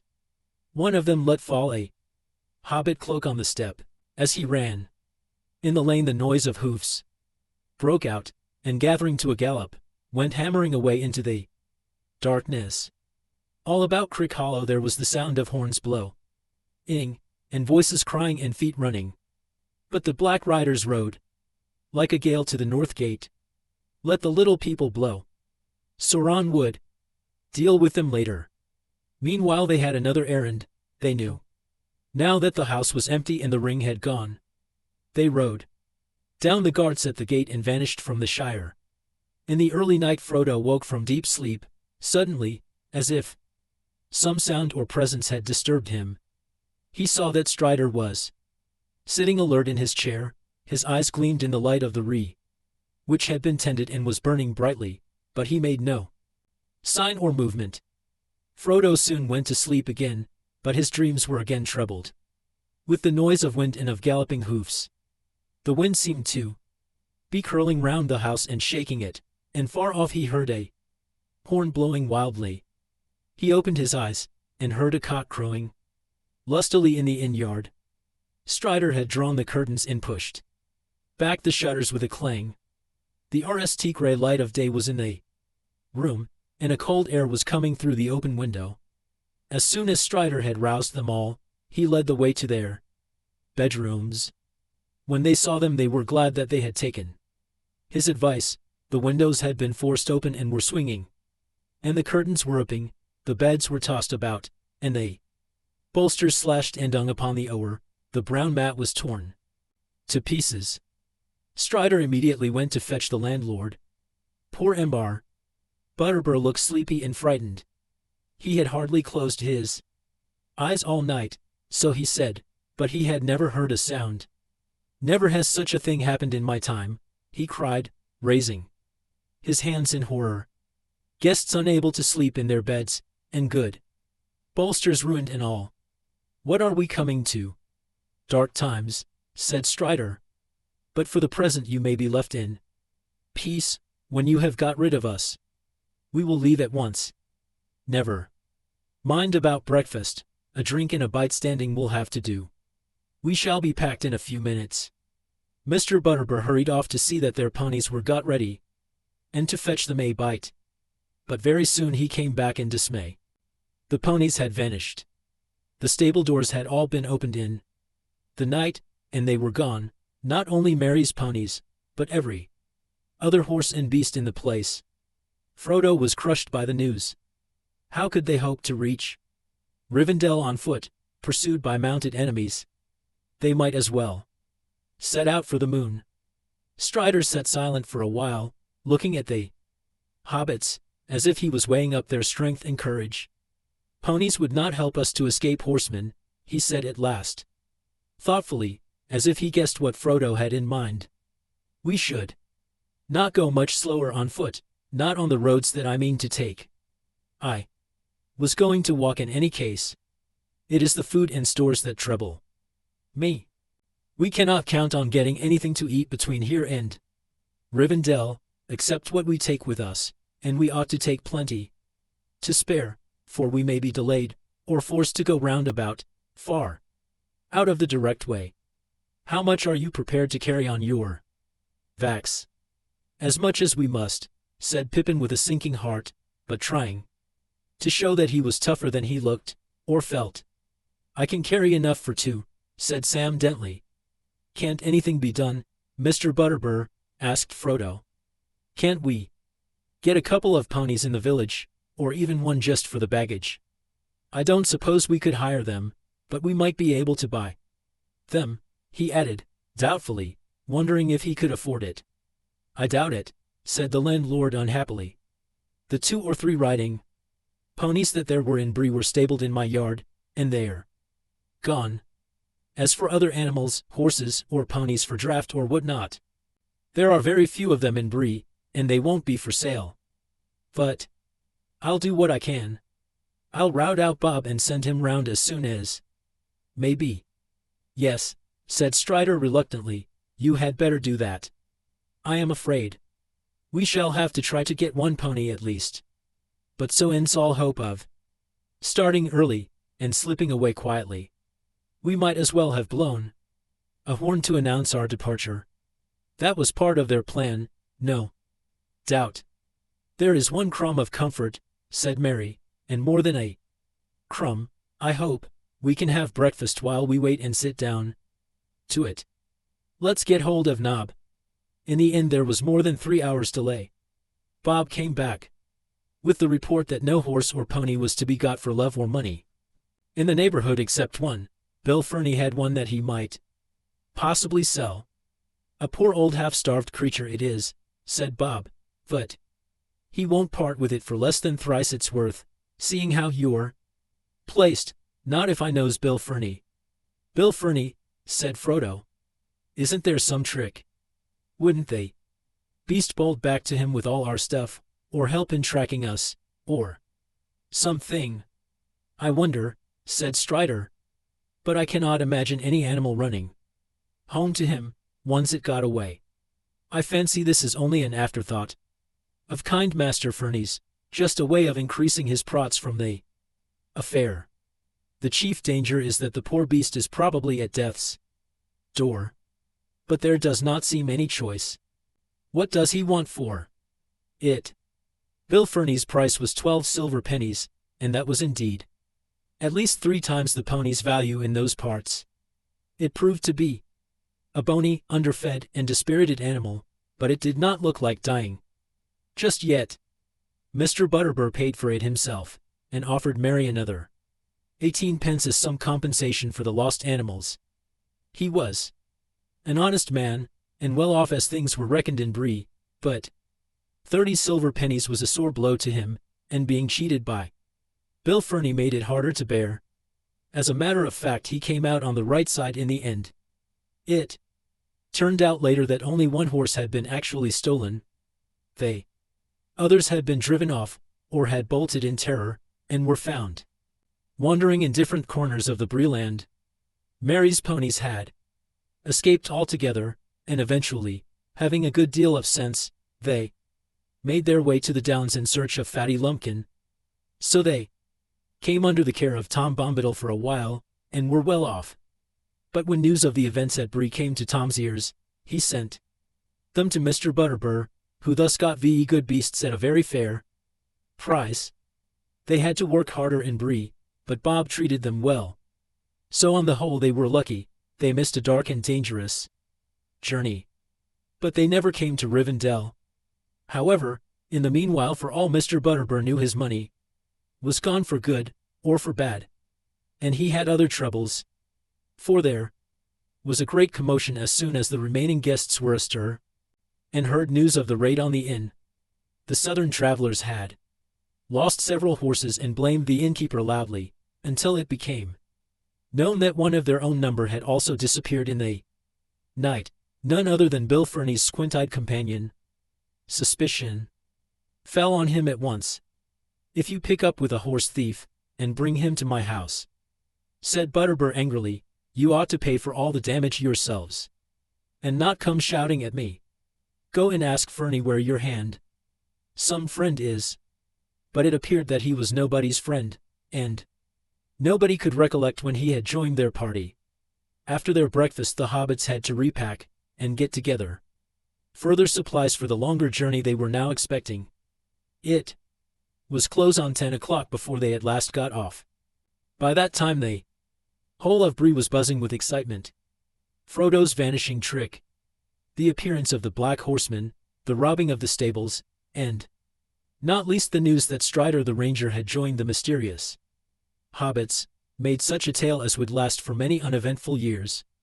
Most of the inhabitants of Bree and Staddle, and many even from Coombe and Arquette, were crowded in the road to see the travelers start.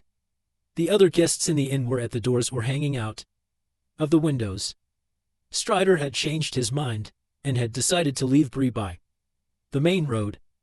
Any attempt to set off across country at once would only make matters worse. Half the inhabitants would follow them, to see what they were up to, and to prevent them from trespassing. They said farewell to Nob and Bob, and took leave of Mr. Butterbur with many thanks. I hope we shall meet again some day, when things are merry once more, said Frodo. I should like nothing better than to stay in your house in peace for a while. They tramped off, anxious and downhearted, under the eyes of the crowd. Not all the faces were friendly, nor all the words that were shouted. But Strider seemed to be held in awe by most of the Breelanders, and those that he stared at shut their mouths and drew away.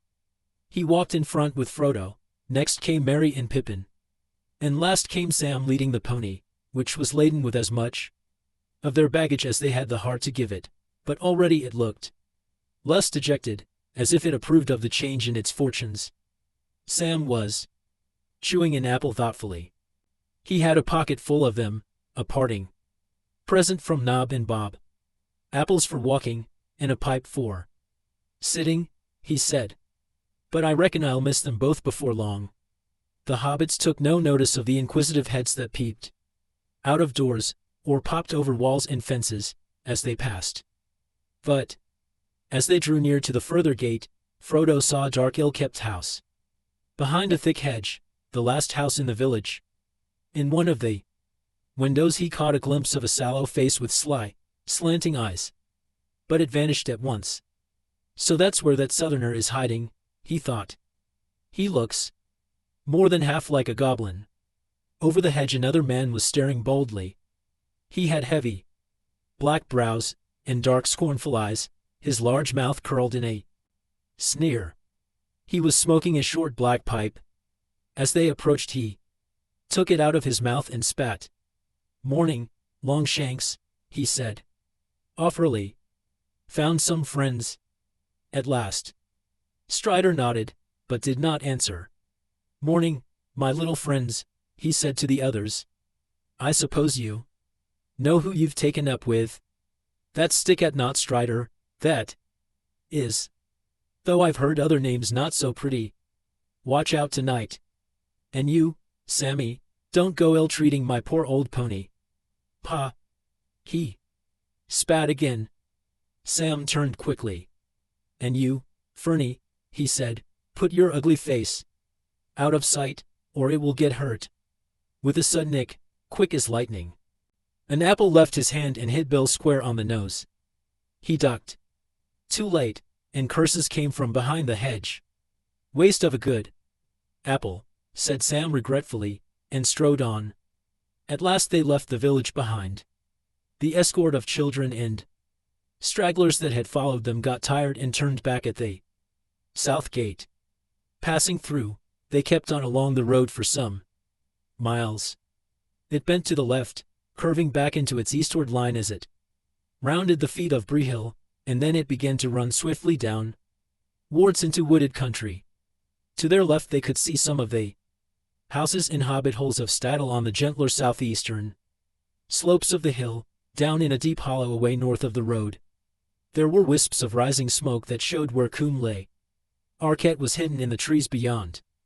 After the road had run down some way, and had left Bree Hill standing tall and brown behind, they came on a narrow track that led off towards the north. This is where we leave the open intake. To cover, said Strider. Not a shortcut, I hope, said Pippin. Our last shortcut through woods nearly ended in disaster. Ah, but you had not got me with you then, laughed Strider. My cuts, short or long, don't go wrong. He took a look up and down the road. No one was in sight, and he led the way quickly down towards the wooded valley. His plan, as far as they could understand it without knowing the country, was to go towards Arquette at RST, but to bear right and pass it on the east, and then to steer as straight as he could over the wild lands to Weathertop Hill. In that way they would, if all went well, cut off a great loop of the road, which further on bent southwards, to avoid the Mitchwater marshes. But, of course, they would have to pass through the marshes themselves, and Strider's description of them was not encouraging. However, in the meanwhile, walking was not unpleasant. Indeed, if it had not been for the disturbing events of the night before, they would have enjoyed this part of the journey better than any up to that time. The sun was shining, clear but not too hot. The woods in the valley were still leafy and full of color, and seemed peaceful and wholesome. Strider guided them contentedly among the many crossing paths, although left to themselves they would soon have been at a loss. He was taking a wandering course with many turns and doublings, to put off any pursuit. Bill Ferny will have watched where we left the road, for certain, he said, though I don't think he will follow us himself. He knows the land round here well enough, but he knows he is not a match for me in a wood. It is what he may tell others that I am afraid of. I don't suppose they are far away. If they think we have made for Arquette, so much the better. Whether because of Strider's skill or for some other reason, they saw no sign and heard no sound of any other living thing all that day. Neither two-footed, except birds, nor four-footed, except one fox and a few squirrels. The next day they began to steer a steady course eastwards, and still all was quiet and peaceful. On the third day out from Bree they came out of the Chetwood. The land had been falling steadily ever since they turned aside from the road, and they now entered a wide-out expanse of country, much more difficult to manage. They were far beyond the borders of the Breeland, out in the pathless wilderness, and drawing near to the Mitchwater marshes. The ground now became damp, and in places boggy, and here and there they came upon pools, and wide stretches of reeds and rushes, LLED with the warbling of little hidden birds. They had to pick their way carefully to keep both dry-footed and on their proper course. At RST they made fair progress, but as they went on, their passage became slower and more dangerous. The marshes were bewildering and treacherous, and there was no permanent trail even for rangers to endy through their shifting quagmires. The ice began to torment them, and the air was full of clouds of tiny midges that crept up their sleeves and breeches and into their hair. I am being eaten alive, cried Pippin. Mitchwater. There are more midges than water. What do they live on when they can't get hobbit? Asked Sam, scratching his neck. They spent a miserable day in this lonely and unpleasant country. Their camping place was damp, cold, and uncomfortable, and the biting insects would not let them sleep. There were also abominable creatures haunting the reeds and tussocks that from the sound of them were evil relatives of the cricket. There were thousands of them, and they squeaked all round, neek breek, breek neek, unceasingly all the night, until the hobbits were nearly frantic. The next day, the 4th, was little better, and the night almost as comfortless, though the neekerbreakers, as Sam called them, had been left behind. The midges still pursued them. As Frodo lay, tired but unable to close his eyes, it seemed to him that far away there came a light in the eastern sky. It ashed and faded many times. It was not the dawn, for that was still some hours off. What is the light? He said to Strider, who had risen, and was standing, gazing ahead into the night. I do not know, Strider answered. It is too distant to make out. It is like lightning that leaps up from the hilltops. Frodo lay down again, but for a long while he could still see the white ashes, and against them the tall dark figure of Strider, standing silent and watchful. At last he passed into uneasy sleep. They had not gone far on the FTH day when they left the last straggling pools and reed beds of the marshes behind them. The land before them began steadily to rise again. Away in the distance east ward they could now see a line of hills. The highest of them was it, the right of the line and a little separated from the others. It had a conical top, slightly edened at the summit. "That is Weathertop," said Strider. "The old road, which we have left far away on our right, runs to the south of it and passes not far from its foot. We might reach it by noon tomorrow, if we go straight towards it. I suppose we had better do so." "What do you mean?"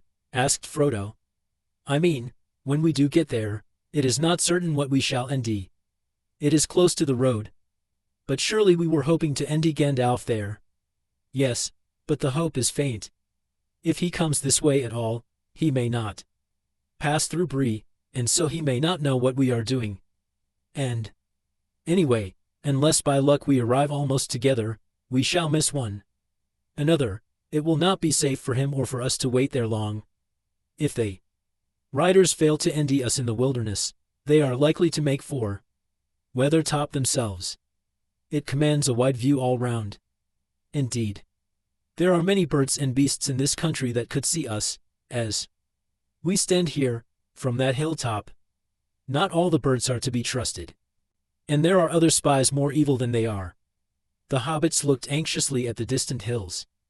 Sam looked up into the pale sky, fearing to see hawks or eagles hovering over them. With bright unfriendly eyes. "You do make me feel uncomfortable and lonesome, Strider," he said. "What do you advise us to do?" asked Frodo. "I think," answered Strider slowly, as if he was not quite sure, "I think the best thing is to go as straight eastward from here as we can. To make for the line of hills, not for Weathertop. There we can strike a path I know that runs at their feet. It will bring us to Weathertop from the north and less openly. Then we shall see what we shall see." All that day they plodded along, until the cold and early evening came down. The land became drier and more barren, but mists and vapors lay behind them on the marshes. A few melancholy birds were piping and wailing, until the round red sun sank slowly into the western shadows. Then an empty silence fell. The hobbits thought of the soft light of sunset glancing through the cheerful windows of Bag End far away. At the day's end they came to a stream that wandered down from the hills to lose itself in the stagnant marshland, and they went up along its banks while the light lasted. It was already night when it last they halted and made their camp under some stunted alder trees by the shores of the stream.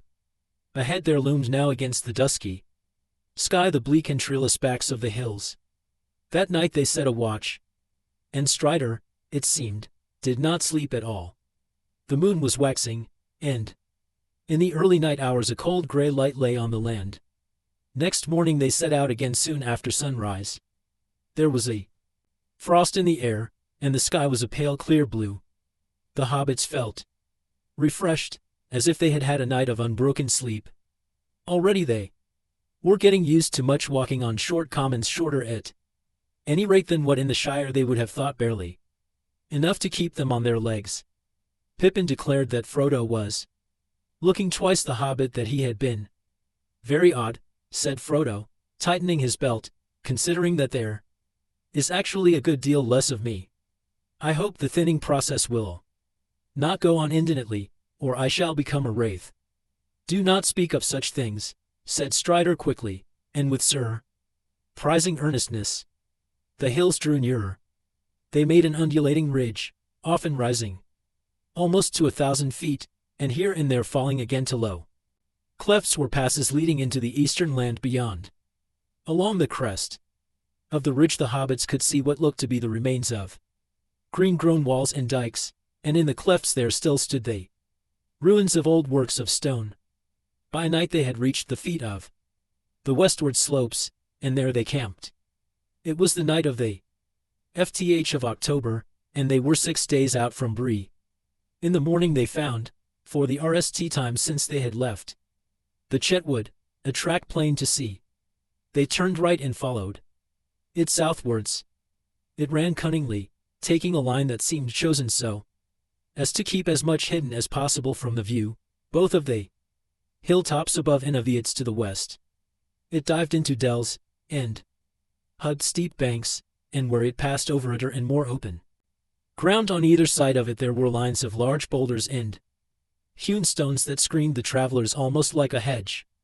"I wonder who made this path, and what for," said Mary, as they walked along one of these avenues, where the stones were unusually large and closely set.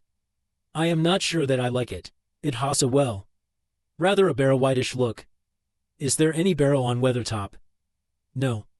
There is no barrow on Weathertop, nor on any of these hills," answered Strider. "The men of the West did not live here, though. In their latter days they defended the hills for a while against the evil that came out of Angmar. This path was made to serve the forts along the walls. But long before, in the RST days of the North Kingdom, they built a great watch-tower on Weathertop. Amansul they called it. It was burned and broken, and nothing remains of it now but a tumbled ring, like a rough crown on the old hill's head. Yet once it was tall and fair. It is told that Elendil stood there watching for the coming of Galad out of the west, in the days of the last alliance." The hobbits gazed at Strider. It seemed that he was learned in old lore, as well as in the ways of the wild. "Who was Gil-galad?" asked Mary, but Strider did not answer, and seemed to be lost in thought. Suddenly a low voice murmured, "Gil-galad was an elven king. Of him the harpers sadly sing, the last whose realm was fair and free, between the mountains and the sea. His sword was long, his lance was keen, his shining helm afar was seen. The countless stars of heaven's eld were mirrored in his silver shield. But long ago he rode away, and where he dwelleth none can say, for into darkness fell his star. In Mordor where the shadows are." The others turned in amazement, for the voice was Sam's. "Don't stop," said Mary. "That's all I know," stammered Sam, blushing. "I learned it from Mr. Bilbo when I was a lad. He used to tell me tales like that, knowing how I was always one for hearing about elves. It was Mr. Bilbo as taught me my letters. He was mighty book learned, was dear old Mr. Bilbo. And he wrote poetry. He wrote what I have just said. He did not make it up," said Strider. "It is part of the lay that is called the Fall of Gil-galad, which is in an ancient tongue. Bilbo must have translated it. I never knew that." "There was a lot more," said Sam, "all about Mordor. I didn't learn that part. It gave me the shivers. I never thought I should be going that way myself." "Going to Mordor?" cried Pippin. "I hope it won't come to that." "Do not speak that name so loudly," said Strider. It was already midday when they drew near the southern end of the path, and saw before them, in the pale clear light of the October sun, a gray-green bank, leading up like a bridge onto the northward slope of the hill.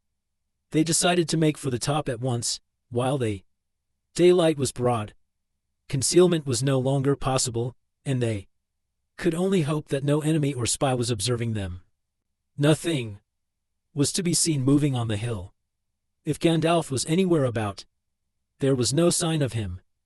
On the western ank of Weathertop they found a sheltered hollow, at the bottom of which there was a bowl-shaped dell with grassy sides. There they left Sam and Pippin with the pony and their packs and luggage. The other three went on. After half an hour's plodding, Strider reached the crown of the hill. Frodo and Merry followed, tired and breathless. The last slope had been steep and rocky. On the top they found, as Strider had said, a wide ring of ancient stonework, now crumbling or covered with age-long grass. But in the center a cairn of broken stones had been piled. They were black, and as if with About them the turf was burned to the root's end. All within the ring the grass was scorched and shriveled, as if ams had swept the hilltop, but there was no sign of any living thing. Standing upon the rim of the ruined circle, they saw all round.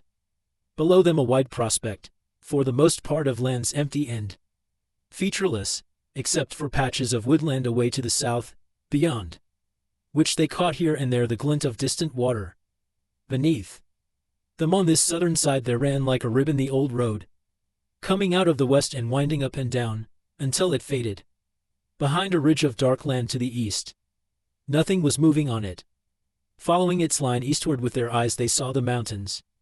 The nearer foothills were brown and somber, behind them stood taller shapes of gray, and behind those again were high white peaks glimmering among the clouds. "Well, here we are," said Mary. "And very cheerless and uninviting. It looks. There is no water and no shelter, and no sign of Gandalf. But I don't blame him for not waiting if he ever came here. I wonder," said Strider, looking round thoughtfully.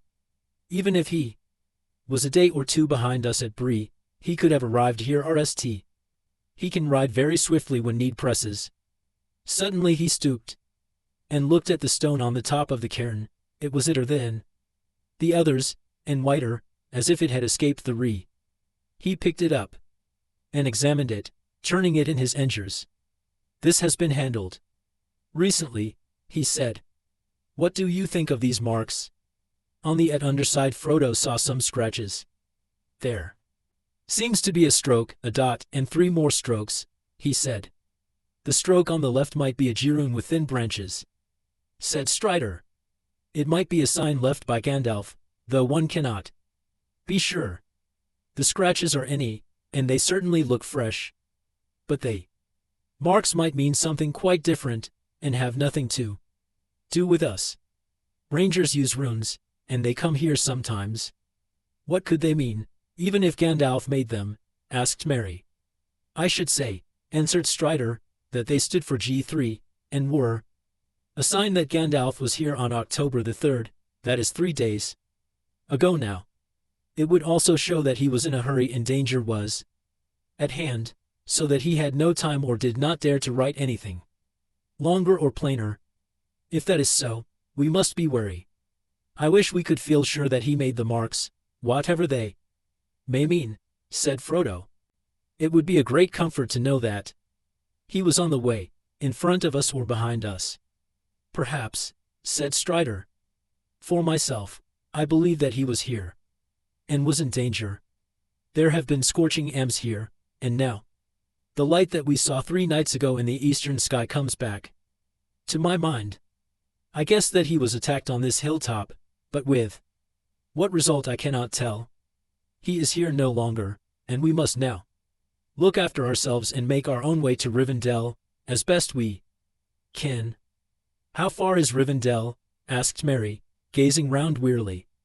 The world looked wild and wide from Weathertop.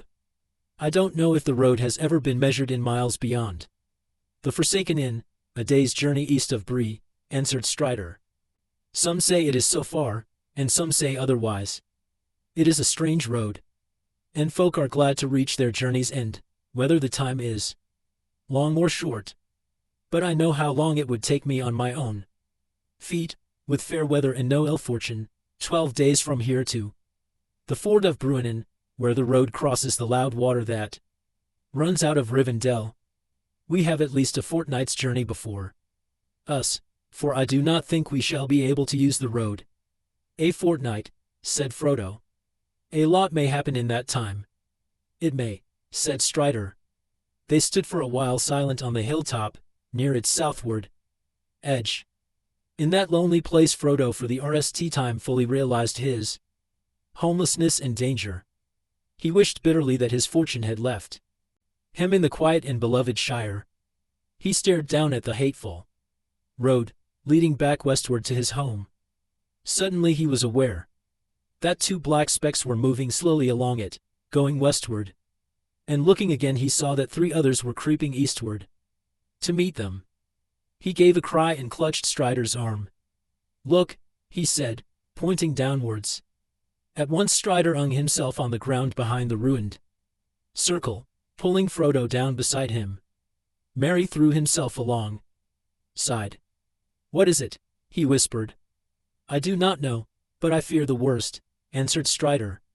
Slowly they crawled up to the edge of the ring again, and peered through a cleft between two jagged stones.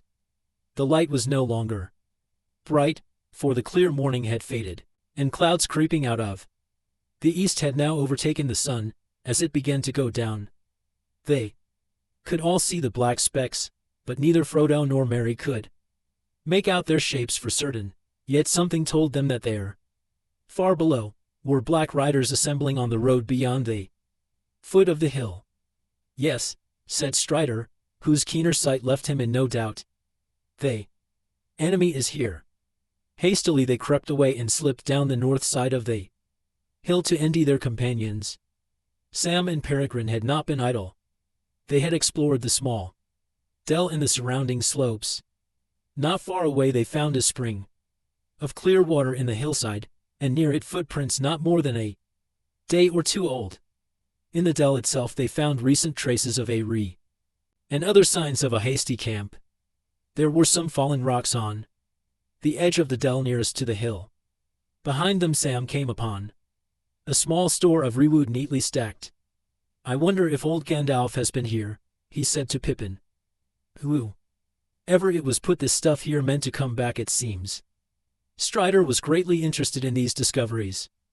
"I wish I had waited and explored the ground down here myself," he said, hurrying off to the spring to examine the footprints. "It is just as I feared," he said, when he came back. "Sam and Pippin have trampled the soft ground, and the marks are spoiled or confused. Rangers have been here lately. It is they who left the wood behind. But there are also several newer tracks that were not made by rangers. At least one set was made, only a day or two ago, by heavy boots. At least one.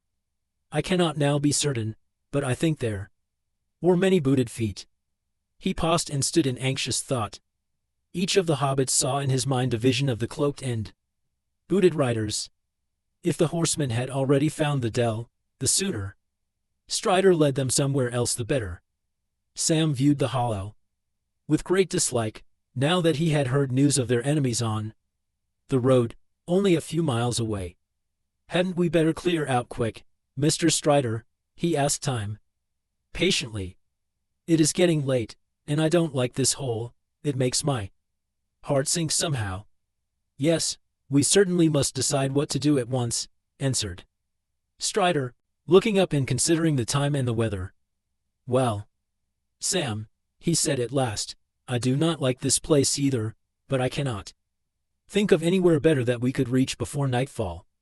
At least, we are out of sight for the moment, and if we moved we should be much more likely to be seen by spies. All we could do would be to go right out of our way back north on this side of the line of hills, where the land is all much the same as it is here. The road is watched, but we should have to cross it, if we tried to take cover in the thickets. Away to the south, on the north side of the road beyond the hills, the country is bare and at 4 miles. "Can the riders see?" asked Merry. "I mean, they seem usually to have used their noses rather than their eyes, smelling for us, if smelling is the right word, at least in the daylight. But you made us lie down at when you saw them down below, and now you talk of being seen. If we move—" "I was too careless on the hilltop," answered Strider. "I was very anxious to endy some sign of Gandalf, but it was a mistake for 3 of us to go up and stand there so long. For the black horses can see, and the riders can use men and other creatures as spies, as we found at Bree. They themselves do not see the world of light as we do, but our shapes cast shadows in their minds, which only the noon sun destroys, and in the dark they perceive many signs and forms that are hidden from us. Then they are most to be feared. And at all times they smell the blood of living things, desiring and hating it. Senses, too, there are other than sight or smell. We can feel their presence. It troubled our hearts as soon as we came here, and before we saw them, they feel ours more kingly. Also, he added, and his voice sank to a whisper, the ring draws them. Is there no escape then? Said Frodo, looking round wildly. If I move, I shall be seen and hunted. If I stay, I shall draw them to me. Strider laid his hand on his shoulder. There is still hope, he said. You are not alone. Let us take this wood that is set ready for thee. Re is a sign. There is little shelter or defense here, but Re shall serve for both. Sauron can put Re to his evil uses, as he can all things, but these riders do not love it, and fear those who wield it. Fire is our friend in the wilderness. Maybe, muttered Sam. It is also as good a way of saying here. We are, as I can think of, far shouting. Down in the lowest and most sheltered corner of the dell they lit a Re, and prepared a meal. The shades of evening began to fall, and it grew cold. They were suddenly aware of great hunger, for they had not eaten anything since breakfast, but they dared not make more than a frugal supper. The lands ahead were empty of all save birds and beasts, unfriendly places deserted by all the races of the world. Rangers passed at times beyond the hills, but they were few and did not stay. Other wanderers were rare, and of evil sort. Trolls might stray down at times out of the northern valleys of the misty mountains.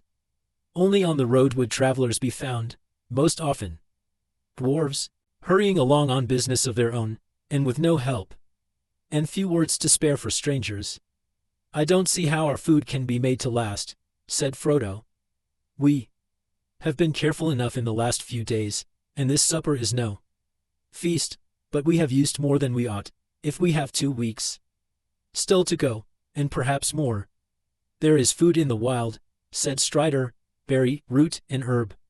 And I have some skill as a hunter at need. You need not be afraid of starving before winter comes. But gathering and catching food is long and weary work, and we need haste. So tighten your belts, and think with hope of the tables of Elrond's house. The cold increased as darkness came on. Peering out from the edge of the dell, they could see nothing but a gray land now vanishing quickly into shadow. The sky above had cleared again and was slowly LED with twinkling stars. Frodo and his companions huddled round the Re, wrapped in every garment and blanket they possessed, but Strider was content with a single cloak, and sat a little apart, drawing thoughtfully at his pipe. As night fell and the light of the Re began to shine out brightly, he began to tell them tales to keep their minds from fear. He knew many histories and legends of long ago, of elves and men and the good and evil deeds of the elder days. They wondered how old he was, and where he had learned all this lore. Tell us of Gil-galad, said Merry suddenly, when he paused it. The end of a story of the elf kingdoms. Do you know any more of that old lay that you spoke of? I do indeed, answered Strider. So also does Frodo, for it concerns us closely. Merry and Pippin looked at Frodo, who was staring into the Re. I know only the little that Gandalf has told me, said Frodo slowly. Gil-galad was the last of the great elf kings of Middle-earth. Gil-galad is starlight in their tongue. With Elendil, the elf friend, he went to the land of. No, said Strider interrupting, I do not think that tale should be told now with the servants of the enemy at hand. If we went through to the house of Elrond, you may hear it there, told in full. Then tell us some other tale of the old days, begged Sam, a tale about the elves before the fading time. I would dearly like to hear more about elves. The dark seems to press round so close. I will tell you the tale of Tynuville, said Strider, in brief, for it is a long tale of which the end is not known, and there are none now, except Elrond, that remember it aright as it was told of old. It is a fair tale, though it is sad, as are all the tales of Middle-earth, and yet it may lift up your hearts. He was silent for some time, and then he began not to speak but to chant softly. The leaves were long, the grass was green, the hemlock umbels tall and fair, and in the glade a light was seen. of stars in shadow shimmering. Tinuville was dancing there, to music of a pipe unseen, and light of stars was in her hair, and in her raiment glimmering. There Burin came from mountains cold, and lost he wandered under leaves, and where the elven river rolled. He walked alone and sorrowing. He peered between the hemlock leaves, and saw in wonder hours of gold upon her mantle and her sleeves, and her hair like shadow following. Enchantment healed his weary feet, that over hills were doomed to roam. And forth he hastened, strong and eat, and grasped at moonbeams glistening, through woven woods and elven home. She lightly edie on dancing feet, and left him lonely still to roam. In the silent forest listening, he heard there oft the yang sound of feet as light as linden leaves, or music welling underground, in hidden hollows quavering. Now withered lay the hemlock sheaves, and one by one with sighing sound, whispering fell the beechen leaves. In the wintry woodland wavering, he sought her ever, wandering far, where leaves of years were thickly strewn, by light of moon and ray of star. In frosty heavens shivering, her mantle glinted in the moon, as on a hilltop high and far. She danced, and at her feet was strewn a mist of silver quivering. When winter passed, she came again, and her song released the sudden spring, like rising lark, and falling rain, and melting water bubbling. He saw the elven hours spring about her feet, and healed again. He longed by her to dance and sing upon the grass untroubling. Again she ed, but swift he came. Tinuville, Tinuville. He called her by her elvish name, and there she halted listening. One moment stood she, and a spell his voice laid on her. Burin came, and doom fell on Tinuville, that in his arms lay glistening. As Burin looked into her eyes, within the shadows of her hair, the trembling starlight of the skies, he saw their marriage shimmering. Tinuville the elven fair, immortal maiden elven wise, about him cast her shadowy hair, and arms like silver glimmering. Long was the way that fate them bore, o'er stony mountains cold and gray, through halls of iron and darkling door, and woods of nightshade moreless. The sundering seas between them lay, and yet at last they met once more, and long ago they passed away, in the forest singing sorrowless. Strider sighed and paused before he spoke again. That is a song, he said, in the mode that is called Anthanath among the elves, but is hard to render in our common speech, and this is but a rough echo of it. It tells of the meeting of Burin son of Barahir and Luthien. Tinuville. Burin was a mortal man, but Luthien was the daughter of Thingol, a king of elves upon Middle-earth when the world was young, and she was the fairest maiden that has ever been among all the children of this world. As the stars above the mists of the northern lands was her loveliness, and in her face was a shining light. In those days the great enemy, of whom Sauron of Mordor was but a servant, dwelt in Angband in the north, and the elves of the west coming back to Middle-earth made war upon him to regain the Silmarils, which he had stolen, and the fathers of men aided the elves. But the enemy was victorious and Barahir was slain, and Burin escaping through great peril came over the mountains of terror into the hidden kingdom of Thingol and the forest of Neldoreth. There he beheld Luthien singing and dancing in a glade beside the enchanted river Escalduin, and he named her Tinuville, that is nightingale in the language of old. Many sorrows befell them afterwards, and they were parted long. Tinuville rescued Burin from the dungeons of Sauron, and together they passed through great dangers, and cast down even the great enemy from his throne, and took from his iron crown one of the 3 Silmarils, brightest of all jewels, to be the bride price of Luthien to Thingol her father. Yet at the last Burin was slain by the wolf that came from the gates of Angband, and he died in the arms of Tinuville. But she chose mortality, and to die from the world, so that she might follow him, and it is sung that they met again beyond the sundering seas, and after a brief time walking alive once more in the green woods, together they passed, long ago, beyond the Canis of this world.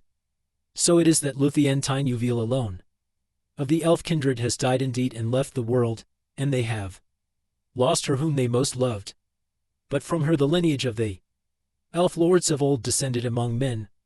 There live still those of whom Luthien was the foremother, and it is said that her line shall never fail. Elrond of Rivendell is of that kin.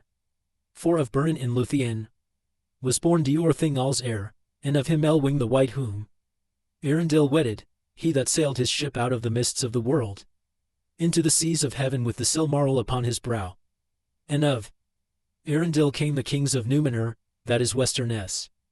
As Strider was speaking they watched his strange eager face, dimly lit in the red glow of the wood-ree.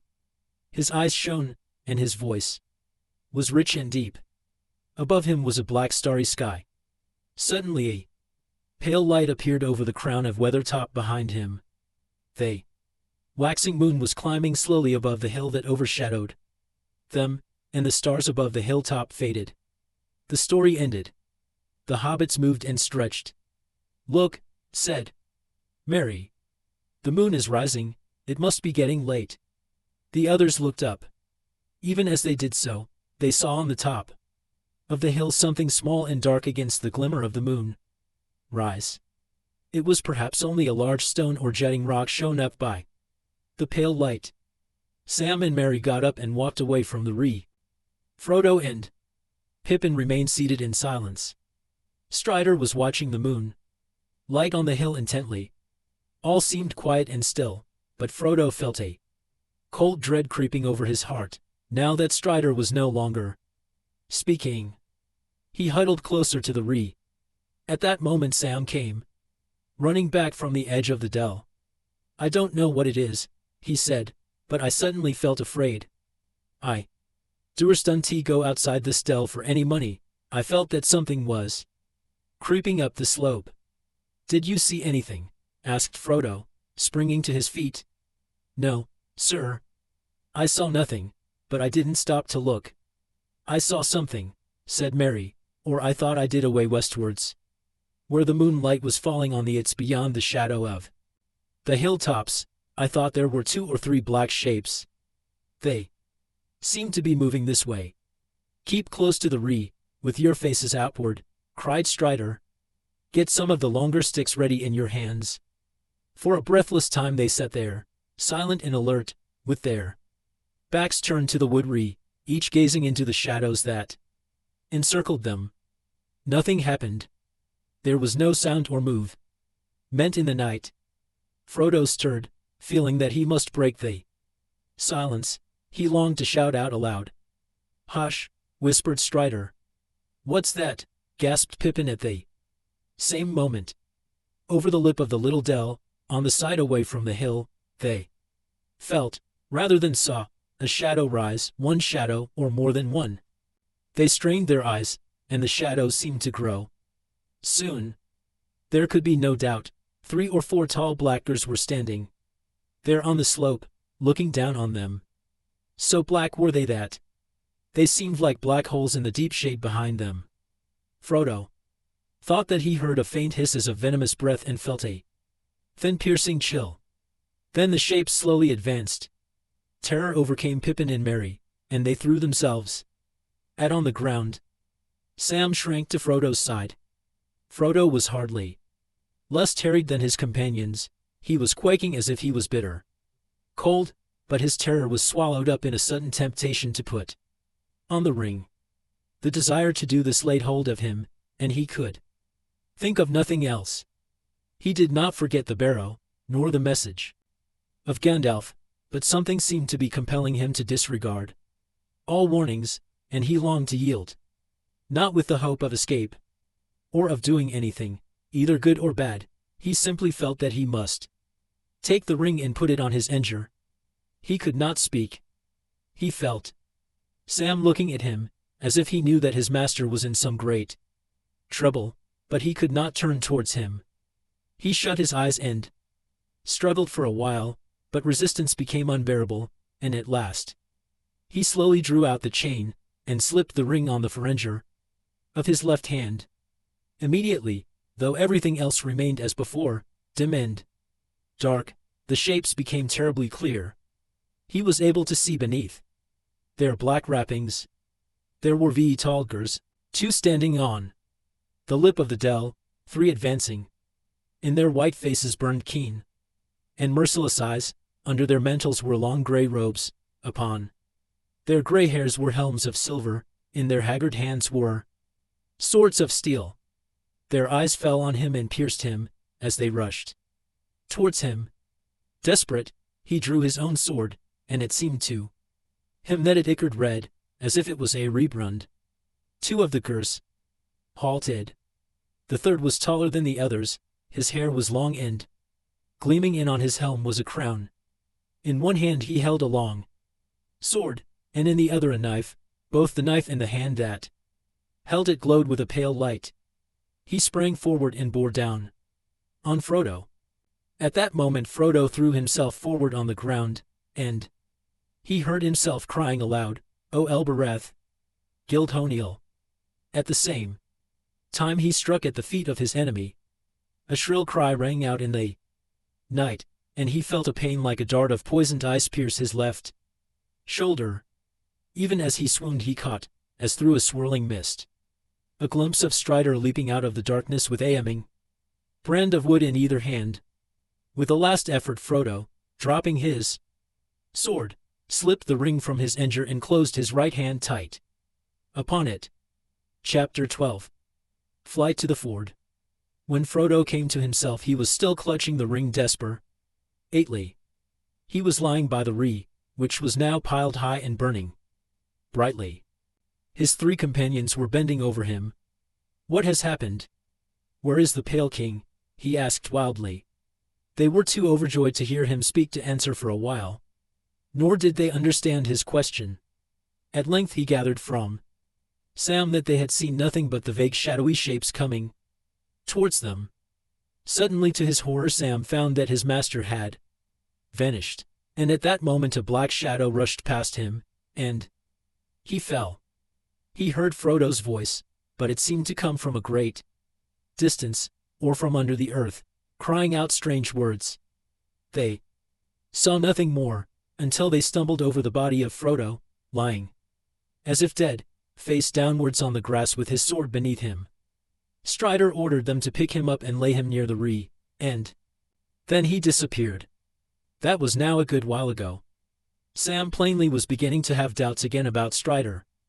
But while they were talking he returned, appearing suddenly out of the shadows. They started, and Sam drew his sword and stood over Frodo, but Strider knelt down swiftly at his side. "I am not a Black Rider, Sam," he said gently, "nor in league with them. I have been trying to discover something of their movements, but I have found nothing. I cannot think why they have gone and do not attack again. But there is no feeling of their presence anywhere at hand." When he heard what Frodo had to tell, he became full of concern and shook his head inside. Then he ordered Pippin and Merry to heat as much water as they could in their small kettles, and to bathe the wound with it. "Keep the Ree going well, and keep Frodo warm," he said. Then he got up and walked away, and called Sam to him. "I think I understand things better now," he said in a low voice. "There seem only to have been of the enemy. Why they were not all here, I don't know, but I don't think they expected to be resisted. They have drawn off for the time being, but not far, I fear. They will come again another night, if we cannot escape. They are only waiting, because they think that their purpose is almost accomplished, and that the ring cannot lie much further. I fear, Sam, that they believe your master has a deadly wound that will subdue him to their will. We shall see." Sam choked with tears. "Don't despair," said Strider. "You must trust me now. Your Frodo is made of sterner stuff than I had guessed, though Gandalf hinted that it might prove so. He is not slain, and I think he will resist the evil power of the wound longer than his enemies expect. I will do all I can to help and heal him. Guard him well, while I am away." He hurried off and disappeared again into the darkness. Frodo dozed, though the pain of his wound was slowly growing, and a deadly chill was spreading from his shoulder to his arm inside. His friends watched over him, warming him and bathing his wound. The night passed slowly and wearily. Dawn was growing in the sky, and the dell whistling with gray light, when Strider at last returned. "Look," he cried, and stooping he lifted from the ground a black cloak that had lain there hidden by the darkness. A foot above the lower hem there was a slash. This was the stroke of Frodo's sword, he said. The only hurt that it did to his enemy, I fear, for it is unharmed, but all blades perished that pierced that dreadful king. More deadly to him was the name of Elbereth, and more deadly to Frodo was this. He stooped again and lifted up a long thin knife. There was a cold gleam in it. As Strider raised it, they saw that near the end its edge was notched and the point was broken off. But even as he held it up in the growing light, they gazed in astonishment, for the blade seemed to melt and vanished like a smoke in the air, leaving only the hilt in Strider's hand. "Alas," he cried, "it was this accursed knife that gave the wound. Few now have the skill in healing to match such evil weapons. But I will do what I can." He sat down on the ground, and taking the dagger hilt laid it on his knees, and he sang over it a slow song in a strange tongue. Then, setting it aside, he turned to Frodo and in a soft tone spoke words the others could not catch. From the pouch at his belt he drew out the long leaves of a plant. "These leaves," he said, "I have walked far to Nd, for this plant does not grow in the bare hills, but in the thickets away south of the road. I found it in the dark by the scent of its leaves." He crushed a leaf in his engirs, and it gave out a sweet and pungent fragrance. "It is fortunate that I could Nd it, for it is a healing plant that the men of the West brought to Middle-earth. Athlas they named it, and it grows now sparsely and only near places where they dwelt or camped of old, and it is not known in the North, except to some of those who wander in the wild. It has great virtues, but over such a wound as this its healing powers may be small." He threw the leaves into boiling water and bathed Frodo's shoul. The fragrance of the steam was refreshing, and those that were unhurt felt their minds calmed and cleared. The herb had also some power over the wound, for Frodo felt the pain and also the sense of frozen cold lessen in his side, but the life did not return to his arm, and he could not raise or use his hand. He bitterly regretted his foolishness, and reproached himself for weakness of will, for he now perceived that in putting on the ring he obeyed not his own desire, but the commanding wish of his enemies. He wondered if he would remain maimed for life, and how they would now manage to continue their journey. He felt too weak to stand. The others were discussing this very question. They quickly decided to leave Weathertop as soon as possible. "I think now," said Strider, "that the enemy has been watching this place for some days. If Gandalf ever came here, then he must have been forced to ride away, and he will not return. In any case we are in great peril here after dark, since the attack of last night, and we can hardly meet greater danger wherever we go." As soon as the daylight was full, they had some hurried food and packed. It was impossible for Frodo to walk, so they divided the greater part of their baggage among the four of them, and put Frodo on the pony.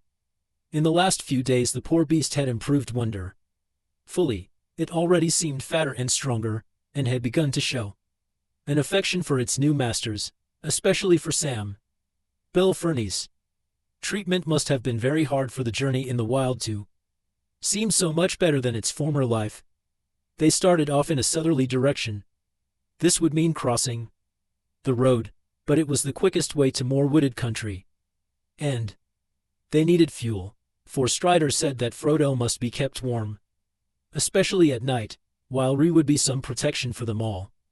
It was also his plan to shorten their journey by cutting across another great loop of the road. East beyond Weathertop it changed its course and took a wide bend northwards.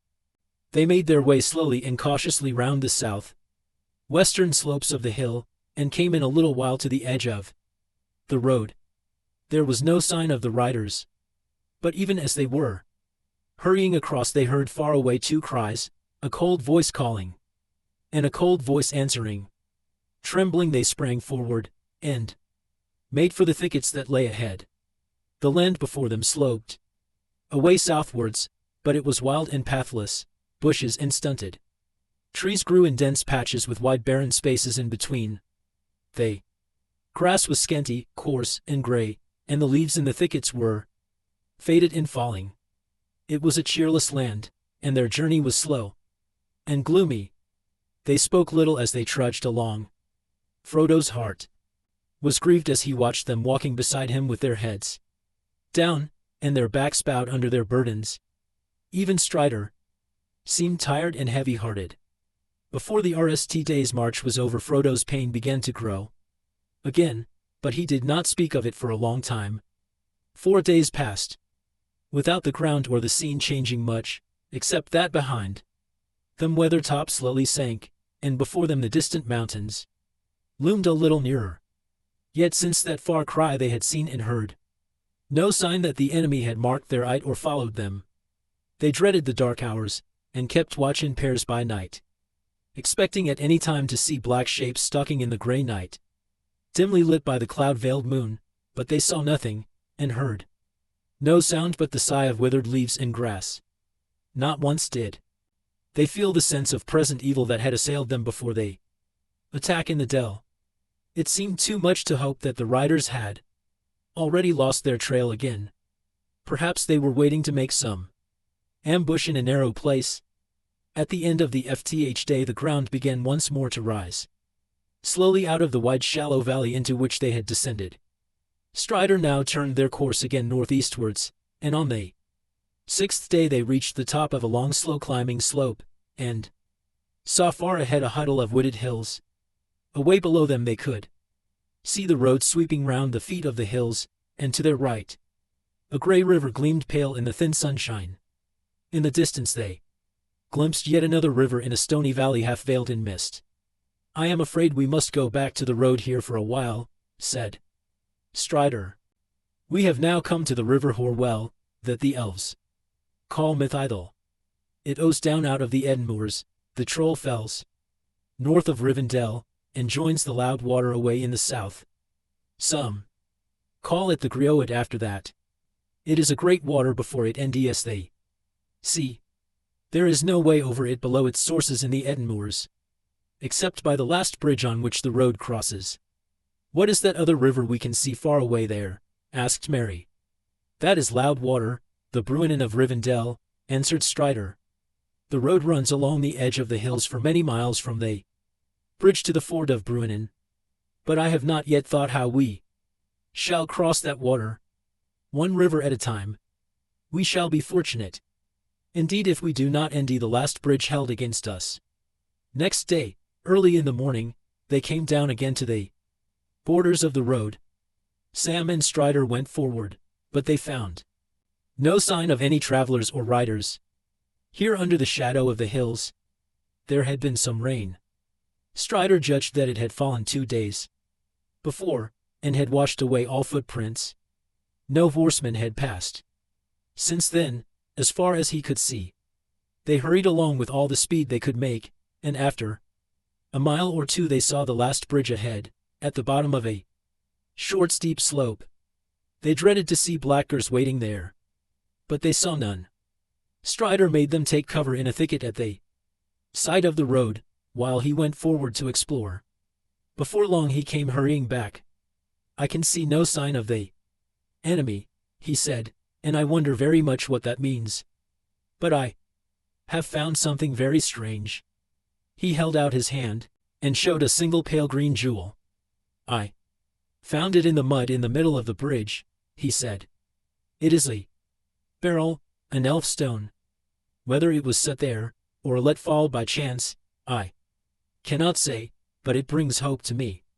I will take it as a sign that we may pass the bridge, but beyond that I dare not keep to the road without some clearer token." At once they went on again.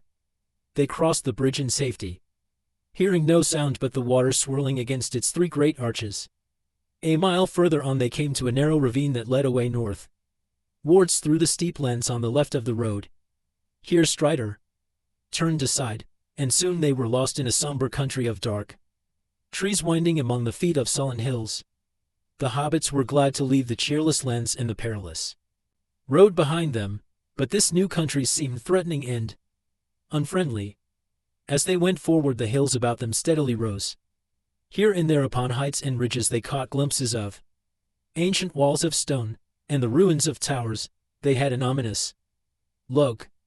Frodo, who was not walking, had time to gaze ahead and to think. He recalled Bilbo's account of his journey and the threatening towers on the hills north of the road, in the country near the Trolls' Wood where his serious adventure had happened. Frodo guessed that they were now in the same region, and wondered if by chance they would pass near the spot. "Who lives in this land?" he asked. "And who built these towers? Is this troll country?" "No," said Strider. "Trolls do not build. No one lives in this land.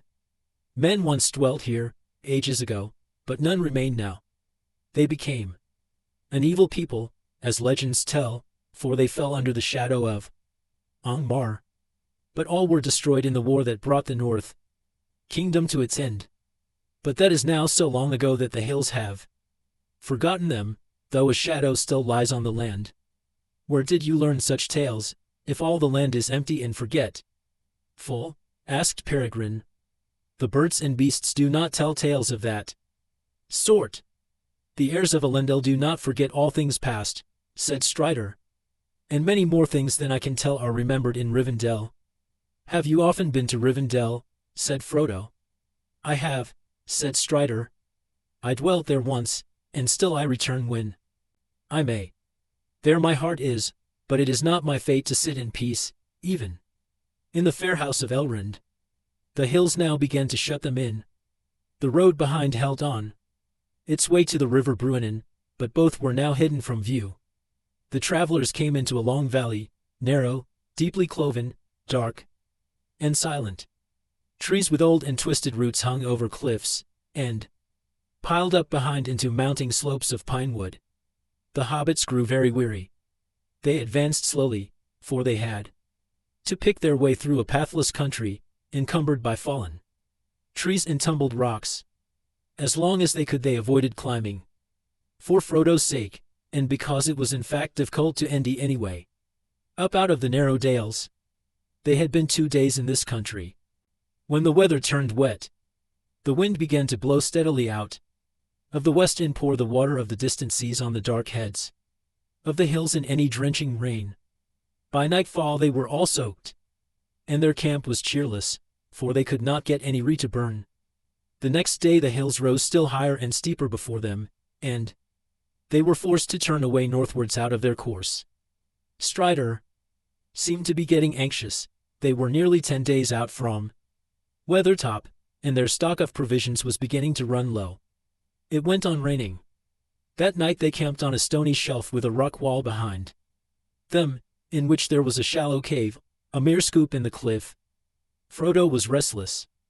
The cold and wet had made his wound more painful than ever, and the ache and sense of deadly chill took away all sleep. He lay tossing and turning and listening fearfully to the stealthy night noises, wind and chinks of rock, water dripping, a crack, the sudden rattling fall of a loosened stone. He felt that black shapes were advancing to smother him, but when he sat up he saw nothing but the back of Strider sitting hunched up, smoking his pipe, and watching. He lay down again and passed into an uneasy dream, in which he walked on the grass in his garden in the Shire, but it seemed faint and dim, less clear than the tall black shadows that stood looking over the hedge. In the morning he woke to Endy that the rain had stopped. The clouds were still thick, but they were breaking, and pale strips of blue appeared between them.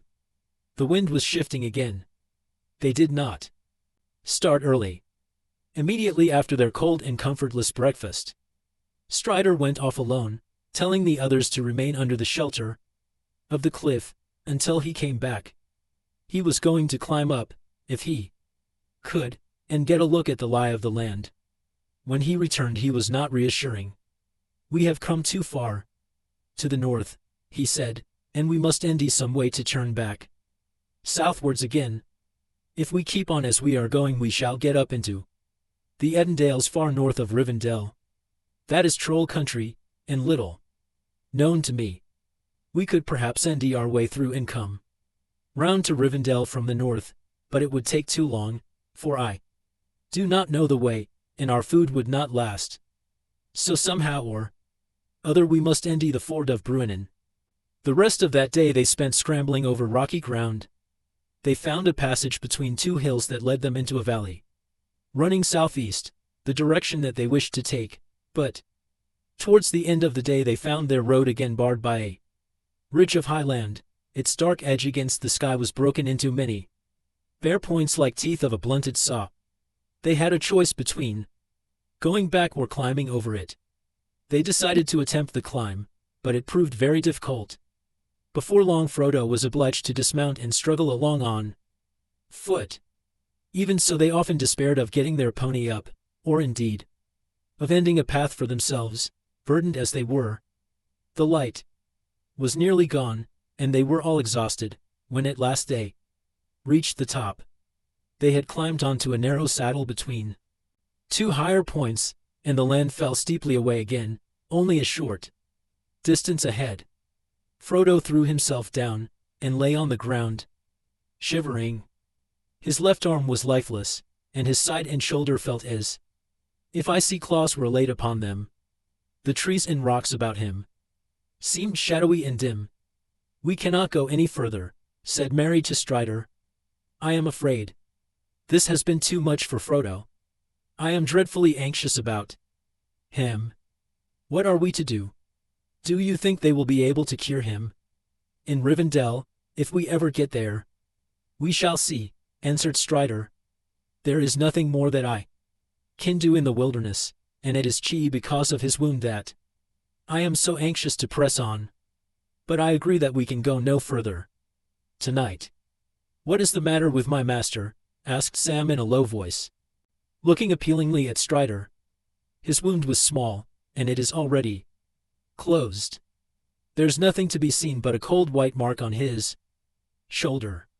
"Frodo has been touched by the weapons of the enemy," said Strider, "and there is some poison or evil at work that is beyond my skill to drive out. But do not give up hope, Sam." Night was cold up on the high ridge.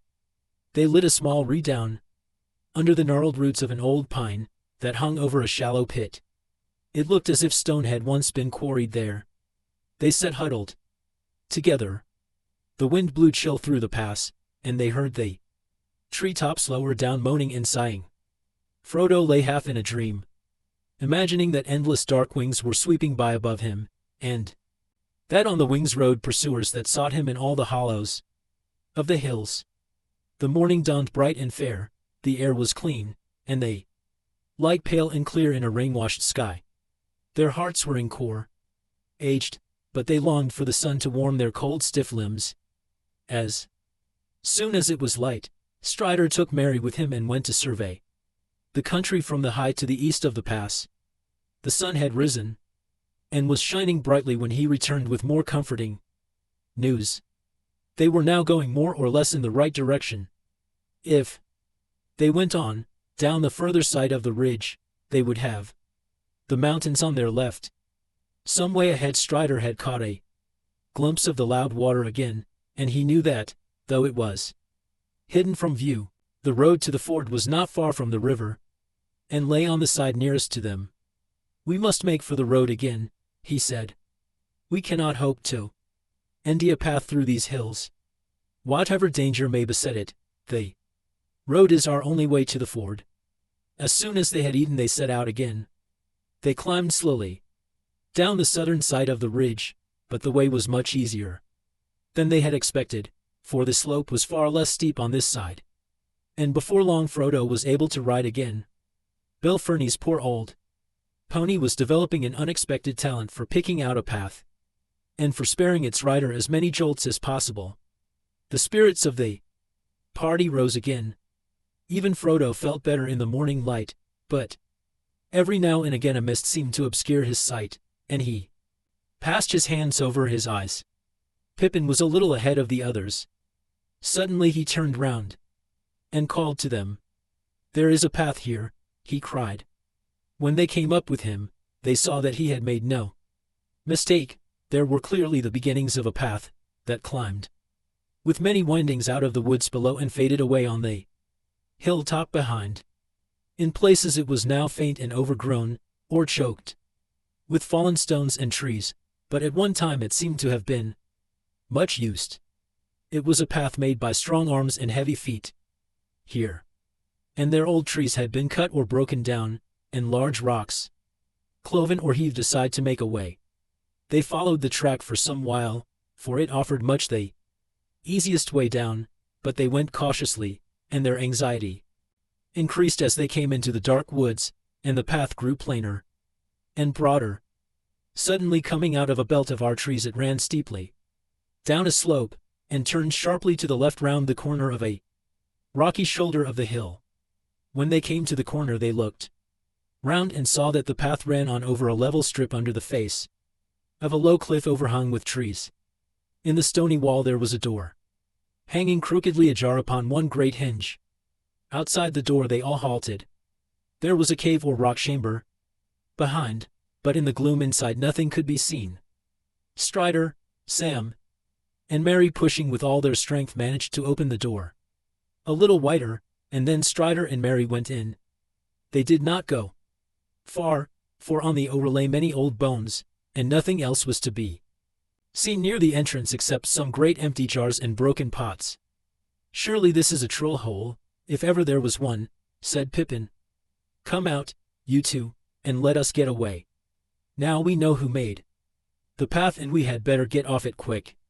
"There is no need, I think," said Strider, coming out. "It is certainly the troll hole, but it seems to have been long forsaken. I don't think we need be afraid. But let us go on down warily, and we shall see." The path went on again from the door, and turning to the right, again across the level space plunged down a thick wooded slope. Pippin, not liking to show Strider that he was still afraid, went on ahead with Merry. Sam and Strider came behind, one on each side of Frodo's pony, for the path was now broad enough for 4 or 5 hobbits to walk abreast. But they had not gone very far before Pippin came running back, followed by Merry. They both looked terrified. "There are trolls," Pippin panted, "down in a clearing in the woods, not far below. We got a sight of them through the tree trunks. They are very large." "We will come and look at them," said Strider, picking up a stick. Frodo said nothing, but Sam looked scared. The sun was now high, and it shone down through the half-stripped branches of the trees, and lit the clearing with bright patches of light. They halted suddenly on the edge, and peered through the tree trunks, holding their breath. There stood the trolls, 3 large trolls. One was stooping, and the other 2 stood staring at him. Strider walked forward unconcernedly. "Get up, old stone," he said, and broke his stick upon the stooping troll. Nothing happened. There was a gasp of astonishment from the hobbits, and then even Frodo laughed. "Well," he said, "we are forgetting our family history. These must be the very 3 that were caught by Gandalf, quarreling over the right way to cook 13 dwarves and 1 hobbit." "I had no idea we were anywhere near the place," said Pippin. He knew the story well. Bilbo and Frodo had told it often, but as a matter of fact he had never more than half believed it. Even now he looked at the stone trolls with suspicion, wondering if some magic might not suddenly bring them to life again. "You are forgetting not only your family history, but all you ever knew about trolls," said Strider. "It is broad daylight with a bright sun, and yet you come back trying to scare me with a tale of live trolls waiting for us in this glade. In any case you might have noticed that one of them has an old bird's nest behind his ear.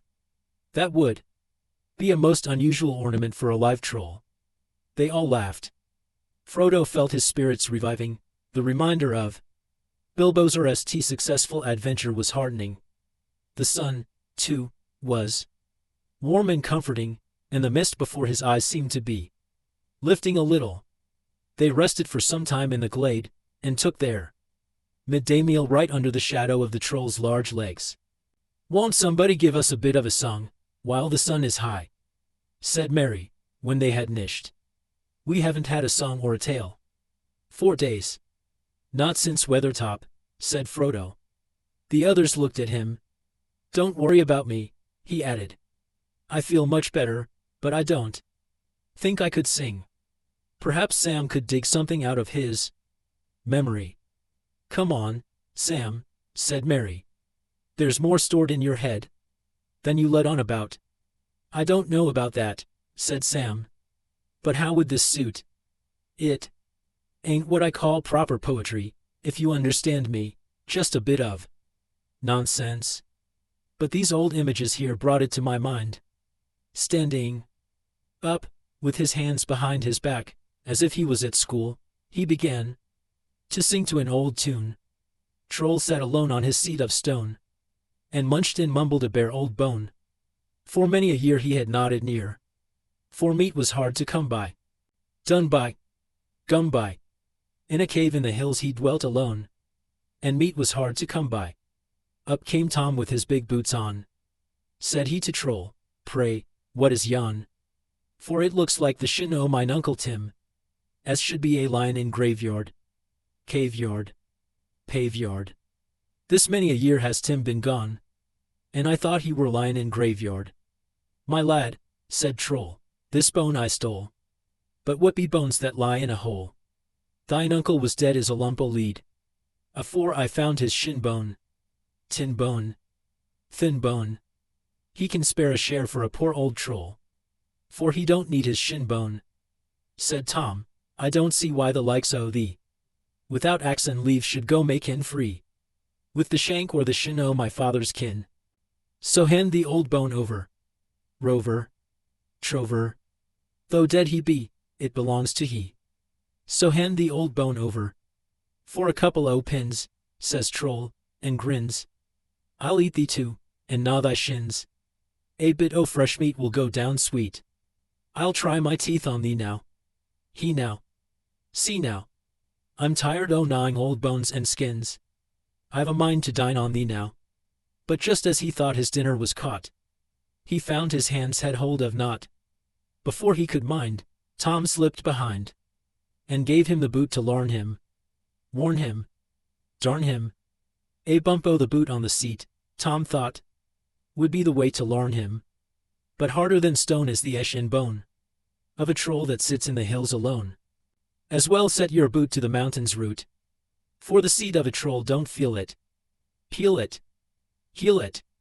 Old Troll laughed when he heard Tom groan, and he knew his toes could feel it.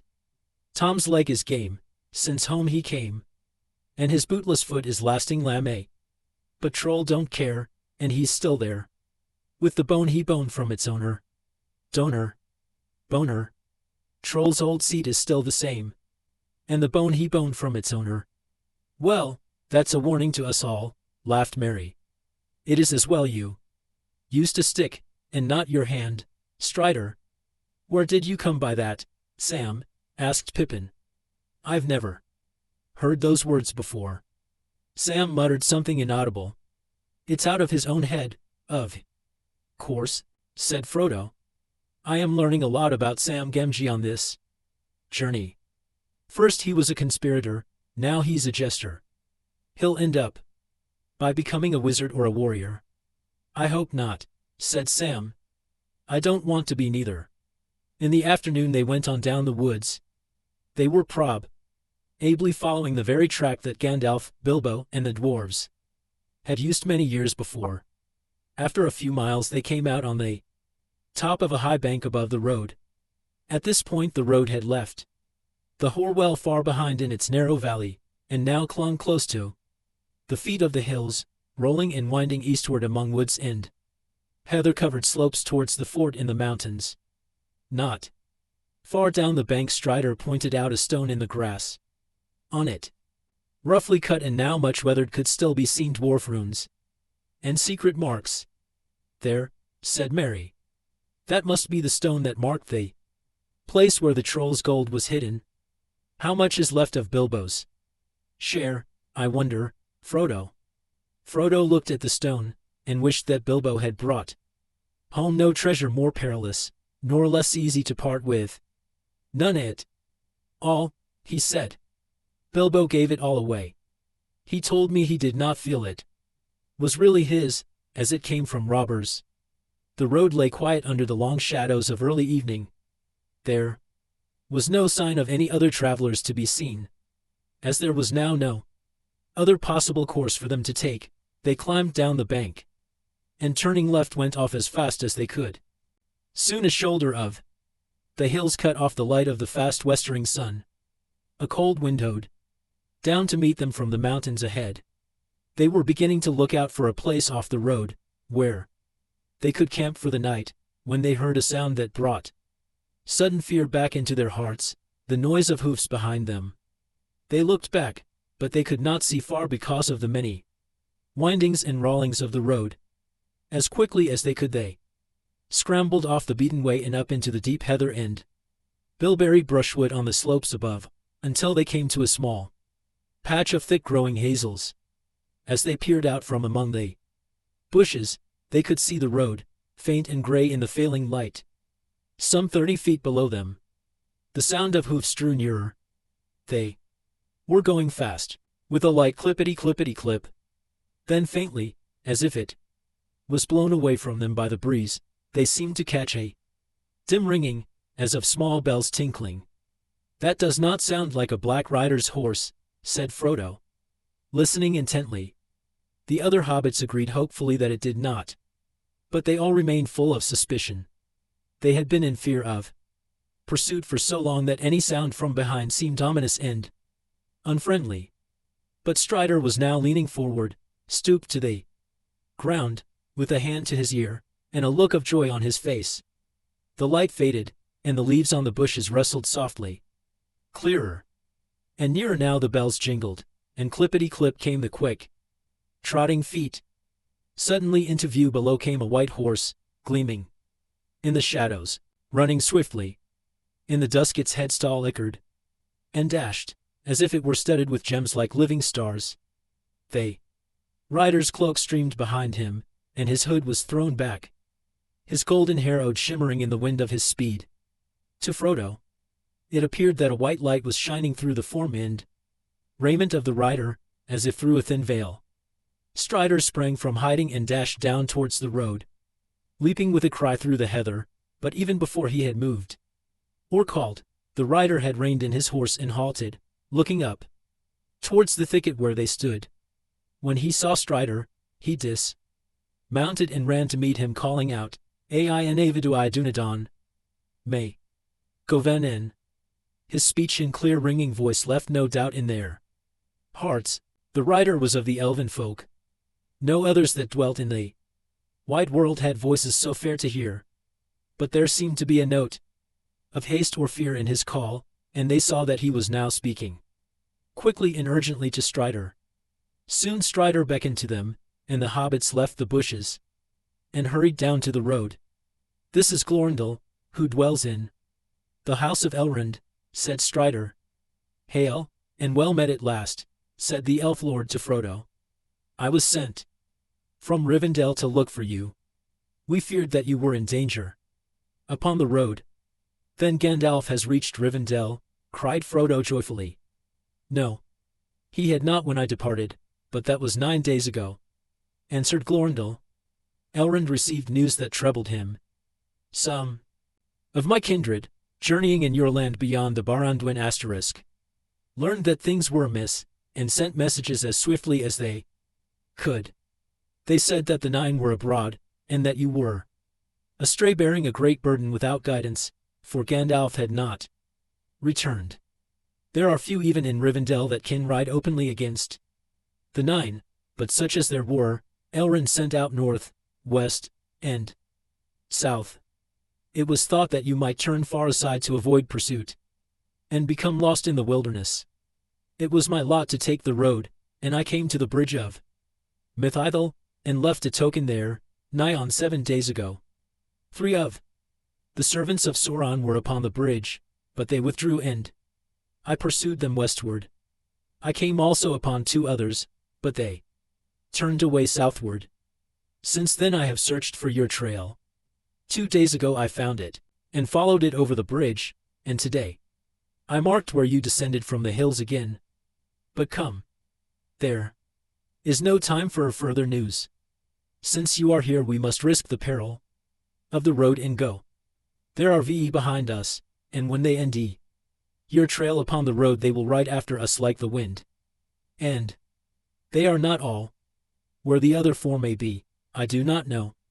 I fear that we may end the fort is already held against us.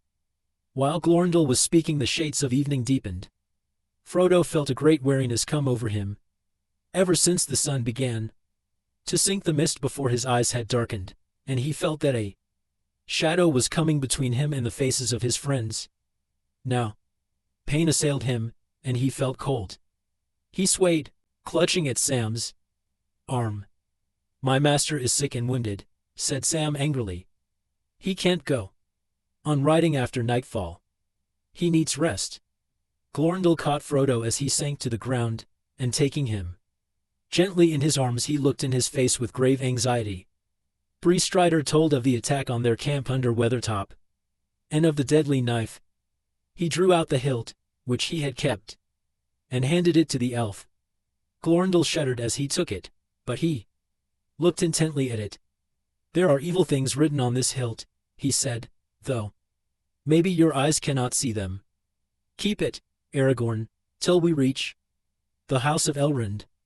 But be wary, and handle it as little as you may. Alas, the wounds of this weapon are beyond my skill to heal. I will do what I can, but all the more do I urge you now to go on without rest. He searched the wound on Frodo's shoulder with his engers, and the Brandywine River. His face grew graver, as if what he learned disquieted him. But Frodo felt the chill lessen in his side and arm. A little warmth crept down from his shoulder to his hand, and the pain grew easier. The dusk of evening seemed to grow lighter about him, as if a cloud had been withdrawn. He saw his friends' faces more clearly again, and a measure of new hope and strength returned. You shall ride my horse, said Glorindel. I will shorten the stirrups up to the saddle skirts, and you must sit as tight as you can. But you need not fear, my horse will not let any rider fall that I command him to bear. His pace is light and smooth, and if danger presses too near, he will bear you away with a speed that even the black steeds of the enemy cannot rival. No, he will not, said Frodo. I shall not ride him, if I am to be carried off to Rivendell or anywhere else, leaving my friends behind in danger. Glorindel smiled. I doubt very much, he said, if your friends would be in danger if you were not with them. The pursuit would follow you and leave us in peace, I think. It is you, Frodo, and that which you bear that brings us all in peril. To that Frodo had no answer, and he was persuaded to mount Glorindel's white horse. The pony was laden instead with a great part of the others' burdens, so that they now marched lighter, and for a time made good speed, but the hobbits began to envy it hard to keep up with the swift tireless feet of the elf. On he led them, into the mouth of darkness, and still on under the deep clouded night. There was neither star nor moon. Not until the gray of dawn did he allow them to halt. Pippin, Merry, and Sam were by that time nearly asleep on their stumbling legs, and even Strider seemed by the sag of his shoulders to be weary. Frodo sat upon the horse in a dark dream. They cast themselves down in the heather a few yards from the roadside, and fell asleep immediately. They seemed hardly to have closed their eyes when Glorindel, who had set himself to watch while they slept, awoke them again. The sun had now climbed far into the morning, and the clouds and mists of the night were gone. "Drink this," said Glorindel to them, pouring for each in turn a little liquor from his silver-studded ask of leather. It was clear as spring water and had no taste, and it did not feel either cool or warm in the mouth, but strength and vigor seemed to owe into all their limbs as they drank it. Eaten after that draught, the stale bread and dried fruit, which was now all that they had left, seemed to satisfy their hunger better than many a good breakfast in the Shire had done. They had rested rather less than 20 hours when they took to the road again. Glorindel still urged them on, and only allowed 2 brief halts during the day's march. In this way they covered almost 20 miles before nightfall, and came to a point where the road bent right and ran down towards the bottom of the valley, now making straight for the Bruinen. So far there had been no sign or sound of pursuit that the hobbits could see or hear, but often Glorindel would halt and listen for a moment, if they lagged behind, and a look of anxiety clouded his face.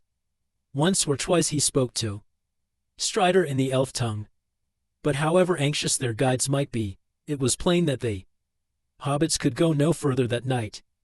They were stumbling along, dizzy with weariness, and unable to think of anything but their feet and legs. Frodo's pain had redoubled, and during the day things about him faded to shadows of ghostly gray. He almost welcomed the coming of night, for then the world seemed less pale and empty.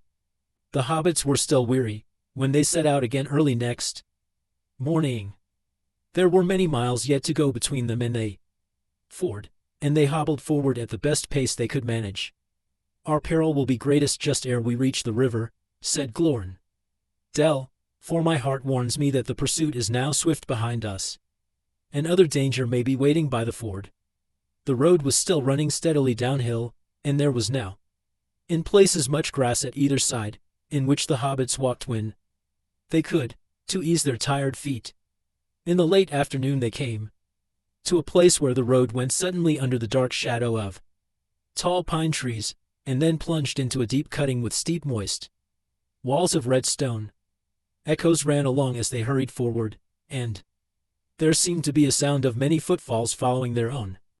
All at once, as if through a gate of light, the road ran out again from the end of the tunnel into the open. There at the bottom of the sharp incline they saw before them a long 8-mile, and beyond that the ford of Rivendell. On the further side was a steep brown bank, threaded by a winding path, and behind that the tall mountains climbed, shoulder above shoulder, and peak beyond peak, into the fading sky. There was still an echo as of following feet in the cutting behind them, a rushing noise as if a wind were rising and pouring through the branches of the pines.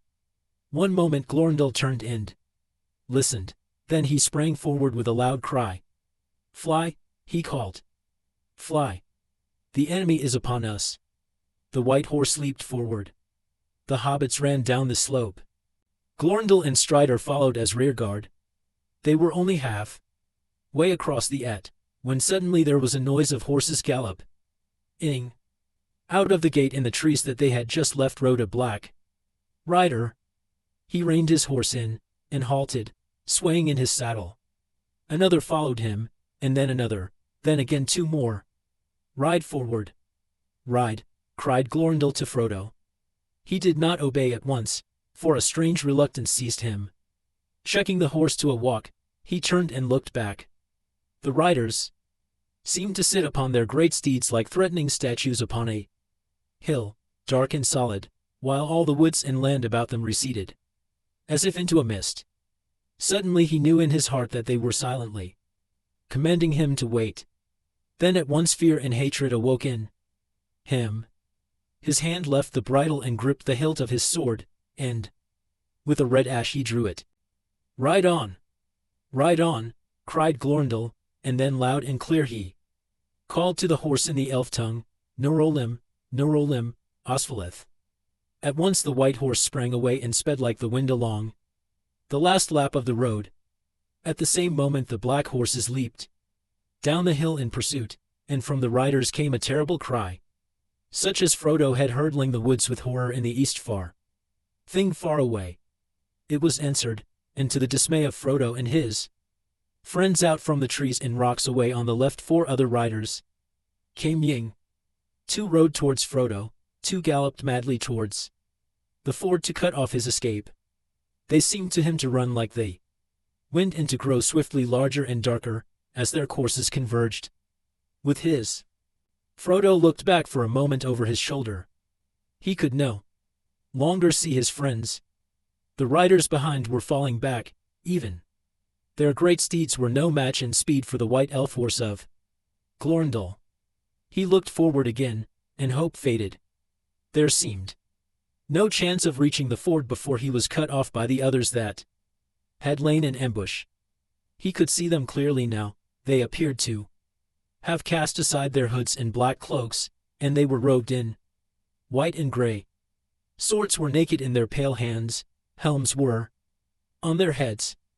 Their cold eyes glittered, and they called to him with fell voices. Fear now led all Frodo's mind. He thought no longer of his sword. No cry came from him. He shut his eyes and clung to the horse's mane. The wind whistled in his ears, and the bells upon the harness rang wild and shrill. A breath of deadly cold pierced him like a spear, as with a last spurt, like a ash of white re, the elf horse, speeding as if on wings, passed right before the face of the foremost rider. Frodo heard the splash of water. It foamed about his feet. He felt the quick heave and surge as the horse left the river and struggled up the stony path. He was climbing the steep bank. He was across the ford. But the pursuers were close behind. At the top of the bank the horse halted and turned about, neighing earnestly. There were 9 riders at the water's edge below, and Frodo's spirit quailed before the threat of their uplifted faces. He knew of nothing that would prevent them from crossing as easily as he had done, and he felt that it was useless to try to escape over the long uncertain path from the ford to the edge of Rivendell, if once the riders crossed. In any case, he felt that he was commanded urgently to halt. Hatred again stirred in him, but he had no longer the strength to refuse. Suddenly the foremost rider spurred his horse forward.